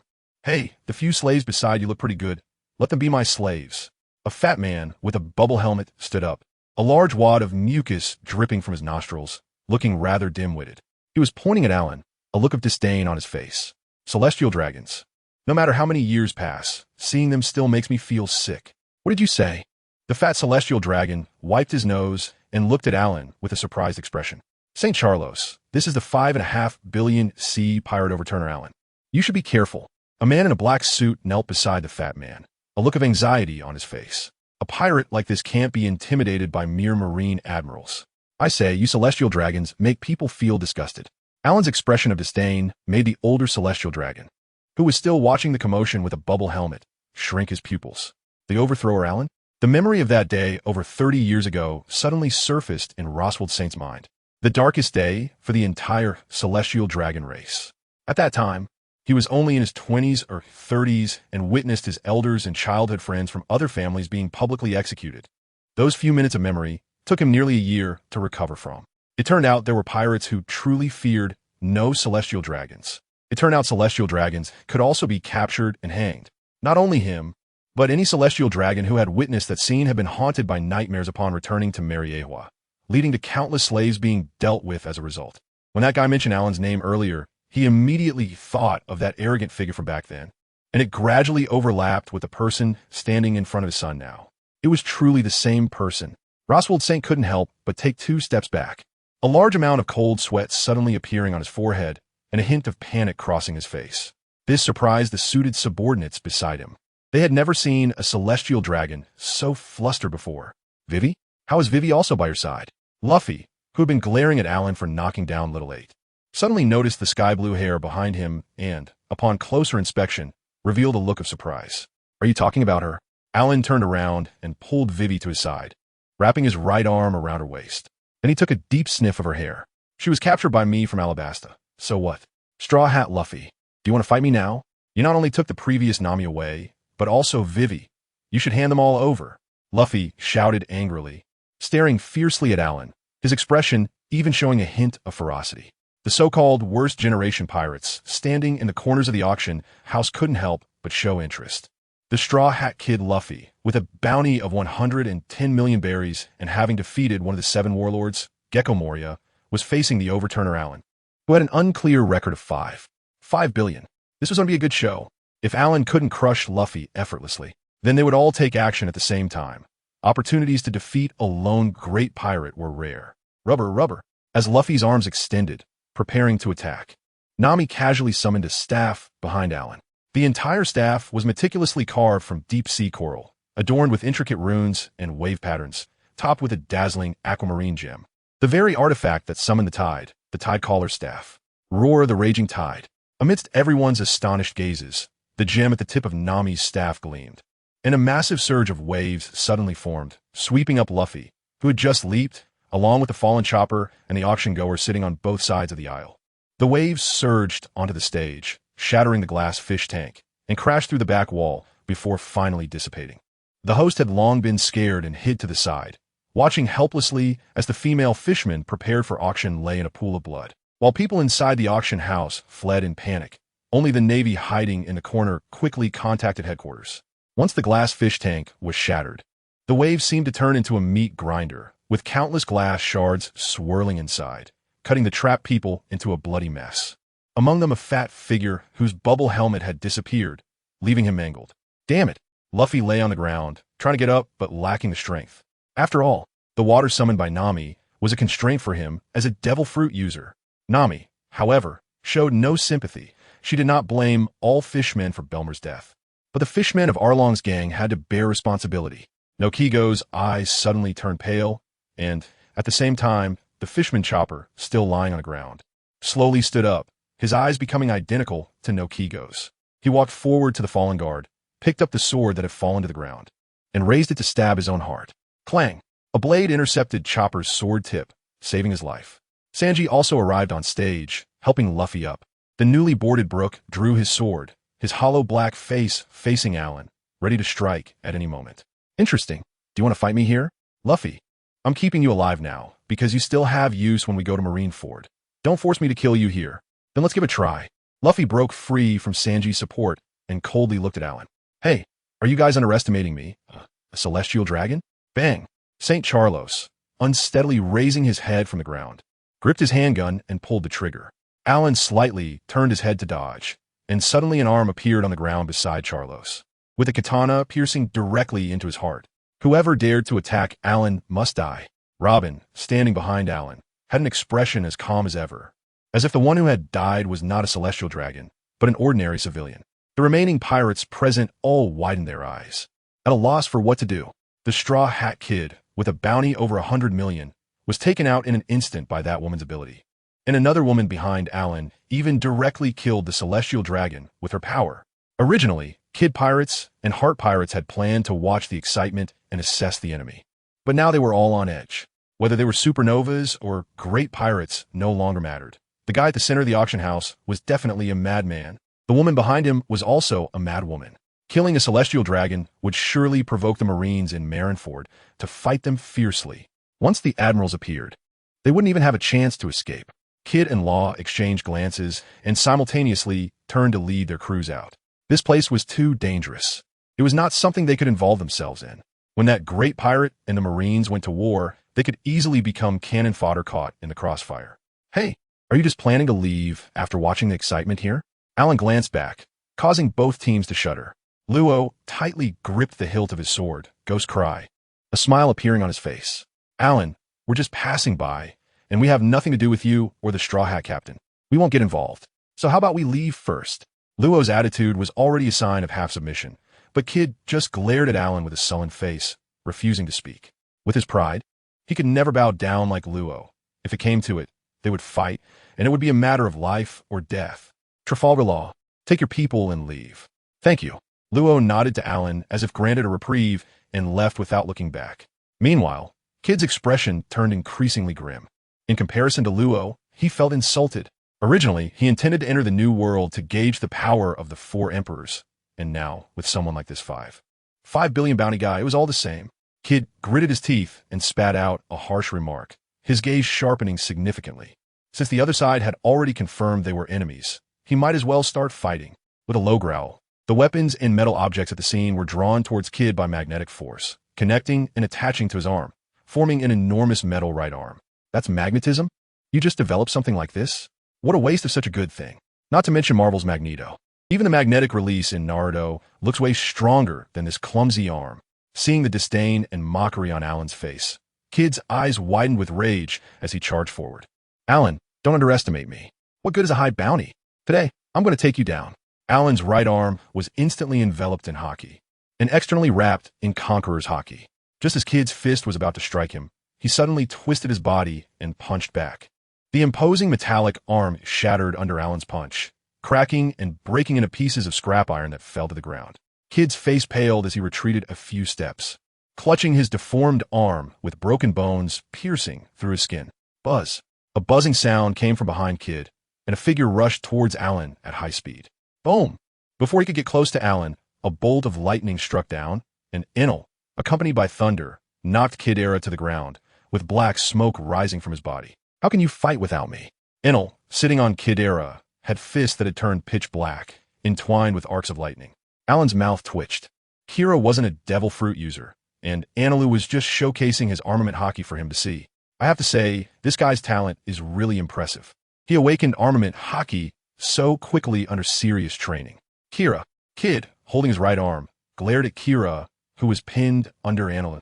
His eyes filled with rage, as if he wanted to bite Anilu to death. Anilu, however, raised an eyebrow at him, with lightning dancing at his fingertips, and pressed it against Kira's temple. After a twitch from Kira, who was underneath him, he became completely still. You're looking for death. Kid's face twisted in anger. Countless flames of rage and hatred surged in his mind. Although he was indifferent to the lives of others, Kira was an exception. He activated his devil fruit ability again, and a multitude of metal gathered towards him. The next second, an arm appeared behind him, and the katana in its hand pierced through Kid's back, emerging from his chest. The steel arm that had just formed scattered on the ground along with the spurting blood. I have to say, with the Zanpakuto, Robin's strength has increased exponentially. If it were the old her, defeating a pirate like Kid would have been impossible, but now she heavily injured him without even activating the Shurkai. Cough. Kid spat out a mouthful of blood, reluctantly glancing at Alan. His target was the 4 emperors, but he never expected to fall at Sabeti Archipelago without any earth-shattering battle. In fact, Alan hadn't even made a move yet. Boring. Such a level of opponent wasn't worth Alan's effort. His target should be in the cage behind this slave auction house. Brew. Hello, this is Sengoku. At this moment, Sengoku was overwhelmed with urgent matters. The Navy headquarters had several high-level meetings, and with the decision from the 5 elders, it had been decided to publicly execute Ace. They would also directly eliminate the Whitebeard pirates. But now, there was an unexpected variable, Alan. If that guy appeared on the battlefield during Ace's execution against Whitebeard, even if they won, it would definitely be a Pyrrhic victory. Moreover, even if Alan didn't come, as Whitebeard's old rival, Sengoku understood the destructive power of the opponent too well. If the Tremor fruit were allowed to unleash its full power, the entire Marineford would likely be shattered. Therefore, the main battlefield must be set in Marineford. At least they could use the low-level pirates to restrict Whitebeard's widespread attacks. However, at that moment, the urgent ringing of the den mushy suddenly stirred a bad premonition in Sengoku's heart. Sengoku, there was a celestial dragon attacked at Sabati Archipelago. Please send a vice admiral immediately. The attacker is the overturner Allen. Damn it. Sengoku hung up the den mushy with a dark face, knowing that a war was about to break out. The surrounding navy would be recalled to the headquarters, and the pirates would run rampant for a while. Those damned celestial dragons would continue to stir up trouble, and they had provoked that guy. That bastard dared to execute a celestial dragon over 30 years ago. Moreover now, isn't this courting death? Borisolino, urgent task. A celestial dragon was attacked at Sabati Archipelago, and you need to rush over quickly. Huh, these pirates are really terrifying. They even dare to attack celestial dragons. The yellow monkey appeared in Sengoku's office with a lazy demeanor. Although he had been recuperating in the hospital due to injuries, he genuinely enjoyed the feeling of not having to work while still getting paid and being taken care of. Now that he was almost healed, the lazy habits he developed in the hospital had completely carried over. It was Allen who attacked. Gah! The yellow monkey, stretching, paused upon hearing this, feeling as if he almost pulled a muscle in his back, and silently swallowed. Don't even think about fighting Allen. Just hearing his name made the yellow monkey feel a dull pain in his lower abdomen. Admiral, you know that guy's strength. Are you asking me to go capture him? Shouldn't you and Vice Admiral Garp also take action? Will the 5 elders agree? Are we abandoning Sabati Archipelago? Sengoku shot a black line at the yellow monkey, who started rambling as soon as he received the order and slammed the table. Borisolino, you are one of the 3 admirals of the Navy. Being so indecisive. Where's your justice? Moreover, as Sengoku spoke, his voice grew softer. He was aware that it was reasonable for the yellow monkey to resist in such matters, so his confidence was not very strong. Furthermore, the killing of Celestial Dragon was a first-rate malicious incident. As an admiral, you must go investigate the matter thoroughly and search Sabati Archipelago carefully. The terrain there is so complex. Make sure you don't miss the criminal. At this point, the yellow monkey, as the Navy's top slacker, should have understood by now. He immediately nodded with a lewd smile. Rest assured, Admiral Sengoku, I will thoroughly search Sabati Archipelago and strive not to miss the criminal. Watching the yellow monkey excitedly leave, Sengoku sighed lightly. Now was a time of great unrest. If a battle with Allen broke out at this moment, there would be no chance to challenge Whitebeard anymore. Even if they won, the Navy would at least have to give up 40% of its territorial control, which would lead to a loss that far outweighed the gain. Those damned celestial dragons. Why do they always cause trouble at such a time? And that damn Garp, raising a son in the Revolutionary Army and 2 grandsons to become pirates. Half of my gray hair is due to that old bastard's antics. Where did Vice Admiral Garp go? Report, Admiral. Vice Admiral Garp's warship set sail for Impel down this morning. Should I contact them now? Forget it. No need. Sengoku hesitated for a moment, but shook his head, choosing to trust this old partner who had cooperated for so many years and believed he wouldn't do anything detrimental to the Navy. Kid felt his life slipping away with the blood flowing from his chest, his eyes filled with unwillingness, but his journey ended here. Once you choose to set sail, you can view others' lives as nothing, and others can do the same. As Kid lay still, his life came to an end. The remaining members of the Kid Pirates exchanged glances and then ran outside together. They knew best what kind of strength their captain had. If even their captain was not a match for a single opponent, they had no chance. Analu, still sitting on Kira, smirked and transformed into a bolt of lightning, chasing after them. Even after descending from Skypiea, Allen had given him enough of a lesson. But this guy still longed for his title of god and had a great interest in torturing these rookies. The small fries are dead. Now it's your turn. Allen walked slowly towards Luffy and the others, each step seemingly stepping on their chests, causing their hearts to race. As he approached, beads of sweat began to form on the foreheads of Luffy, Zoro, and Sanji, and they instinctively took a few steps back. With their current strength, they could increasingly feel the gap between themselves and Allen, which was simply vast. Didn't they see that even Kid, with a bounty of 300 million, didn't need to take action himself? Hey, what do you want to do? With your strength, it should be easy for you to kill us. Luffy's expression was very serious, fully aware that there was no comparison between their strength and Allen's. But why would he randomly teach him a lesson, and why would he let him go? What do I want to do? First, I need to deal with this guy. Allen casually tilted his head. And only then did Luffy and the others notice that Alan had already walked over to Xiaoba. He lifted a foot and kicked it towards Noki Gao's direction. The latter's eyes turned white as he once again took control of Xiaoba, raising a long knife and stabbing it directly into his own chest. Xiaoba, why are you doing this? Xiaoba has changed. He won't bully humans anymore, and he will atone for his past mistakes. Luffy, with bloodshot eyes, watched as the fisherman Xiaoba fell down, clearly not going to survive. He gritted his teeth and stared fiercely at Alan. It's fine, he doesn't need to atone. Wouldn't it be better to send him down to apologize to the people he harmed? Alan frowned and glanced at Luffy, showing a hint of disdain on his face. To be honest, this kind of saintly attitude is the most annoying. When trouble hasn't hit him, he readily forgives the victim. What a big face. Alan, Xiaoba is our friend. If you kill him now, you'll be our enemy in the Straw Hat Pirates. Looking at Luffy's red eyes, Alan disdainfully curled his lips. If it weren't for needing to use you to deplete the Navy's prestige at the top, do you think you could survive until now? The biggest benefactor of pirates, still pretending to be a hot-blooded youth? Second gear. Luffy clenched his fists and slammed them into the ground, his whole body turning slightly red, emitting a hint of steam. At this moment, there was a glimmer of confidence in his eyes as he looked at Alan, who was casually standing there. Rubber jet rocket. In an instant, Luffy's hands were on Alan's shoulders, and his whole body was propelled upward, flying toward Alan at an incredible speed. This was a new skill he developed after entering second gear. Both speed and power were significantly greater than before. The dark armament color had already covered Luffy's feet. Once Luffy trained hard like Zoro, his talent and fruit abilities would be unleashed at an even faster rate. He was already much stronger than in the original story. Even one of the 7 warlords, Gecko Moria, was defeated under his second gear and armed hockey attack. Seeing that Alan seemed not to have reacted, a hint of excitement appeared in Luffy's eyes. Unfortunately, TCH, accompanied by a disdainful sound, a hand appeared in front of Luffy, pulling him directly down and casually throwing him away. Not only did it knock Zoro, who tried to catch him, flying, but it also knocked Sanji, who was standing at the back, down. The Straw Hat Pirates were still too weak, which completely failed to pique Alan's interest. Let me give you some lessons. Alan appeared directly in front of Luffy, his fist raised. Ding! The sound of his fist meeting the sword was not loud, but the resulting shockwave blew away all the debris around them. Found you, Rayleigh. Seeing Alan's gaze fixed on him, Rayleigh forced a smile. Alan, it's been a long time. A long time? Yes, it really has been a long time, but who caused this?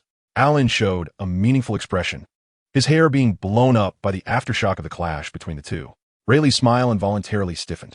From Alan's tone, he could sense that the other party was probably not here with good intentions. However, there was nothing much to say. After all, the other party had been an enemy of the Roger Pirates over 30 years ago, although the old man had never met this little guy.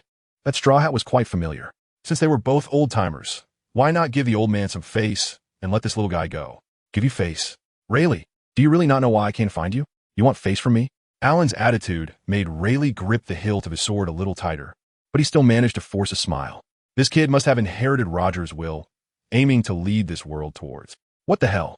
Alan directly swung a punch, and even though Rayleigh reacted with the fastest speed to block it, he was still sent flying several meters away. A pirate on the high seas, still shamelessly trying to glorify himself, claiming that the Pirate King is the biggest thief, talking about will and ideals. If we really talk about these things, you're not even as good as Dragon's Revolutionary Army. Hypocrites. If someone says a bad word about your partner, you wipe out an entire country's army, and you dare talk about this world? Alan disdainfully spat on the ground and pointed at Rayleigh not far away. Here with me. Don't go talking about face like that in turn on your ship. If you can take me down, then you have face. If you can't, then go keep company with your captain's useless son. The captain's son?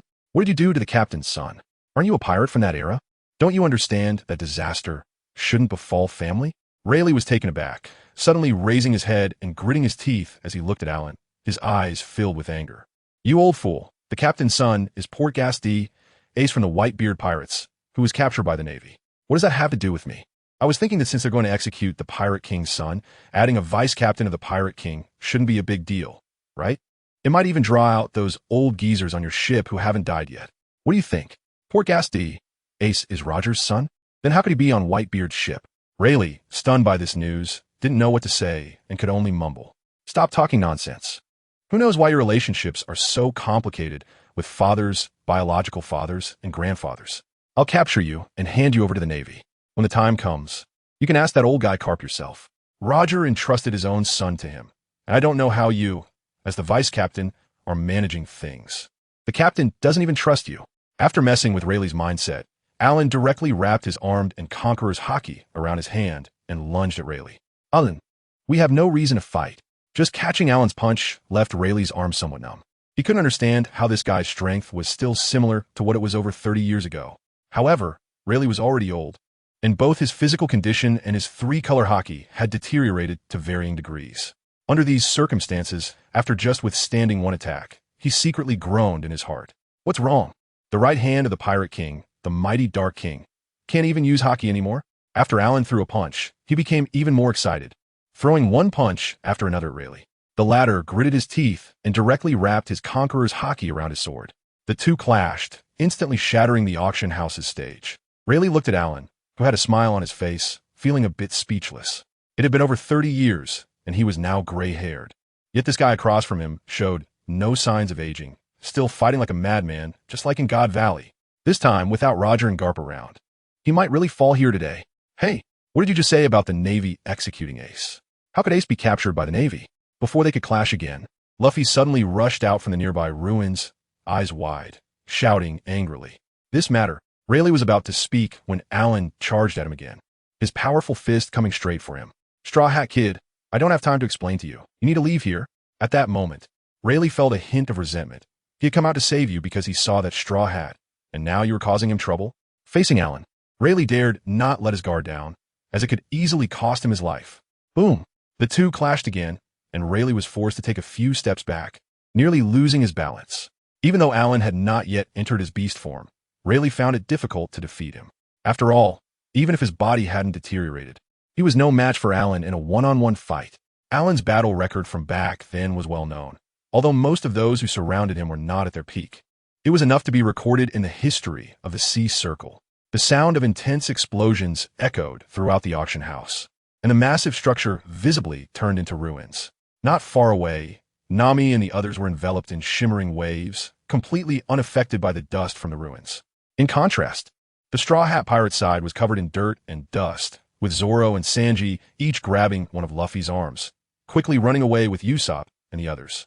This kind of battle was something they could not participate in at all, although Alan saw them leave. He didn't care as long as the war above was to execute Ace. No matter what, Luffy would definitely show up. When the time comes, I'll give that old guy Karp a big gift. Alan, is it really necessary for the two of us to fight to this extent? Rayleigh's breath was somewhat unsteady. Facing such an opponent, he had to fight with all his might, but he wasn't gaining any advantage. On the contrary, he remembered that Alan was a devil fruit user, and the guy hadn't even used his fruit abilities yet. Rayleigh, you are a pirate, right? Isn't it true that, as a pirate, you should be prepared to die when you draw your sword? Have you forgotten yourself while trying to act tough? Back when you guys surrounded me, wasn't it all about the intention to kill me? Today, I'm going to slap the face of the Pirate King's right hand. How about that?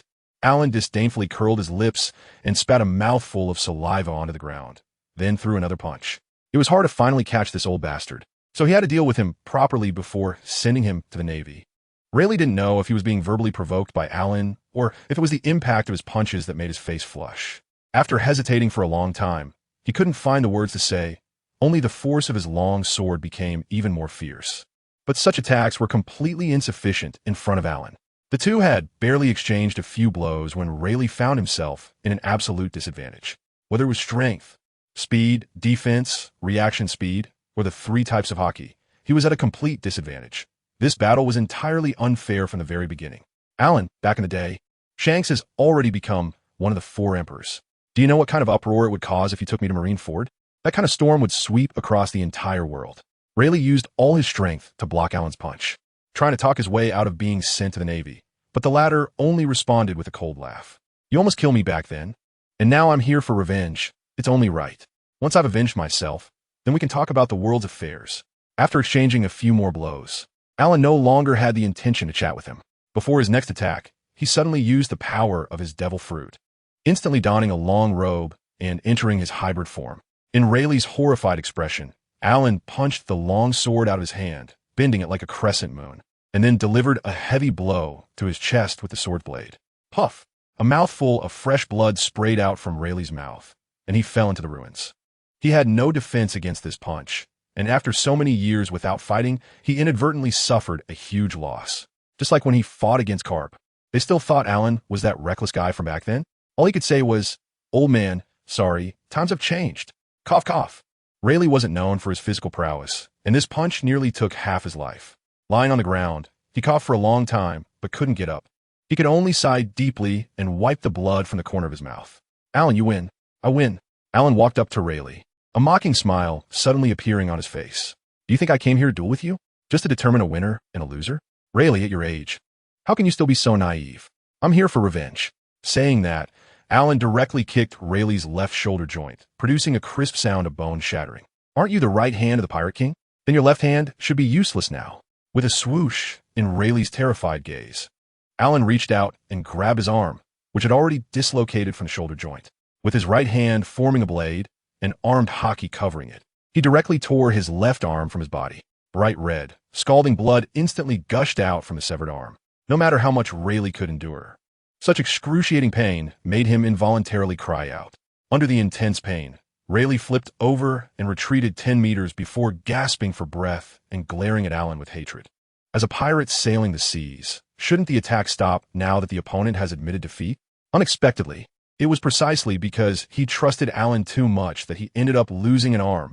If Alan could hear Rayleigh's inner roar, he would probably laugh out loud. "I came here for revenge, so what are you talking about being a good pirate or not? I'm not a pirate. Come on, let's continue." Alan provocatively waved at Rayleigh. Although Rayleigh's remaining right hand gripped a long knife, his attention was focused behind him. If he fought Alan to the death, he would certainly be the one to die, and Alan would at most just be standing there. So the most important thing to do now was to find an opportunity to escape. "Alan, what exactly do you want to do?" This was not only to divert Alan's attention, but also the biggest question in Rayleigh's mind. If it was just to torment him, his enemy, then Alan could easily behead Rayleigh with a single sword strike. Right now, he was no match for Alan. "Didn't I say I was going to take revenge on you and then send you to the Navy headquarters so you could be reunited with the captain's son?" Alan impatiently moved his neck from side to side and continued walking towards Rayleigh. Rayleigh tightened his grip on the long knife in his hand, his face pale from significant blood loss. "Do you even know how many factions your actions will affect? Do you really want this world to be in chaos, Alan?" With a series of questions, Rayleigh's serious expression was filled with righteousness, and his conqueror's hockey emanated from him, looking like a saint judging a criminal from a moral high ground. "Isn't this world chaotic enough? How many pirates have been added to this world because of the nonsense your bastard captain spouts? Don't you know? Stop trying morally bind me here, Rayleigh."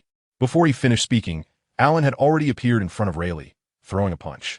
Rayleigh, who was already unable to withstand the attack in human beast form, was now completely defenseless and was directly sent flying by Alan. However, it seemed that Rayleigh intentionally fell among the ruins the moment he landed. He flipped over and quickly fled into the distance. "Want to run?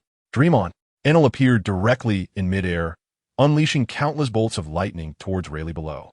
Although the power of these lightning strikes was not significant for Rayleigh, who activated his observation hockey to dodge them, they still somewhat affected his escape route. Just as he was evading, Alan had already appeared behind him with a sinister grin, and in the blink of an eye, Rayleigh was horrified to find that the guy was now blocking his path. "Try running away now." Alan gathered all his strength, swung his right foot in a circle, and kicked towards Rayleigh's head. The kick was incredibly fast, and Rayleigh had no time to dodge, only able to raise his right hand to block it. First came the sound of bones cracking, and then Rayleigh's entire body was sent flying back like a rubber ball, crashing into the ruins of the auction house once again. Amidst the flying dust, Rayleigh's figure did not escape this time. Instead, painful groans could be heard coming from inside. With his left arm torn off and his right arm broken, the gold-framed glasses he had been wearing were nowhere to be found. Now, with disheveled hair and a face covered in blood, Rayleigh was in a truly desperate state. Alan stood right in front of him, looking down with a mocking expression on his face.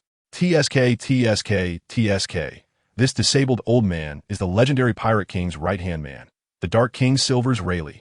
Not far away, some people were already looking this way. Hearing Alan raise his voice, they were instantly startled and began to discuss among themselves. "That's the Dark King Rayleigh. What do you want to do?" Rayleigh lay in the ruins, weakly looking at Alan. His physical condition was extremely poor. He didn't even have the strength to support himself up. "Uncle Rayleigh, we have to go back and save him." Luffy, who was being held up by Zoro and Sanji, heard Alan's voice from afar and started to struggle wildly again. Luffy, don't do this. You can't let Uncle Rayleigh sacrifice himself for nothing. You Bartholomew Kuma of the 7 Warlords of the Sea. Usopp was about to say something to persuade Luffy when he was startled by a towering figure in front of him, staring blankly at the other person with his mouth agape. The newcomer was stout, wearing a trapezoidal spotted hat with 2 bear ears on top. Although the outfit looked cute, the expression was very serious and fierce. Thanks to the Moonlight Moria, the Straw Hat Pirates had seriously learned about the members of the 7 Warlords of the Sea, and naturally recognized the distinctive Kuma. If you want to travel, where do you want to go? Kuma murmured a question, then slapped his palm directly on Usopp, instantly sending him flying from his spot, never to be seen again. Usopp, where did you take him? Luffy and the others were momentarily stunned, then rushed towards Kuma as fast as they could. However, Kuma did not answer. His meat palm continued to slap, sending each member of the Straw Hat crew flying from Sabati Archipelago. In the blink of an eye, only Luffy, who looked desperate, was left. Just as Kuma's palm was about to hit Luffy, a deep voice came from afar. If you send Luffy to Amazon Lily, I guarantee you will regret it. Kuma's body stiffened, but he still sent Luffy flying. Where exactly he was sent, no one knew. Once Luffy disappeared, Kuma let out a slight sigh of relief and turned to look at Alan, slightly bowing. Whether it was what he saw and heard in GodValley or later being influenced by Dragon in the Revolutionary Army, he had a respect for Alan that was different from ordinary people. Have you already undergone the modification? Alan held Rayleigh with one hand and curiously looked up at the expressionless Kuma, who nodded indifferently. Although he had been modified to this extent, a part of his emotions remained, but it was difficult to express them on his face. Bonnie is working with me, so you can rest assured and focus on your own matters. I won't pursue this incident of letting the Straw Hat go, but if you stand against me next time, I will dismantle you. Upon hearing that Bonnie was following Alan, a flicker of emotion passed through Kuma's eyes before he vanished again, his expression still incredibly dull. There wasn't much to talk about with this half-cyborg, so Alan continued forward with Rayleigh. Currently, one celestial dragon had died at his hands, and regardless of the circumstances, the Navy would definitely send an admiral over to receive the gift he had presented to them. Although he didn't have intelligence on who exactly was coming from the Navy, based on the original work and Sengoku's usual style, there was an 80% chance it would be Kizaru, which was manageable. If it was someone like a Kainu, a Mad Dog, there would be no other way than to deal with him right here. Enel, go find that perverted guy who turns into light when he fights. A thunderclap sounded from the sky. Although Enel didn't speak, it could be considered a response. Coming down from the sea, Alan's recent battles had completely made him understand the gap between them. Aside from Alan's instructions, this heavily delusional patient had basically been training his haki in the Sky's Arc. Whether it was Kizaru, Akiji, or Rayleigh from earlier, Enel could clearly feel the gap between himself and them. The previous title of God seemed to mock him. Father, we are noble celestial dragons, and my brother's over there. Why are we running away? Charlia, following her father out of the auction house, wore a face full of indignation. If they dare to touch us, there will definitely be an admiral from the Navy to sanction him. Walking ahead, St. Roseward sighed at his daughter's inquiry, but didn't stop. Instead, he quickened his pace. If it were anyone else, it would be fine, but that revolutionary Alan is different. You come with me. At this point, a hint of fear appeared in St. Roseward's eyes as he held his daughter's hand and walked forward while explaining in a low voice. You are only 17. 30-some years ago, a powerful madman appeared on the sea and dared to capture 3 celestial dragons who were out playing. He even publicly executed them, one of whom was an elder from the Makar's family, one of the 5 elders. It caused a huge uproar. Even the Knights of God were deployed, but they only returned in defeat. So the 5 elders devised a strategy to have the world's top powers encircle and kill him, which was how he was dealt with. But unexpectedly, St. Roseward's expression became somewhat grim, even fearful. I didn't die yet, and I'm standing in front of you, right? A voice came from in front of them, and they quickly stopped. Alan, holding Rayleigh, was standing not far away, casually tossing Rayleigh aside, as if he were some dirty object or a rag. He didn't know when Enel would be able to call Kizaru over. It was quite troublesome to keep holding him. Rayleigh, lying on the ground, felt his face flush with embarrassment upon hearing Alan's disdainful words. However, he couldn't help it. He couldn't even stand up and didn't dare to provoke Alan with words. He realized that this guy was not a pirate at all and acted without honor. Even in his current injured state, Alan wouldn't hesitate to be ruthless. To feel a bit better, Rayleigh decisively shut his mouth. Hey, these 2 are celestial dragons. Before the man in the black suit could finish speaking, Alan had already appeared in front of him and threw a punch. With a thud, Alan's iron fist exploded the man's head, blood and brain matter splattering out. If it weren't for the bubble helmet, Charlia would have probably been drenched in blood. Charlia's eyes widened. She wasn't particularly afraid of blood, as her brother often tormented those female slaves, so this amount of blood didn't scare her. What astonished her was that someone actually dared to commit murder in front of a celestial dragon, even though her father had mentioned it. She still held some doubts in her heart. Now, seeing the fierce-looking Alan, she felt a mix of fear and curiosity. "Oh, Miss Celestial Dragon, you seem a bit curious about me?" Alan looked at Charlia Palace with great interest, directly reaching through her bubble helmet to grab the upright hair on her head, pulling her entire body close to his face. Looking closely at Alan's face and his incredibly aggressive gaze, combined with his masculine presence, so close, Charlia Palace suddenly felt a bit of heat inside her body, and her legs, which were pressed together, felt somewhat unnatural. Is this the physique of Princess Jianning? However, Charlia Palace lifted her head, looking at Alan with a bit of stubbornness. "I am a celestial dragon. How can the princess of a mere small country be compared to me?" Slap! A slap landed on her face, knocking her down to the ground. Alan was naturally controlling her power. Otherwise, her outcome would definitely be the same as that of the man in the black suit. "She is staying here with me, so you all better leave quickly. Otherwise, I wouldn't mind killing another celestial dragon."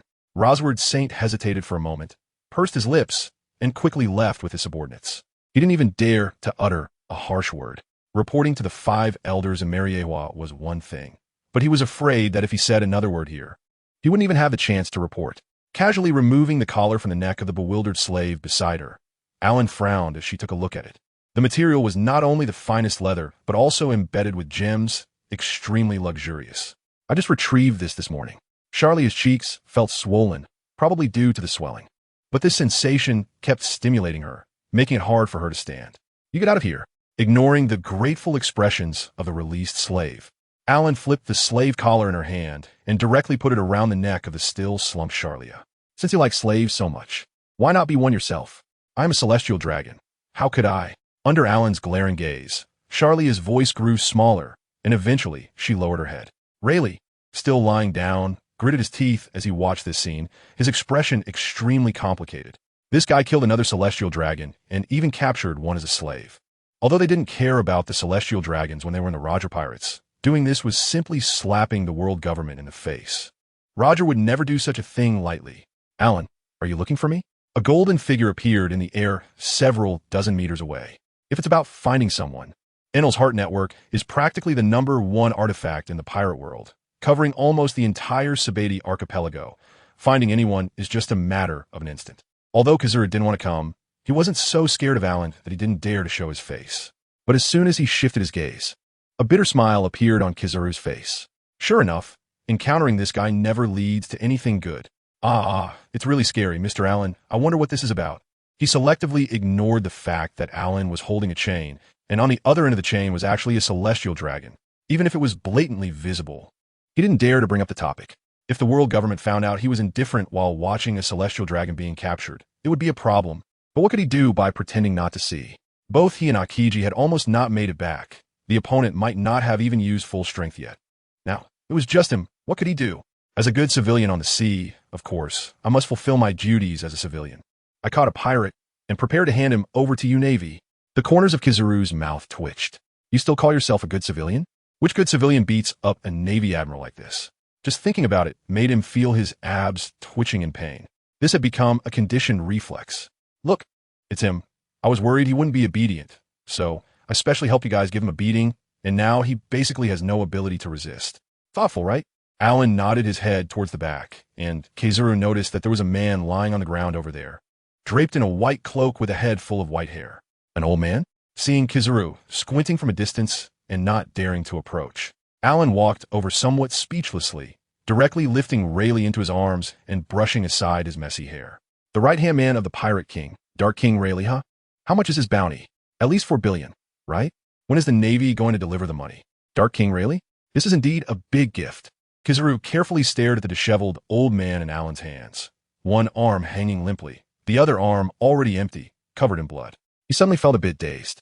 From his appearance, it really was the Pirate King's first mate, that legendary pirate. However, even though Dark King Rayleigh had been captured by Alan, Kizaru still didn't dare to approach him and maintained a certain distance. Alan, pirates capturing pirates are not eligible for bounty rewards, so I'm very sorry. Not eligible? Then capturing him is meaningless for me. I'll just give him to you. Alan's face showed a hint of regret, but he shrugged helplessly, letting go of Rayleigh's hand and kicking out as Rayleigh was falling. Rayleigh, still in free fall, shot towards Kizaru like a soccer ball. Startled by Alan's move, Kizaru instinctively fired a laser, which passed through Rayleigh's shoulder and shot toward an empty space nearby. At that moment, Kizaru realized that Alan hadn't taken the opportunity to attack while kicking Rayleigh over. He awkwardly smiled and reached out to lift the still bleeding Rayleigh by the shoulder. Rayleigh's face was already numb, and if he had any strength left, he really wanted to stab that knife into one of these two bastards. Kizaru, I have just one request. When you execute Ace, take this guy along too. Is that a problem? Kizaru squinted his eyes, staring intently at Alan, a rare serious expression appearing on his face. It seems that Lord Alan is plotting a very terrifying plan. I wonder if you can share it with this old man. Get lost. Who do you think you are calling yourself old man? Alan waved his hand in disdain, a mischievous smile appearing on his face. It doesn't matter if you don't comply. I've already arranged for reporters. When the news comes out, you'll see how to handle it. Following Alan's gaze, Kizaru indeed spotted several flickering lights in the distance, which were the flashes of cameras. Your Excellency, Alan, you've really put me in a tough spot. Kizaru scratched his head while looking at the distant flashes, revealing a hint of difficulty. How about I go over and have them destroy the photos they've taken? Alan's smile on his face showed no signs of diminishing as he looked at Kizaru with a calm tone. If you take action against those ordinary reporters, it means I can also take action against ordinary Marines. At that time, all the problems will be yours to bear, Admiral Kizaru. Ah, what a big dilemma we've got here. But you're joking, right? How can we possibly take action against ordinary people? Such matters naturally need to be reported to Admiral Sengoku. My rank is not high enough. I'm sure Admiral Sengoku will have his own plans for that. Kizaru smiled awkwardly and quickly dismissed his own thoughts. If his reckless actions here led Alan to really take action against ordinary Marines, it would be a catastrophic result. Better to leave this problem to Admiral Sengoku. After all, he is the Navy strategist, and solving such small issues should be a piece of cake for him. So, are you not taking this guy away? Do you want to sit here and chat with me? Upon hearing Alan's words, Kizaru waved at him in a lewd manner and quickly took Rayleigh away with the fastest speed. Did he not see me?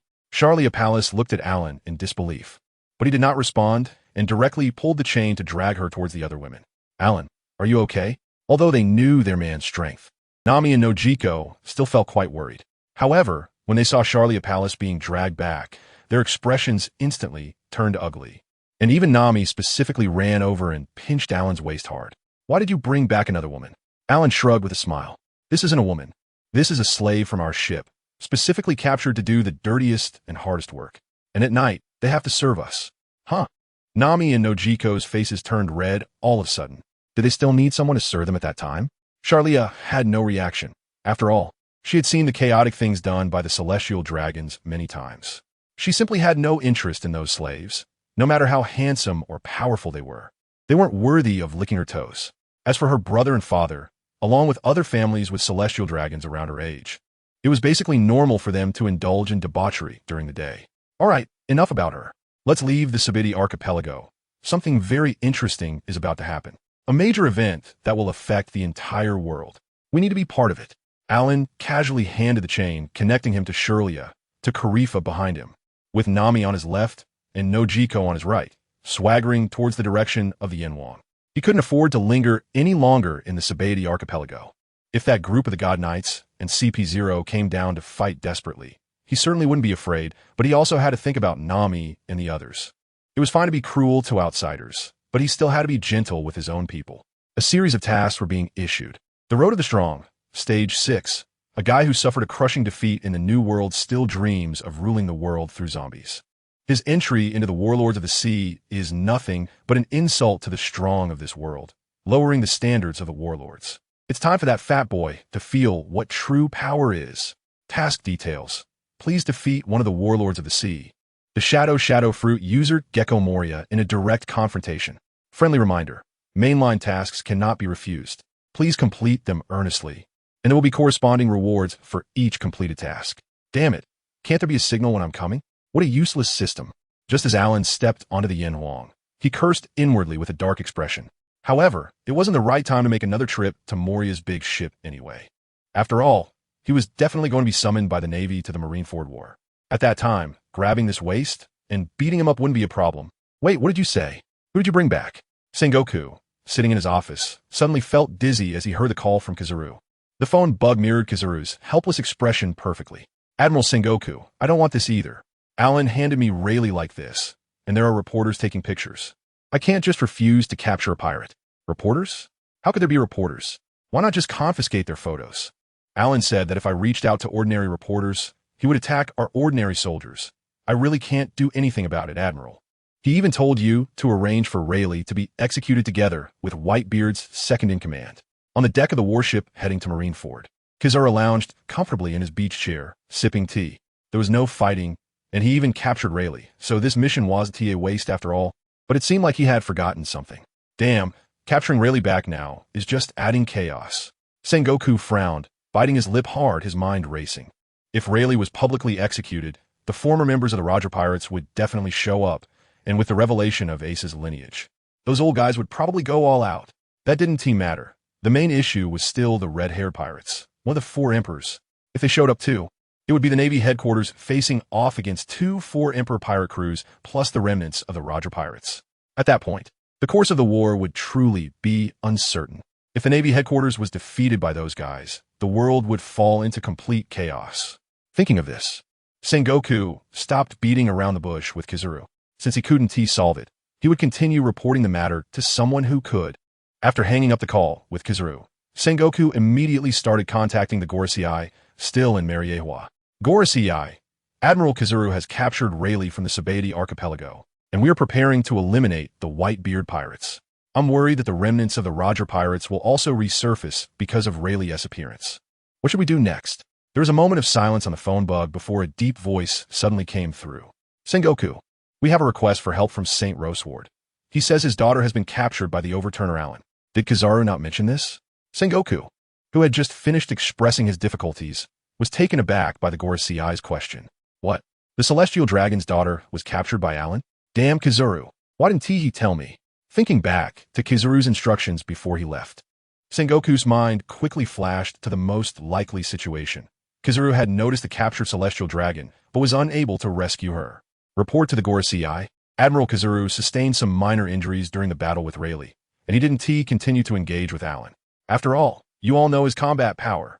Sengoku was so furious, he wished he could activate his Devil Fruit ability and wait for Kizaru to come back and deliver a Buddha's impact. Such a big deal, and he didn't say a word to me. Damn it, where did you take Zoro and Sanji? Luffy struggled inside a transparent membrane for a long time, but couldn't break free, so he resigned himself to lying there, waiting for the moment he would stop. Finally, the membrane began to drop rapidly and then crashed to the ground with a loud bang, creating a deep pit, and Luffy lay there, utterly powerless. Is that him? Let me see the bounty. It's him, let us go.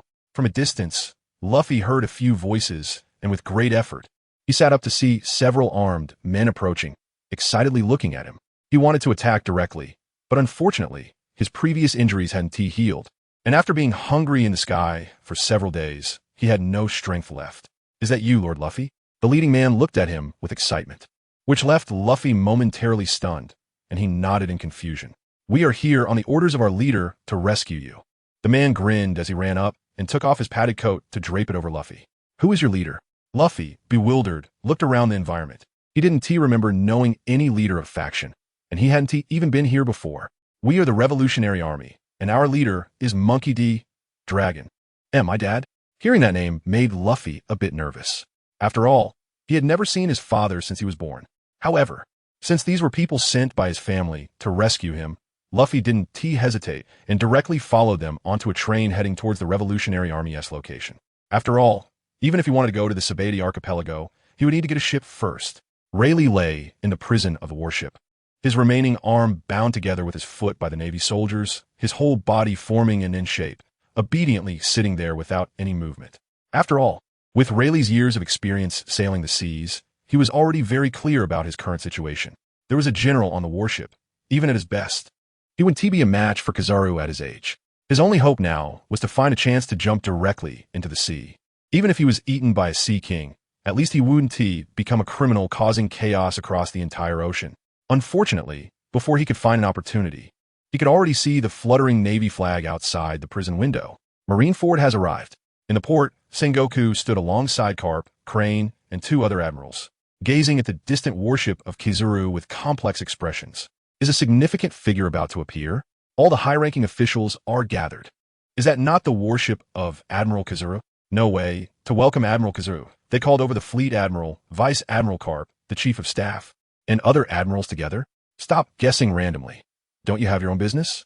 After glaring at his subordinates and sending them away, an officer found a more secluded corner to secretly watch the port. Let us go, Sir Rayleigh. They've already arrived at Marineford. Kizuru also saw the luxurious lineup at the port and waved to his soldiers to unlock the chains binding Rayleigh's hands and feet.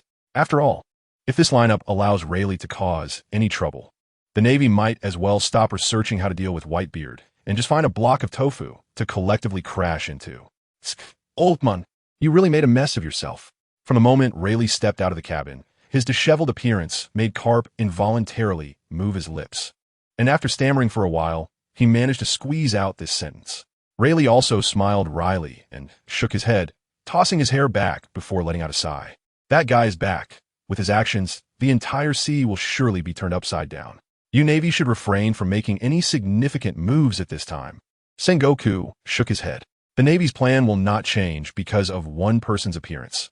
The execution of Ace is imperative. Hearing Sengoku's words, a hint of gloom appeared on Karp's face, but he did not say anything to refute. After all, he's been in the Navy for decades and knows what he can and cannot do. Sengoku, if others didn't know Ace's identity, executing him would be fine. Now that his identity is public, if you execute me along with him, I don't believe you can't foresee the massive upheaval it would cause. Those guys will all come out. Can the current sea withstand such great turmoil? Rayleigh's eyes were sincere. He genuinely wanted to persuade Sengoku to abandon his previous thoughts.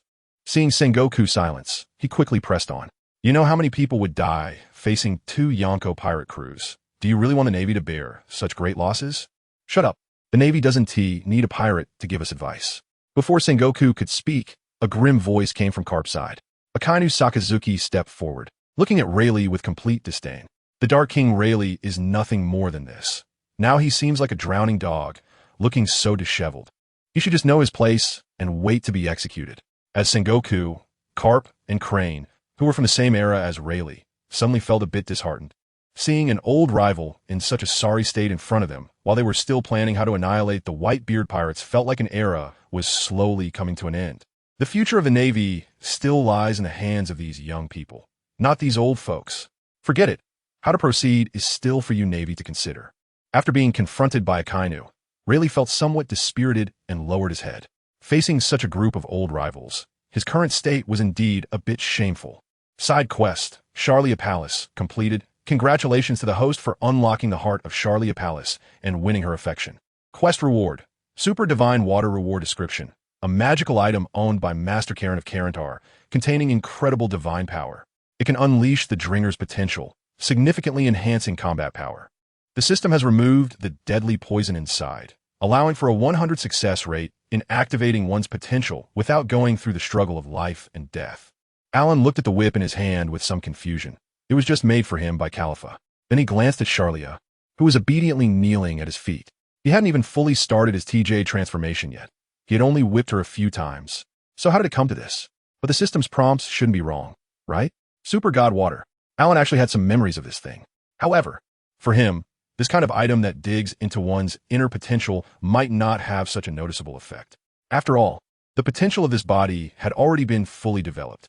A year before the battle in the Valley of Gods, he could already feel that no matter how much he trained, the gains were minimal. So now, if he wanted to improve, this Super God Water was not as good as continuing to complete tasks to earn more rewards from the system, which might enhance his strength. However, he couldn't use it himself, and the people on the ship might not be able to use it either. Vivi and Naki's roles in the original story were more of supporting characters, essentially paving the way for the Straw Hat Pirates. It's hard to say they have much potential. Even if they drank the Super God Water, it probably wouldn't be of much use. Khalifa was just an ordinary antagonist. Even dealing with Nami, who was an ordinary person, was quite challenging for her after eating a devil fruit. Although the protagonist has a cheat, It also proves that what she excels at is definitely not combat. The remaining options are Nami and Robin, who are already part of the main character group. This was also where Alan hesitated. One was a navigator, and the other was a historian, and their main talent points were all misallocated. Although Robin's flower fruit had a form of a demon later on, it looked too ugly. Alan only gave her a cleansing fruit to change her constitution so she could better use the soul-cutting blade that had been modified by the system to suit the pirate world. Alan didn't need her to fight. Turning into that form made it impossible for him to act until nightfall, which was not worth the cost. Charlia Palace? He lifted her chin with his toes while she was still kneeling, and Charlia Palace immediately showed a flattering smile. Forget it.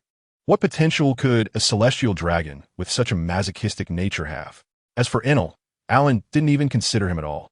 All the rewards and items were definitely meant for the women who had completed side quests. After all, only women confirmed by the system to be infatuated with him could Alan be completely sure were on his side.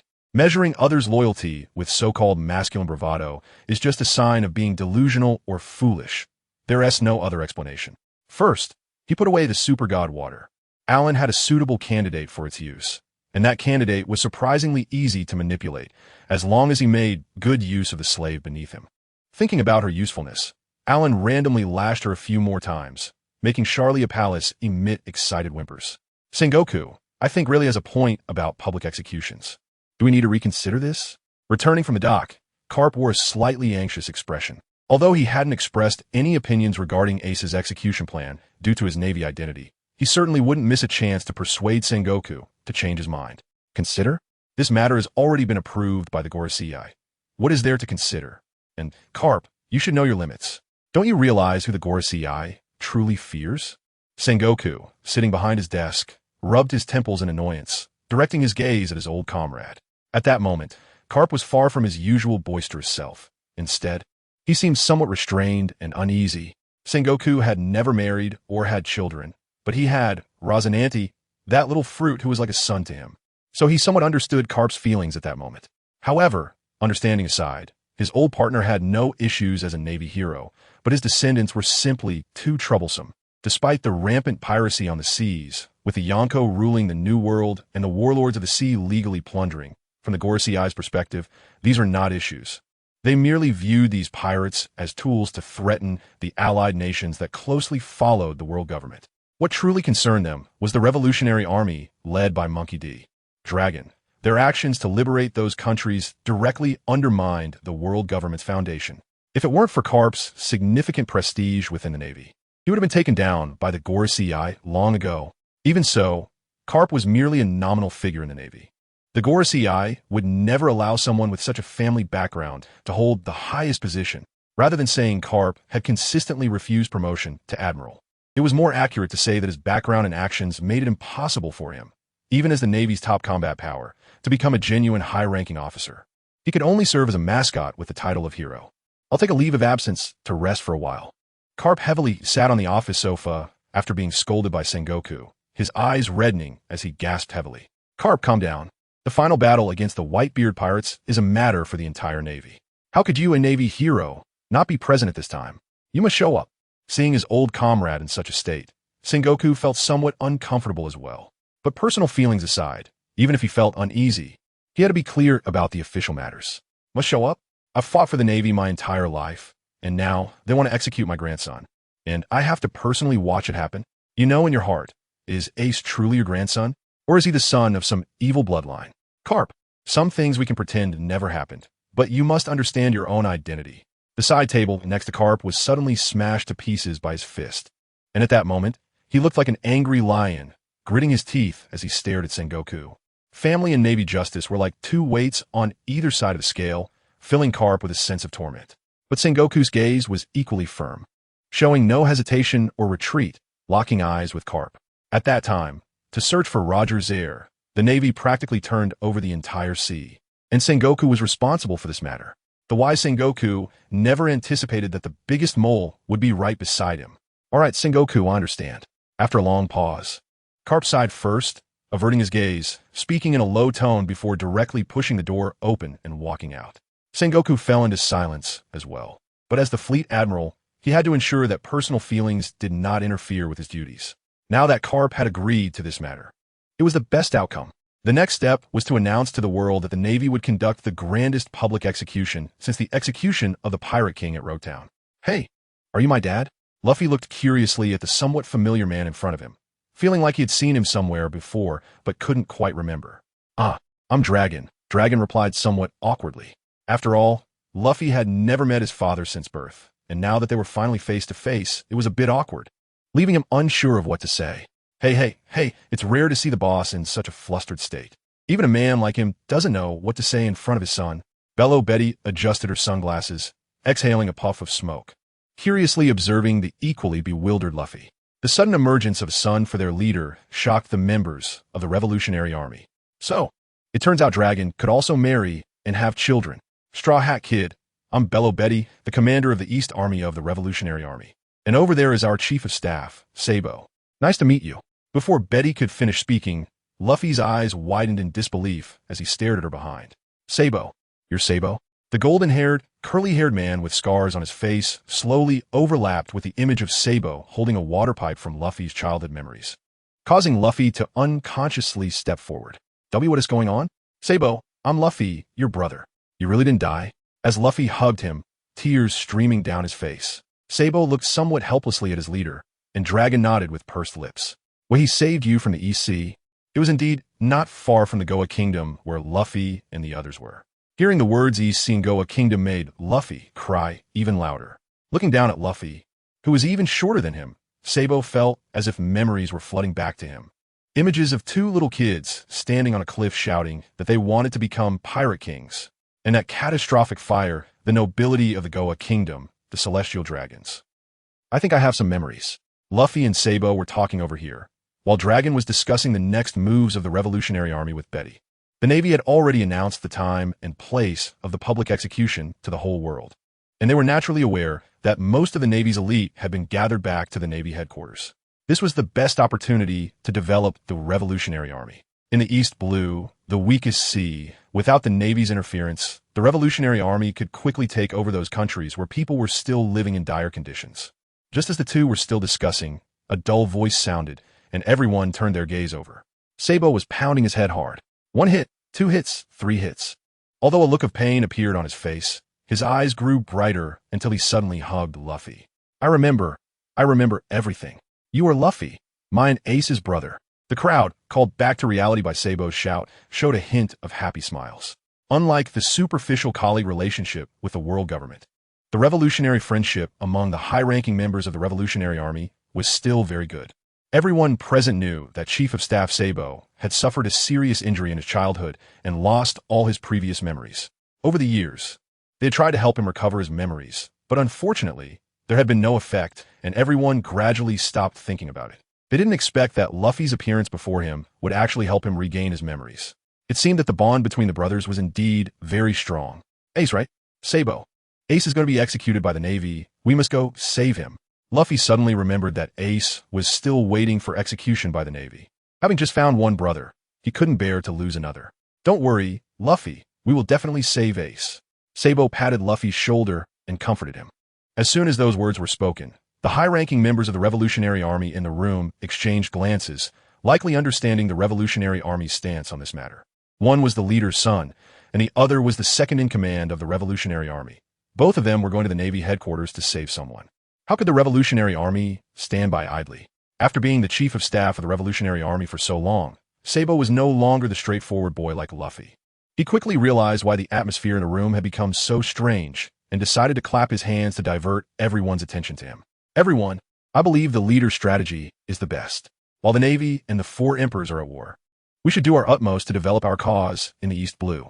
As for saving Ace, that is a personal matter between me and Luffy and will not affect the great cause of the Revolutionary Army. So please rest assured, even with their status, it was not appropriate for the Revolutionary Army to get involved in this matter. After all, it was the decisive battle between the Navy headquarters and the Whitebeard pirates. If the Revolutionary Army got involved, the consequences would be too great and the world government would inevitably take action. Moreover, aside from Karp, who would not go all out because of Ace's identity, the 3 admirals, the fleet admiral, and those elite vice admirals would make the Whitebeard pirates look insignificant. Even if they could escape, it would come at a great cost. Returning to the pre-liberation state would be considered light. Unlike those pirates, the Revolutionary Army could understand some of the world government's foundations. Even just that tip of the iceberg made them dare not act rashly. What are your plans? Dragon sat aside, his hands clasped together, blocking the lower half of his face, and his calm tone made everyone present unable to guess what he was thinking. Sabo hesitated for a moment and pressed down on Luffy, who wanted to shout. I remember that Commander Ivankov isn't impelled down. We can work together to rescue Ace directly from there. Impelled down? I remember that aside from Shiki, no one else has successfully escaped from there. Dragon responded to Sabo's suggestion without commitment, only asking back. The latter nodded, revealing a serious expression. Compared to the fully deployed Navy headquarters with its high-ranking combat power, even with the Whitebeard pirates, they would definitely not be a match. Since that was the case, it was better to take a gamble at impelled down first. This is really a headache. Dragon rubbed his temples in apparent frustration, but in fact he had already made a decision in his heart. It's fine to go to impelled down to rescue Ace. I will accompany you. However, the other members of the Revolutionary Army will continue to follow the original plan and go to the East Blue to liberate more countries as quickly as possible. Let it be. As the leader, he made the decision directly. Even if the other high-ranking members of the Revolutionary Army present wanted to object, they couldn't do so. There was no way around it. Before him was his own son, whom he owed, and his adopted son, whom he had raised since childhood. He couldn't accept it if either of them got into trouble. Since that was the case, what was wrong with accompanying them as a father to stir things up once more? After all, he had been a thorn in the world government's side for so many years. Having more debts wouldn't hurt. Old man, the Navy is really crazy. They actually dare to publicly execute Ace and the Pirate King's right-hand man, Rayleigh. Are they really not afraid of us, the Whitebeard pirates and Roger's former crew? Whitebeard, sitting on his throne, chuckled disdainfully. Rescuing Ace is our Whitebeard pirates' business. What does it have to do with Roger's crew? Even a Navy headquarters is just a matter of going there. As soon as he finished speaking, he picked up a huge wine bowl beside him and gulped it down, then wiped his mouth, and the mustache resembling a crescent moon twitched a couple of times. But, old man, if Rayleigh is publicly executed, that red-haired guy will definitely not sit idly by. At the same time, they're going to war with 2 of the 4 emperors. Where does the Navy's confidence come from? Aren't they afraid that Kaido and Big Mom will cause trouble? Vista frowned, revealing a hint of confusion. Although the Roger pirates did not refer to each other as family like they did, their bond was certainly not any less than that of the Whitebeard pirates. Even if they had disbanded, if Marco were captured by the Navy, they would undoubtedly rush to help without hesitation. Kuahaha! Who cares what the Navy thinks? We'll just go over there and bring back that idiot Ace who got caught by the Navy. Whitebeard wore a triumphant smile on his face, always confident as the strongest man on the sea, and he had the guts to make such bold claims. That's right, we are the Whitebeard pirates. What the old man said is right. What is the Navy even worth? We'll all go to the Navy headquarters to bring Ace back home. A group of people shouted excitedly. Having long ruled over the New World, they had developed a habit of looking down on everything, even regarding the Navy headquarters as insignificant. But in reality, this glory was completely supported by Whitebeard alone. These sons of his were merely standing on the shoulders of a giant. Watching his sons cheer on the deck, Whitebeard couldn't help but smile. This was the family he had always fought for, wasn't it? However, the cheering sons didn't notice the layer of worry in Whitebeard's eyes. He had already received news that Rayleigh had been severely injured by that guy, Alan, in Sabaody Archipelago. It seemed that guy was really prepared to take action against them, the old folks who had once besieged him. He wasn't afraid of the likes of Sengoku and Garp. If he were to go all out with a desperate resolve, those old men and the so-called new admirals of the Navy wouldn't be able to stop him. He could definitely rescue Ace. But if that guy Alan intervened, he couldn't think that way anymore. After all, that guy's strength couldn't be judged by common sense. Just like back then, they would never have believed that a group of pirates in their 30s could ambush a young man in his 20s and even kill Captain Rocks. It was simply shocking.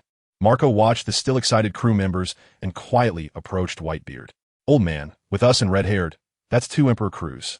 The Navy must have prepared some backup to be this reckless, so we should be cautious. As the vice captain and ship doctor of the Whitebeard pirates, no one understood Whitebeard's current condition better than he did. Compared to his peak, Whitebeard now had only about 30% of his strength left, and he could barely use hockey anymore. Otherwise, how could the other 3 even stand on equal footing with him? Don't worry, Marco. We must rescue Ace. Since the Navy wants to confront us head-on, bring it on. The Whitebeard pirates have never shied away from battle.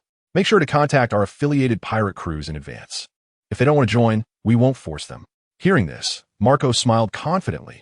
He had already contacted them early on. Old man, All our affiliated crews have expressed their willingness to fight alongside us.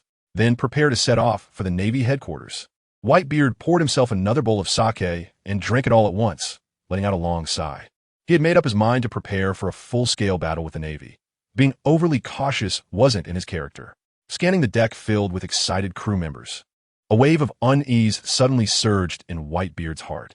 He didn't know how many of his sons would return safely from this battle with the Navy. On the other side of the New World, Shanks held the newspaper released by the Navy worldwide in one hand, a hint of ferocity on his face. How dare they execute Vice Captain Rayleigh? Shanks had always believed he upheld Roger's legacy and had protected many weak pirate crews at sea. Even after learning that Ace had been captured, he wanted to mediate between the Whitebeard pirates and the Navy headquarters for the sake of peace on the seas. But the fact that Rayleigh was also to be executed by the Navy was something he couldn't accept. After all, Rayleigh was the one who had grown up with Roger. And now that Captain Roger was gone, Vice Captain Rayleigh was about to be executed by the Navy. How could he remain indifferent? The Navy had really stirred up a huge mess. Ben Beckman glanced at the newspaper in Shanks's hand, silently astonished. Publicly executing the 2nd Division captain of the Whitebeard Pirates and the former vice captain of the Roger Pirates was trampling on the bottom line of both pirate crews. Were they planning to go to war with both us and Whitebeard? Latchy bit into the roasted meat in his hand, a curious look on his face. Regardless, we have to make a trip to Marineford. Shanks, with a dark expression, slammed the newspaper down onto the barrel and decisively issued the command.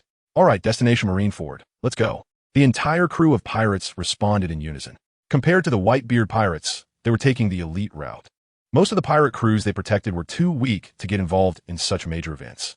Just as various forces began to take action in response to the Navy's announcement, the ship Yanhuang quietly arrived at the calm belt, with Nami controlling the current to sail in one direction. Where is this eternal pointer leading us? Nami, while controlling the current, curiously asked Alan about the eternal pointer on her wrist. We're about to participate in a significant event, opposing the Navy and the world government. So we need to deal with one of their advantages in advance, Alan explained, a hint of awkwardness on his face. Sensing something off about Alan's mood, Nami looked at him doubtfully, but nodded thoughtfully. After sailing together for so long, she had a rough understanding of what kind of person her man was. Powerful, mysterious abilities. And very kind to her and Noki. Oh, right, and Robin, but he just wanted to possess beautiful women. From the beginning, when the two of them boarded the ship, to later Robin, Vivi, and Califa, now there was even a celestial dragon on board. Each of them had a different identity. Maid, secretary, slave. None of them could be compared to her and her sister. But Nami couldn't help but feel a bit uncomfortable about it.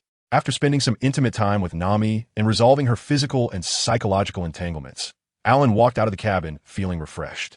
At this moment, the other women were sitting around the dining table chatting.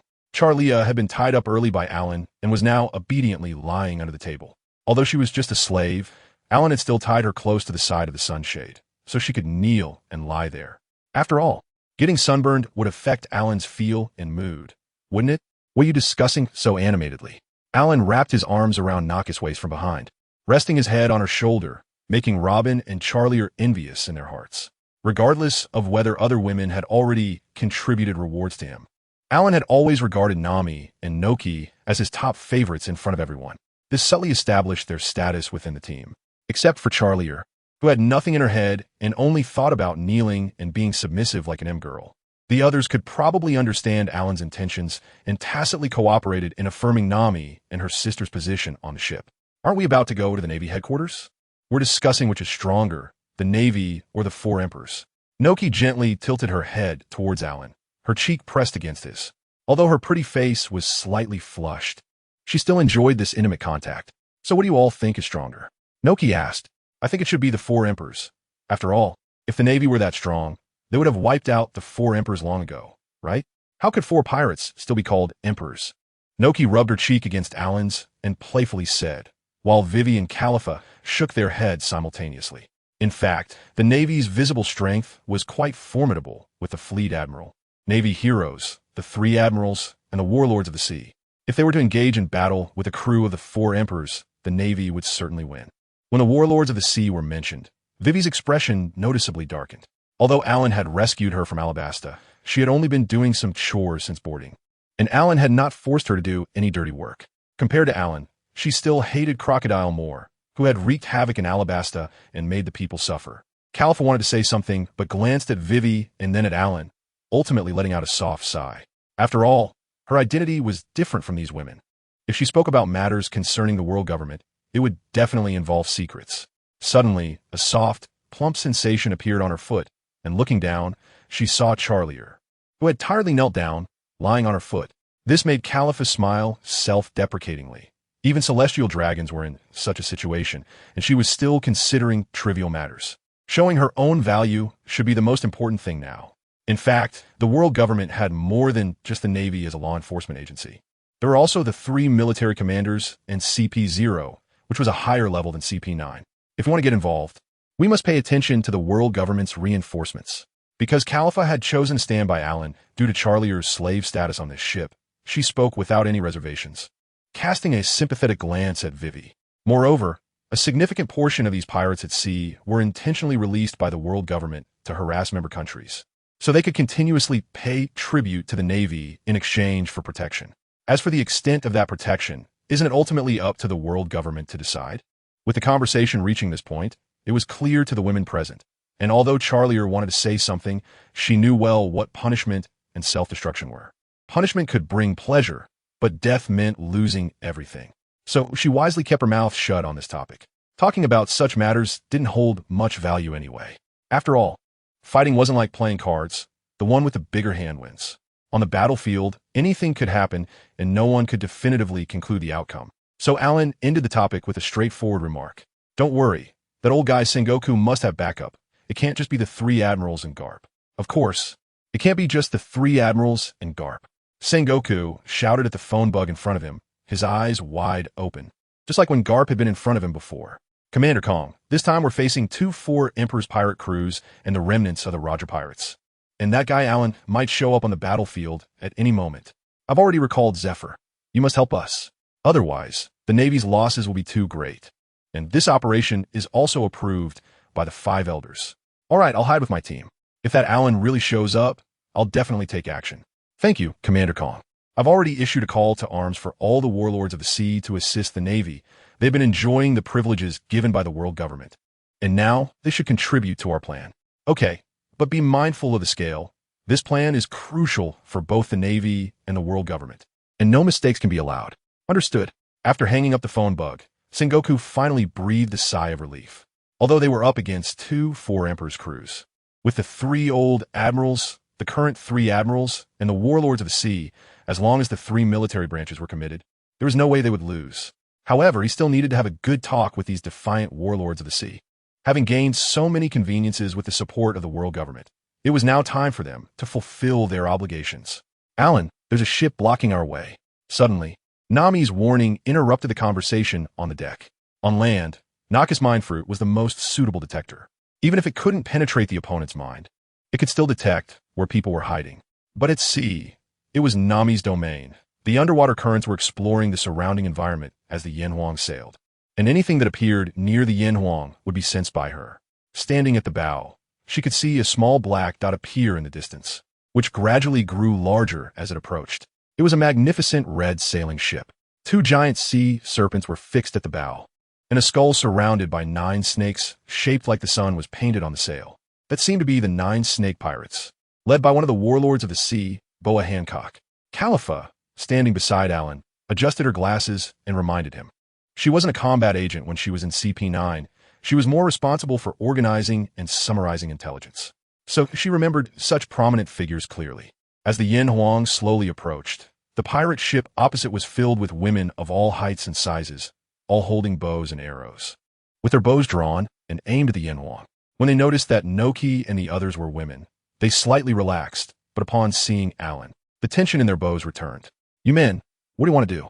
A woman with short black hair glared at Alan with a sullen expression. You're the ones who blocked my way, and you're asking what I want to do? Alan found it somewhat amusing to glance at the women of the 9 snake pirates. They had all sorts of appearances, yet none were particularly attractive. Could Boa Hancock really be keeping such a group of beauties around just to highlight her status as the most beautiful? It was like in Alan's past life when beautiful girls liked to hang out with ordinary-looking ones, as being next to a girl like Sister Pomegranate maximized Xiaoxiang's beauty. Wait, something's off. Suddenly, a woman in a short cropped top, exposing her cleavage, reached out to stop her companion. as the sniper of the 9 snake pirates. Longdan's gaze was still the most precise. Upon seeing Alan, she recalled the latest bounty notice issued by the world government that she had seen before, which had amazed them at the time. Sure enough, the notorious pirate Alan, with a bounty of 5 billion. What are you doing heading to 9 Snake Island? This route only leads to 9 Snake Island. Huh, you noticed that? I just wanted to meet the Snake Princess. I heard that Boa Hancock is the most beautiful woman in the world, and I really want to see for myself. Alan is indeed quite interested in this aspect. After Nami, Nico Robin, and several other girls transition from the 2-dimensional to the 3-dimensional world, their beauty is truly incomparable to the makeup and cosplay of later generations. They are stunning beyond measure. So, how beautiful can Boa Hancock, who is claimed to be the world's most beautiful woman in the original work, be? Looking for me? At sunder a voice came from the Snake Princess ship, and a tall figure slowly walked out of the cabin. With long, jet-black hair and deep blue eyes. Her almond-shaped eyes revealed a hint of aloofness. Her delicate lips beneath a delicate nose were so smooth that they showed not a single wrinkle, making one unable to resist the urge to kiss them. The Empress of the 9 Snake Tribe truly lives up to her reputation. Alan's somewhat regretful gaze swept over Boa Hancock from top to bottom, containing aggression and provocation that instantly angered her. Die, rude man. Arrow of captivation. Disliking men to begin with, Boa Hancock lightly touched her cherry lips with her fingers. Immediately, she used her devil fruit ability to transform it into a giant pink heart-shaped energy. Holding with her right hand, a pink bow, an arrow appeared in her hand. And as she released it, countless pink arrows shot towards the Sunny. Alan squinted his eyes, and his brows furrowed. Attacks like Boa Hancock's do not distinguish between friend and foe, and the other women on the deck may not have the ability to dodge her AoE attacks. With his hands covered in haki, Alan charged forward, shattering all the arrows shot at him with the fastest speed. Then he looked at her with a gloomy expression. Do you know that your attacks can harm innocent people? Innocent people? So what if they get hurt? A slight blush appeared on Boa Hancock's face as she tilted her head back, pointing at Alan with an air of arrogance in her voice. Even if I harm them, I will be forgiven because I am just too beautiful. Wow, Lady Snake Princess is really beautiful. The group of women from the Kuja Pirates screamed excitedly, just like the fans Alan had seen in his past life, gazing at Boa Hancock's figure. Even the women on this deck, including Noki, were somewhat captivated by her, unconsciously taking a few steps forward to get closer to her. All right, is that what you think? I'll make you appreciate beauty properly. Alan gritted his teeth and charged straight towards Hancock, who showed no signs of retreating. Instead, she stepped forward boldly and turned to deliver a spinning kick. Fragrant foot. With this attack, a glimmer of anticipation appeared in Hancock's eyes as the power of the sweet fruit gathered at her foot. Anyone hit by this attack will be petrified, regardless of whether they had feelings for her or not. Even those stronger than her could accidentally fall victim, their bodies turning to stone. Unfortunately, Alan knew her very well from his past life, even better than she knew herself, and was fully aware of her moves. He wrapped his hands in haki and directly blocked Hancock's small foot, clad in red high heels, then grabbed her ankle and pulled her towards him. For a proud person like her, the best way to handle it was to directly overpower her. Alan didn't wait for her to resist. He directly pulled her back and sat down on the chair he had been in before. He grabbed her struggling arms with one hand, while the other pressed down on her lower back, causing Boa Hancock to lay across Alan's lap. Slap! The sound echoed, and the entire sea area fell silent. The few women on the Yen Huang ship were stunned, and all the crew members on the Perfume Snake ship were also shocked. Even Boa Hancock, feeling the fiery pain in her rear, widened her eyes. This is what you get for being so proud. Boa Hancock's eyes instantly turned red. It wasn't tears of grievance. Instead, she couldn't suppress the killing intent. At that moment, she felt not only the humiliation of being subdued by a man, but also recalled the dark times she had experienced in Mary Joa as a child. The slap that Alan gave her seemed to coincide with the whips held by those disgusting celestial dragons. How could this not drive Hancock crazy? The crew of the Kuja Pirates on the Perfume Snake ship were also drawing their bows and preparing to attack. But since Boa Hancock and Alan were so close together, they dared not strike easily, fearing they might harm their empress. Just as Boa Hancock was about to unleash her conqueror's haki, she suddenly noticed another woman kneeling under the dining table in front of her, who was leaning against Alan's leg. Charlia Palace smiled with a pleasing expression at the woman in front of her. This woman was too beautiful, and knowing her master's usual temperament, she would definitely be brought aboard the ship. Although she also liked to intentionally do something wrong to get punished by Alan from time to time, She still had her limits and knew which mistakes were acceptable and which were not. Taking this opportunity to please her was definitely the right move. But what was up with this woman's expression? Hancock stared with her big eyes, not even caring about the searing pain on her body, fixating on the woman kneeling in front of her. That white spacesuit had always been exclusive to those people, although there was no bubble helmet. This kneeling woman couldn't possibly be. Shaking her head vigorously, Hancock tried to discard the unrealistic thoughts in her mind. Those people were so noble and proud. How could they possibly adopt such a humble posture on a pirate ship? Watching Hancock's constantly changing expression, Charlie Palace was also somewhat confused. In her 17 years of life, no one had taught her how to read others' expressions. Even if someone had taught her, the changes in this woman's expression were too rapid. Charlie Palace couldn't guess at all what she was thinking. After Alan started hitting a few times, he moved to strike that perky spot again. But Hancock showed no reaction at all. Although the feeling of hitting was quite pleasant, the lack of any response from the other side made it feel quite unfulfilling. Alan pulled Hancock up and casually glanced at Charlie Palace, the corner of his mouth lifting slightly. Why is there no sound? Not struggling anymore? Hancock, who was pulled up, looked at Charlie Palace in astonishment, not even noticing that she was sitting on Alan's lap, pointing at Charlie Palace with her finger. She is. Alan suddenly realized and casually waved to Charlie Palace, who was kneeling under the table. Little slave, come over and greet our empress. Hancock stared intently at Charlie Palace, completely ignoring Alan's large hand rubbing against her exposed waist. The moment Charlie Palace emerged, Hancock's two younger sisters from the Kuja pirates widened their eyes in disbelief and gasped. They understood all too well the significance of that outfit. Even in the previous years, they would occasionally wake up in a panic from dreams about that outfit, which was an unerasable nightmare from their early lives. Hello, master's friends, I am Charlie Palace. Charlie Palace placed her hands on the ground, crawling out from under the table on her knees and palms, then looked up to greet Hancock. Those few short words left her so frightened that she didn't know what to do, wanting to run back but was tightly held by Alan. The warmth and softness in his embrace made Alan take a deep breath of fragrance. Then he squeezed Hancock's upper body with both arms to attract her attention. What are you running for? She's just my little slave on the ship. Hancock stared at Alan, then glanced at Charlie Palace on the deck, her face drained of color, her lips trembling. Her name has Palace in it. She is a celestial dragon. The moment those three words came out, the three sisters trembled simultaneously. The fear etched in their bones was not so easily dispelled.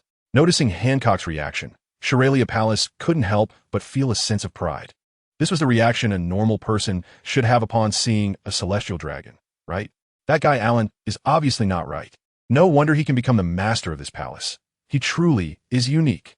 Sensing the smugness in the depths of Charlie Palace's eyes, Alan casually picked up the whip and struck. The whip tip accurately whipped back and hit the pert rear of Charlie Palace, making her let out a whimper. And her eyes seemed to sparkle as she looked at Alan. What's wrong with the celestial dragons? Aren't they still kneeling at my feet? Alan lifted his foot slightly, and Shirley hurriedly crawled over, lying down like a small creature and covering her master's foot with her belly to show submission. Hancock was already somewhat incoherent, sitting on Alan's lap, glancing at the celestial dragon beneath them, and then at the spirited Alan beside her, unsure of what to say. How could the snake princess sit in that man's lap? A lowered voice came from the nine-snake pirate's side, although the volume was intentionally reduced in the current quiet scene. How could anyone present not hear it? At this moment, Hancock realized the awkwardness of their posture and quickly struggled to get up from Alan's embrace, who did not force her to stay. Since Shirley had already seen what she wanted to see, there was no need to force her back into his arms. It was bound to happen sooner or later. Side quest. Boa Hancock completed. Congratulations, host, for unlocking Boa Hancock's heart and winning her affection. Quest reward. Skydance technique reward description. A unique secret technique of the Crane Immortal School, focusing on the mastery of chi. By controlling one's own chi, it generates sufficient impact to resist Earth's gravity, thus achieving levitation and flight, and changing the direction of chi in the air for movement. Just by making Shirley kneel and giving a whip, Boa Hancock's side quest was completed gloriously. Hancock, who had jumped out of Alan's arms, leaped back onto the deck of the perfumed snake and then dashed into the cabin, leaving the crews of both ships exchanging glances, unsure of how to face each other next. Since Lord Alan wanted to visit Nine Snake Island, Sonia, Mary, our ship will lead the way for our guest. Yes, faintly. Hancock's voice came from inside the cabin, and the Nine Snake Pirates quickly responded. After Hancock's two younger sisters curiously stared at Shirley a few times, they activated the bow of the snake ship and set sail ahead of the Yanhuang. Is Hancock-sama really interested in the man on that ship?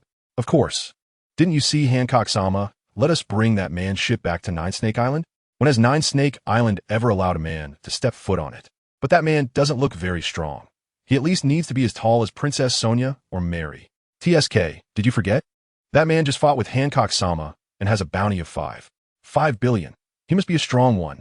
The women who followed Hancock as part of the Nine Snake Pirates naturally wouldn't react like the citizens still on the island, who would be shocked at the sight of a man. However, the man chosen by their captain, the Empress, truly is the first of his kind. Inside the cabin, the Hancock sisters sat facing each other. Their expressions varied. Sister, are you sure that is a celestial dragon? Sonia, although she saw it with her own eyes, still found it hard to believe that a celestial dragon could be treated like a pet with a collar around its neck. I have confirmed with Peony that Shirley was indeed kidnapped by the revolutionary Alan in the Sabati archipelago, and many people witnessed it. While the two younger sisters were astonished, Hancock's expression was somewhat complicated.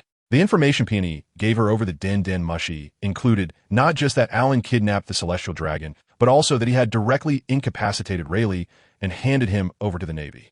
If it were the old Hancock, she would have had to consider her attitude towards Rayleigh since he was her benefactor, and seeing him so badly injured by Alan would have affected her.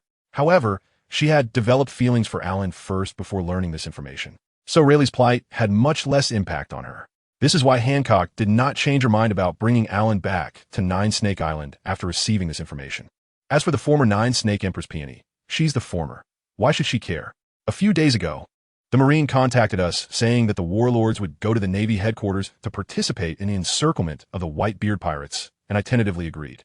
However, with Rayleigh being publicly executed, I worry it may be related to Lord Alan, so we need to discuss this carefully. Although Hancock typically had little respect for Granny, her seasoned experience was still quite useful in such major matters. Has Boa Hancock not returned yet? The anger on Sengoku's face was becoming increasingly hard to suppress as he quietly asked the Den Mushy in front of him. She hasn't returned yet.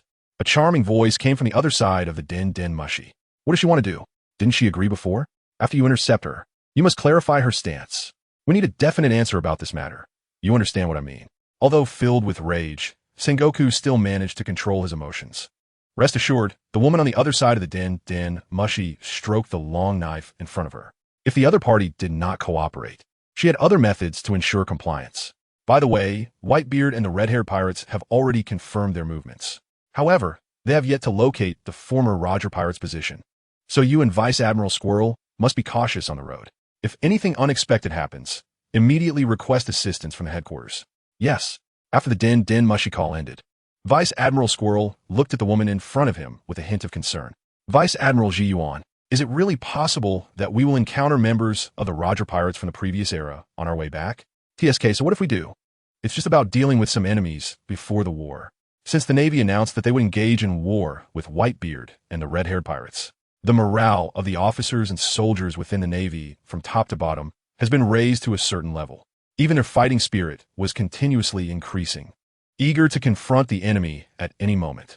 Vice Admiral Squirrel, don't worry. Since I'm with you, the Empress has only two choices. Vice Admiral Ji Yuan picked up her golden javelin and walked towards the ship's cabin. Stepping out of the cabin into the sunlight, Vice Admiral Ji Yuan looked incredibly charming. Her figure graceful, with long black wavy hair and dressed in a pink deep V coat, with a navy cape on her back, she exuded a unique beauty. Vice Admiral Ji Yuan, it's not that I don't trust you. It's just that considering the current situation.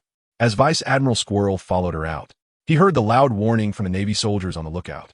The two Vice Admirals have discovered the whereabouts of the Nine Snake Pirates. Intercept them. They walked to the bow of the ship, and indeed they spotted the perfume snake being pulled by two giant sea snakes. Boa Hancock, we have received your response to the headquarters, but why have you come to the doldrums, showing no intention of going as agreed? Vice Admiral Squirrel shouldered his long knife and loudly questioned the perfume snake, which was now parallel to them. This is already within the territory of Nine Snake Island. Navy, you have crossed the line. The members of the Nine Snake Pirates, however, showed no fear for the subordinates of the seven warlords. The Navy does not pose much of a deterrent. Ignoring the woman leaning against the ship's railing and speaking disrespectfully, the weasel tightened his grip on the long knife. his eyes fixed on the cabin door of the perfumed snake ship, raising his voice again. This emergency summons of the 7 warlords is a strict order from the world government. If you choose to refuse, it means the agreement is broken, and your titles as 7 warlords will be revoked. Those of you who have been under the protection of the world government will become ordinary pirates and become hostile forces against the world government and the Navy. Boa Hancock, are you sure you want to do this? With the weasel's words, the atmosphere between both sides grew tense. Behind him, Momonosuke also stepped forward with the golden blade. Standing beside the weasel, Hancock also slowly walked out of the cabin and stood on the head of the giant snake, looking down at the entire Navy warship. What are you shouting about? I did agree to your request before, but that was just a formality. However, I don't want my title as a 7 warlord to be revoked. What do you think we should do? Looking at Hancock's expressionless face, the weasel seemed humiliated. Glaring at her, our Navy headquarters has sent its elite forces to engage in a deadly battle with the 2 great Yonko pirate crews. You must choose now. Accept the summons or be stripped of your title. Hancock glanced back, noticing that the Yin Huang was approaching.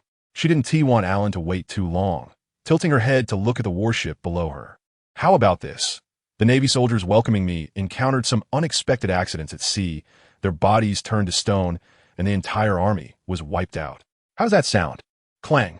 The golden blade in Momonosuke's hand was drawn, pointing at Hancock above. The Empress of 9 Serpents, Boa Hancock. Do your previous words represent your true attitude? The sharp aura from the golden blade made the giant snake under Hancock's feet instinctively retreat. Hancock narrowed her eyes, sensing that the opponent was definitely a strong member of the Navy, even possibly on par with her. Who are you? I don't recall seeing you before. Vice Admiral Momonosuke of the Navy headquarters. Momonosuke. The title made Hancock frown. Naval titles are not casually given. Those with formal titles are generally at the admiral level, and the only vice admiral known to have a title is Iron Fist Karp.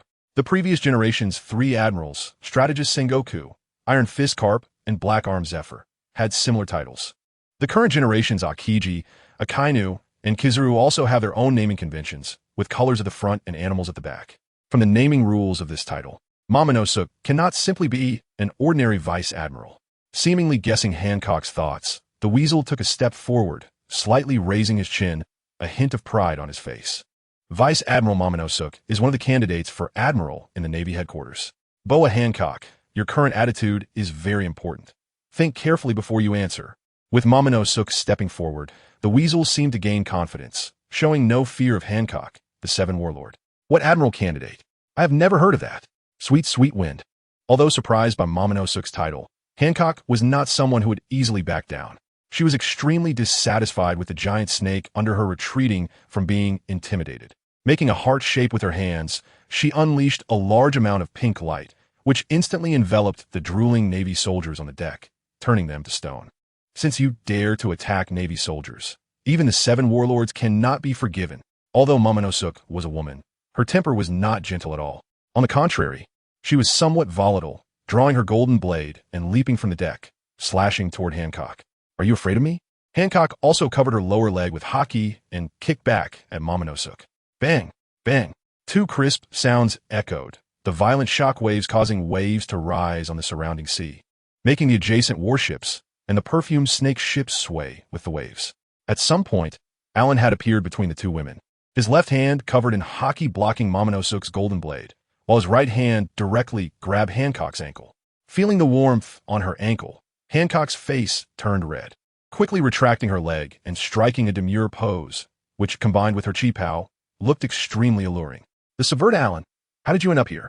Momonosuke's expression was quite ugly. After being blocked from her attack, she landed back on the deck, looking up at Alan, who was hovering in midair. In the world of One Piece, there are many abilities that allow for flight. Whether it's the Gomu fruit that enables flight through its powers, animal fruits with inherent flight capabilities, or Doflamingo's superhuman fruit that can develop flight functions. Even a moonwalk can achieve temporary aerial combat. However, the only one who can truly hover in the air is the Golden Lion's float fruit. In the previous intelligence from a Navy, she did not recall Alan having the ability to hover or fly. Earlier, Alan was curious as to why a character like Charlia, who had no power or screen time, could produce a super divine water, while Boa Hancock, who had so much screen time later, only had a simple sky dance technique. Even if the sky dance could compensate for Alan's shortcomings in aerial combat, It didn't seem to match up with Boa Hancock. After all, she is one of the strongest and most distinguished female characters in the One Piece world. However, after receiving his reward, he realized that the value of this reward was not just in the use of the sky dance technique, but also in another world's mastery and cultivation method of chi. Chi comes from the spiritual energy generated by the breathing and movement of living beings, symbolizing life itself. Therefore, when Sun Wukong and others train, the main focus is on strengthening their bodies. Given Alan's current physique, he is virtually equal to Sun Wukong during his first battle with Piccolo Daimao. So after receiving the sky dance technique, he easily developed a sense of chi and condensed a large amount of it. The consumption of the sky dance technique is even less than the chi he generates every moment, allowing Alan to use it as a regular mode of travel. Seeing the wariness in Momonosuke's eyes, Alan shrugged nonchalantly. There is no rule in the Navy that ordinary pirates can't be friends with the Seven Warlords, right? Hancock and I are friends. What's wrong with that? Yes, Lord Alan and I are very good friends. Hearing Alan's words, Hancock nodded with a flushed face, though her voice was barely audible. Momonosuke's pupils slightly constricted. From the moment Alan appeared, Boa Hancock instinctively stood behind him. So they are in a subordinate relationship? If a Seven Warlord is a vassal behind Alan, then the matter of Boa Hancock being summoned to Marineford needs to be reconsidered. What if she does something uncontrollable after the battle begins? That would be troublesome. After all, up until now, Alan's attitude toward the Navy cannot be described as friendly. Vice Admiral Karp and the two admirals have both been injured at his hands. This confidential Tau Rabbit naturally has the qualification to know, which is why she didn't rashly attack Alan. With such a record in front of her, she is well aware that even if she tried her best, she wouldn't be able to hurt Alan. The subverter Alan, what do you want to do? Tau Rabbit coldly looked up at Alan. She didn't like having to look up at others like this. If she could, she really wanted to draw her sword and cut down a guy above her, but unfortunately, she couldn't, as she was simply not as skilled. As she scanned Tau Rabbit's figure from top to bottom, his aggressive gaze made her cheeks flush pink. This was not because she had any thoughts about Alan, but simply because she felt embarrassed being stared at so blatantly. Don't worry, I don't have anything in mind. Hancock will go when the time comes. You don't need to worry. Alan directly settled the matter, while Hancock behind him was staring blankly at his back, as if she hadn't heard what Alan was saying. Can you make decisions on her behalf? What Lord Alan says goes. Can't you understand that, Navy? Taudu asked with a suspicious tone, which immediately triggered Hancock, who stood up and pointed at Taudu's face in anger. Taudu looked at Hancock, who seemed like a cat whose tail had been stepped on, and couldn't help but curl her lips in disdain. She wasn't stupid. Seeing the expression on the Nine Snake Empress's face, she knew this woman was infatuated. What was so good about men? Isn't it better to be beautiful alone? Hancock, I still need to discuss with the headquarters whether you will participate in the action. Please wait a moment. As she spoke, Taudu turned and walked toward the cabin. Alan clearly saw her reaching into her chest from her back view.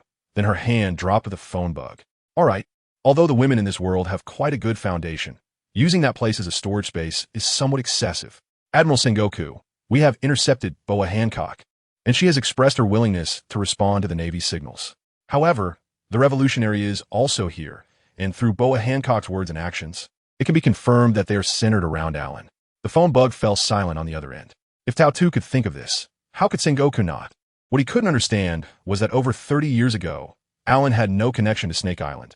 So when did he secretly conquer the Daughter Kingdom? Admiral, what kind of feedback should we give regarding Boa Hancock's attitude? Should we agree or refuse? The troublesome matter was left to Admiral Sengoku. Tau-Tu only needed a command from headquarters. Let's agree for now. Sengoku thought for a few seconds and directly agreed.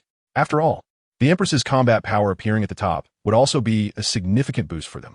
Although Alan definitely held an antagonistic attitude towards the Navy, he surely didn't have friendly thoughts towards Whitebeard either.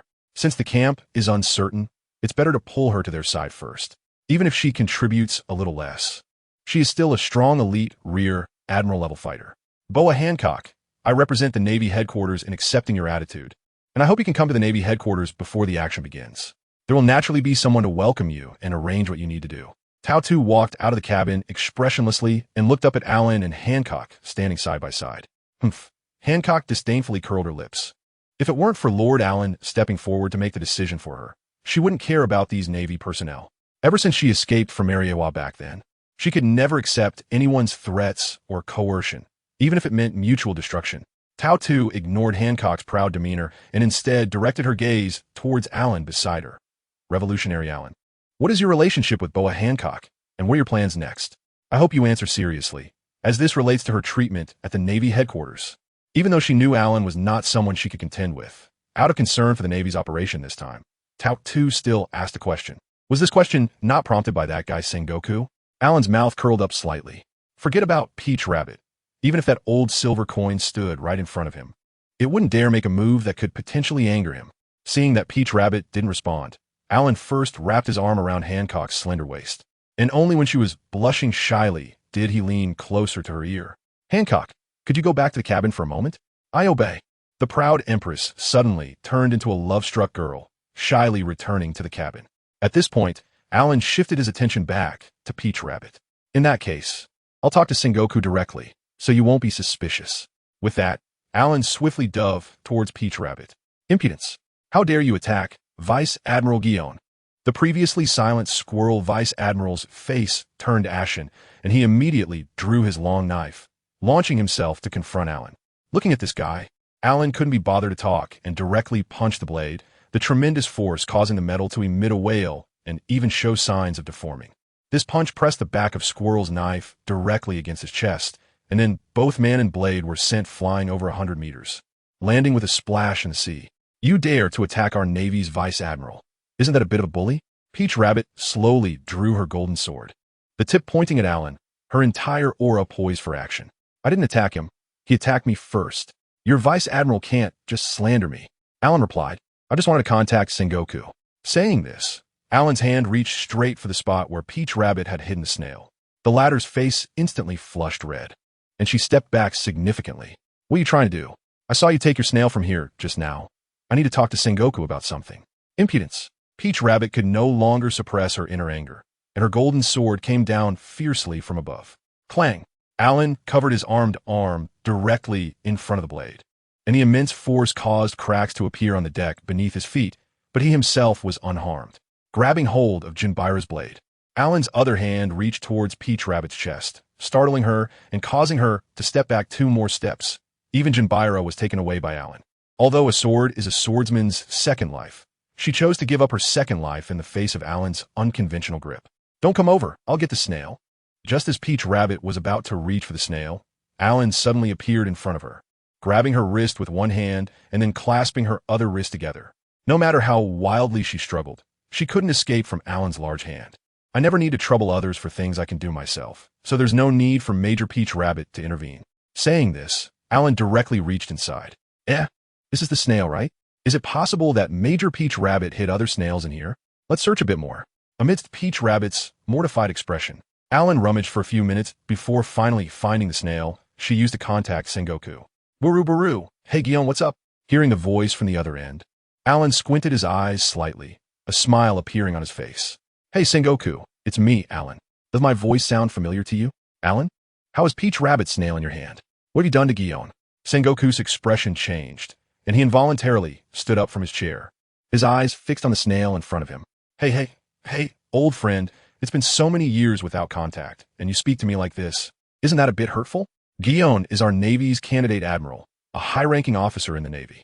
Alan, if you don't want to escalate this situation, I advise you to back off quickly.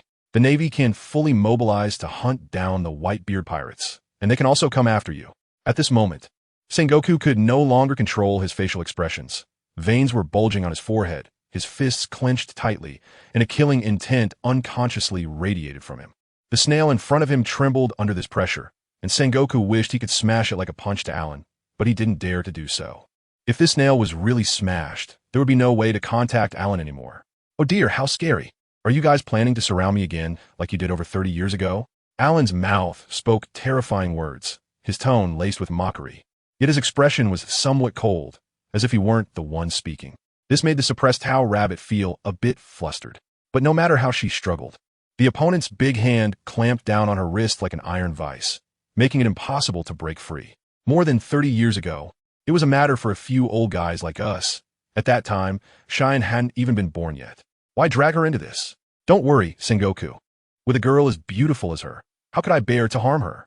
She will definitely return to your Navy headquarters, lively and well. I warn you, don't do anything to Cheyenne, or else. Sengoku's words were interrupted as a figure burst through the door of his office, eyes fixed on the phone bug, radiating killing intent. Who are you? Is Cheyenne in your hands? What have you done to her? Let her go, or I will kill you. Oh, who is that over there? Didn't T brush your teeth this morning? Such a big mouth. Rear Admiral Khaki from the Navy headquarters, codename T-Pig. So it's you? I haven't heard of you. Bastard, I warn you, if you hurt Cheyenne and I catch you, I will definitely kill you. Alan's teasing tone immediately ignited Kaji's anger. However, all he could do was rage helplessly at the transponder snail. Stop boasting. I will definitely go to the Marineford War, and I look forward to you killing me face to face. Kaji was taken aback, then looked at Sengoku. He still didn't know who was on the other end of the transponder snail. Was it one of the 4 emperors or a rebellious warlord? What do you mean by that? Sengoku patted Kaji's shoulder and leaned closer to the transponder snail with a serious expression. Stop pretending, Sengoku. I don't believe the Navy didn't plan for my appearance in Marineford for this war. If you can't even think of this, then don't call yourself a strategist. Just call yourself a brainless fool. Sengoku fell silent for a moment without speaking, but Kaji couldn't stay calm. Hearing that Cheyenne was in the hands of the other party made his heart feel like it was being squeezed. Hey, I don't care who you are or whether you'll come to Marineford. Let Cheyenne go right now. Let her go. How is that possible? A light laugh came from the transponder snail in front of Kaji. So it's Kaji, right? Actually, I've heard about you too. You've been protecting this beautiful girl from being taken by others. Thank you. She's so beautiful. If I don't enjoy her properly, how can I justify your terrible attitude? Don't worry. Once I've had enough enjoyment, I'll let her go. Enjoyment? Kaji was stunned, momentarily taken aback.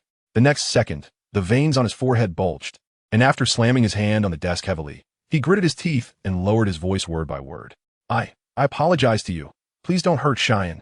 Before killing someone, one must first crush their heart. A single sentence from Alan completely broke Jiaji's defenses, and his whole face turned purple like a ripe eggplant. The extreme anger even made him start to breathe heavily, and his body trembled slightly. TSK, TSK, TSK. Let's talk about it later.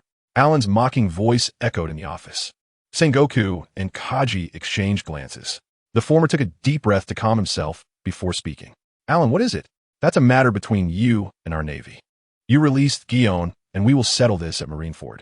But if you dare to do anything to Guion, I guarantee in the name of the Fleet Admiral that I will personally take you down. The two in the office, one an old man in his 60s or 70s, and the other a middle-aged playboy who had frequented entertainment venues, certainly understood the meaning behind Alan's words. Although Sengoku had neither a wife nor descendants, he could still grasp what Alan was implying. Beep. The call had already been disconnected on the other end. Kaji looked at Sengoku's expression, which had become somewhat grim, and quickly grabbed Sengoku's sleeve, his eyes wide with urgency. Admiral, where has Guion been sent? Just give me a direction, and I'll go find Admiral Kizuru right away. We must rescue her. Sengoku hesitated for a moment, but shook his head. Previously, when Kizuru and Akiji attempted to intercept Alan, they had sustained serious injuries, which proved that Alan was capable of hurting Kizuru. If Kizuru were sent to rescue Guion now, there was a high chance he could be left behind on Amazon Lily by Alan and the Empress. Losing a top-tier naval force while facing 2 Yonko pirate crews would certainly have a significant impact. Considering the overall situation, he couldn't just send Kizaru alone to rescue someone. Kaji, Borsellino has other important arrangements and cannot go there. Guion went to Amazon Lily with the Weasel to summon Boa Hancock. With the Navy behind her, Alan probably wouldn't dare to do anything to her. Kaji listened dazedly to Sengoku's words, and his already lewd face instantly twisted with despair. At this point, he disregarded the superior-subordinate relationship and directly grabbed Sengoku's collar, staring intently at him. Admiral, are you saying that our Navy is going to abandon Guion? How is that possible? Guion is someone I've watched grow up. How could we abandon her? Sengoku understood Kaji's feelings at this moment and didn't mind his desperate actions. He merely sighed softly. She's on Amazon Lily. Do not act rashly. I will contact Guion again. Kaji's body seemed to lose strength, and he let Sengoku pull down the hand that was still gripping his collar. He had heard the Fleet Admiral mention the name of the person on the other end of the call. Alan. This name has been frequently mentioned among the high-ranking officials of the Navy lately. He injured Cap, Akiji, and Kizuru, wounding half of the Navy's top combat power. If it were him, it would be very reasonable for Admiral Sengoku to refuse to let Admiral Kizuru participate in battle. But it really hurts. Leaning his body against the wall and letting it slowly slide down, Gaki sat on the floor of the Admiral's office. Recently, almost everything Alan has done has been circulated among the Navy's high ranks. He took a pair of sisters from the East China Sea, kidnapped the Princess of Alabasta, recruited the son of the devil, Nico Robin, and captured a female CP9 agent. He even forcibly captured a female celestial dragon in the Sabaody archipelago. This kind of lecherous demon is simply worse than Gaki, who has long been accustomed to the brothel scene. With the beauty of Guion encountering such a scoundrel, he could tell, just by thinking about it, that she would definitely not be spared. My Guion. Gaki helplessly leaned against the wall, tears streaming down his face. Did he hit you? Did he scold you? What position did he put you in? Ugh, did he hurt you? The more he thought about it, the angrier he became. At this moment, Gaki felt like his chest was about to explode. Gritting his teeth, he gathered his spirit and looked angrily at Sengoku. Admiral, since Admiral Kazuru is currently on another important mission, please give me a mission order so I can set off for Amazon Lily right now. Sengoku was silent for a few seconds before shaking his head. Gaki, what Alan wants to see the most right now is a decisive battle between our Navy and the White Beard Pirates. Before that, he would not do anything to harm Guion's life that would affect our Navy's combat direction, so don't worry. How can I not worry? Tears streamed down Gaki's face as he looked at Sengoku's belt, imagining what kind of punishment Guion would face, completely losing his mind. You go calm down first. I'll have the intelligence department keep an eye on Guion's warship, and as soon as there's news, I'll notify you immediately. Don't worry, Guion is Little Crane's sister. How can I not care about her? Although Gaki is also a candidate for Admiral during this special period if there is no Admiral's mission order. Setting out on his own would be a serious violation, so he didn't dare to do so. He could only hurry to the port, hoping to suddenly see Guion's warship return. Watching Gaki turn back 3 times as he left, Sengoku sighed deeply. If I had known, I wouldn't have let Guion and the flying squirrel go out. That guy, the flying squirrel, how could he let Guion be captured by Alan? Damn, Alan. If you really appear at the Marineford War, Admiral Kong will definitely treat you well. A hint of fierce determination appeared in Sengoku's eyes. As an admiral who was once able to directly implement the capture of Roger's illegitimate child, he was not as harmless and amiable as he appeared on the surface. What are you going to do? Tontata looked at Alan hanging up the phone, still scanning her with his gaze, feeling a bit flustered inside. Send a few people over, start the warship, and return to Amazon Lily with us. Shouting towards the perfume snake, Alan directly grabbed Tontata's wrist and dragged her into the cabin. The crew on the perfume snake exchanged glances and hurriedly sent a few people over as per Alan's orders. Since their snake princess listens to this man, what more can they say? Naturally, they would do as he said. Subvert her, Alan. I'm a candidate admiral of the Navy. You can't do anything to me. Even though Tontata is strong, at this moment, she feels vulnerable as she is at his mercy. After all, while being a strong person, she is still a woman. Having captured many pirates at sea, she knows very well what these pirates would do if they encountered a woman as beautiful as her. What are you doing? Suddenly, Tontata felt a caress and screamed. What are you shouting about? This is the phone bug I just took from you. Naturally, it has to be put back after use. Alan teased Peach Rabbit with annoyance while wearing a playful smile, continuing to search for where he had put his phone bug. So it's placed here? It seems a bit off. How about moving it this way? Looking at the expression of the substitute general in front of him, who looked utterly humiliated and furious, Alan's mood instantly brightened a lot. This game was simply too enjoyable. Alan, you humiliate me so today, but the Navy will definitely avenge me in the future. Peach Rabbit's eyes had lost their original spirit, and the whole person had become gloomy, giving off a sense of desolation. Is it Guion? Alan was playing with a dumpling in his hand when he suddenly burst into laughter. I heard you're the sister of Admiral Crane. If you died and were sent naked to the Navy, I wonder what she would think. Oh, by the way, I still have contact with Morgans. Since you're going to die anyway, why not give the pirates of the world a little benefit? And those guys on the deck outside. I was thinking that if you cheer me up, I might let them go, but now it seems better to just smash them. Each heart-wrenching word Alan spoke pierced through Peach Rabbit's defenses like sharp arrows, pushing her emotions to the brink of collapse. Demon, are you a demon? She suddenly raised her eyes, tears streaming down from the corners of her eyes, flowing over her collarbone and across her chest, but she didn't care at all, just staring intently at Alan.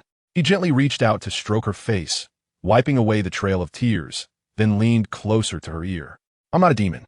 I just want you to see your own heart clearly. Now, tell me, do you want to save those Navy soldiers? He lifted her chin slightly with a finger, his thumb gently caressing her full lips. Under Alan's gaze, Peach Rabbit closed her eyes and nodded vigorously. I want to. Good. If you want to then. Hours later, Alan emerged from the ship's cabin, holding the disheveled Peach Rabbit in his arms. The island of Nine Snake was already in sight. Hancock, come over here. Hancock, although still angry that Alan hadn't chosen her to find a Navy woman, rushed out immediately to appear before him. I've talked with Vice Admiral Peach Rabbit about enough. You can unpetrify these soldiers and let them go. Huh? Hancock was taken aback, but still obeyed Alan's orders, obediently freeing them from petrification. The moment those soldiers regained their senses, Peach Rabbit broke free from Alan's embrace. He didn't force her to stay, simply watching her with a playful smile. Shut up. Form up. Return to base. Remember to look for the fallen Vice Admiral Squirrel. Peach Rabbit's expression was a bit unnatural as she yelled at the still panicking Navy soldiers, shot Alan a glare, and walked back into the cabin. Yes. The soldiers finally reacted, glaring at Alan and Hancock, who were still standing on the deck. Alan gently wrapped his arms around Hancock's slender waist, lifting her into the air and bringing her back aboard the perfumed ship. Seeing the Navy soldiers still staring over here, Hancock glared with wide eyes, adopting an arrogant posture. Did you not hear Lord Alan telling you to leave? If you don't leave now, don't blame me for taking action again. This statement instantly changed the expressions of the Navy on the warship. Being turned to stone was quite unpleasant, and they didn't want to experience it a second time. The entire warship quickly sped away in the opposite direction of Amazon Lily, fearing Alan and Hancock would attack them again. Vice Admiral Peach Rabbit, there was nothing just now. I have reached an agreement with the Pirate Empress. You all search for Vice Admiral Squirrel on the way back over the sea, and once found, return to headquarters. Tired. Yes. What made this group of soldiers awkward was that they had all been petrified by the Empress in a single encounter, and after that, they had completely lost consciousness, not knowing what had happened, so they could only send their highest-ranking colonel in to ask. However, before he could finish speaking, he was directly rebuffed by Peach Rabbit, leaving him to awkwardly smile and pass on the orders. Up ahead is Vice Admiral Squirrel. Hurry, steer the ship over and launch the small boat to pick him up. Originally, after being knocked away by Alan's punch, Squirrel had taken over 10 minutes to barely control his injuries and wanted to swim back to the warship.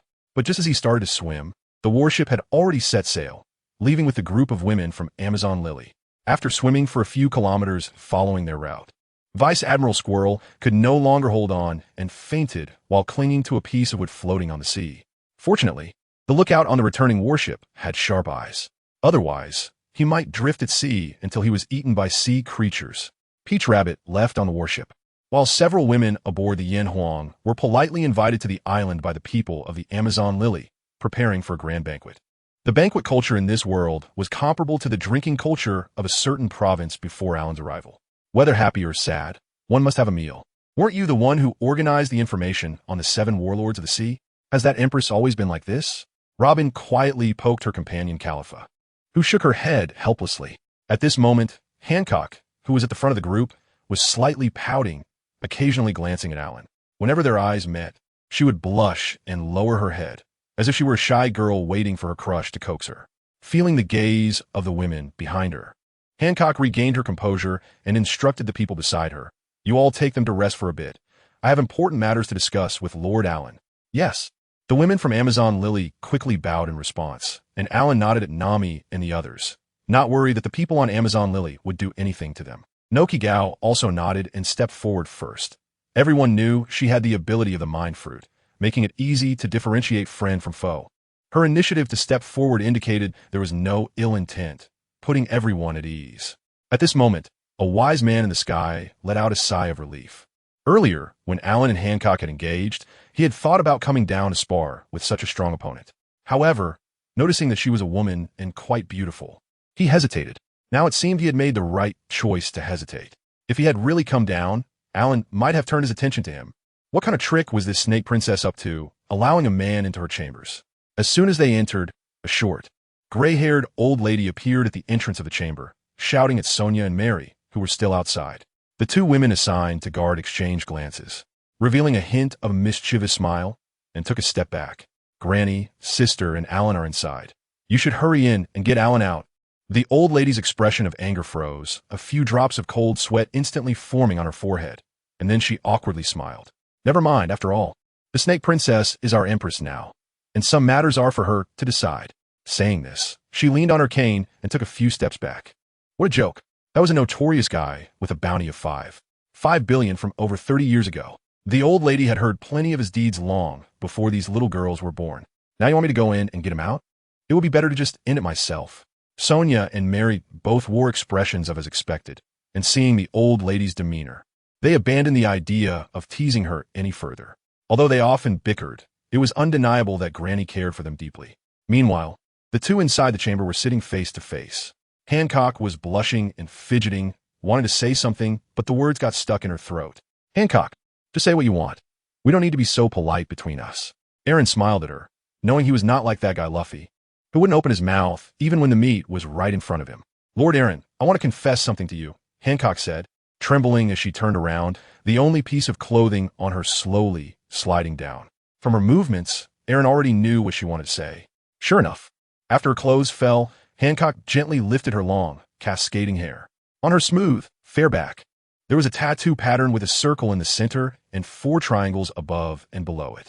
Outsiders might not understand, but in Mariewa, this was the most common mark, the legendary mark of the celestial dragon's hoof. Only those who were captured as slaves by the celestial dragons would be branded with such a mark. I was once captured by a slave ship and sold to the celestial dragons as a slave. Hancock's once proud neck had now drooped to her chest, her whole body trembling.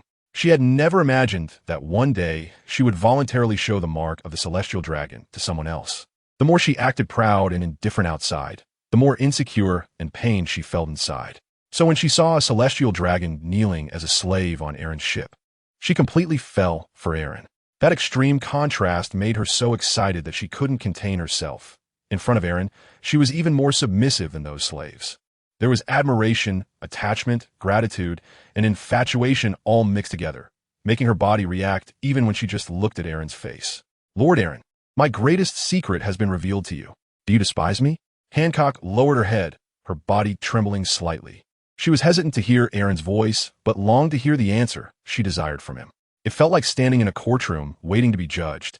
Her heart filled with anxiety. As the world's most beautiful woman and the Empress of Amazon Lily, she should have been high and mighty. But because of her experience as a slave, she had trampled her heart into the dust. So now she could only wait for Aaron's attitude to know whether she would remain high above or fall into the dust. Alan's fingers gently touched the back of Hancock's neck, sliding along the protrusions of her spine all the way to the spot where the hoof print of the celestial dragon was located. Hancock's originally rosy complexion instantly turned somewhat pale, her lips trembling without making a sound. Hancock, I actually have a way to remove this mark for you. The voice coming from behind filled Hancock's eyes with ecstatic joy, and she suddenly turned around, tears streaming down her face. On the contrary, Alan was momentarily stunned by her reaction. The reflection of her fair skin under the sunlight truly surprised him. He reached out and embraced Hancock, his hand continuing to caress the mark on her back. Hancock, I give you 2 choices. The first is to be my woman, and I will help you erase this mark. The second is to be my woman, and this mark will remain. Hancock was momentarily taken aback by his words, instinctively wanting to choose the first option, but Alan pressed his finger against her cherry lips, his expression very serious. Let me explain clearly before you make a decision. The first choice only removes the mark, avoiding the past experiences. The second choice is to face your past self, and together with me, trample the celestial dragons underfoot. Then we will erase the disgraceful mark on your back. Which one do you choose? In Hancock's heart, she definitely wanted to eliminate that damn mark first. But she wasn't foolish. Alan's meaning was very clear. He wanted her to choose the second option. Without hesitation for a few seconds, she made her decision, looking at Alan with determined eyes, and there was a hint of fervor deep within. Lord Alan, I choose the second one. Good. Hancock, you didn't disappoint me. Alan's large hand rested on Hancock's head, causing the blush on her face to rise again. She had clearly heard just a moment ago that both the first and second options were to be his woman. At this moment, neither of them needed to say anything more. The 2 pairs of eyes in the palace were gazing at each other, filled not only with fervor, but also with greed and desire. Lord Alan, what are you waiting for? Hancock's sweet and delicate question sounded like the signal for Alan to charge forward. At this moment, Hancock felt no shyness or hesitation at all. On the contrary, she wanted to fully present her most beautiful self to Alan. She was well aware that the women on the Yamato must have deep connections with Alan, but it didn't matter. She was still full of confidence. As the Empress of Amazon Lily, combined with her first experience and her status as the world's most beautiful woman, she didn't believe that, with full cooperation, she couldn't compare to those sisters who arrived before her. After the clouds cleared and the rain stopped, Hancock took a moment to rest before the 2 of them stepped out of the palace. Just as they exited, She needed to lean on Alan's arm to steady herself, so she wouldn't walk awkwardly. However, her physical condition allowed her to adjust back quickly over the short distance from the palace to the square, even regaining her originally lofty posture. Subjects, let us use our enthusiasm to give our guests the loudest cheers. With Hancock's voice, a group of women began to cheer wildly. Alan took a gentle sip of his drink, feeling that Boa Hancock's position as the Emperor of the Amazon Lily was entirely supported by her personal charm. The subjects looked at her as if they were fans seeing their favorite star, almost fanatical. Today, we are resting on Amazon Lily for one night, and tomorrow Hancock will head to Marineford. We have docked the Yin Huang at Amazon Lily and will take the Ark over. After a satisfying meal, Alan directly announced his plans, and the women had no objections at all. Hancock also nodded lightly. Earlier, in the palace, she had been discussing with Alan, insisting that she would take the Ark together. But after being chastised by Alan 3 or 4 times, she reluctantly compromised and gave up her idea. There are only a few days left until the Marineford War. Karp, Sengoku, Whitebeard, just wait and see. Alan's eyes burst with a hint of killing intent as he looked towards Marineford. Sons, tomorrow is the day the Navy plans to execute Ace. Let's all gather. Are you afraid? Standing at the bow of the Moby Dick, Whitebeard gazed at the 40 pirate ships before him, filled with endless emotions. Since Rock's death, the pirate crew had disbanded, and he formed his own crew, dedicated to finding more of his family. From having only Marco by his side, to joining forces with Kazuki Odin, Jozu, and then Sachi and Vista, he was surrounded by so many sons without even realizing it. In fact, for Whitebeard, he didn't care about becoming the Pirate King, nor did he care about the 4 emperors of the New World or being the world's strongest man. What he truly cared about were these sons and daughters in front of him. For more than 30 years, he didn't know how many people were sailing under the name of Whitebeard on the seas. All he knew was that if someone called him dad, he would protect them, whether they were sons or daughters, except for that beast. Teach, the only one who betrayed him over the years, who killed Sachi and captured Ace to hand him over to the Navy. Don't worry, Dad. Ace is our brother. How could we let the Navy harm him? We've been prepared to kill the Navy headquarters and rescue Brother Ace. Whitebeard took a deep breath to calm his emotions. He knew very well that once they attacked Marineford, he couldn't be sure how many of these family members would return. But for Ace, for the name of the Whitebeard Pirates family, this battle had to be fought. All right, sons, let us kill the Navy headquarters and rescue Ace. Oh, the morale of the Whitebeard Pirates surged, and the 40 ships under their flag began heading towards the Navy headquarters. Meanwhile, the Moby Dick, covered with a waterproof film, slowly descended into the depths of the sea. Dad, do we need to contact Shanks for this operation? After all, they're also going to Marineford to rescue Rayleigh. Karalalala, Marco, when did our Whitebeard Pirates ever need to team up with others? They save their Rayleigh, we save our Ace. Let's just hope that guy Shanks doesn't come asking for help when the time comes. Laughter rang out on the deck. The crew of the world's strongest man was indeed confident. Alan, are you really going to stand against the Navy this time? If there were no Navy in this world, it would probably descend into chaos. Nami sat on Alan's lap, her pretty face showing a hint of worry. Others might not realize it, but the few women on the ship knew very well how powerful Alan was. Even 2 admirals together were no match for him. If he joined the pirates, the Navy would only have one outcome: destruction. Although they had suffered for so many years in Kokoyashi village at the hands of that damned Captain Mouse and Arlong, it was undeniable that in the vast ocean, the Navy still played a role in maintaining order. Don't worry, I'm not going to wipe out the entire Navy. I just want to take revenge and expose the hypocritical masks of those people. A sarcastic smile appeared on Alan's face. I just want to see if they would still feel embarrassed to carry such a big word as justice on them after the truth is revealed. Oh, by the way, whether they can survive until the truth is revealed is another matter. Perhaps even the Navy people have their moments of being unable to act freely. Vivi hesitated for a moment, but still spoke what she thought was fair. As the Princess of Alabasta, she was well aware of who the world government truly served. There were many times when the Navy could not call the shots either. For example, the Celestial Dragon, who was still crouching under the table like a little dog, should have given the Navy plenty of orders too. Vivi, if I remember correctly, you should be one of us on the Yin Huang, right? Alan chuckled lightly and extended his finger, gently stroking Vivi's smooth skin. However, she could feel the increasing pressure of that finger. Have I been too nice to you lately, making you forget your own identity? Originally, due to Nami's relationship with the 2 women, Alan maintained a good attitude towards Vivi on the surface. But with the emergence of the system's side quests, Vivi became increasingly irksome to Alan. From the moment Nami, Noki and Robin boarded the ship, to the recent encounters at the Charlia Palace and Boa Hancock. She was the only woman on the entire ship who had not completed her side quest. So what are you being noble about? Moreover, with the imminent Marineford War, Alan's emotions became even more sensitive. Yet even so, Alan would not kick her off the ship. That would be too easy on her. Since you cannot be devoted to me, which means your loyalty is always in doubt, you do not deserve the treatment of an official crew member on my ship. Just stay here on this ship. Your treatment will only be slightly better than that of Charlia Palace. No, that is not right. In terms of her relationship with Alan, she is even worse off than Charlia Palace. At least Charlia Palace could receive a nutritious late-night meal from Nami and Noki. As for her, Alan had already decided that he would have Charlia Palace accompany him at night to serve. Since you came aboard as a maid, you should know your place. Or have you forgotten what I said? Feeling a slight sting on her face, Vivi looked at Alan's calm gaze, and her expression immediately changed. She lowered her head in a flustered manner, not even daring to meet Alan's eyes. The words he had said before boarding began to replay in her mind, leaving her feeling somewhat at a loss. After going through so much together, shouldn't they be companions? How could he suddenly become so indifferent? Alan couldn't be bothered to explain anything to her. This is the mentality of a saint. Clearly, Alan and the Navy are opposites. Yet she can argue against Alan from the Navy's perspective and then blame Alan for his cold attitude. She only considers things from her own subjective standpoint and never thinks about others' thoughts.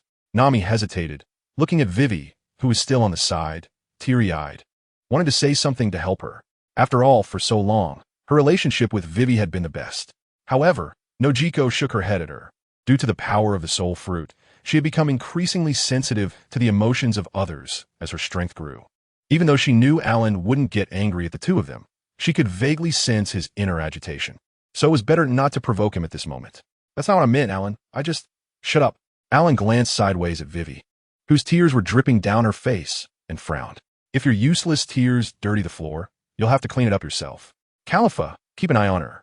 Yes. Khalifa quickly responded, stealing a glance at Alan's back as he led Nami and Nojiko into the cabin, letting out a soft sigh. Young girls are just that, completely unaware of how to obey their master, thinking everyone at home revolves around them. Well, it seems that the days ahead will be tough for this little princess on the ship. Sitting on top of the ark, Enel didn't even lift his eyelids. He couldn't be bothered to listen to the captain and the women's affairs. Alan had already told him that there would be a massive battle in the next couple of days, and he felt he could get a bit more proficient with his hockey, maybe even use techniques like flowing cherry blossoms. Sure enough, that evening, Charlie emerged and tugged at Vivi's pant leg, pulling her inside. Unlike Alan, who could still indulge in pleasures on the eve of war, a group of people had taken advantage of the night to knock on the door of the bar in the Sabadi archipelago. Sakarl, Sambel, Spencer, Max, you all came? The door was opened by a burly man with graying hair and sunglasses, who looked at the group with a hint of nostalgia. After so many years apart, it was unexpected to reunite for the sake of rescuing that old guy Rayleigh. They were all old friends, so there was no excessive awkwardness in their reunion. However, Jabba adjusted his sunglasses, his expression somewhat grim. Rayleigh definitely needed to be rescued, but if that Alan showed up, it was likely that we old bones would be left behind in Marineford. Is that guy really that powerful? Among those present, some participated in the Battle of GodValley, while others boarded the ship afterward, so they hadn't witnessed Alan's ferocity back then. Jabba nodded, still haunted by the memories. After GodValley, he had fought alongside Roger in countless battles, but as the first person Alan had blasted away, he had watched the entire fight unfold. That bastard was a monster, so strong he didn't even seem human. Just recalling it made his breath quicken and emotions surge. Now he could only hope that Alan wouldn't show up in Marineford. He never wanted to experience that crushing despair again. Jabba, if you can rescue old Ray, just get out of there quickly and don't engage with the enemy. Before Xiangqi could finish speaking, Jabba suddenly looked up and waved his hands frantically as if on reflex.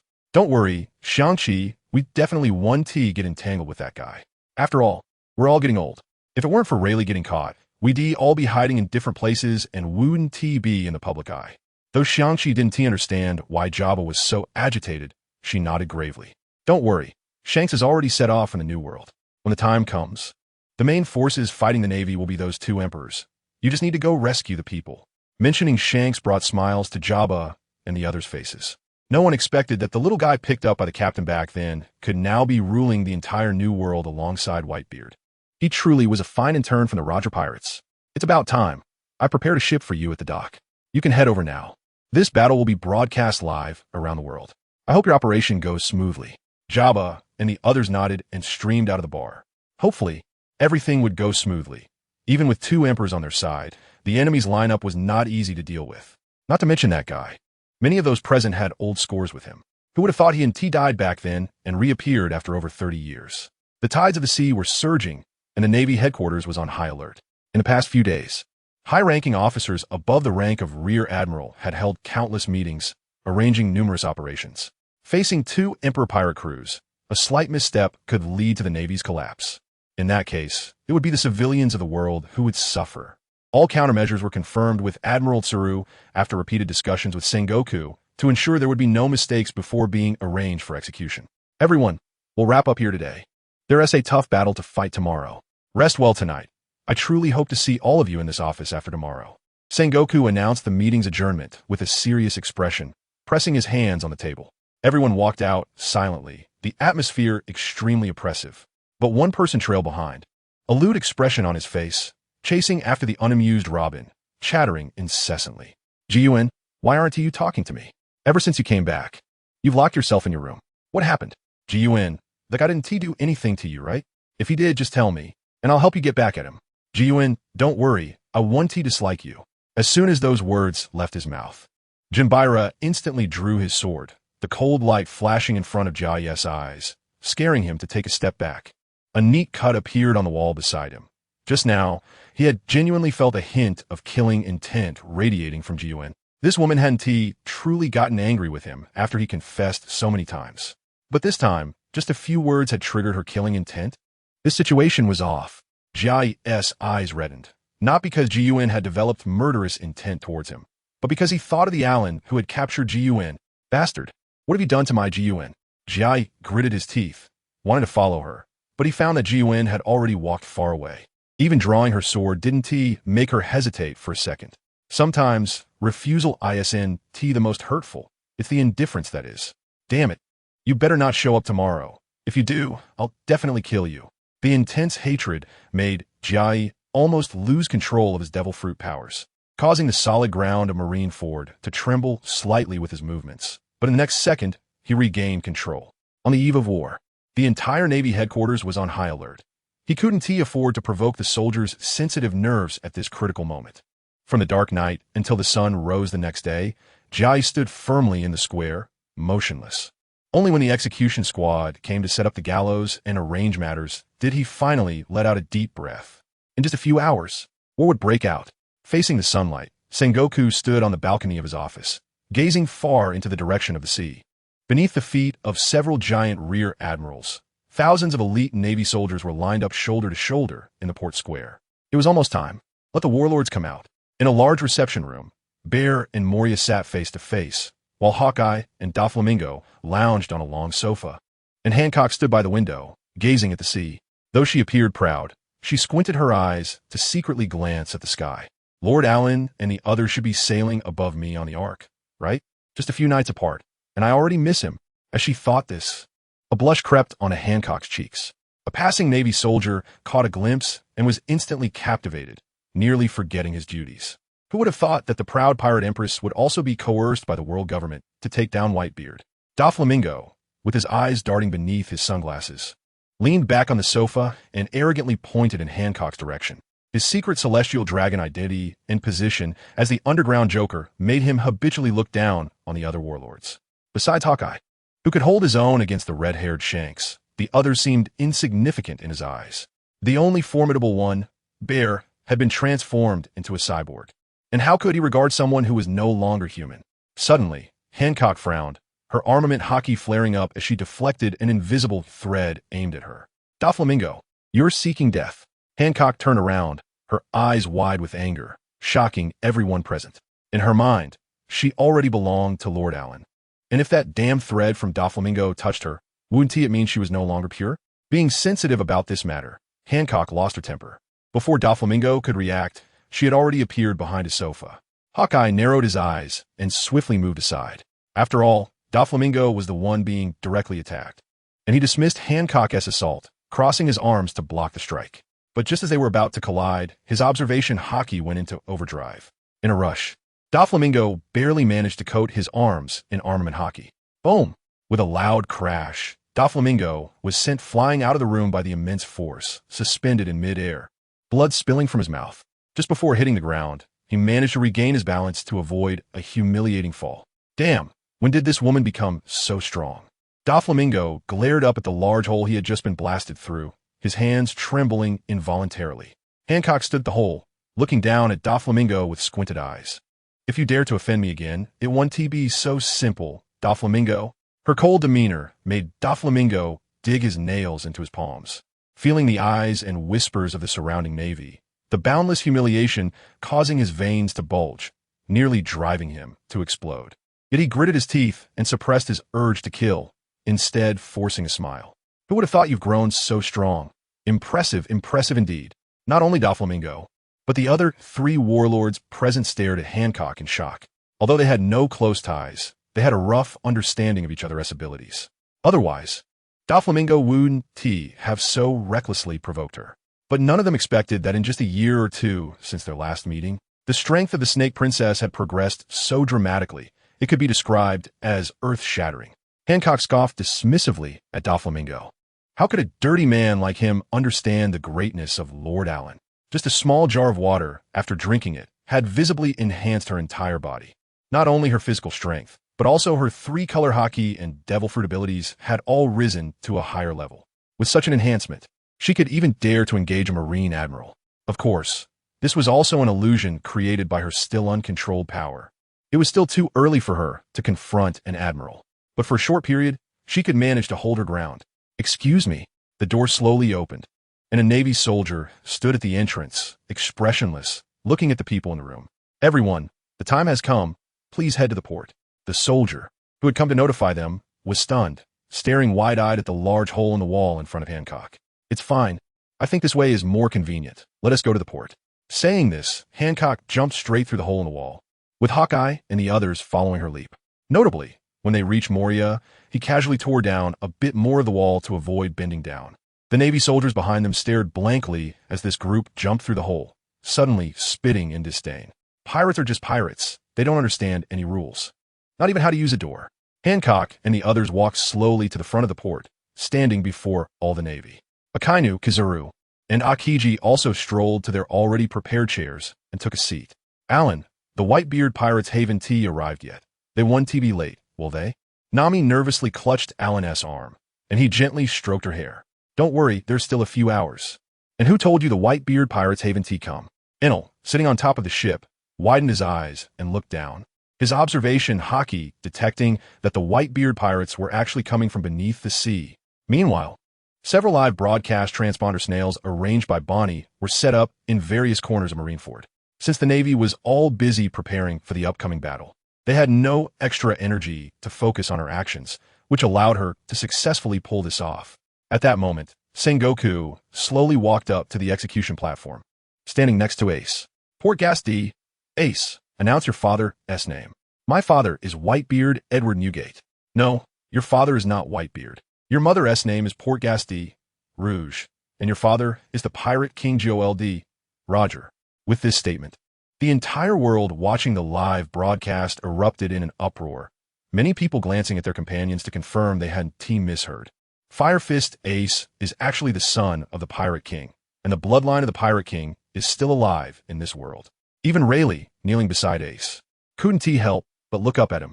If he had known earlier that this was Roger's son, he might have intervened to save him. But now, he was stuck on the execution platform alongside him. Even if Roger were here in person, he would still be unable to save himself. Equally astonished were the Navy and the warlords below, who were completely unaware of this matter. Only now did they understand why the Navy would rather go to war against the Whitebeard Pirates than publicly execute Ace. After all, this was the bloodline of the Pirate King. You're joking, right? That guy is actually the son of the Pirate King. The women on the Ark were also taken aback. Roger's fame in this world is simply too great. Even though he has passed away, his name can still intimidate most people. So what if he's Roger's son? A hint of disdain appeared on Alan's face. It was just a double act of 2 bastards in the Navy. One desperately chasing, the other desperately covering. What wrongs did the pregnant women and infants die at the hands of the Navy? Roger's son is a son, but others' sons are not? Nami and the other girls noticed his low mood exchanged glances, and lowered their heads to continue watching the square below. Even Vivi, Khalifa, and Charlia, who lacked the strength to see far, could watch the live broadcast below through the projection din mushy that Alan set up on the Arkansas. Suddenly, the Navy headquarters sounded a warning whistle, and all Navy personnel below prepared for battle, gripping their weapons tightly and staring outside. Outside the entire Marineford, 2 rows of warships were stationed, all cannons loaded and aimed at the fleet slowly approaching in the distance. These soldiers knew that the captains, officers, and affiliated pirate captains of the Whitebeard pirates were the powerful ones that the higher-ups needed to confront. They only needed to focus on the ordinary pirates. No, these are all pirate crews under Whitebeard. But where are his figures and those of the captains? Sengoku frowned as he observed, when suddenly a large number of bubbles appeared on the surface of the inner bay of Marineford, and several shadows surged out from beneath the sea. The huge pirate ship, resembling the front of a whale, along with the glaring pirate flag, caused everyone in the bay to momentarily freeze in their momentum. The Moby Dick, damn it. The troop deployment has gone wrong. Both Sengoku and Vice Admiral Tsuru's expressions turned grim. The several defensive lines originally set up to block Whitebeard outside the bay were unexpectedly breached with a layer of film by the opponent, rendering all the outer defenses ineffective. In the eyes of the Navy, the 40 or so pirate crews under Whitebeard were not as important as he was alone. Now that he had so easily broken into the inner harbor, the outer deployments could be said to have all gone to waste. It's been decades since we've seen each other. Sengoku is my beloved son, all right? Looking at the Navy in front of him, along with the 5 Shichibukai, Whitebeard appeared incredibly relaxed, completely disregarding them. Old man, Ace struggled fiercely on the execution platform, but he was still shackled with sea prism stone cuffs, making it impossible for him to make any significant movements. Sengoku glanced down at Ace, who was maintaining a kneeling position and seemed to be squirming, and shrugged his shoulders. You see, your son is still fine for now, but that might not be the case soon. Hey, can you two not ignore the person next to you while you're talking? Rayleigh, kneeling beside Ace, felt extremely awkward upon hearing Sengoku's words, as if he was being lumped together with Whitebeard's son. Ha ha ha. Rayleigh, you really are in a predicament. Has that red-haired kid not come to rescue you yet? It seemed Whitebeard had just noticed Rayleigh, and after a few hearty laughs, he raised his eyebrows at him. If that guy Shanks is late, you can always ask for help. I wouldn't mind rescuing you on the way. Upon hearing this, Rayleigh simply lowered his head. Asking Whitebeard for help was worse than dying cleanly on this execution platform. He wouldn't want to lose face in his old age. As several kings were conversing below, a voice from the sky emerged, young and filled with mockery. Yo yo yo, so many old friends are here. Saves me the trouble of looking for each of you. Whether it was the live feed den mushy controlled by the Navy or the one controlled by Bonnie, they both shifted their perspectives to the sky. Above the clouds, Alan appeared as if he were a deity, slowly descending from the heavens. His hair, flowing behind him, danced wildly in the sea breeze. Alan, Sengoku, Garp, and Whitebeard all turned their gazes to the sky, revealing a hint of solemnity. Hancock, on the other hand, seemed like a lovesick girl, her body slightly swaying, her burning gaze almost glued to Alan as he descended. Doflamingo, standing aside, stiffened his expression. Even Hancock, with her current strength, had to address him as Lord. It seemed the information-gathering efforts of the Don Quixote family had been inadequate. Many of the staff had previously believed that Alan's high bounty was due to the threat he posed to the world, possibly possessing something the world government dared not publicize. It was reminiscent of a young Robin who had escaped from O'Hara years ago, despite her average combat abilities, still commanded a bounty of 87 million. Now it appeared that Alan's strength was indeed formidable. Fufufu, such a strong person has come to Marineford to join the fun. It seems today's battle is going to be interesting. Cough, hee hee hee. Moria also let out a creepy laugh as he watched Alan descend from the sky. A reckless thought crossing his mind. If I could turn such a strong person into a zombie, how wonderful that would be. Moria, you're seeking death. Hancock, furious, turned to glare at Moria, ready to attack, but was stopped by a figure that appeared beside her. Hancock, can I take care of this guy? Hey, you Moria, with his protruding belly, was about to say something when he felt a dull thud in his chest. Then everything went black, and he completely lost consciousness. Under the astonished gazes of everyone, Alan skillfully pulled his hand out from Moria's body and casually shook it a few times. As he swung his arm, the blood that had been sticking to him instantly turned into ice shards and fell away. After giving Hancock a knowing glance, Alan shot straight up into the sky again. He had gained the ability to fly. Sengoku suddenly exchanged glances with Whitebeard, both feeling that things had become a bit troublesome. If this guy could fly back then, they definitely wouldn't have been able to surround him. Of course, based on the current outcome, they hadn't managed to take down Alan back then either. Alan, what exactly do you want to do? Sengoku didn't even look at Moria's lifeless body. The Navy had never considered the 7 warlords as their comrades, just a group of pirates tamed by the world government, and if they died due to their own incompetence, so be it. Alan completely ignored him, standing in midair as if he were blanking out. This made Sengoku feel a bit awkward, wanting to call out to him again. But if Alan still ignored him, wouldn't that be even more embarrassing? In fact, Alan wasn't intentionally making things difficult for him. He was just still focused on the latest reward he had obtained. Congratulations to the host for completing the series task, The Path of the Strong, Step 6. Taking a step closer to becoming the peak power in the world of One Piece. Task Reward, Super Regeneration. Reward Description. Super Regeneration is a racial ability of the Hollows from the world of Bleach, allowing rapid healing of bodily injuries and even the regeneration of limbs. It can quickly recover from internal damage as well. However, it requires a large amount of spiritual energy. The system modifies the consumption of spiritual energy to consuming physical stamina. As long as stamina is not exhausted, super regeneration will not stop. Alan extended his hand and looked at his palm, then gently formed it into a sword finger, creating a cut in his palm. The next second, the wound healed as if it had never existed, and the physical energy consumed was negligible for him. Revolutionary Alan. What exactly do you want to do? Sengoku was still looking up at Alan. He had long been prepared for Alan's appearance, and the Navy's backup had not yet reached the point of being used. The results of this side awaited Alan's response. But Whitebeard below could no longer contain himself and directly plunged his Tsung Yuncut into the deck at the bow of the ship, his legs slightly bent, readying himself for a powerful attack. Damn, this guy hasn't shown up in decades and immediately uses such large-scale destructive moves. Everyone be careful. With Sengoku's shout, the Navy soldiers in the square had no time to react, and Whitebeard had already clenched his fists, smashing them down to the sides. Crack, crack. A series of shattering sounds emerged out of nowhere, as the air around him was shattered by the full force of the Tremor fruit. Whitebeard's fruit ability unleashed terrifying shockwaves that affected the waters on both sides of Marineford, triggering a massive underwater earthquake that immediately caused giant tsunamis. Tsunamis hundreds of meters high surged toward Marineford, blocking out the sky. Whether it was the people watching through the live broadcast or the Navy soldiers on the scene, they were all frozen in place, terrified by this natural disaster. The fact that such a natural calamity could be controlled by humans was already frightening. If he really succeeded, at least half of the Navy at Marineford would be swept into the sea. Whitebeard couldn't care less about the relationship between Alan and the Navy. Since they were here to save Ace, seeing the person on the execution platform, they should just act to rescue him without saying so much. Ice Age, a figure that had been sitting directly below the execution platform, suddenly appeared in midair, 2 ice pillars connecting to the tsunami in the direction of his finger. The Ice Fruit's ability activated, and the hundreds of meters high tsunamis instantly transformed into hundreds of meters high ice walls. After neutralizing the tsunami, Akiji immediately landed on the surface of the sea. At the moment he touched the water, the inner sea of Marineford was frozen into a large ice surface using his fruit ability. At this point, Whitebeard's pirate ship had already rushed into the inner bay. Since the outer sea's arrangements had failed, there was no need to dwell on it.